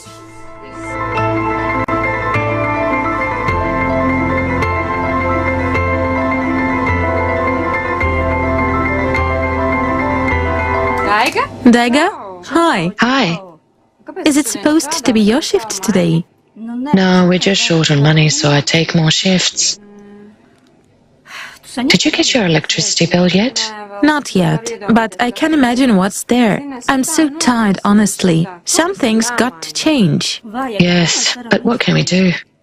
I'm looking forward to the time when kids grow up. Maybe it will be easier. At least I wouldn't have to work so hard. Right. Only when kids grow up, we'll have grandchildren.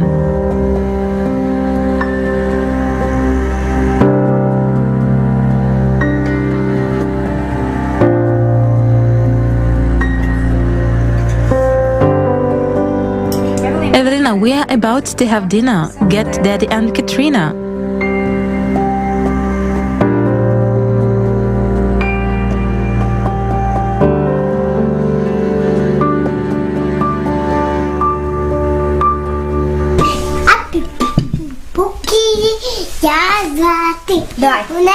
And where are you going? I'll be right back. Just unpack the laundry while I still remember.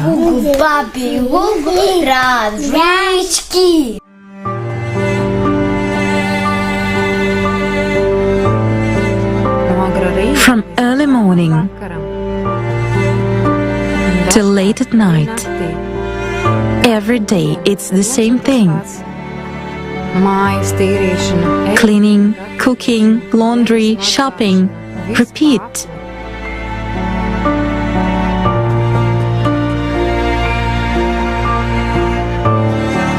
Taking kids to and from school. But when do I get to leave?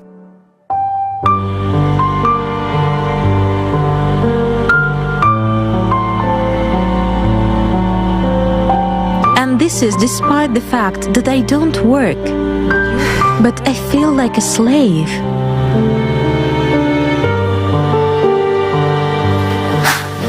Did God really create humans to be slaves?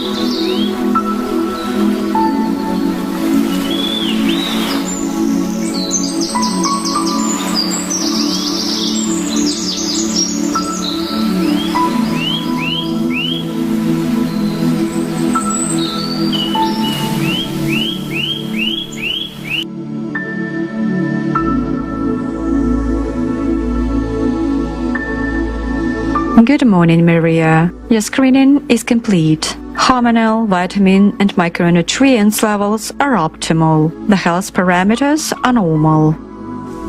Cody, today I'll have medium roast coffee with hazelnut flavor. Done.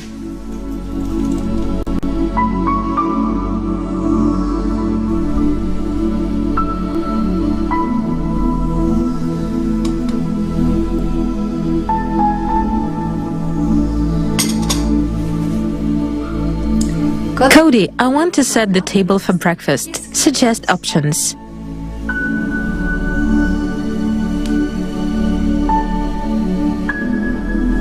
This one's good.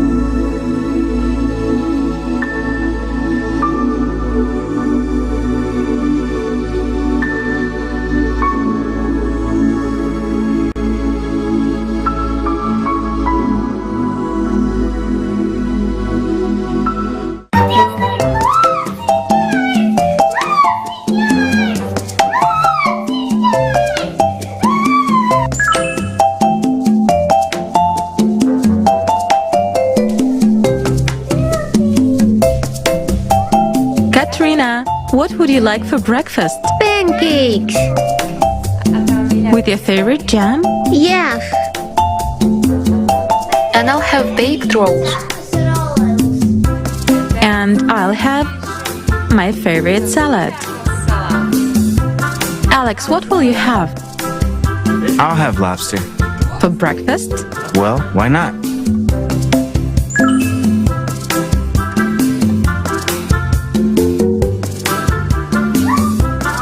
Lobster. Is that a lobster? On my god, that is so ugly. No, I'd rather have steak. At least I'm used to it.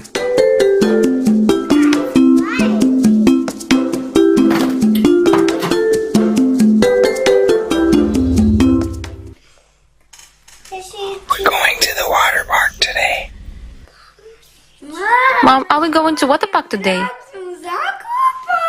Yes, Dad will come home from work and at 3 o'clock we'll be at the water park. Yay!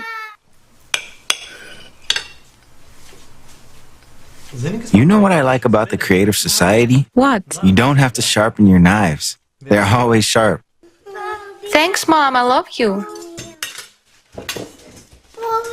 Thank you, Mommy. I love you. Can you help clear the table? Yes, of course.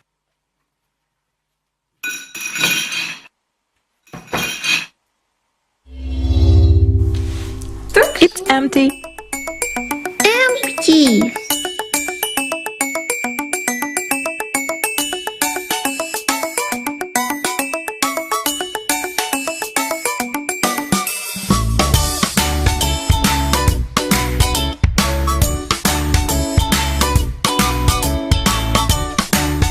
Girls, are you ready? Yes, Mom, we'll be right there. Good.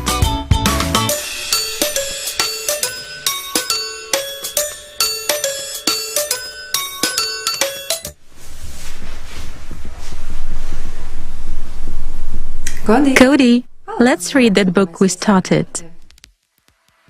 Chapter 12. The Architecture of Machu Picchu. Cody, turn on the deep cleaning function. Launching. Continue reading. Yes, go ahead. The amazing thing is that the whole city is built without any kind of bonding compound. All the structures are held together by their own weight.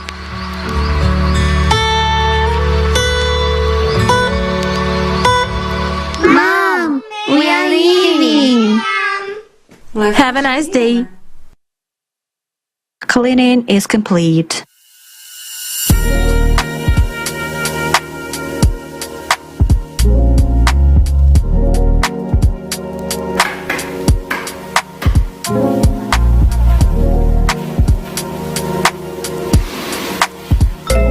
At 1 o'clock, you are scheduled to get together with your friends. Oh, I completely forgot. Cody, help me choose a look.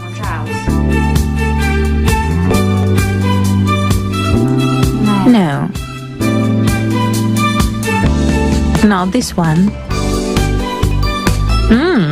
This one's cool.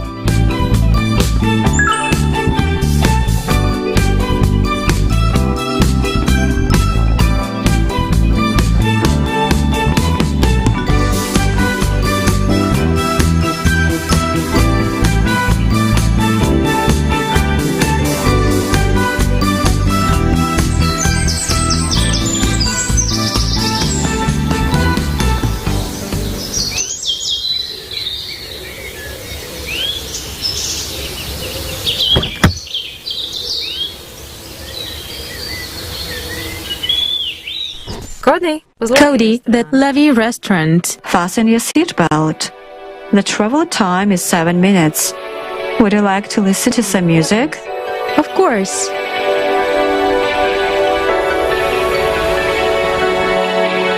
Time has come for us to see. It's up to you, it's up to me, to build a world we wanna be, the creative society. Take a look around, there's so many wars. Do you even know what we're fighting for? Take a stance, raise your voice. We need to make a choice now.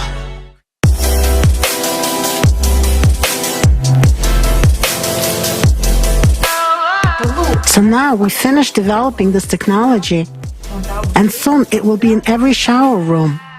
Girls, you will be scanned and cured of all diseases in a matter of 5 minutes. Wow. Yeah, and it will be available to everyone. And that's not all. If you want to change your appearance, that's easy too. you can lose weight, or on the contrary, gain weight and sculpt your body, and even change your height. Even change the height? How is that possible?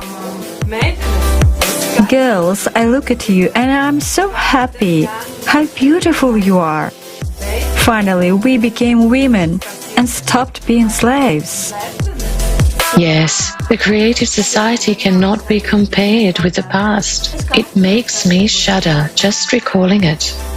It's good that you found that website back then, and we were able to do our part in building such a beautiful world.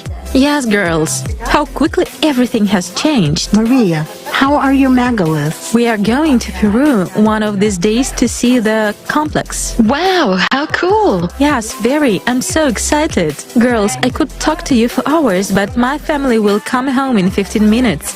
We are going to the water park today. That was a scary black pipe back there. No, it wasn't scary. Which one did you like most? I like the blue one best. I like the blue one too. Oh, look. Oh. No, Katrina. Don't fish out the lemon. It tastes better with it. Bon appetit.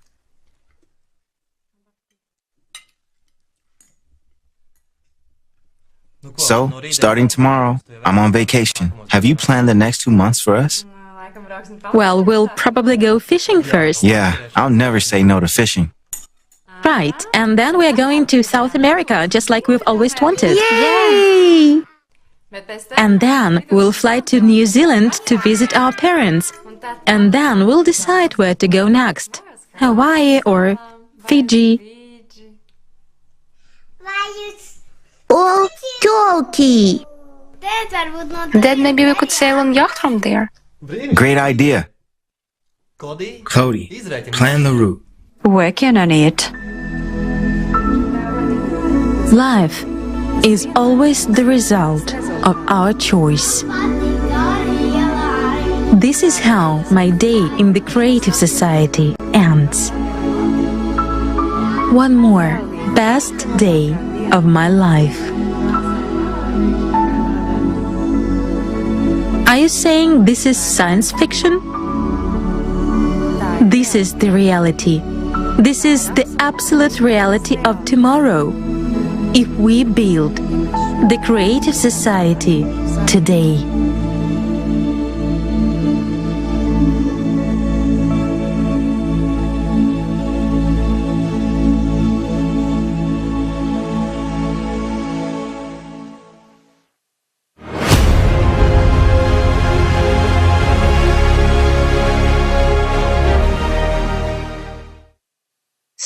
Dear friends, hello.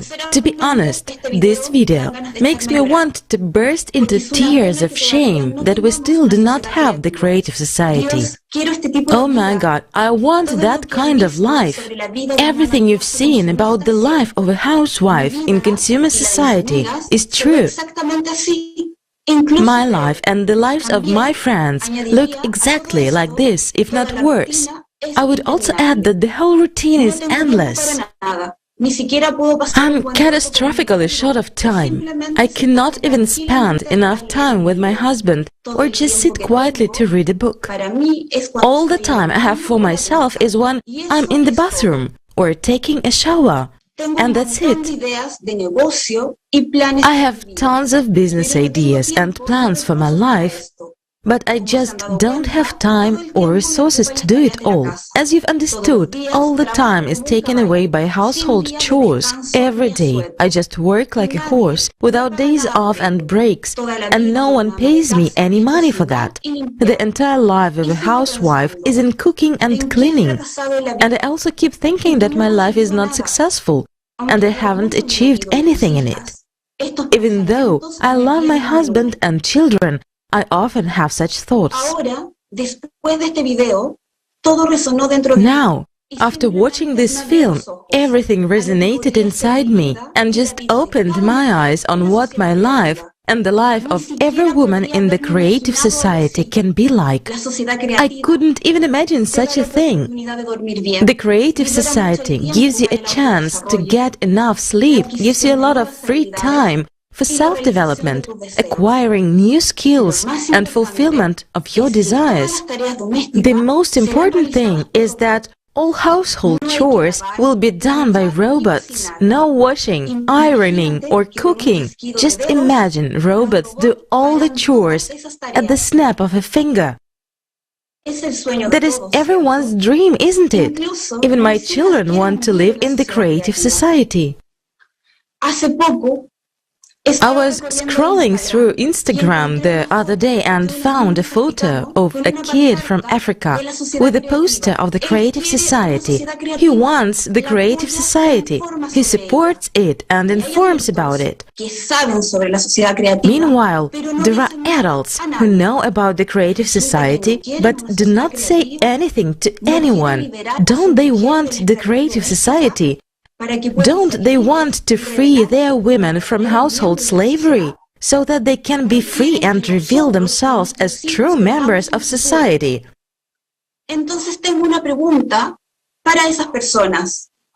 Don't they want us and our children to have a future? I have a question for those people then. Are you idiots? Don't you understand that this is your happiness? I'm sorry for calling these morons the morons, but because of those idiots, I will now have to come home and spend all my time cooking and cleaning after the forum. If it were the Creative Society, I would only have to push a button or say 2 words, but now I have to come home, work hard for hours and waste my personal life, which is already very short for us, people, on cleaning up the mess, feeding my always hungry family, washing the dishes after them, and dirty clothes. I live in such a shithole because of those stupid people who don't understand simple things, that today we can make our world better, more beautiful, and safer. I have a question. Why do these morons think that women were born to exist in this household slavery? Yet they dream of being welcomed home by a queen. Right now, I have neither physical strength nor mental energy. Why do I have to live in constant stress and worries? Why do I have to worry whether my child will return from school alive and unharmed, whether there will be a nuclear war, or worry about the uncertainty of tomorrow, and a lot of housework that can never be done? And what awaits me tomorrow? More cleaning and cooking and the same fears? Why do I have to suffer? Because there are idiots who don't understand the prospects of the creative society for themselves and for all people. In the creative society, all wars or threats to life are impossible. So what should I call those who don't want to build a creative society? Friends? They are not friends. They are bastards. They are so stupid that they cannot see further than their own noses. I'm tired of all the worries and anxiety. I just want to be a woman, not a tractor that plows from morning till night. I just want to enjoy life, spend time with my husband and children, develop and always be beautiful and rested. Isn't that bliss? Isn't that a dream? It's a dream that can become a reality. For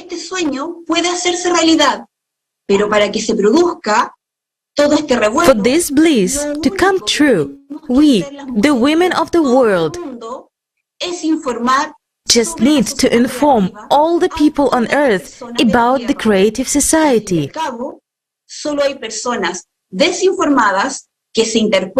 After all, there are only uninformed people standing between us and our wonderful lives.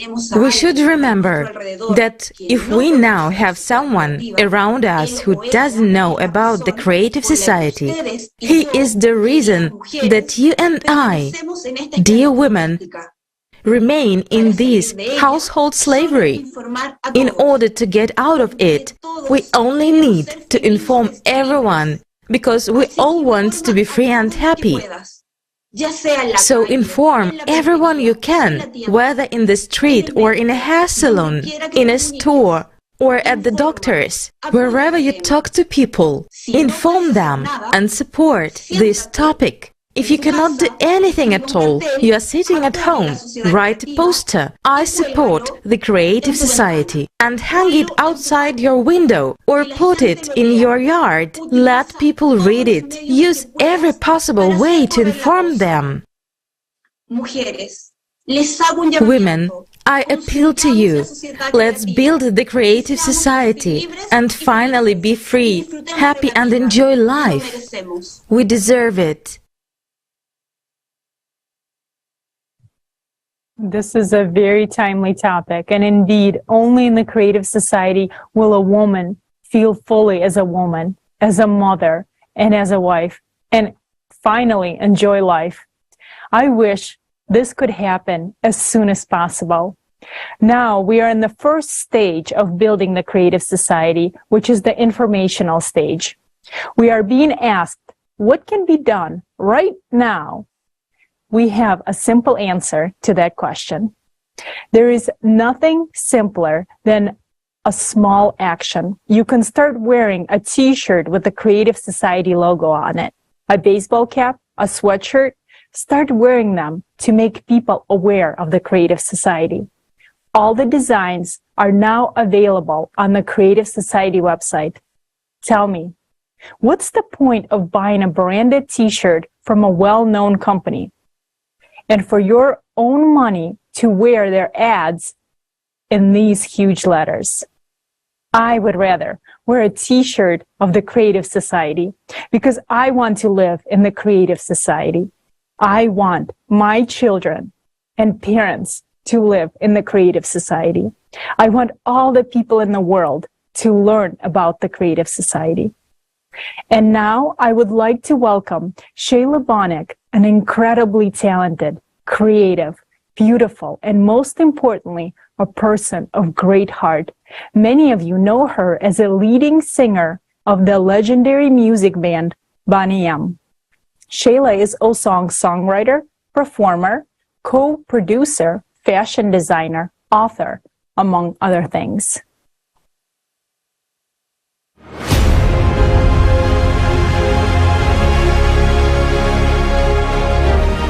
Together.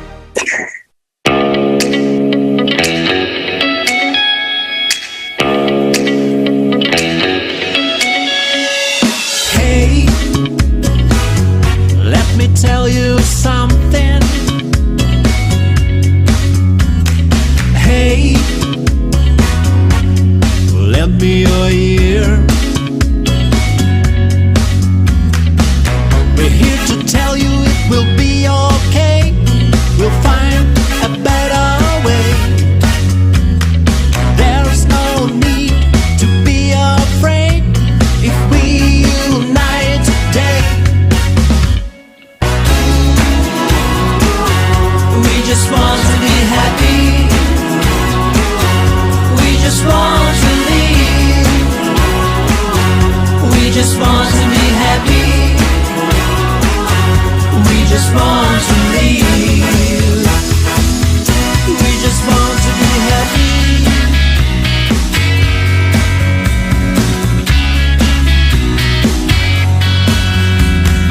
We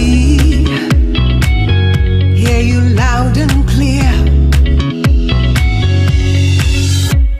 No, we don't fear. Society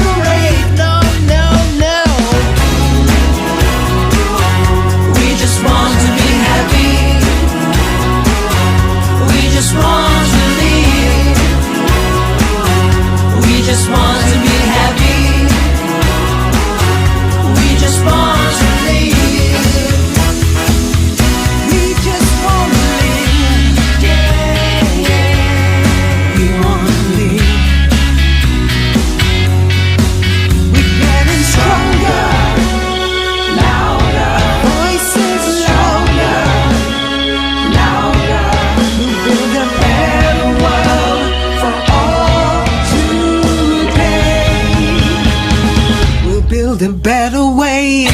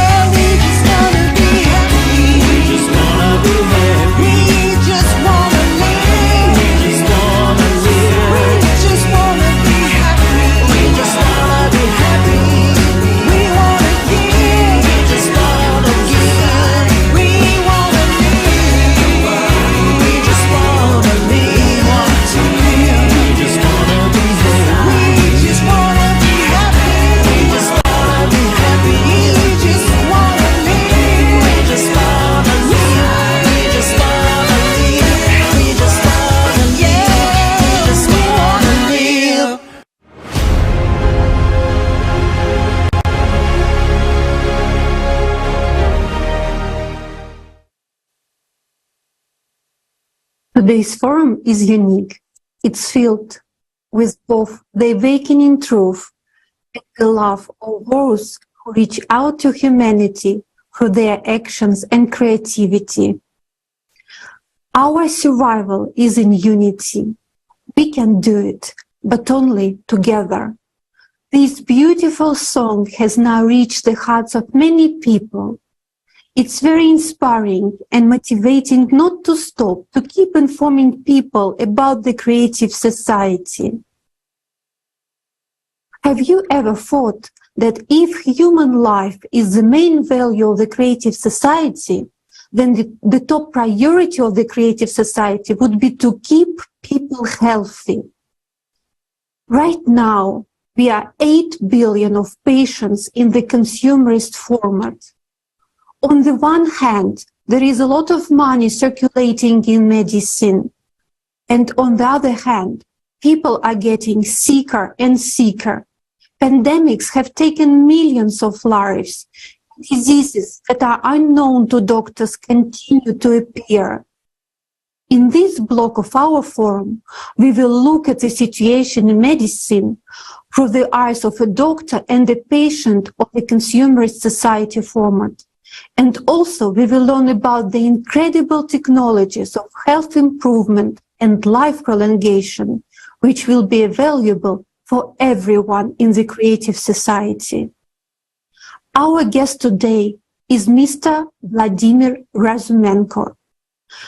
Vladimir Razumenko, Doctor of Medical Sciences, Professor, Academician of the Ukrainian Academy of Sciences, corresponding member of the National Academy of Medical Sciences of Ukraine, the Chief Neuro-Oncologist of Ukraine, neurosurgeon.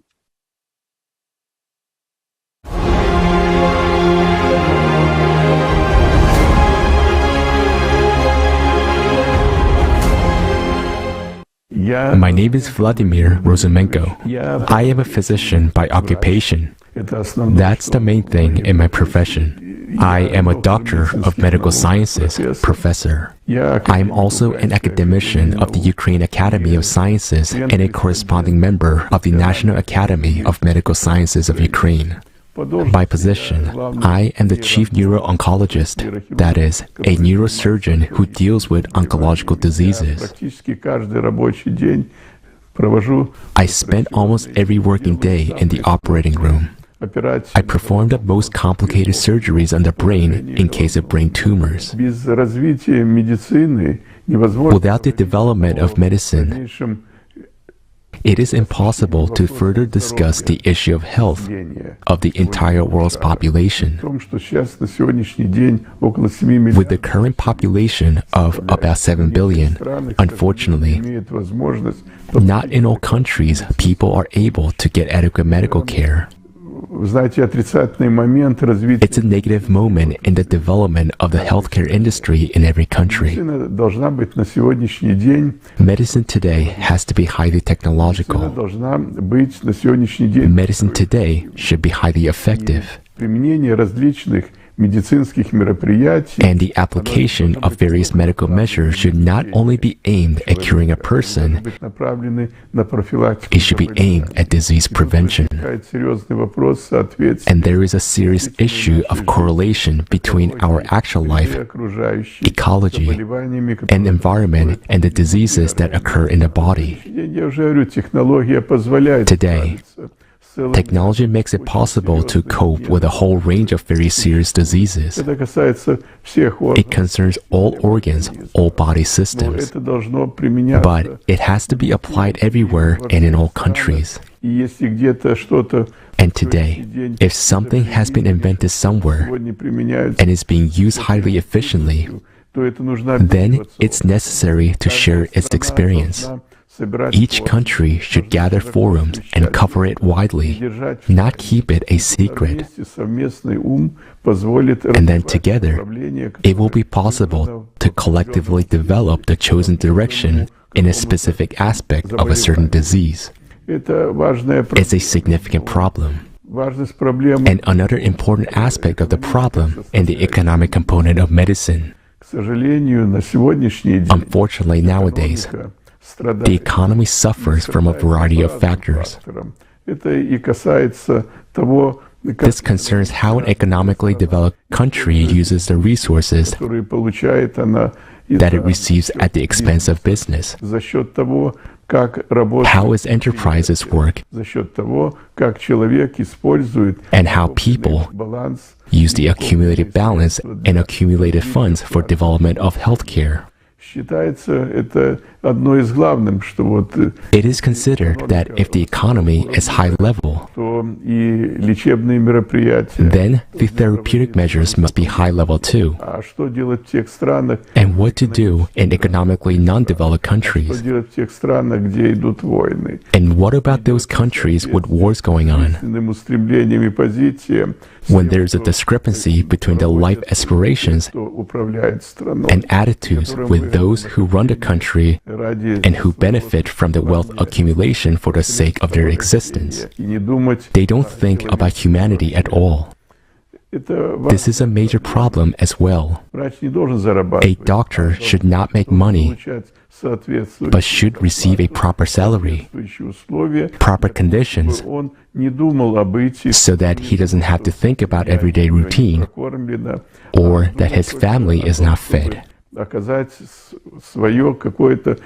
He should think about applying his professional qualities to treat these or those diseases. Therefore, preventative medicine is an important issue. And such a doctor is a real doctor who pays attention to disease prevention, who makes it possible to prevent the development of any disease at an early stage. A crucial component of our life today is the creative society. We can speak of the creative society only when we match it with the conscious state of society. If society is conscious, if it is not consumerist or parasitical, then the creative society will really allow us to change our planet, change people's relationships, improve medicine and people's health. I think that it is necessary for all of us to unite humanity on earth as one whole in making sure that the creative process is steadily progressing and not halting or regressing.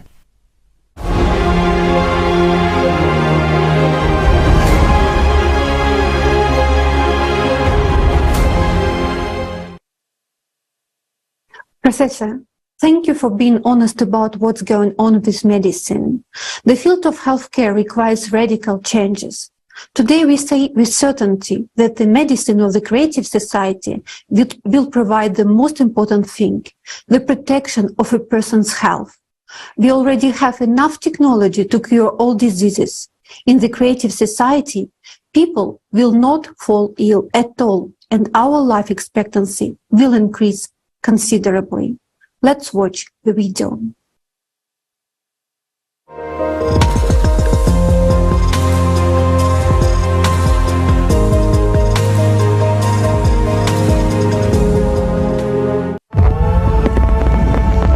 You would be surprised how many diseases can be cured even today, and what technologies exist. We're told about incurable chronic diseases and that there is no way out, either surgery or taking drugs for the rest of your life. We are milked by playing on our feelings of fear and hopelessness. But let's see how things work in reality. Genetic engineering technologies are already working wonders. Gene therapy affects the human body at the DNA level. This is not a fiction. There are many successful results of its application when patients have been completely cured. You can find information about these technologies in public access by Googling them or by visiting the offices of the development companies. For example, Tessera Therapeutics' genetic engineering technologies can already rewrite DNA fragments, eliminating most genetic diseases. Tessera Therapeutics believes that rewriting genes will make it possible to treat genetic defects that are the basis of most modern diseases. Just imagine, people will be able to get rid of diabetes, cancer, asthma, hypertension, joint diseases, allergies, heart attacks, autoimmune diseases, and many others. To date, leukemia is often a fatal verdict for a child, accompanied by long periods of suffering, and it is a terrible grief for his parents. But this is only because advanced technologies are not used, but they do exist. The last chance for the patient with an aggressive form of leukemia was TALENT technology, which was used in London Hospital back in 2015. The girl's life was saved with the help of genome editing. The horrible word HIV is in itself a complete doom. Matt Chappell from California, USA, has lived with HIV for most of his adult life. But after ZFN therapy, affecting the damaged gene, he stopped needing antiretrovirals. This is not all. Not only acquired, but also congenital pathologies can already be corrected. Today, it is a terrible misfortune to give birth to a child with severe vision loss caused by retinal diseases. This inevitably leads to complete blindness. Up until gene therapy, there was no cure. In 2017, Spark Therapeutics registered a gene therapy injection drug. Thanks to these technologies, 27 patients from the US have already regained their sight, and very quickly. After treatment, these children saw stars for the first time. But this is just the beginning. Another example of what technologies we have today is nanorobots. Nanorobots, or nanobots, are robots of the size comparable to a molecule less than 100 nanometers, with a function of movement, processing and transmission of information, and execution of the embedded program. Even if you have not yet heard about how nanotechnologies work in healthcare, you are already actively using them in your smartphone. It is thanks to nanotechnology that your smartphone keeps its charge for many hours. 4G, 5G mobile networks, microprocessors, all these are nanotechnologies. The cost of making a nanorobot is only a few cents, and the time to assemble it takes only a few minutes. This will significantly reduce the cost of medical services. And due to the microscopic size of nanorobots, a person will not experience any discomfort or pain during treatment. You just drink a glass of water, and nanobot doctors will perform treatment where it is necessary. To date, nanorobots can already destroy cancer cells without harming the body. deliver drugs to all tissues and organs. Remove blood clots, thus preventing heart attacks and strokes. Improve the quality of diagnosis and detect any disease at its earliest stages, or even predisposition to it. Destroy pathogens of any infectious diseases, including the fatal ones. An amazing technology was discovered by Iran's academician, Peter Petrovich Gariev and his colleagues. The method allows us to read information from healthy DNA using a laser and record it in the form of a sound spectrum. When the sound wave affects a diseased organ, the damaged DNA code is restored and a patient fully recovers. How long do you think a person can actually live? Prolonging a person's life is already possible. Nowadays, our long livers look like this. But prolonging life is not only an opportunity to live more than 100 years without diseases, but also to live precisely in the young body. The key to youth and longevity has already been found. Stanford University has developed technology for genetic age reprogramming and obtained a license for its use. Just imagine, at 100 years old, you will be able to do sport and be in the same physical shape as you were when you were 25. These are just some of the technologies that exist. They are not available to you today because today, your life has no value for anyone but you. Any person in the consumerist format faces diseases and loneliness. But everything will change in the creative society. All advanced medical technologies will be available to everyone, even during the transition period to the creative society. Artificial intelligence technologies will combine the knowledge of specialists from all over the world to help make diagnosis accurately and restore people's health. Such notions as medical error, misdiagnosis, complications from treatment, and side effects will disappear. Healthcare will quickly become exclusively preventative, whereas in the creative society, people will stop getting sick at all. Every home will have a revitalization capsule. When you enter it, you will be able to scan and repair your body in a matter of minutes, and also correct your body shape as you wish.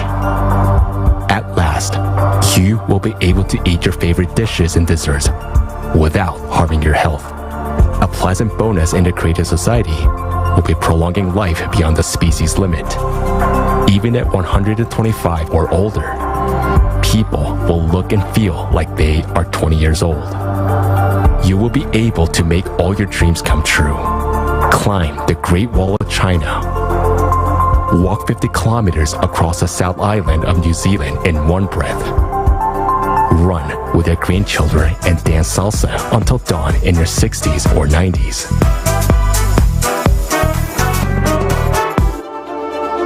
To date, healthcare is a business and health is an expensive commodity that many people cannot afford. It's time to make healthcare high quality and free for all. Eternal youth and good health is your reality in the creative society. Share this information with everyone right now.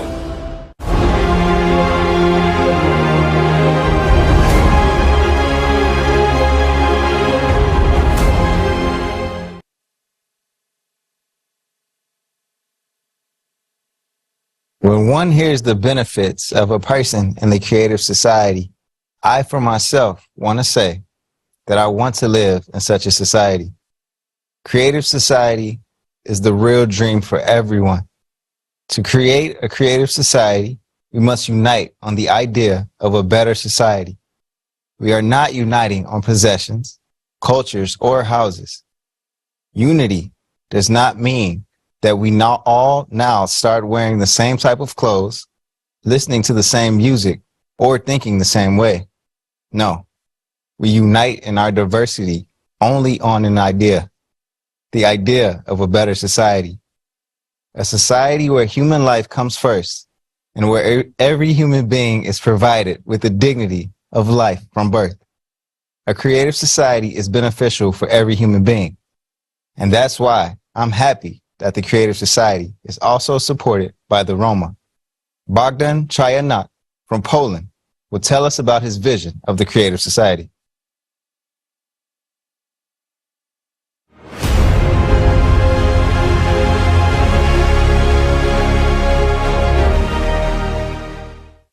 Let the gracious God grant everyone goodness and happiness. Let everyone be healthy and happy. Roma all over the world. Be healthy and happy. My name is Bogdan Trajanok. I'm a Rome from Poland, a member of a government commission that works for integration. Love for our neighbor, for brothers and sisters, and not only for the Roma. Dear ladies and gentlemen, I am honored to be a speaker together with you today here at this international forum where I can share my love and warmth for my Romani brothers and sisters, but not only for my Romani brothers and sisters, but for all people with a good heart. And I know that people with a good heart are watching and participating today. People who strive for big changes when love, tolerance, and nature will reign.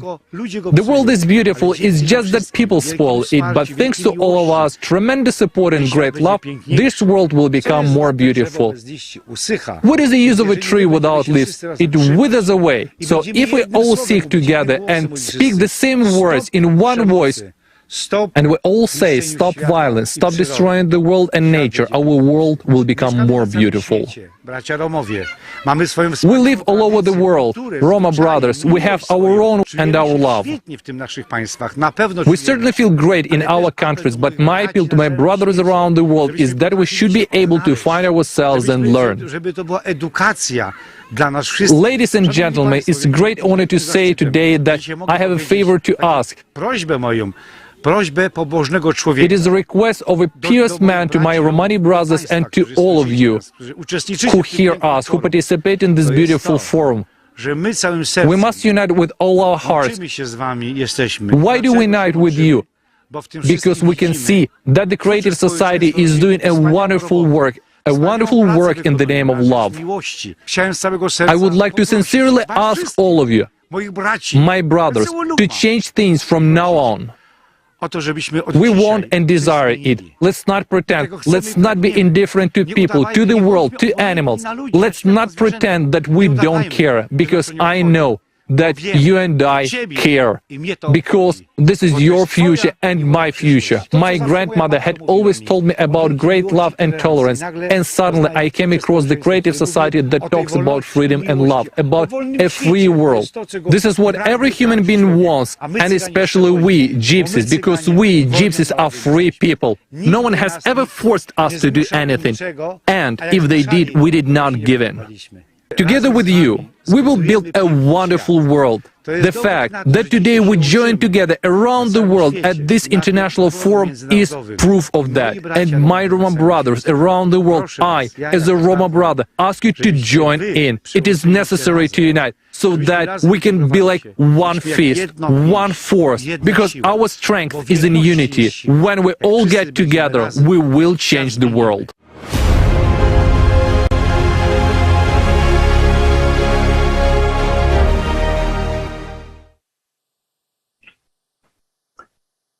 У вас может возникнуть вопрос, кто же все эти люди? А действительно, кто мы? Мы — это человечество. You may be wondering, who are all these people? And really, who are we?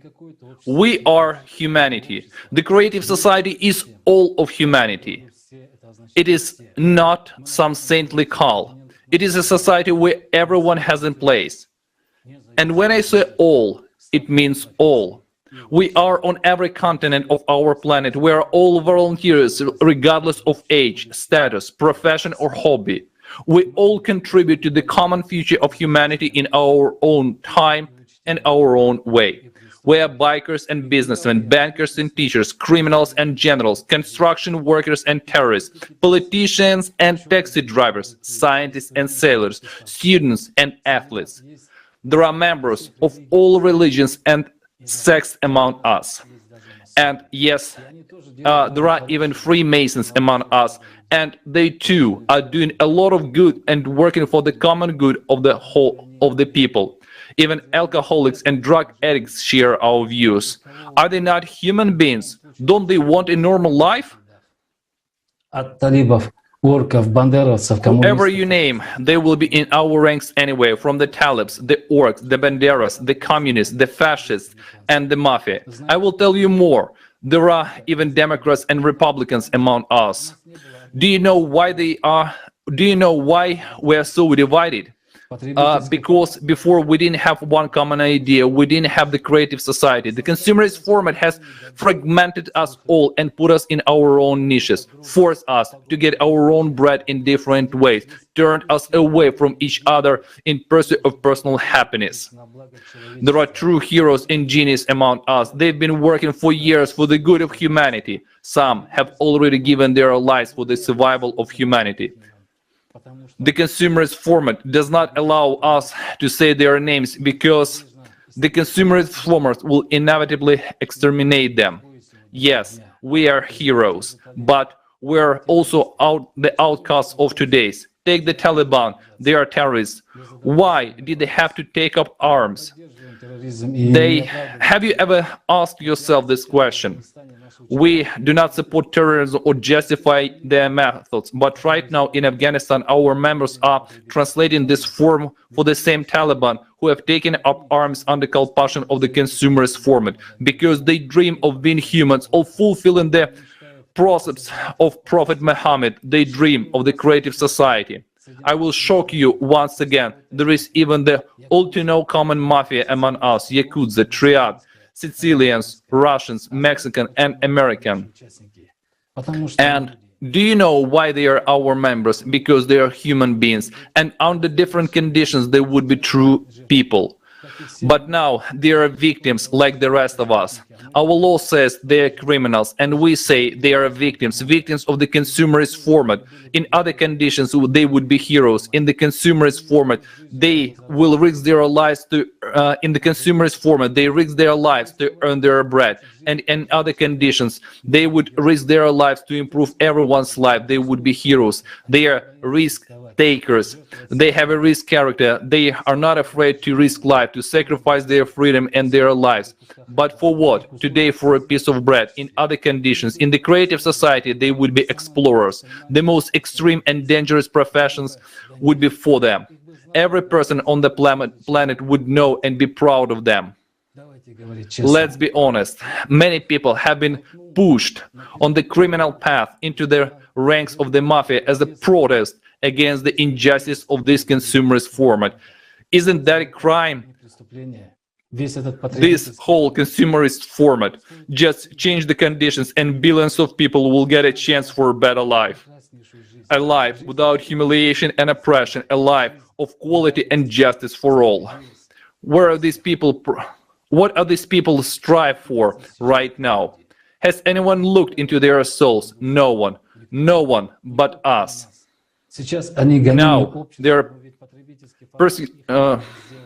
Now they are persecuted by society, but in the consumerist format that has made them to be like that. The consumerist format has divided us, made us banderas, fascists, communists, anything but humans. The consumerist format has divided us as much as it possible, but we want to unite and become one civilization. When one lives in prosperity, there is a tomorrow, and the whole world is beautiful. All the best will flourish in every human being, and that's the point of the creative society, not only to save humanity physically, but also morally. And we will not have to protect pedophiles condemning children to abuse. We will not have to fight for gender identity. We will be able to live and enjoy life, because life is given once on this planet. And life is given to humans for much more than just to quarrel or die for someone else's interest. For someone to steal another billion, tens of thousands of people must die. Isn't it nonsense? What are we fighting for? For someone else's ambitions? When the whole world belongs to humanity, everyone will take care of the common good, and there will be no need for quotas on ecology. We will live in symbiosis with the planet, not as parasites, but as symbiotics. The planet will benefit from us. The planet will benefit from us, and the planet will benefit us.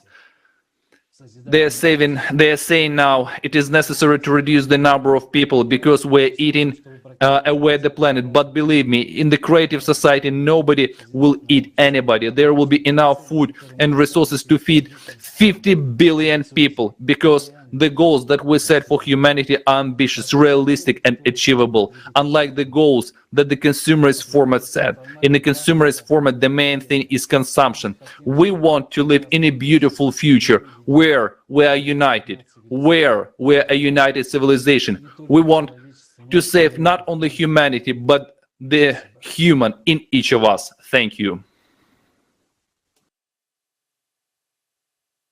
We are all people. We are all united by the fact that we want to live, but live to live decently, safely, and happily, to live in creative society, because in creative society, everyone will benefit. And right now, I would like to pass the floor to American politician, 2020 presidential candidate, ambassador, and International Human Rights Commissioner, Robbie Wells.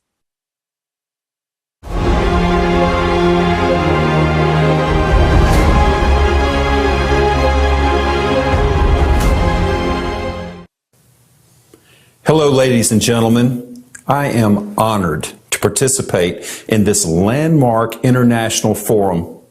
I'm grateful for the opportunity to reach out to people around the world, to you, dear friends. I agree with our distinguished speakers. Our climate and geopolitical situation are very urgent.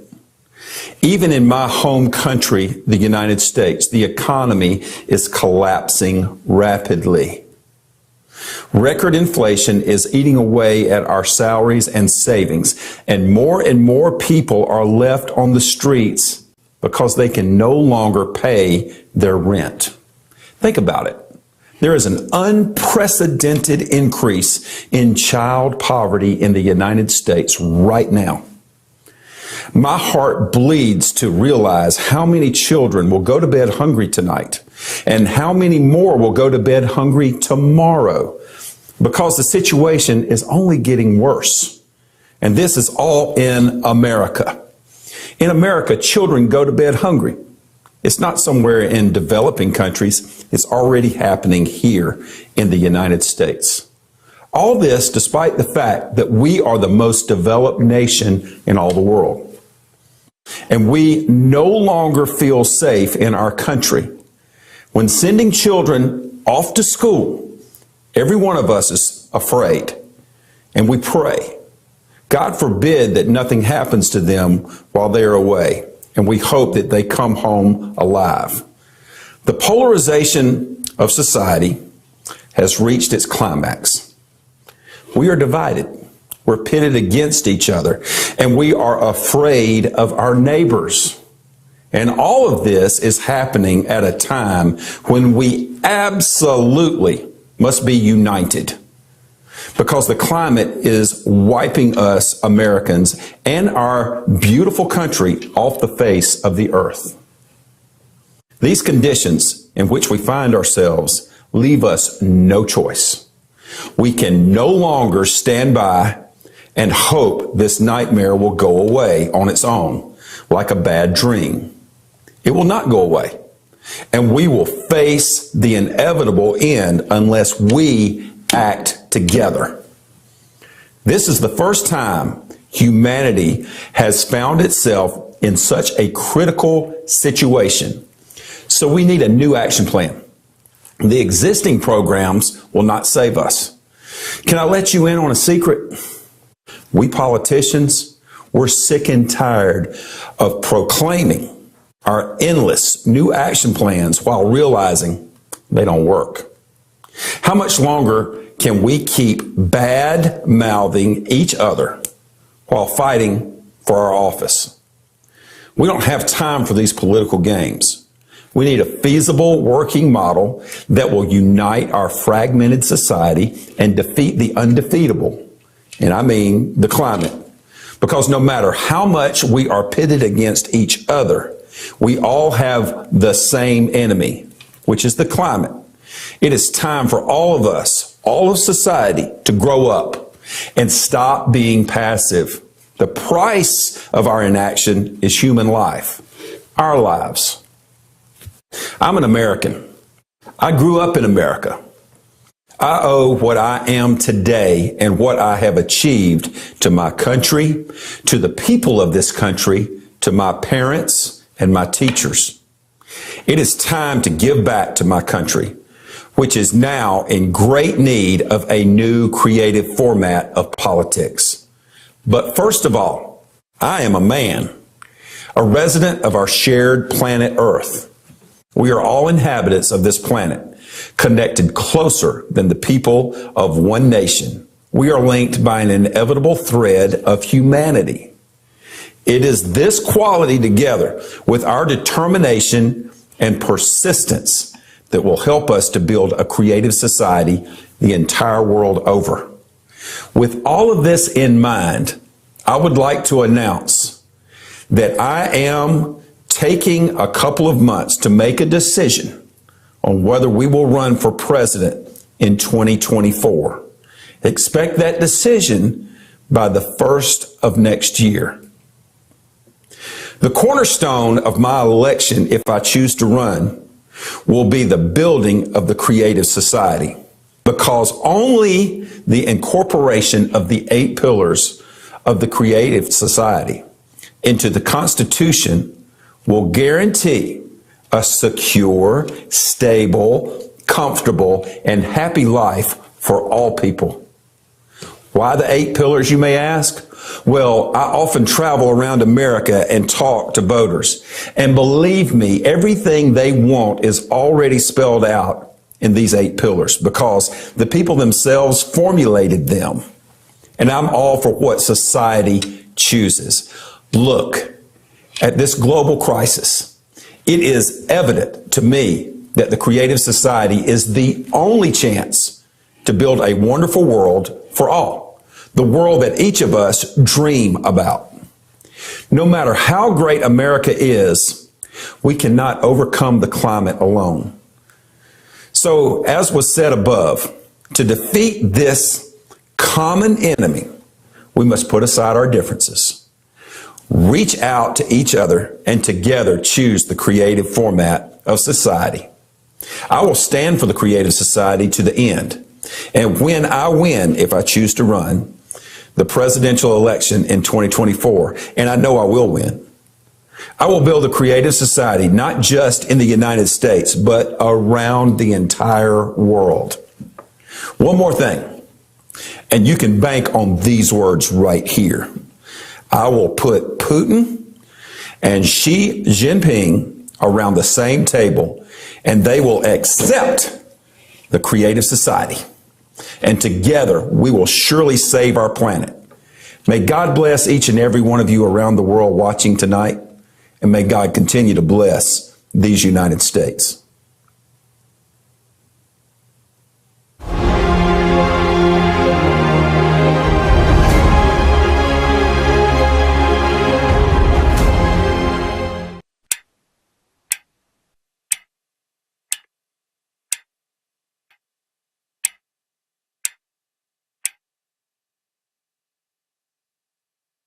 Wow, this is a very honorable promise, and absolutely all people want to live in the creative society, but many don't know about this format yet. At today's forum, we described in detail how the creative society will benefit each individual. Now, let's watch a video and hear from the people themselves.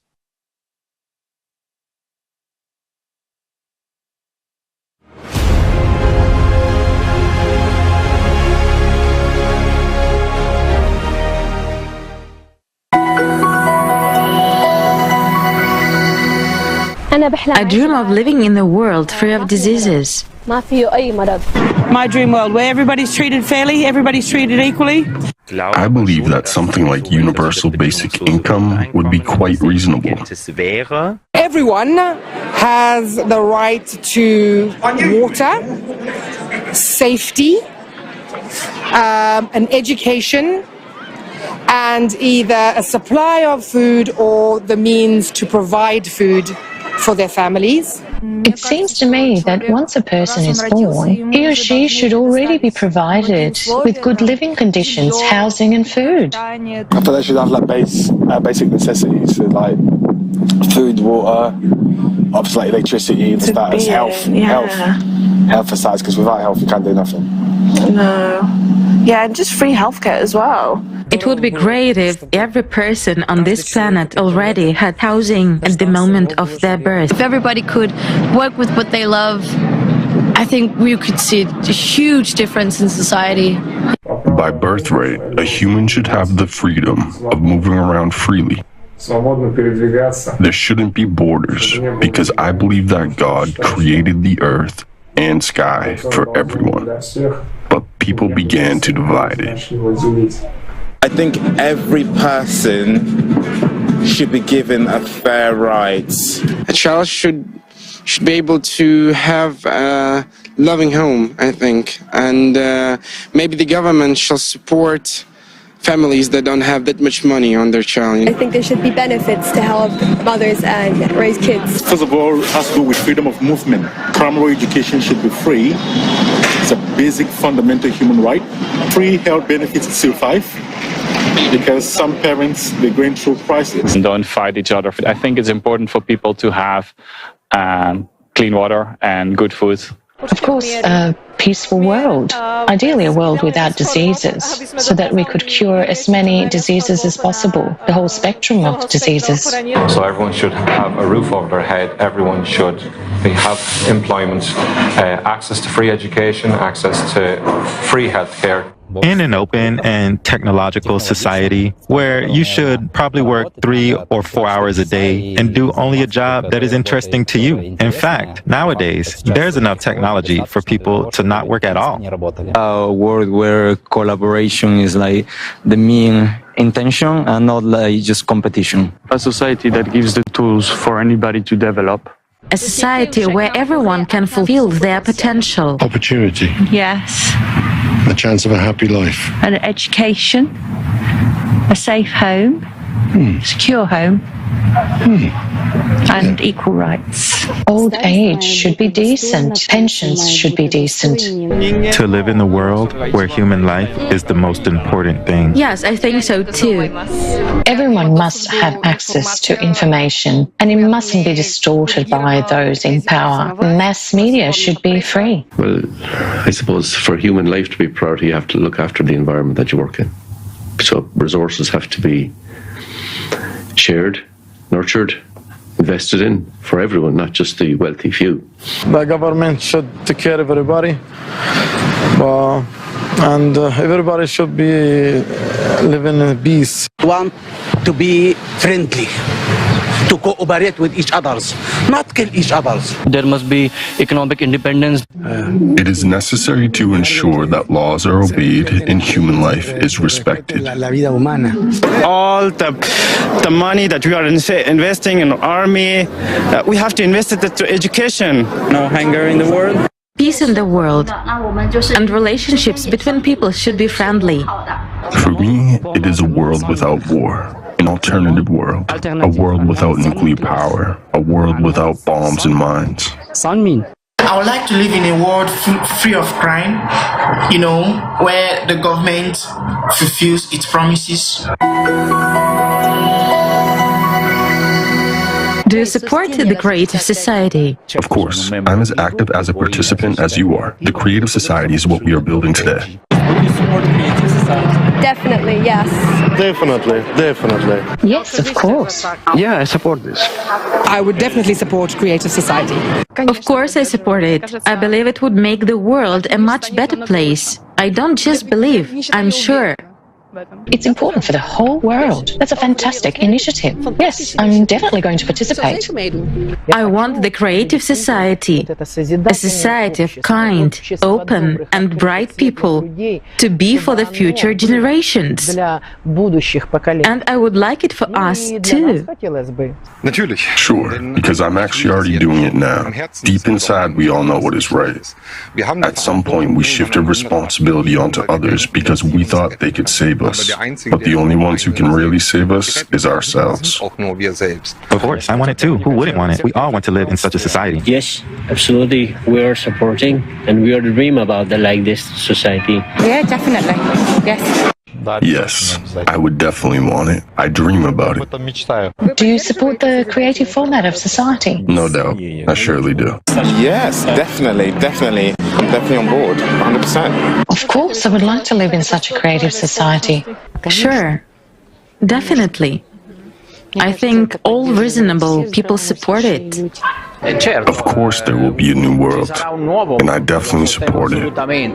Not only with words, but also with deeds and actions. Of course. I believe it's the only way for us to survive in the world that we have created. Absolutely, yes. I want all people to start living in the creative society as soon as possible, because I believe that it's our chance to really live a happy and peaceful life. I would, obviously, and more importantly for a person like me of my age, I'd like my children and grandchildren to have a society like that. So that's why I would be very supportive. That's what we're supposed to have, an equal and creative society that spreads resources for all. Of course, I support it. I'm a mother and I will soon become a grandmother. I surely support it. And who doesn't? If such a format of society exists, any reasonable person would certainly support it and aspire for it, regardless of its name. Creative society, good society, happy society, or whatever. Do you support the creative society? Absolutely. We also support it. A creative form of society, we do support it. Yeah, of course I do. Yes, definitely I support the creative format of society. I love creative society. Creative society is in me. I am creative society. I definitely support that, like definitely 100%. For many reasons. But, everybody will say, yeah, cool, we work less. No, it's not about working less, it's about achieving more. Naturally. Well, yes, I think that's what many people want and actually what everyone wants, what everyone is somehow striving for.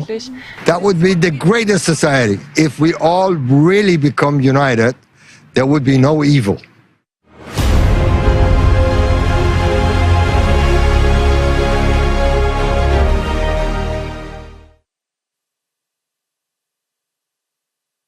Now we're at the stage of informing about the creative society. We need to start talking openly and loudly to everyone that we want to live in the creative society.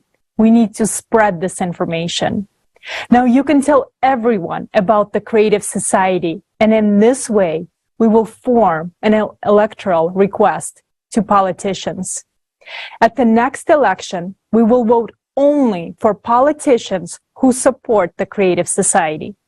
And if there are no such people, then we will not vote for anyone. This is the only way we will change the format of society to the creative one, peacefully and quickly. There is nothing more valuable than human life. It cannot be returned or bought. Let's restore our right to life. And now, we want to present a song prepared for us by participants of the Creative Society from Africa. The song is called We Will Rise.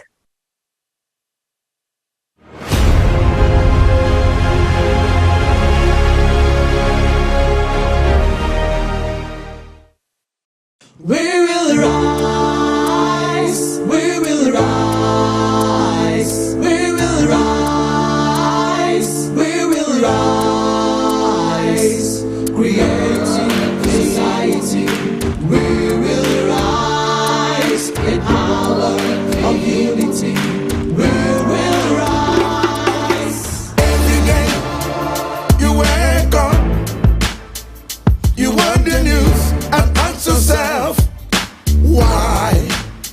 It's one day the hatred and all the fight comes to an end.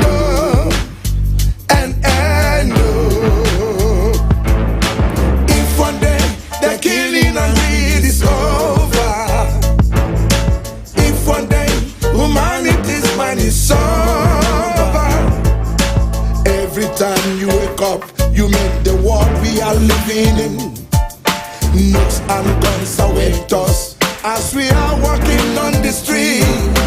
We are sent to kill each other in wars. Do we want to? No one even asks us.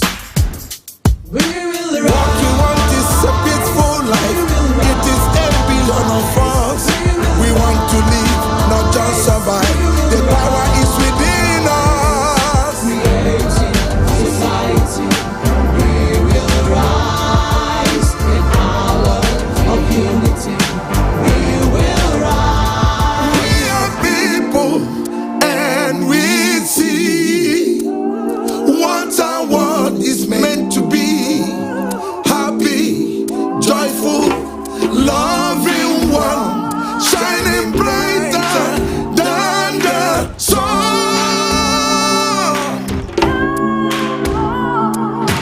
Creative society, we will rise and shine. The power is within us. The power of unity. Every one of us. Where we shine. Society, we will rise. We will rise. We will rise. The power of unity. Power of unity. We will rise.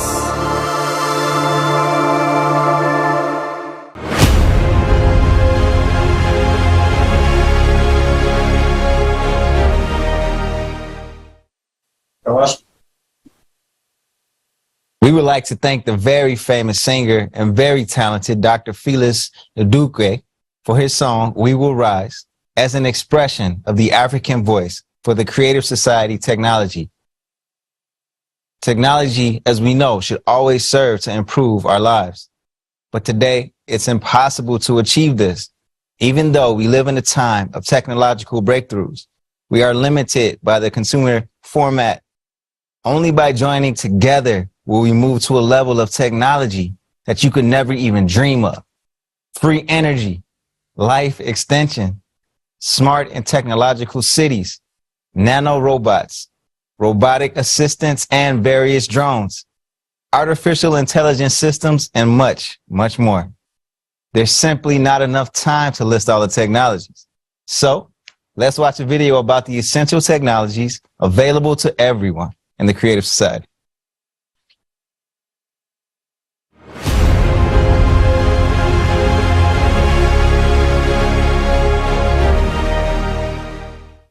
Any sufficiently advanced technology is indistinguishable from magic. Arthur C. Clarke. What is your wildest dream? What will you get when it comes true? A big, beautiful house? A super modern car? Lots of traveling. Do you want to work less and spend more time with your family and friends? What do you personally dream of? What if dreams come true for every person on Earth and the Creative Society will come? What will your life be like? Have you thought about it yet? A human being is the most valuable element in the Creative Society. Therefore, the first thing that will be developed and applied is technology that will free you from hard, grueling, and dangerous labor.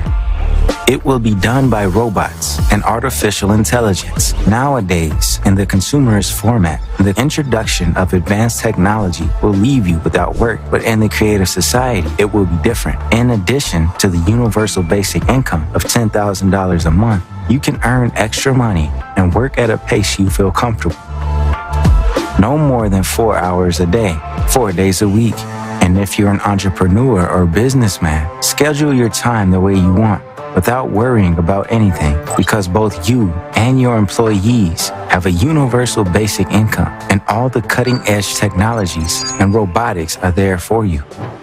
As of today, robots are already capable of taking on the most labor-intensive tasks in agriculture, metallurgy, mining, automotive, and other industries, and even in the neutralization of radioactive waste. If you don't want to work, then don't work. You can afford it, But how long will you be able to lie on the couch? A week? A year? You'll have lots of opportunities to do what you love and earn an income that you could only dream of before. You will be able to learn new professions and skills and educate yourself as much as you want. In education, there will be use of technologies that will make the learning process super interesting, easy, and interactive. Virtual reality glasses and holograms are already being used today. One of the most important areas that will be upgraded with the most advanced technology is the protection of human life and his safety. Thus, you will be safe and secure everywhere. You won't be afraid to come home late at night. You won't be afraid to let your child be alone outside. You will be able to go anywhere in the world and nothing bad will happen to you. Safe city systems have already been created based on artificial intelligence. They can quickly respond to emergencies, protect citizens and visitors every day, investigate and even prevent crimes. Intelligence systems and road infrastructure are already capable of controlling traffic throughout the city and ensuring safety.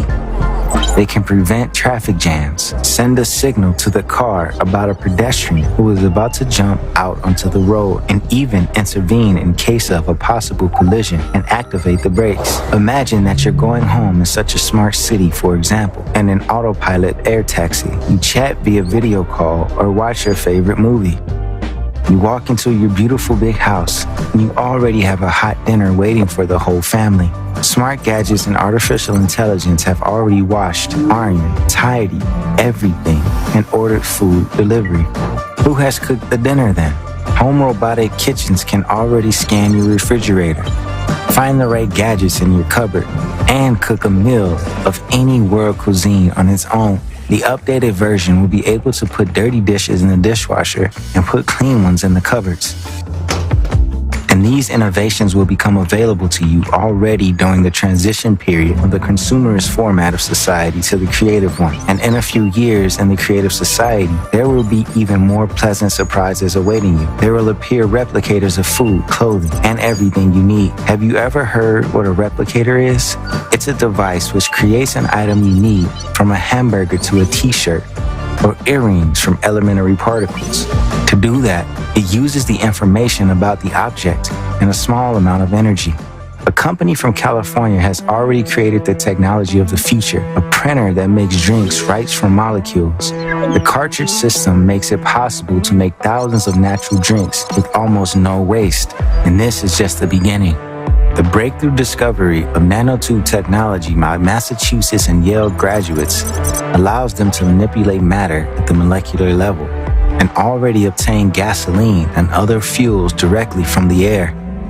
When this technology is everywhere, what does that future look like? What I'm picturing is something like the size of a mini fridge that essentially can take waste materials and turn them into useful products like fuels and building materials, or it can pull CO2 out of the air and turn it into fuels or building materials. The use of replicators will not only make our lives easier, but will also greatly improve our health. We will stop eating artificial foods, as we do now, which contain a lot of harmful chemical additives and flavor enhancers. Food from a replicator will be real, very tasty, and healthy. It is made from elementary particles, the same as in natural products. Finally, we will remember the taste of really natural food. Of course, if you love to cook yourself, you'll cook your own pleasure, maybe even in tandem with the famous chef. Your smart house in the creative society is a house that not only takes care of chores and food, but also of you and your family. It will be able to monitor your health indicators. For example, acoustic tissue has already been developed. It can monitor your heart and breathing in real time without you noticing it. You can even talk through it, answer the phone, and communicate with other people. Smart toilet with the smart health function will take tests and send the results to artificial intelligence and, in case of abnormalities, to your doctor. It will advise you on how to adjust your diet. It will tell you what kind of food is not good for you and warn you about the risks of certain diseases. Smart mirror will track your health vitals while you're getting dressed. It will help your elderly parents stay in touch with the doctors. It will also take care of your skin. It will detect problems in time and even help to choose the right product for you. In the creative society, even for beauty, there will be used the most advanced technologies. You will be able to save time by getting your manicure in minutes and building your eyelashes by an ultra-fast robot, or trying on clothes in a virtual dressing room. Sure, you like it already. What's next? Watch this. Thanks to the introduction of energy innovations, such as a fuel-free generator, the house will be completely autonomous. No more utility bills, not even for the heating. In the creative society, everything will be focused on the continuous improvement of goods and services. Imagine you won't have to repair your car or home appliances because they don't break. What will you do after a delicious lunch? Do you want to go to your favorite band's concert? The supersonic train will get you there in minutes because it can reach speeds of over 1,000 kilometers an hour. Countries such as the USA, Canada, China, and South Korea are actively developing vacuum and magnetic train technology, and they are competing for leadership in this futuristic technology. Do you want to spend a vacation somewhere on uninhabited islands or meet up with a friend on the other side of the planet? Already today, NASA is developing a silent supersonic aircraft for commercial use. It will cut the duration of flights by at least in half. And this is just the beginning, because space technology and the creative society will serve people on Earth as well. You will get anywhere in the world, not only quickly, but absolutely for free. No visas, no bureaucracy. There will be complete freedom of movement for everyone. You will be welcome in every corner of the world. There will be one world. No wars, no enmity. We'll have nothing to fight about anymore. True human values will finally return to society. Cutting-edge technology will cleanse the planet of all garbage without harming the environment. Even today, innovations make it possible to completely recycle unsorted waste into raw materials for repeated further use in industry. You will be surprised to know what great prospects await us in the creative society. Garbage will become the most valuable raw material because the introduction of replicator technology will help to completely break down garbage and unnecessary things into elementary particles, and then read everything we need from them without leaving home, from food and clothes to gadgets and so on. We will no longer have to destroy the planet and kill animals to survive. In the creative society, we will be able to breathe clean air again, drink crystal clear water, and enjoy the pristine beauty of the oceans and forests. Have you decided what you'll do in the creative society? Have you long been dreaming of spending more time with your family or changing your career? Or would you like to learn how to surf on the best beaches in the world after work, travel with friends? Or maybe you dream of seemingly simple things, for your parents to be protected and live long, for your children to be healthy, and that for you, yourself, that you won't grow old and live more than 100 years. The creative society is better than your dreams. You'll have something you couldn't even imagine. And it's a society focused on your needs. It's the implementation of the best technologies, the world's best practices, all for you. Imagine your dream. It will become a reality in the creative society.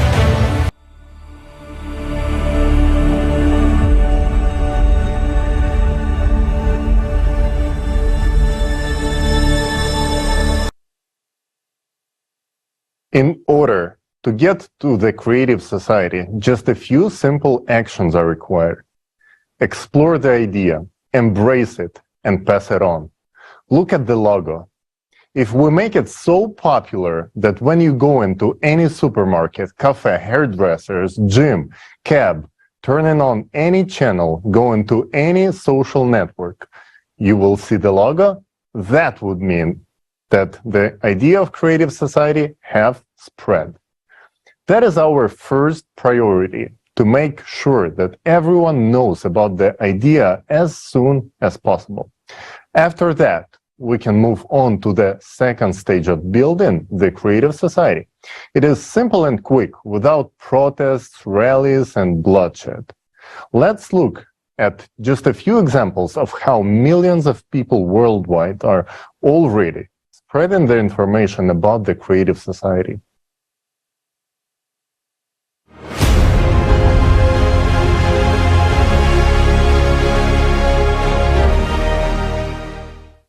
It is important that all 8 billion people learn about the Creative Society project and support it. How can this be achieved? Where to start? Tell your family, friends, neighbors, work colleagues, basically everyone you know about the Creative Society. Share the information about the Creative Society on social media. You can write comments to videos, write video blogs, write posts, and share them on social networks. Post banners on your personal websites and accounts. Make your social networks explode with information about the Creative Society, and every user of your network will spread the news to the whole world. I work with a large group of volunteers, and we have an official Creative Society account. I am over 60. I'm a grandmother and a blogger. In my posts, I talk about the Creative Society. Hello friends, my name is Gabo Korchak. I'm a chef. Informing is the first and most difficult stage in building the Creative Society. That's why I do my best to inform people about the Creative Society at every opportunity, whether it's meeting different people, guests, and so on. Because every person I talk to wants to live in peace, love, and prosperity. Wear clothes with a Creative Society logo, such as t-shirt or a baseball cap. We use pullovers, t-shirts, and caps. We hand out cards with the logo and the webpage. You're always on trend when you wear the Creative Society logo.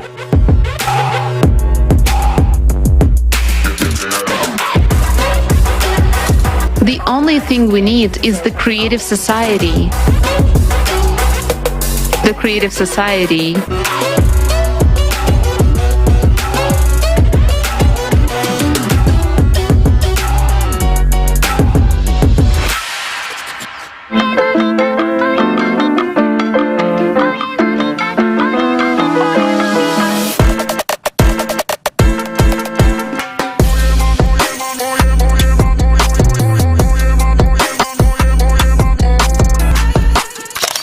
Put the sign in your yard. Attach a sticker with a Creative Society logo to your car. Decorate your bicycle with the logo. As you can see, I have a t-shirt with the Creative Society logo printed on it. Well, it's one of the ways. I also put a sticker on my car, which says the Creative Society and has a QR code which people can scan to access the project homepage. I support Creative Society and I inform people every single day about Creative Society, as you can see on my car and even on the plate.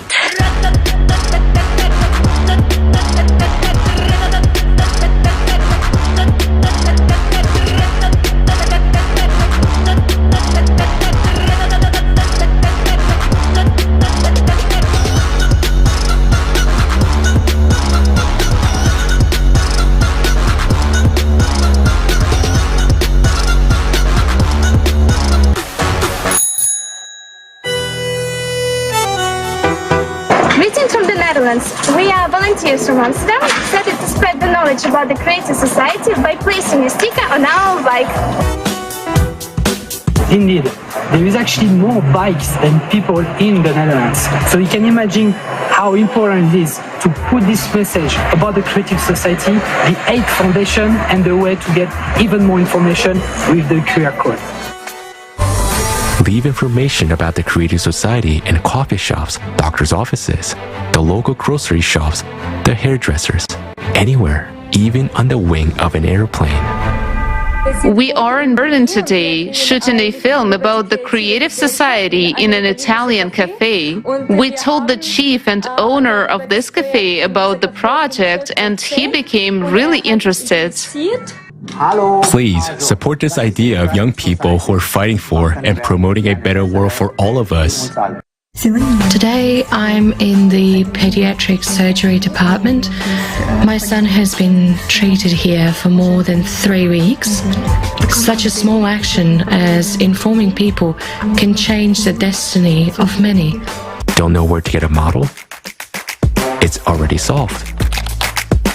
Just go to the Creative Society website to the design section and choose the one you like. So let's do anything we can to build a creative society as soon as possible.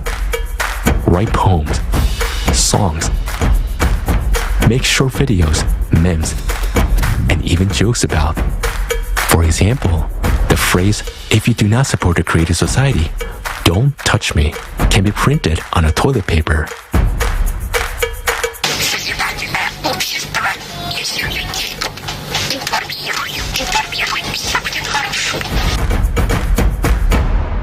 If you are a business owner, put the Creative Society banner on your website or add their logo to your products. Show that you care about all people. Since I have my own tailor shop, I inform people when I'm at work. One of the fastest methods of conveying the information about the Creative Society is via media. Participate in talk shows, podcasts, news, or any other program about the Creative Society and its benefits. It's the most important thing I can do in my life, and it's the most important thing I can do for all of humanity.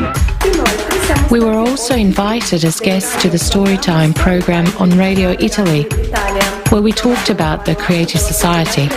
You can also put advertisements about the Creative Society in articles, newspapers, magazines, and on billboards. Place the Creative Society content on television, both local and global. Great news! Soroka TV is now showing interviews and excerpts from various videos about the Creative Society project. The more creative content there is, the faster we will succeed in building the Creative Society. The Creative Society project's logo should be everywhere, all over the world. It should be recognizable in every corner of the world.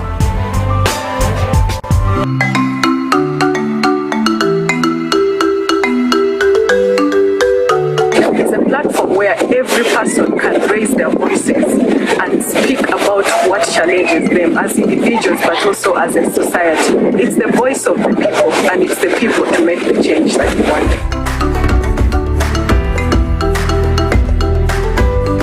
It's only together that we can change the world. It's you and me who come together for the betterment. That's why I call upon everyone, friends, brothers, sisters, to come and be part of this great project for the betterment of our world. Be creative and think of other ways to let the world know about the Creative Society. But don't forget that everything has to be within the framework of the law. The sooner people learn about the Creative Society, the sooner we will be living in it. If you want to have a decent life, tell everyone about the Creative Society. World Unite on one platform, on the Creative Society platform, and we talk about the fact that we need to change the system with it, from the one that's consumer-oriented with money and power is number one, to the one where we deserve to get a sick picture. I have a big flag, and when I ride my bike, I attach this flag and the small ones to show that this way I draw people's attention to the Creative Society. The marathon is a great way for the city to learn about the amazing project, the Creative Society.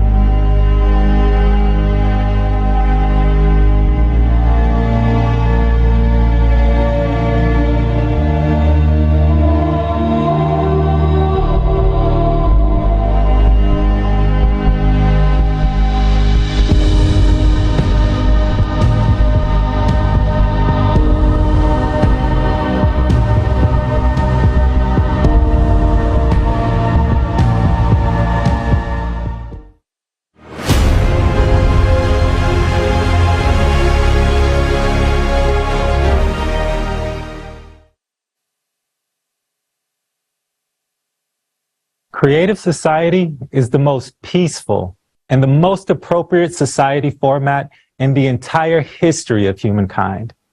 Only in the creative society can we cope with the climate threats and the crisis of the entire humanity. The best investment in your future is an investment in the creative society. Every active volunteer of the creative society, those who are implementing the hardest and most difficult part, that of informing people, deserve to receive a Peace Prize from the creative society. Every participant of the creative society deserves to be recognized and remembered in the future by grateful descendants. In a transition to the creative society, anyone who devotes time and effort will be rewarded. Let's discuss bringing understanding to this. An award should be structured in such a way that it reflects the efforts of people who inform about the creative society. A volunteer Peace Prize can be broken down into 5 categories. First, those volunteers who currently inform a few people, those are the peoples who put stickers, "I support the creative society" on their cars, who talk to their colleagues, friends, and acquaintances everywhere, who just work with a few people. Those people will receive $1 million. Second, those people who inform dozens of people, those who could be cafe owners, bloggers, those who travel, explain, talk, who are not shy to talk in buses or somewhere else, and massively inform dozens of people, they get $2 million. Third, those who inform hundreds of people get $3 million. Fourth, those who have the opportunity to communicate with people and notify thousands of people get $4 million. And fifth, those who are able to inform millions of people, bloggers with multi-million followers, people who speak on huge platforms, who participate in conferences, singers who can create concerts watched by millions of people, they'll get $5 million. We must recognize that such incentives will only be given away in a creative society, not now. Awards are determined based on how much personal responsibility a person assumes when making information about the creative society available to others.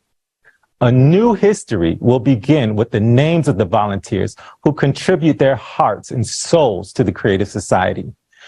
Building a creative society is true heroism. It is saving the lives of billions. It is saving all of humanity. Therefore, we should not only thank such people financially, but we should also write their names in our history. After all, they really deserve to have their names immortalized. There'll be a monumental building raised in honor of those heroes. The building will have 6 levels. Each person's name, every volunteer who informs millions and thousands will be on the first floor. Furthermore, there'll be the same gradation from 1 to 5 million Peace Prize recipients. 2nd to 5th floor will be dedicated to the real philanthropists, those who supported the informational stage and made creative society possible. On the top of the building will be tributes and portraits of all politicians who were so courageous and the first to declare their support for the creative society. In addition to help us create voter demand for a creative society, these politicians will remain in the public memory for generations. A creative society logo will be installed on the top of the monument. The effort we're now investing into the building of the creative society is the greatest thing we can do. We are building the future, not only for ourselves, but for our children and the generations that will come after us. And we can only do this by uniting the whole world.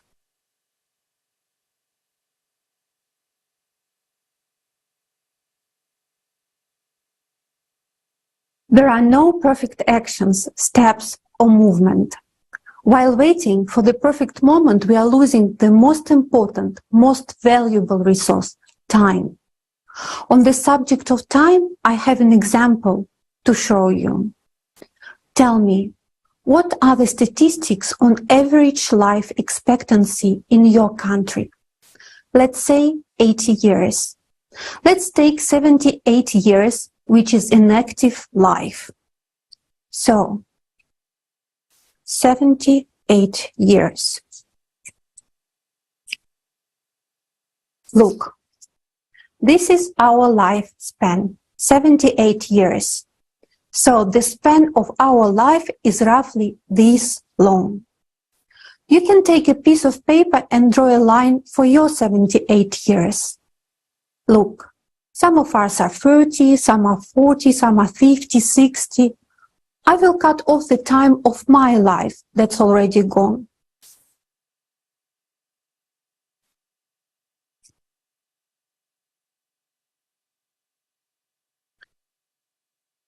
There, it's gone. Look at that. We have very little left. Statistically, we spend a third of our lives in sleep. Look, I'm cutting off another third of the rest of my life. Look. Next, how much time do we spend on household? Chores, cooking, laundry, cleaning. A woman spends at least 2 hours daily. And if we add it up for several years, then we cut off a few more years that we spend at the stove doing household chores.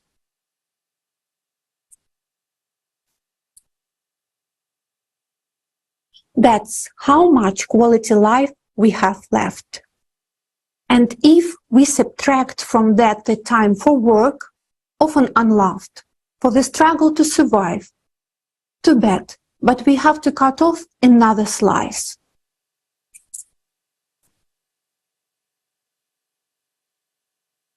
We only have a little bit left. And that's not even me taking away the time we waste on social media, on Instagram, envying, comparing, and procrastinating. Let's cut that off too. And look what we are left with. We have only 6 years and we don't act. When will we act? We have almost no time left. I didn't take into account the climate threat that's hanging all over all of us. It doesn't really matter how old you are now. The climate situation has leveled us all. We have 6 years old. We will sleep for 2 years and walk for 2 years.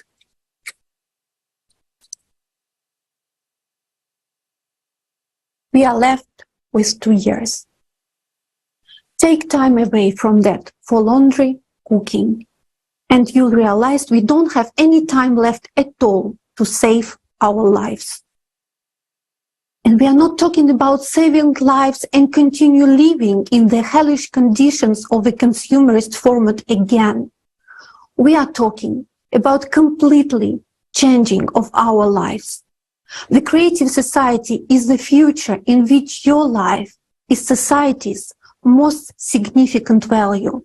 There you will forget what fear is. Live in safety. Stop selling yourself in slavery for money and be provided for and able to create, able to become a better version of yourself.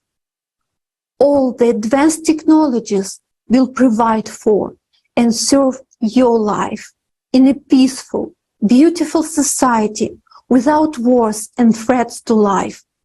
So think about whether it's worth wasting time on any doubts and fears, or whether it's time to start acting right now. Ask yourself the question, what can I do that is useful? All fears must be put aside.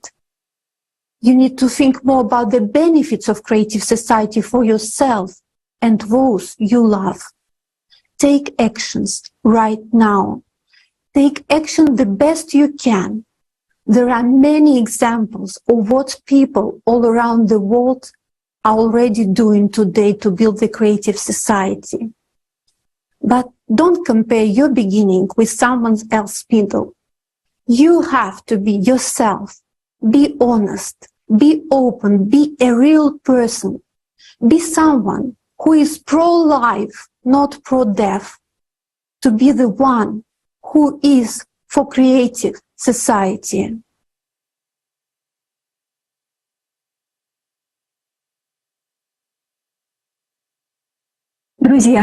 Friends, it is really high time we start acting right now.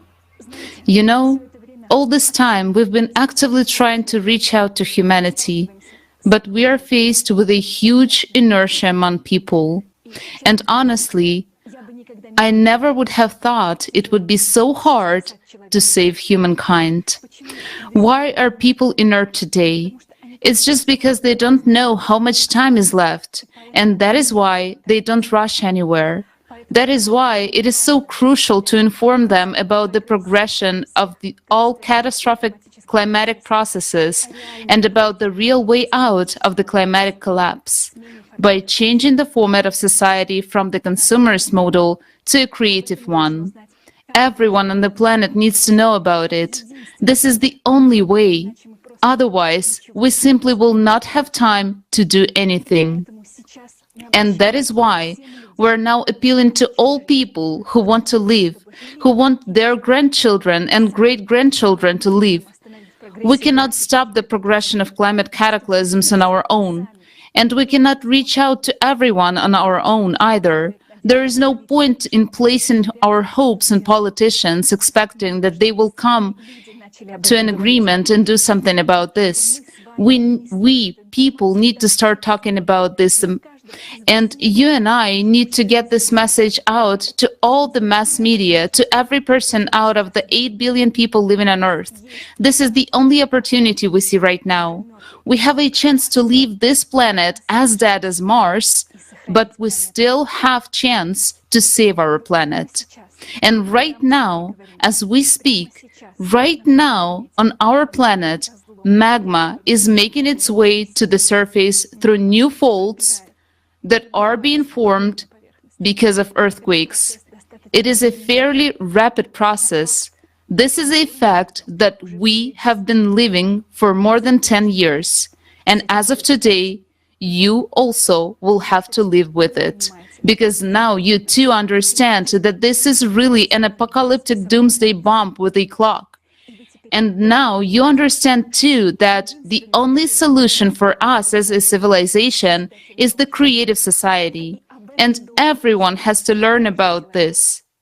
Each second of our inaction here diminishes our chances of survival.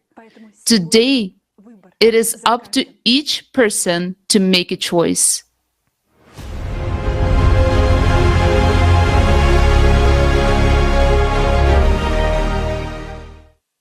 The time of choice is a very important time. It's the time of unification, of at least the majority of people, of those who set the vector towards the future of all humanity on this planet. This is important. That's precisely what the crossroads is.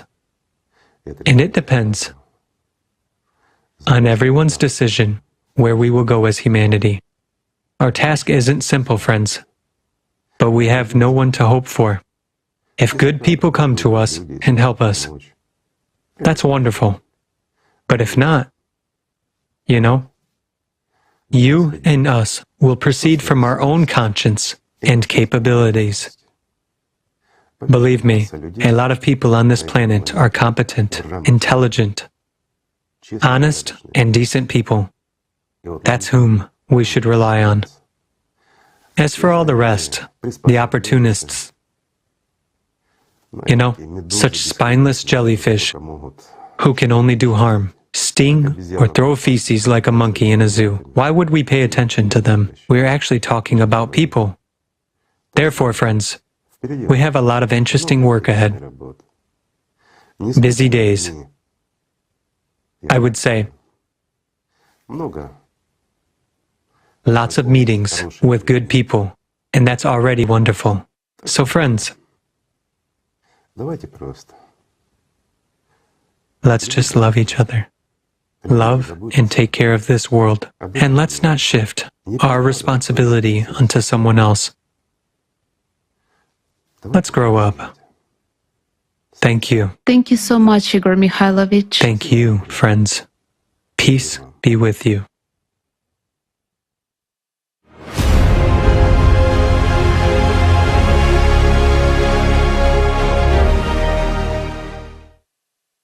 Dear friends, our forum has come to an end. I want to express my deep gratitude to the distinguished speakers and all the participants of this universal event of great importance. My heartfelt thanks to the volunteers of the Creative Society for the tremendous work each of you has done. It's only out of great humanness, love for people, and faith in our common cause that you act so selflessly and with such dedication. You are true heroes, and thanks to you, all of humankind still has a chance. Dear friends, this forum has lasted only 12 hours, but it feels like we lived a whole life. A life full of shocks and insights. And after all we've heard and seen, everyone will have to live with this information. But the main question of today's forum is, how long? 2036. I'm sure this date is still on your mind. And it may seem to many that it's the most important information in the whole forum. Because 2036 is the year of our end. However, it is not. It is the date of the destruction of our planet. But we, as humanity, will die much sooner. We simply won't live to see this date. So today, it is not that important. For us, it's much more important to have time to unite, to build the creative society, and as a result, to find a solution that will stop the destruction of our planet and save us from death. After all presented studies and facts, it should be obvious to everyone. The creative society is our only way out. Whether we want to admit it or not, building the creative society is a necessity. It is a lifeline to a sinking humankind. But it's up to us to take this last chance or not. It is a challenge to all of humankind. But how do we respond to it? Will we live out our last years with this information in our heads, which is impossible to forget? Or will we unite so that we can have thousands of years of prosperity ahead of us? The time for games is over, and it's high time for us to take our lives seriously. Today, the destiny of all humankind depends on the decision of each individual, whether to build the creative society or not. All of us will have to work hard in order to survive. The truth is, we won't be able to build the creative society without you. So please, think about these words very seriously. We are united in a common destiny. But what that destiny will be like depends on our choice. What's the point of the existence of humanity all these thousands of years if we just choose to die. The meaning of humanity's existence is life, and we must choose life. And that means choosing the creative society. Let's give each other and all of humankind a chance. Let's save our common home all together, in unity, no matter what. After all, our survival is indeed in unity.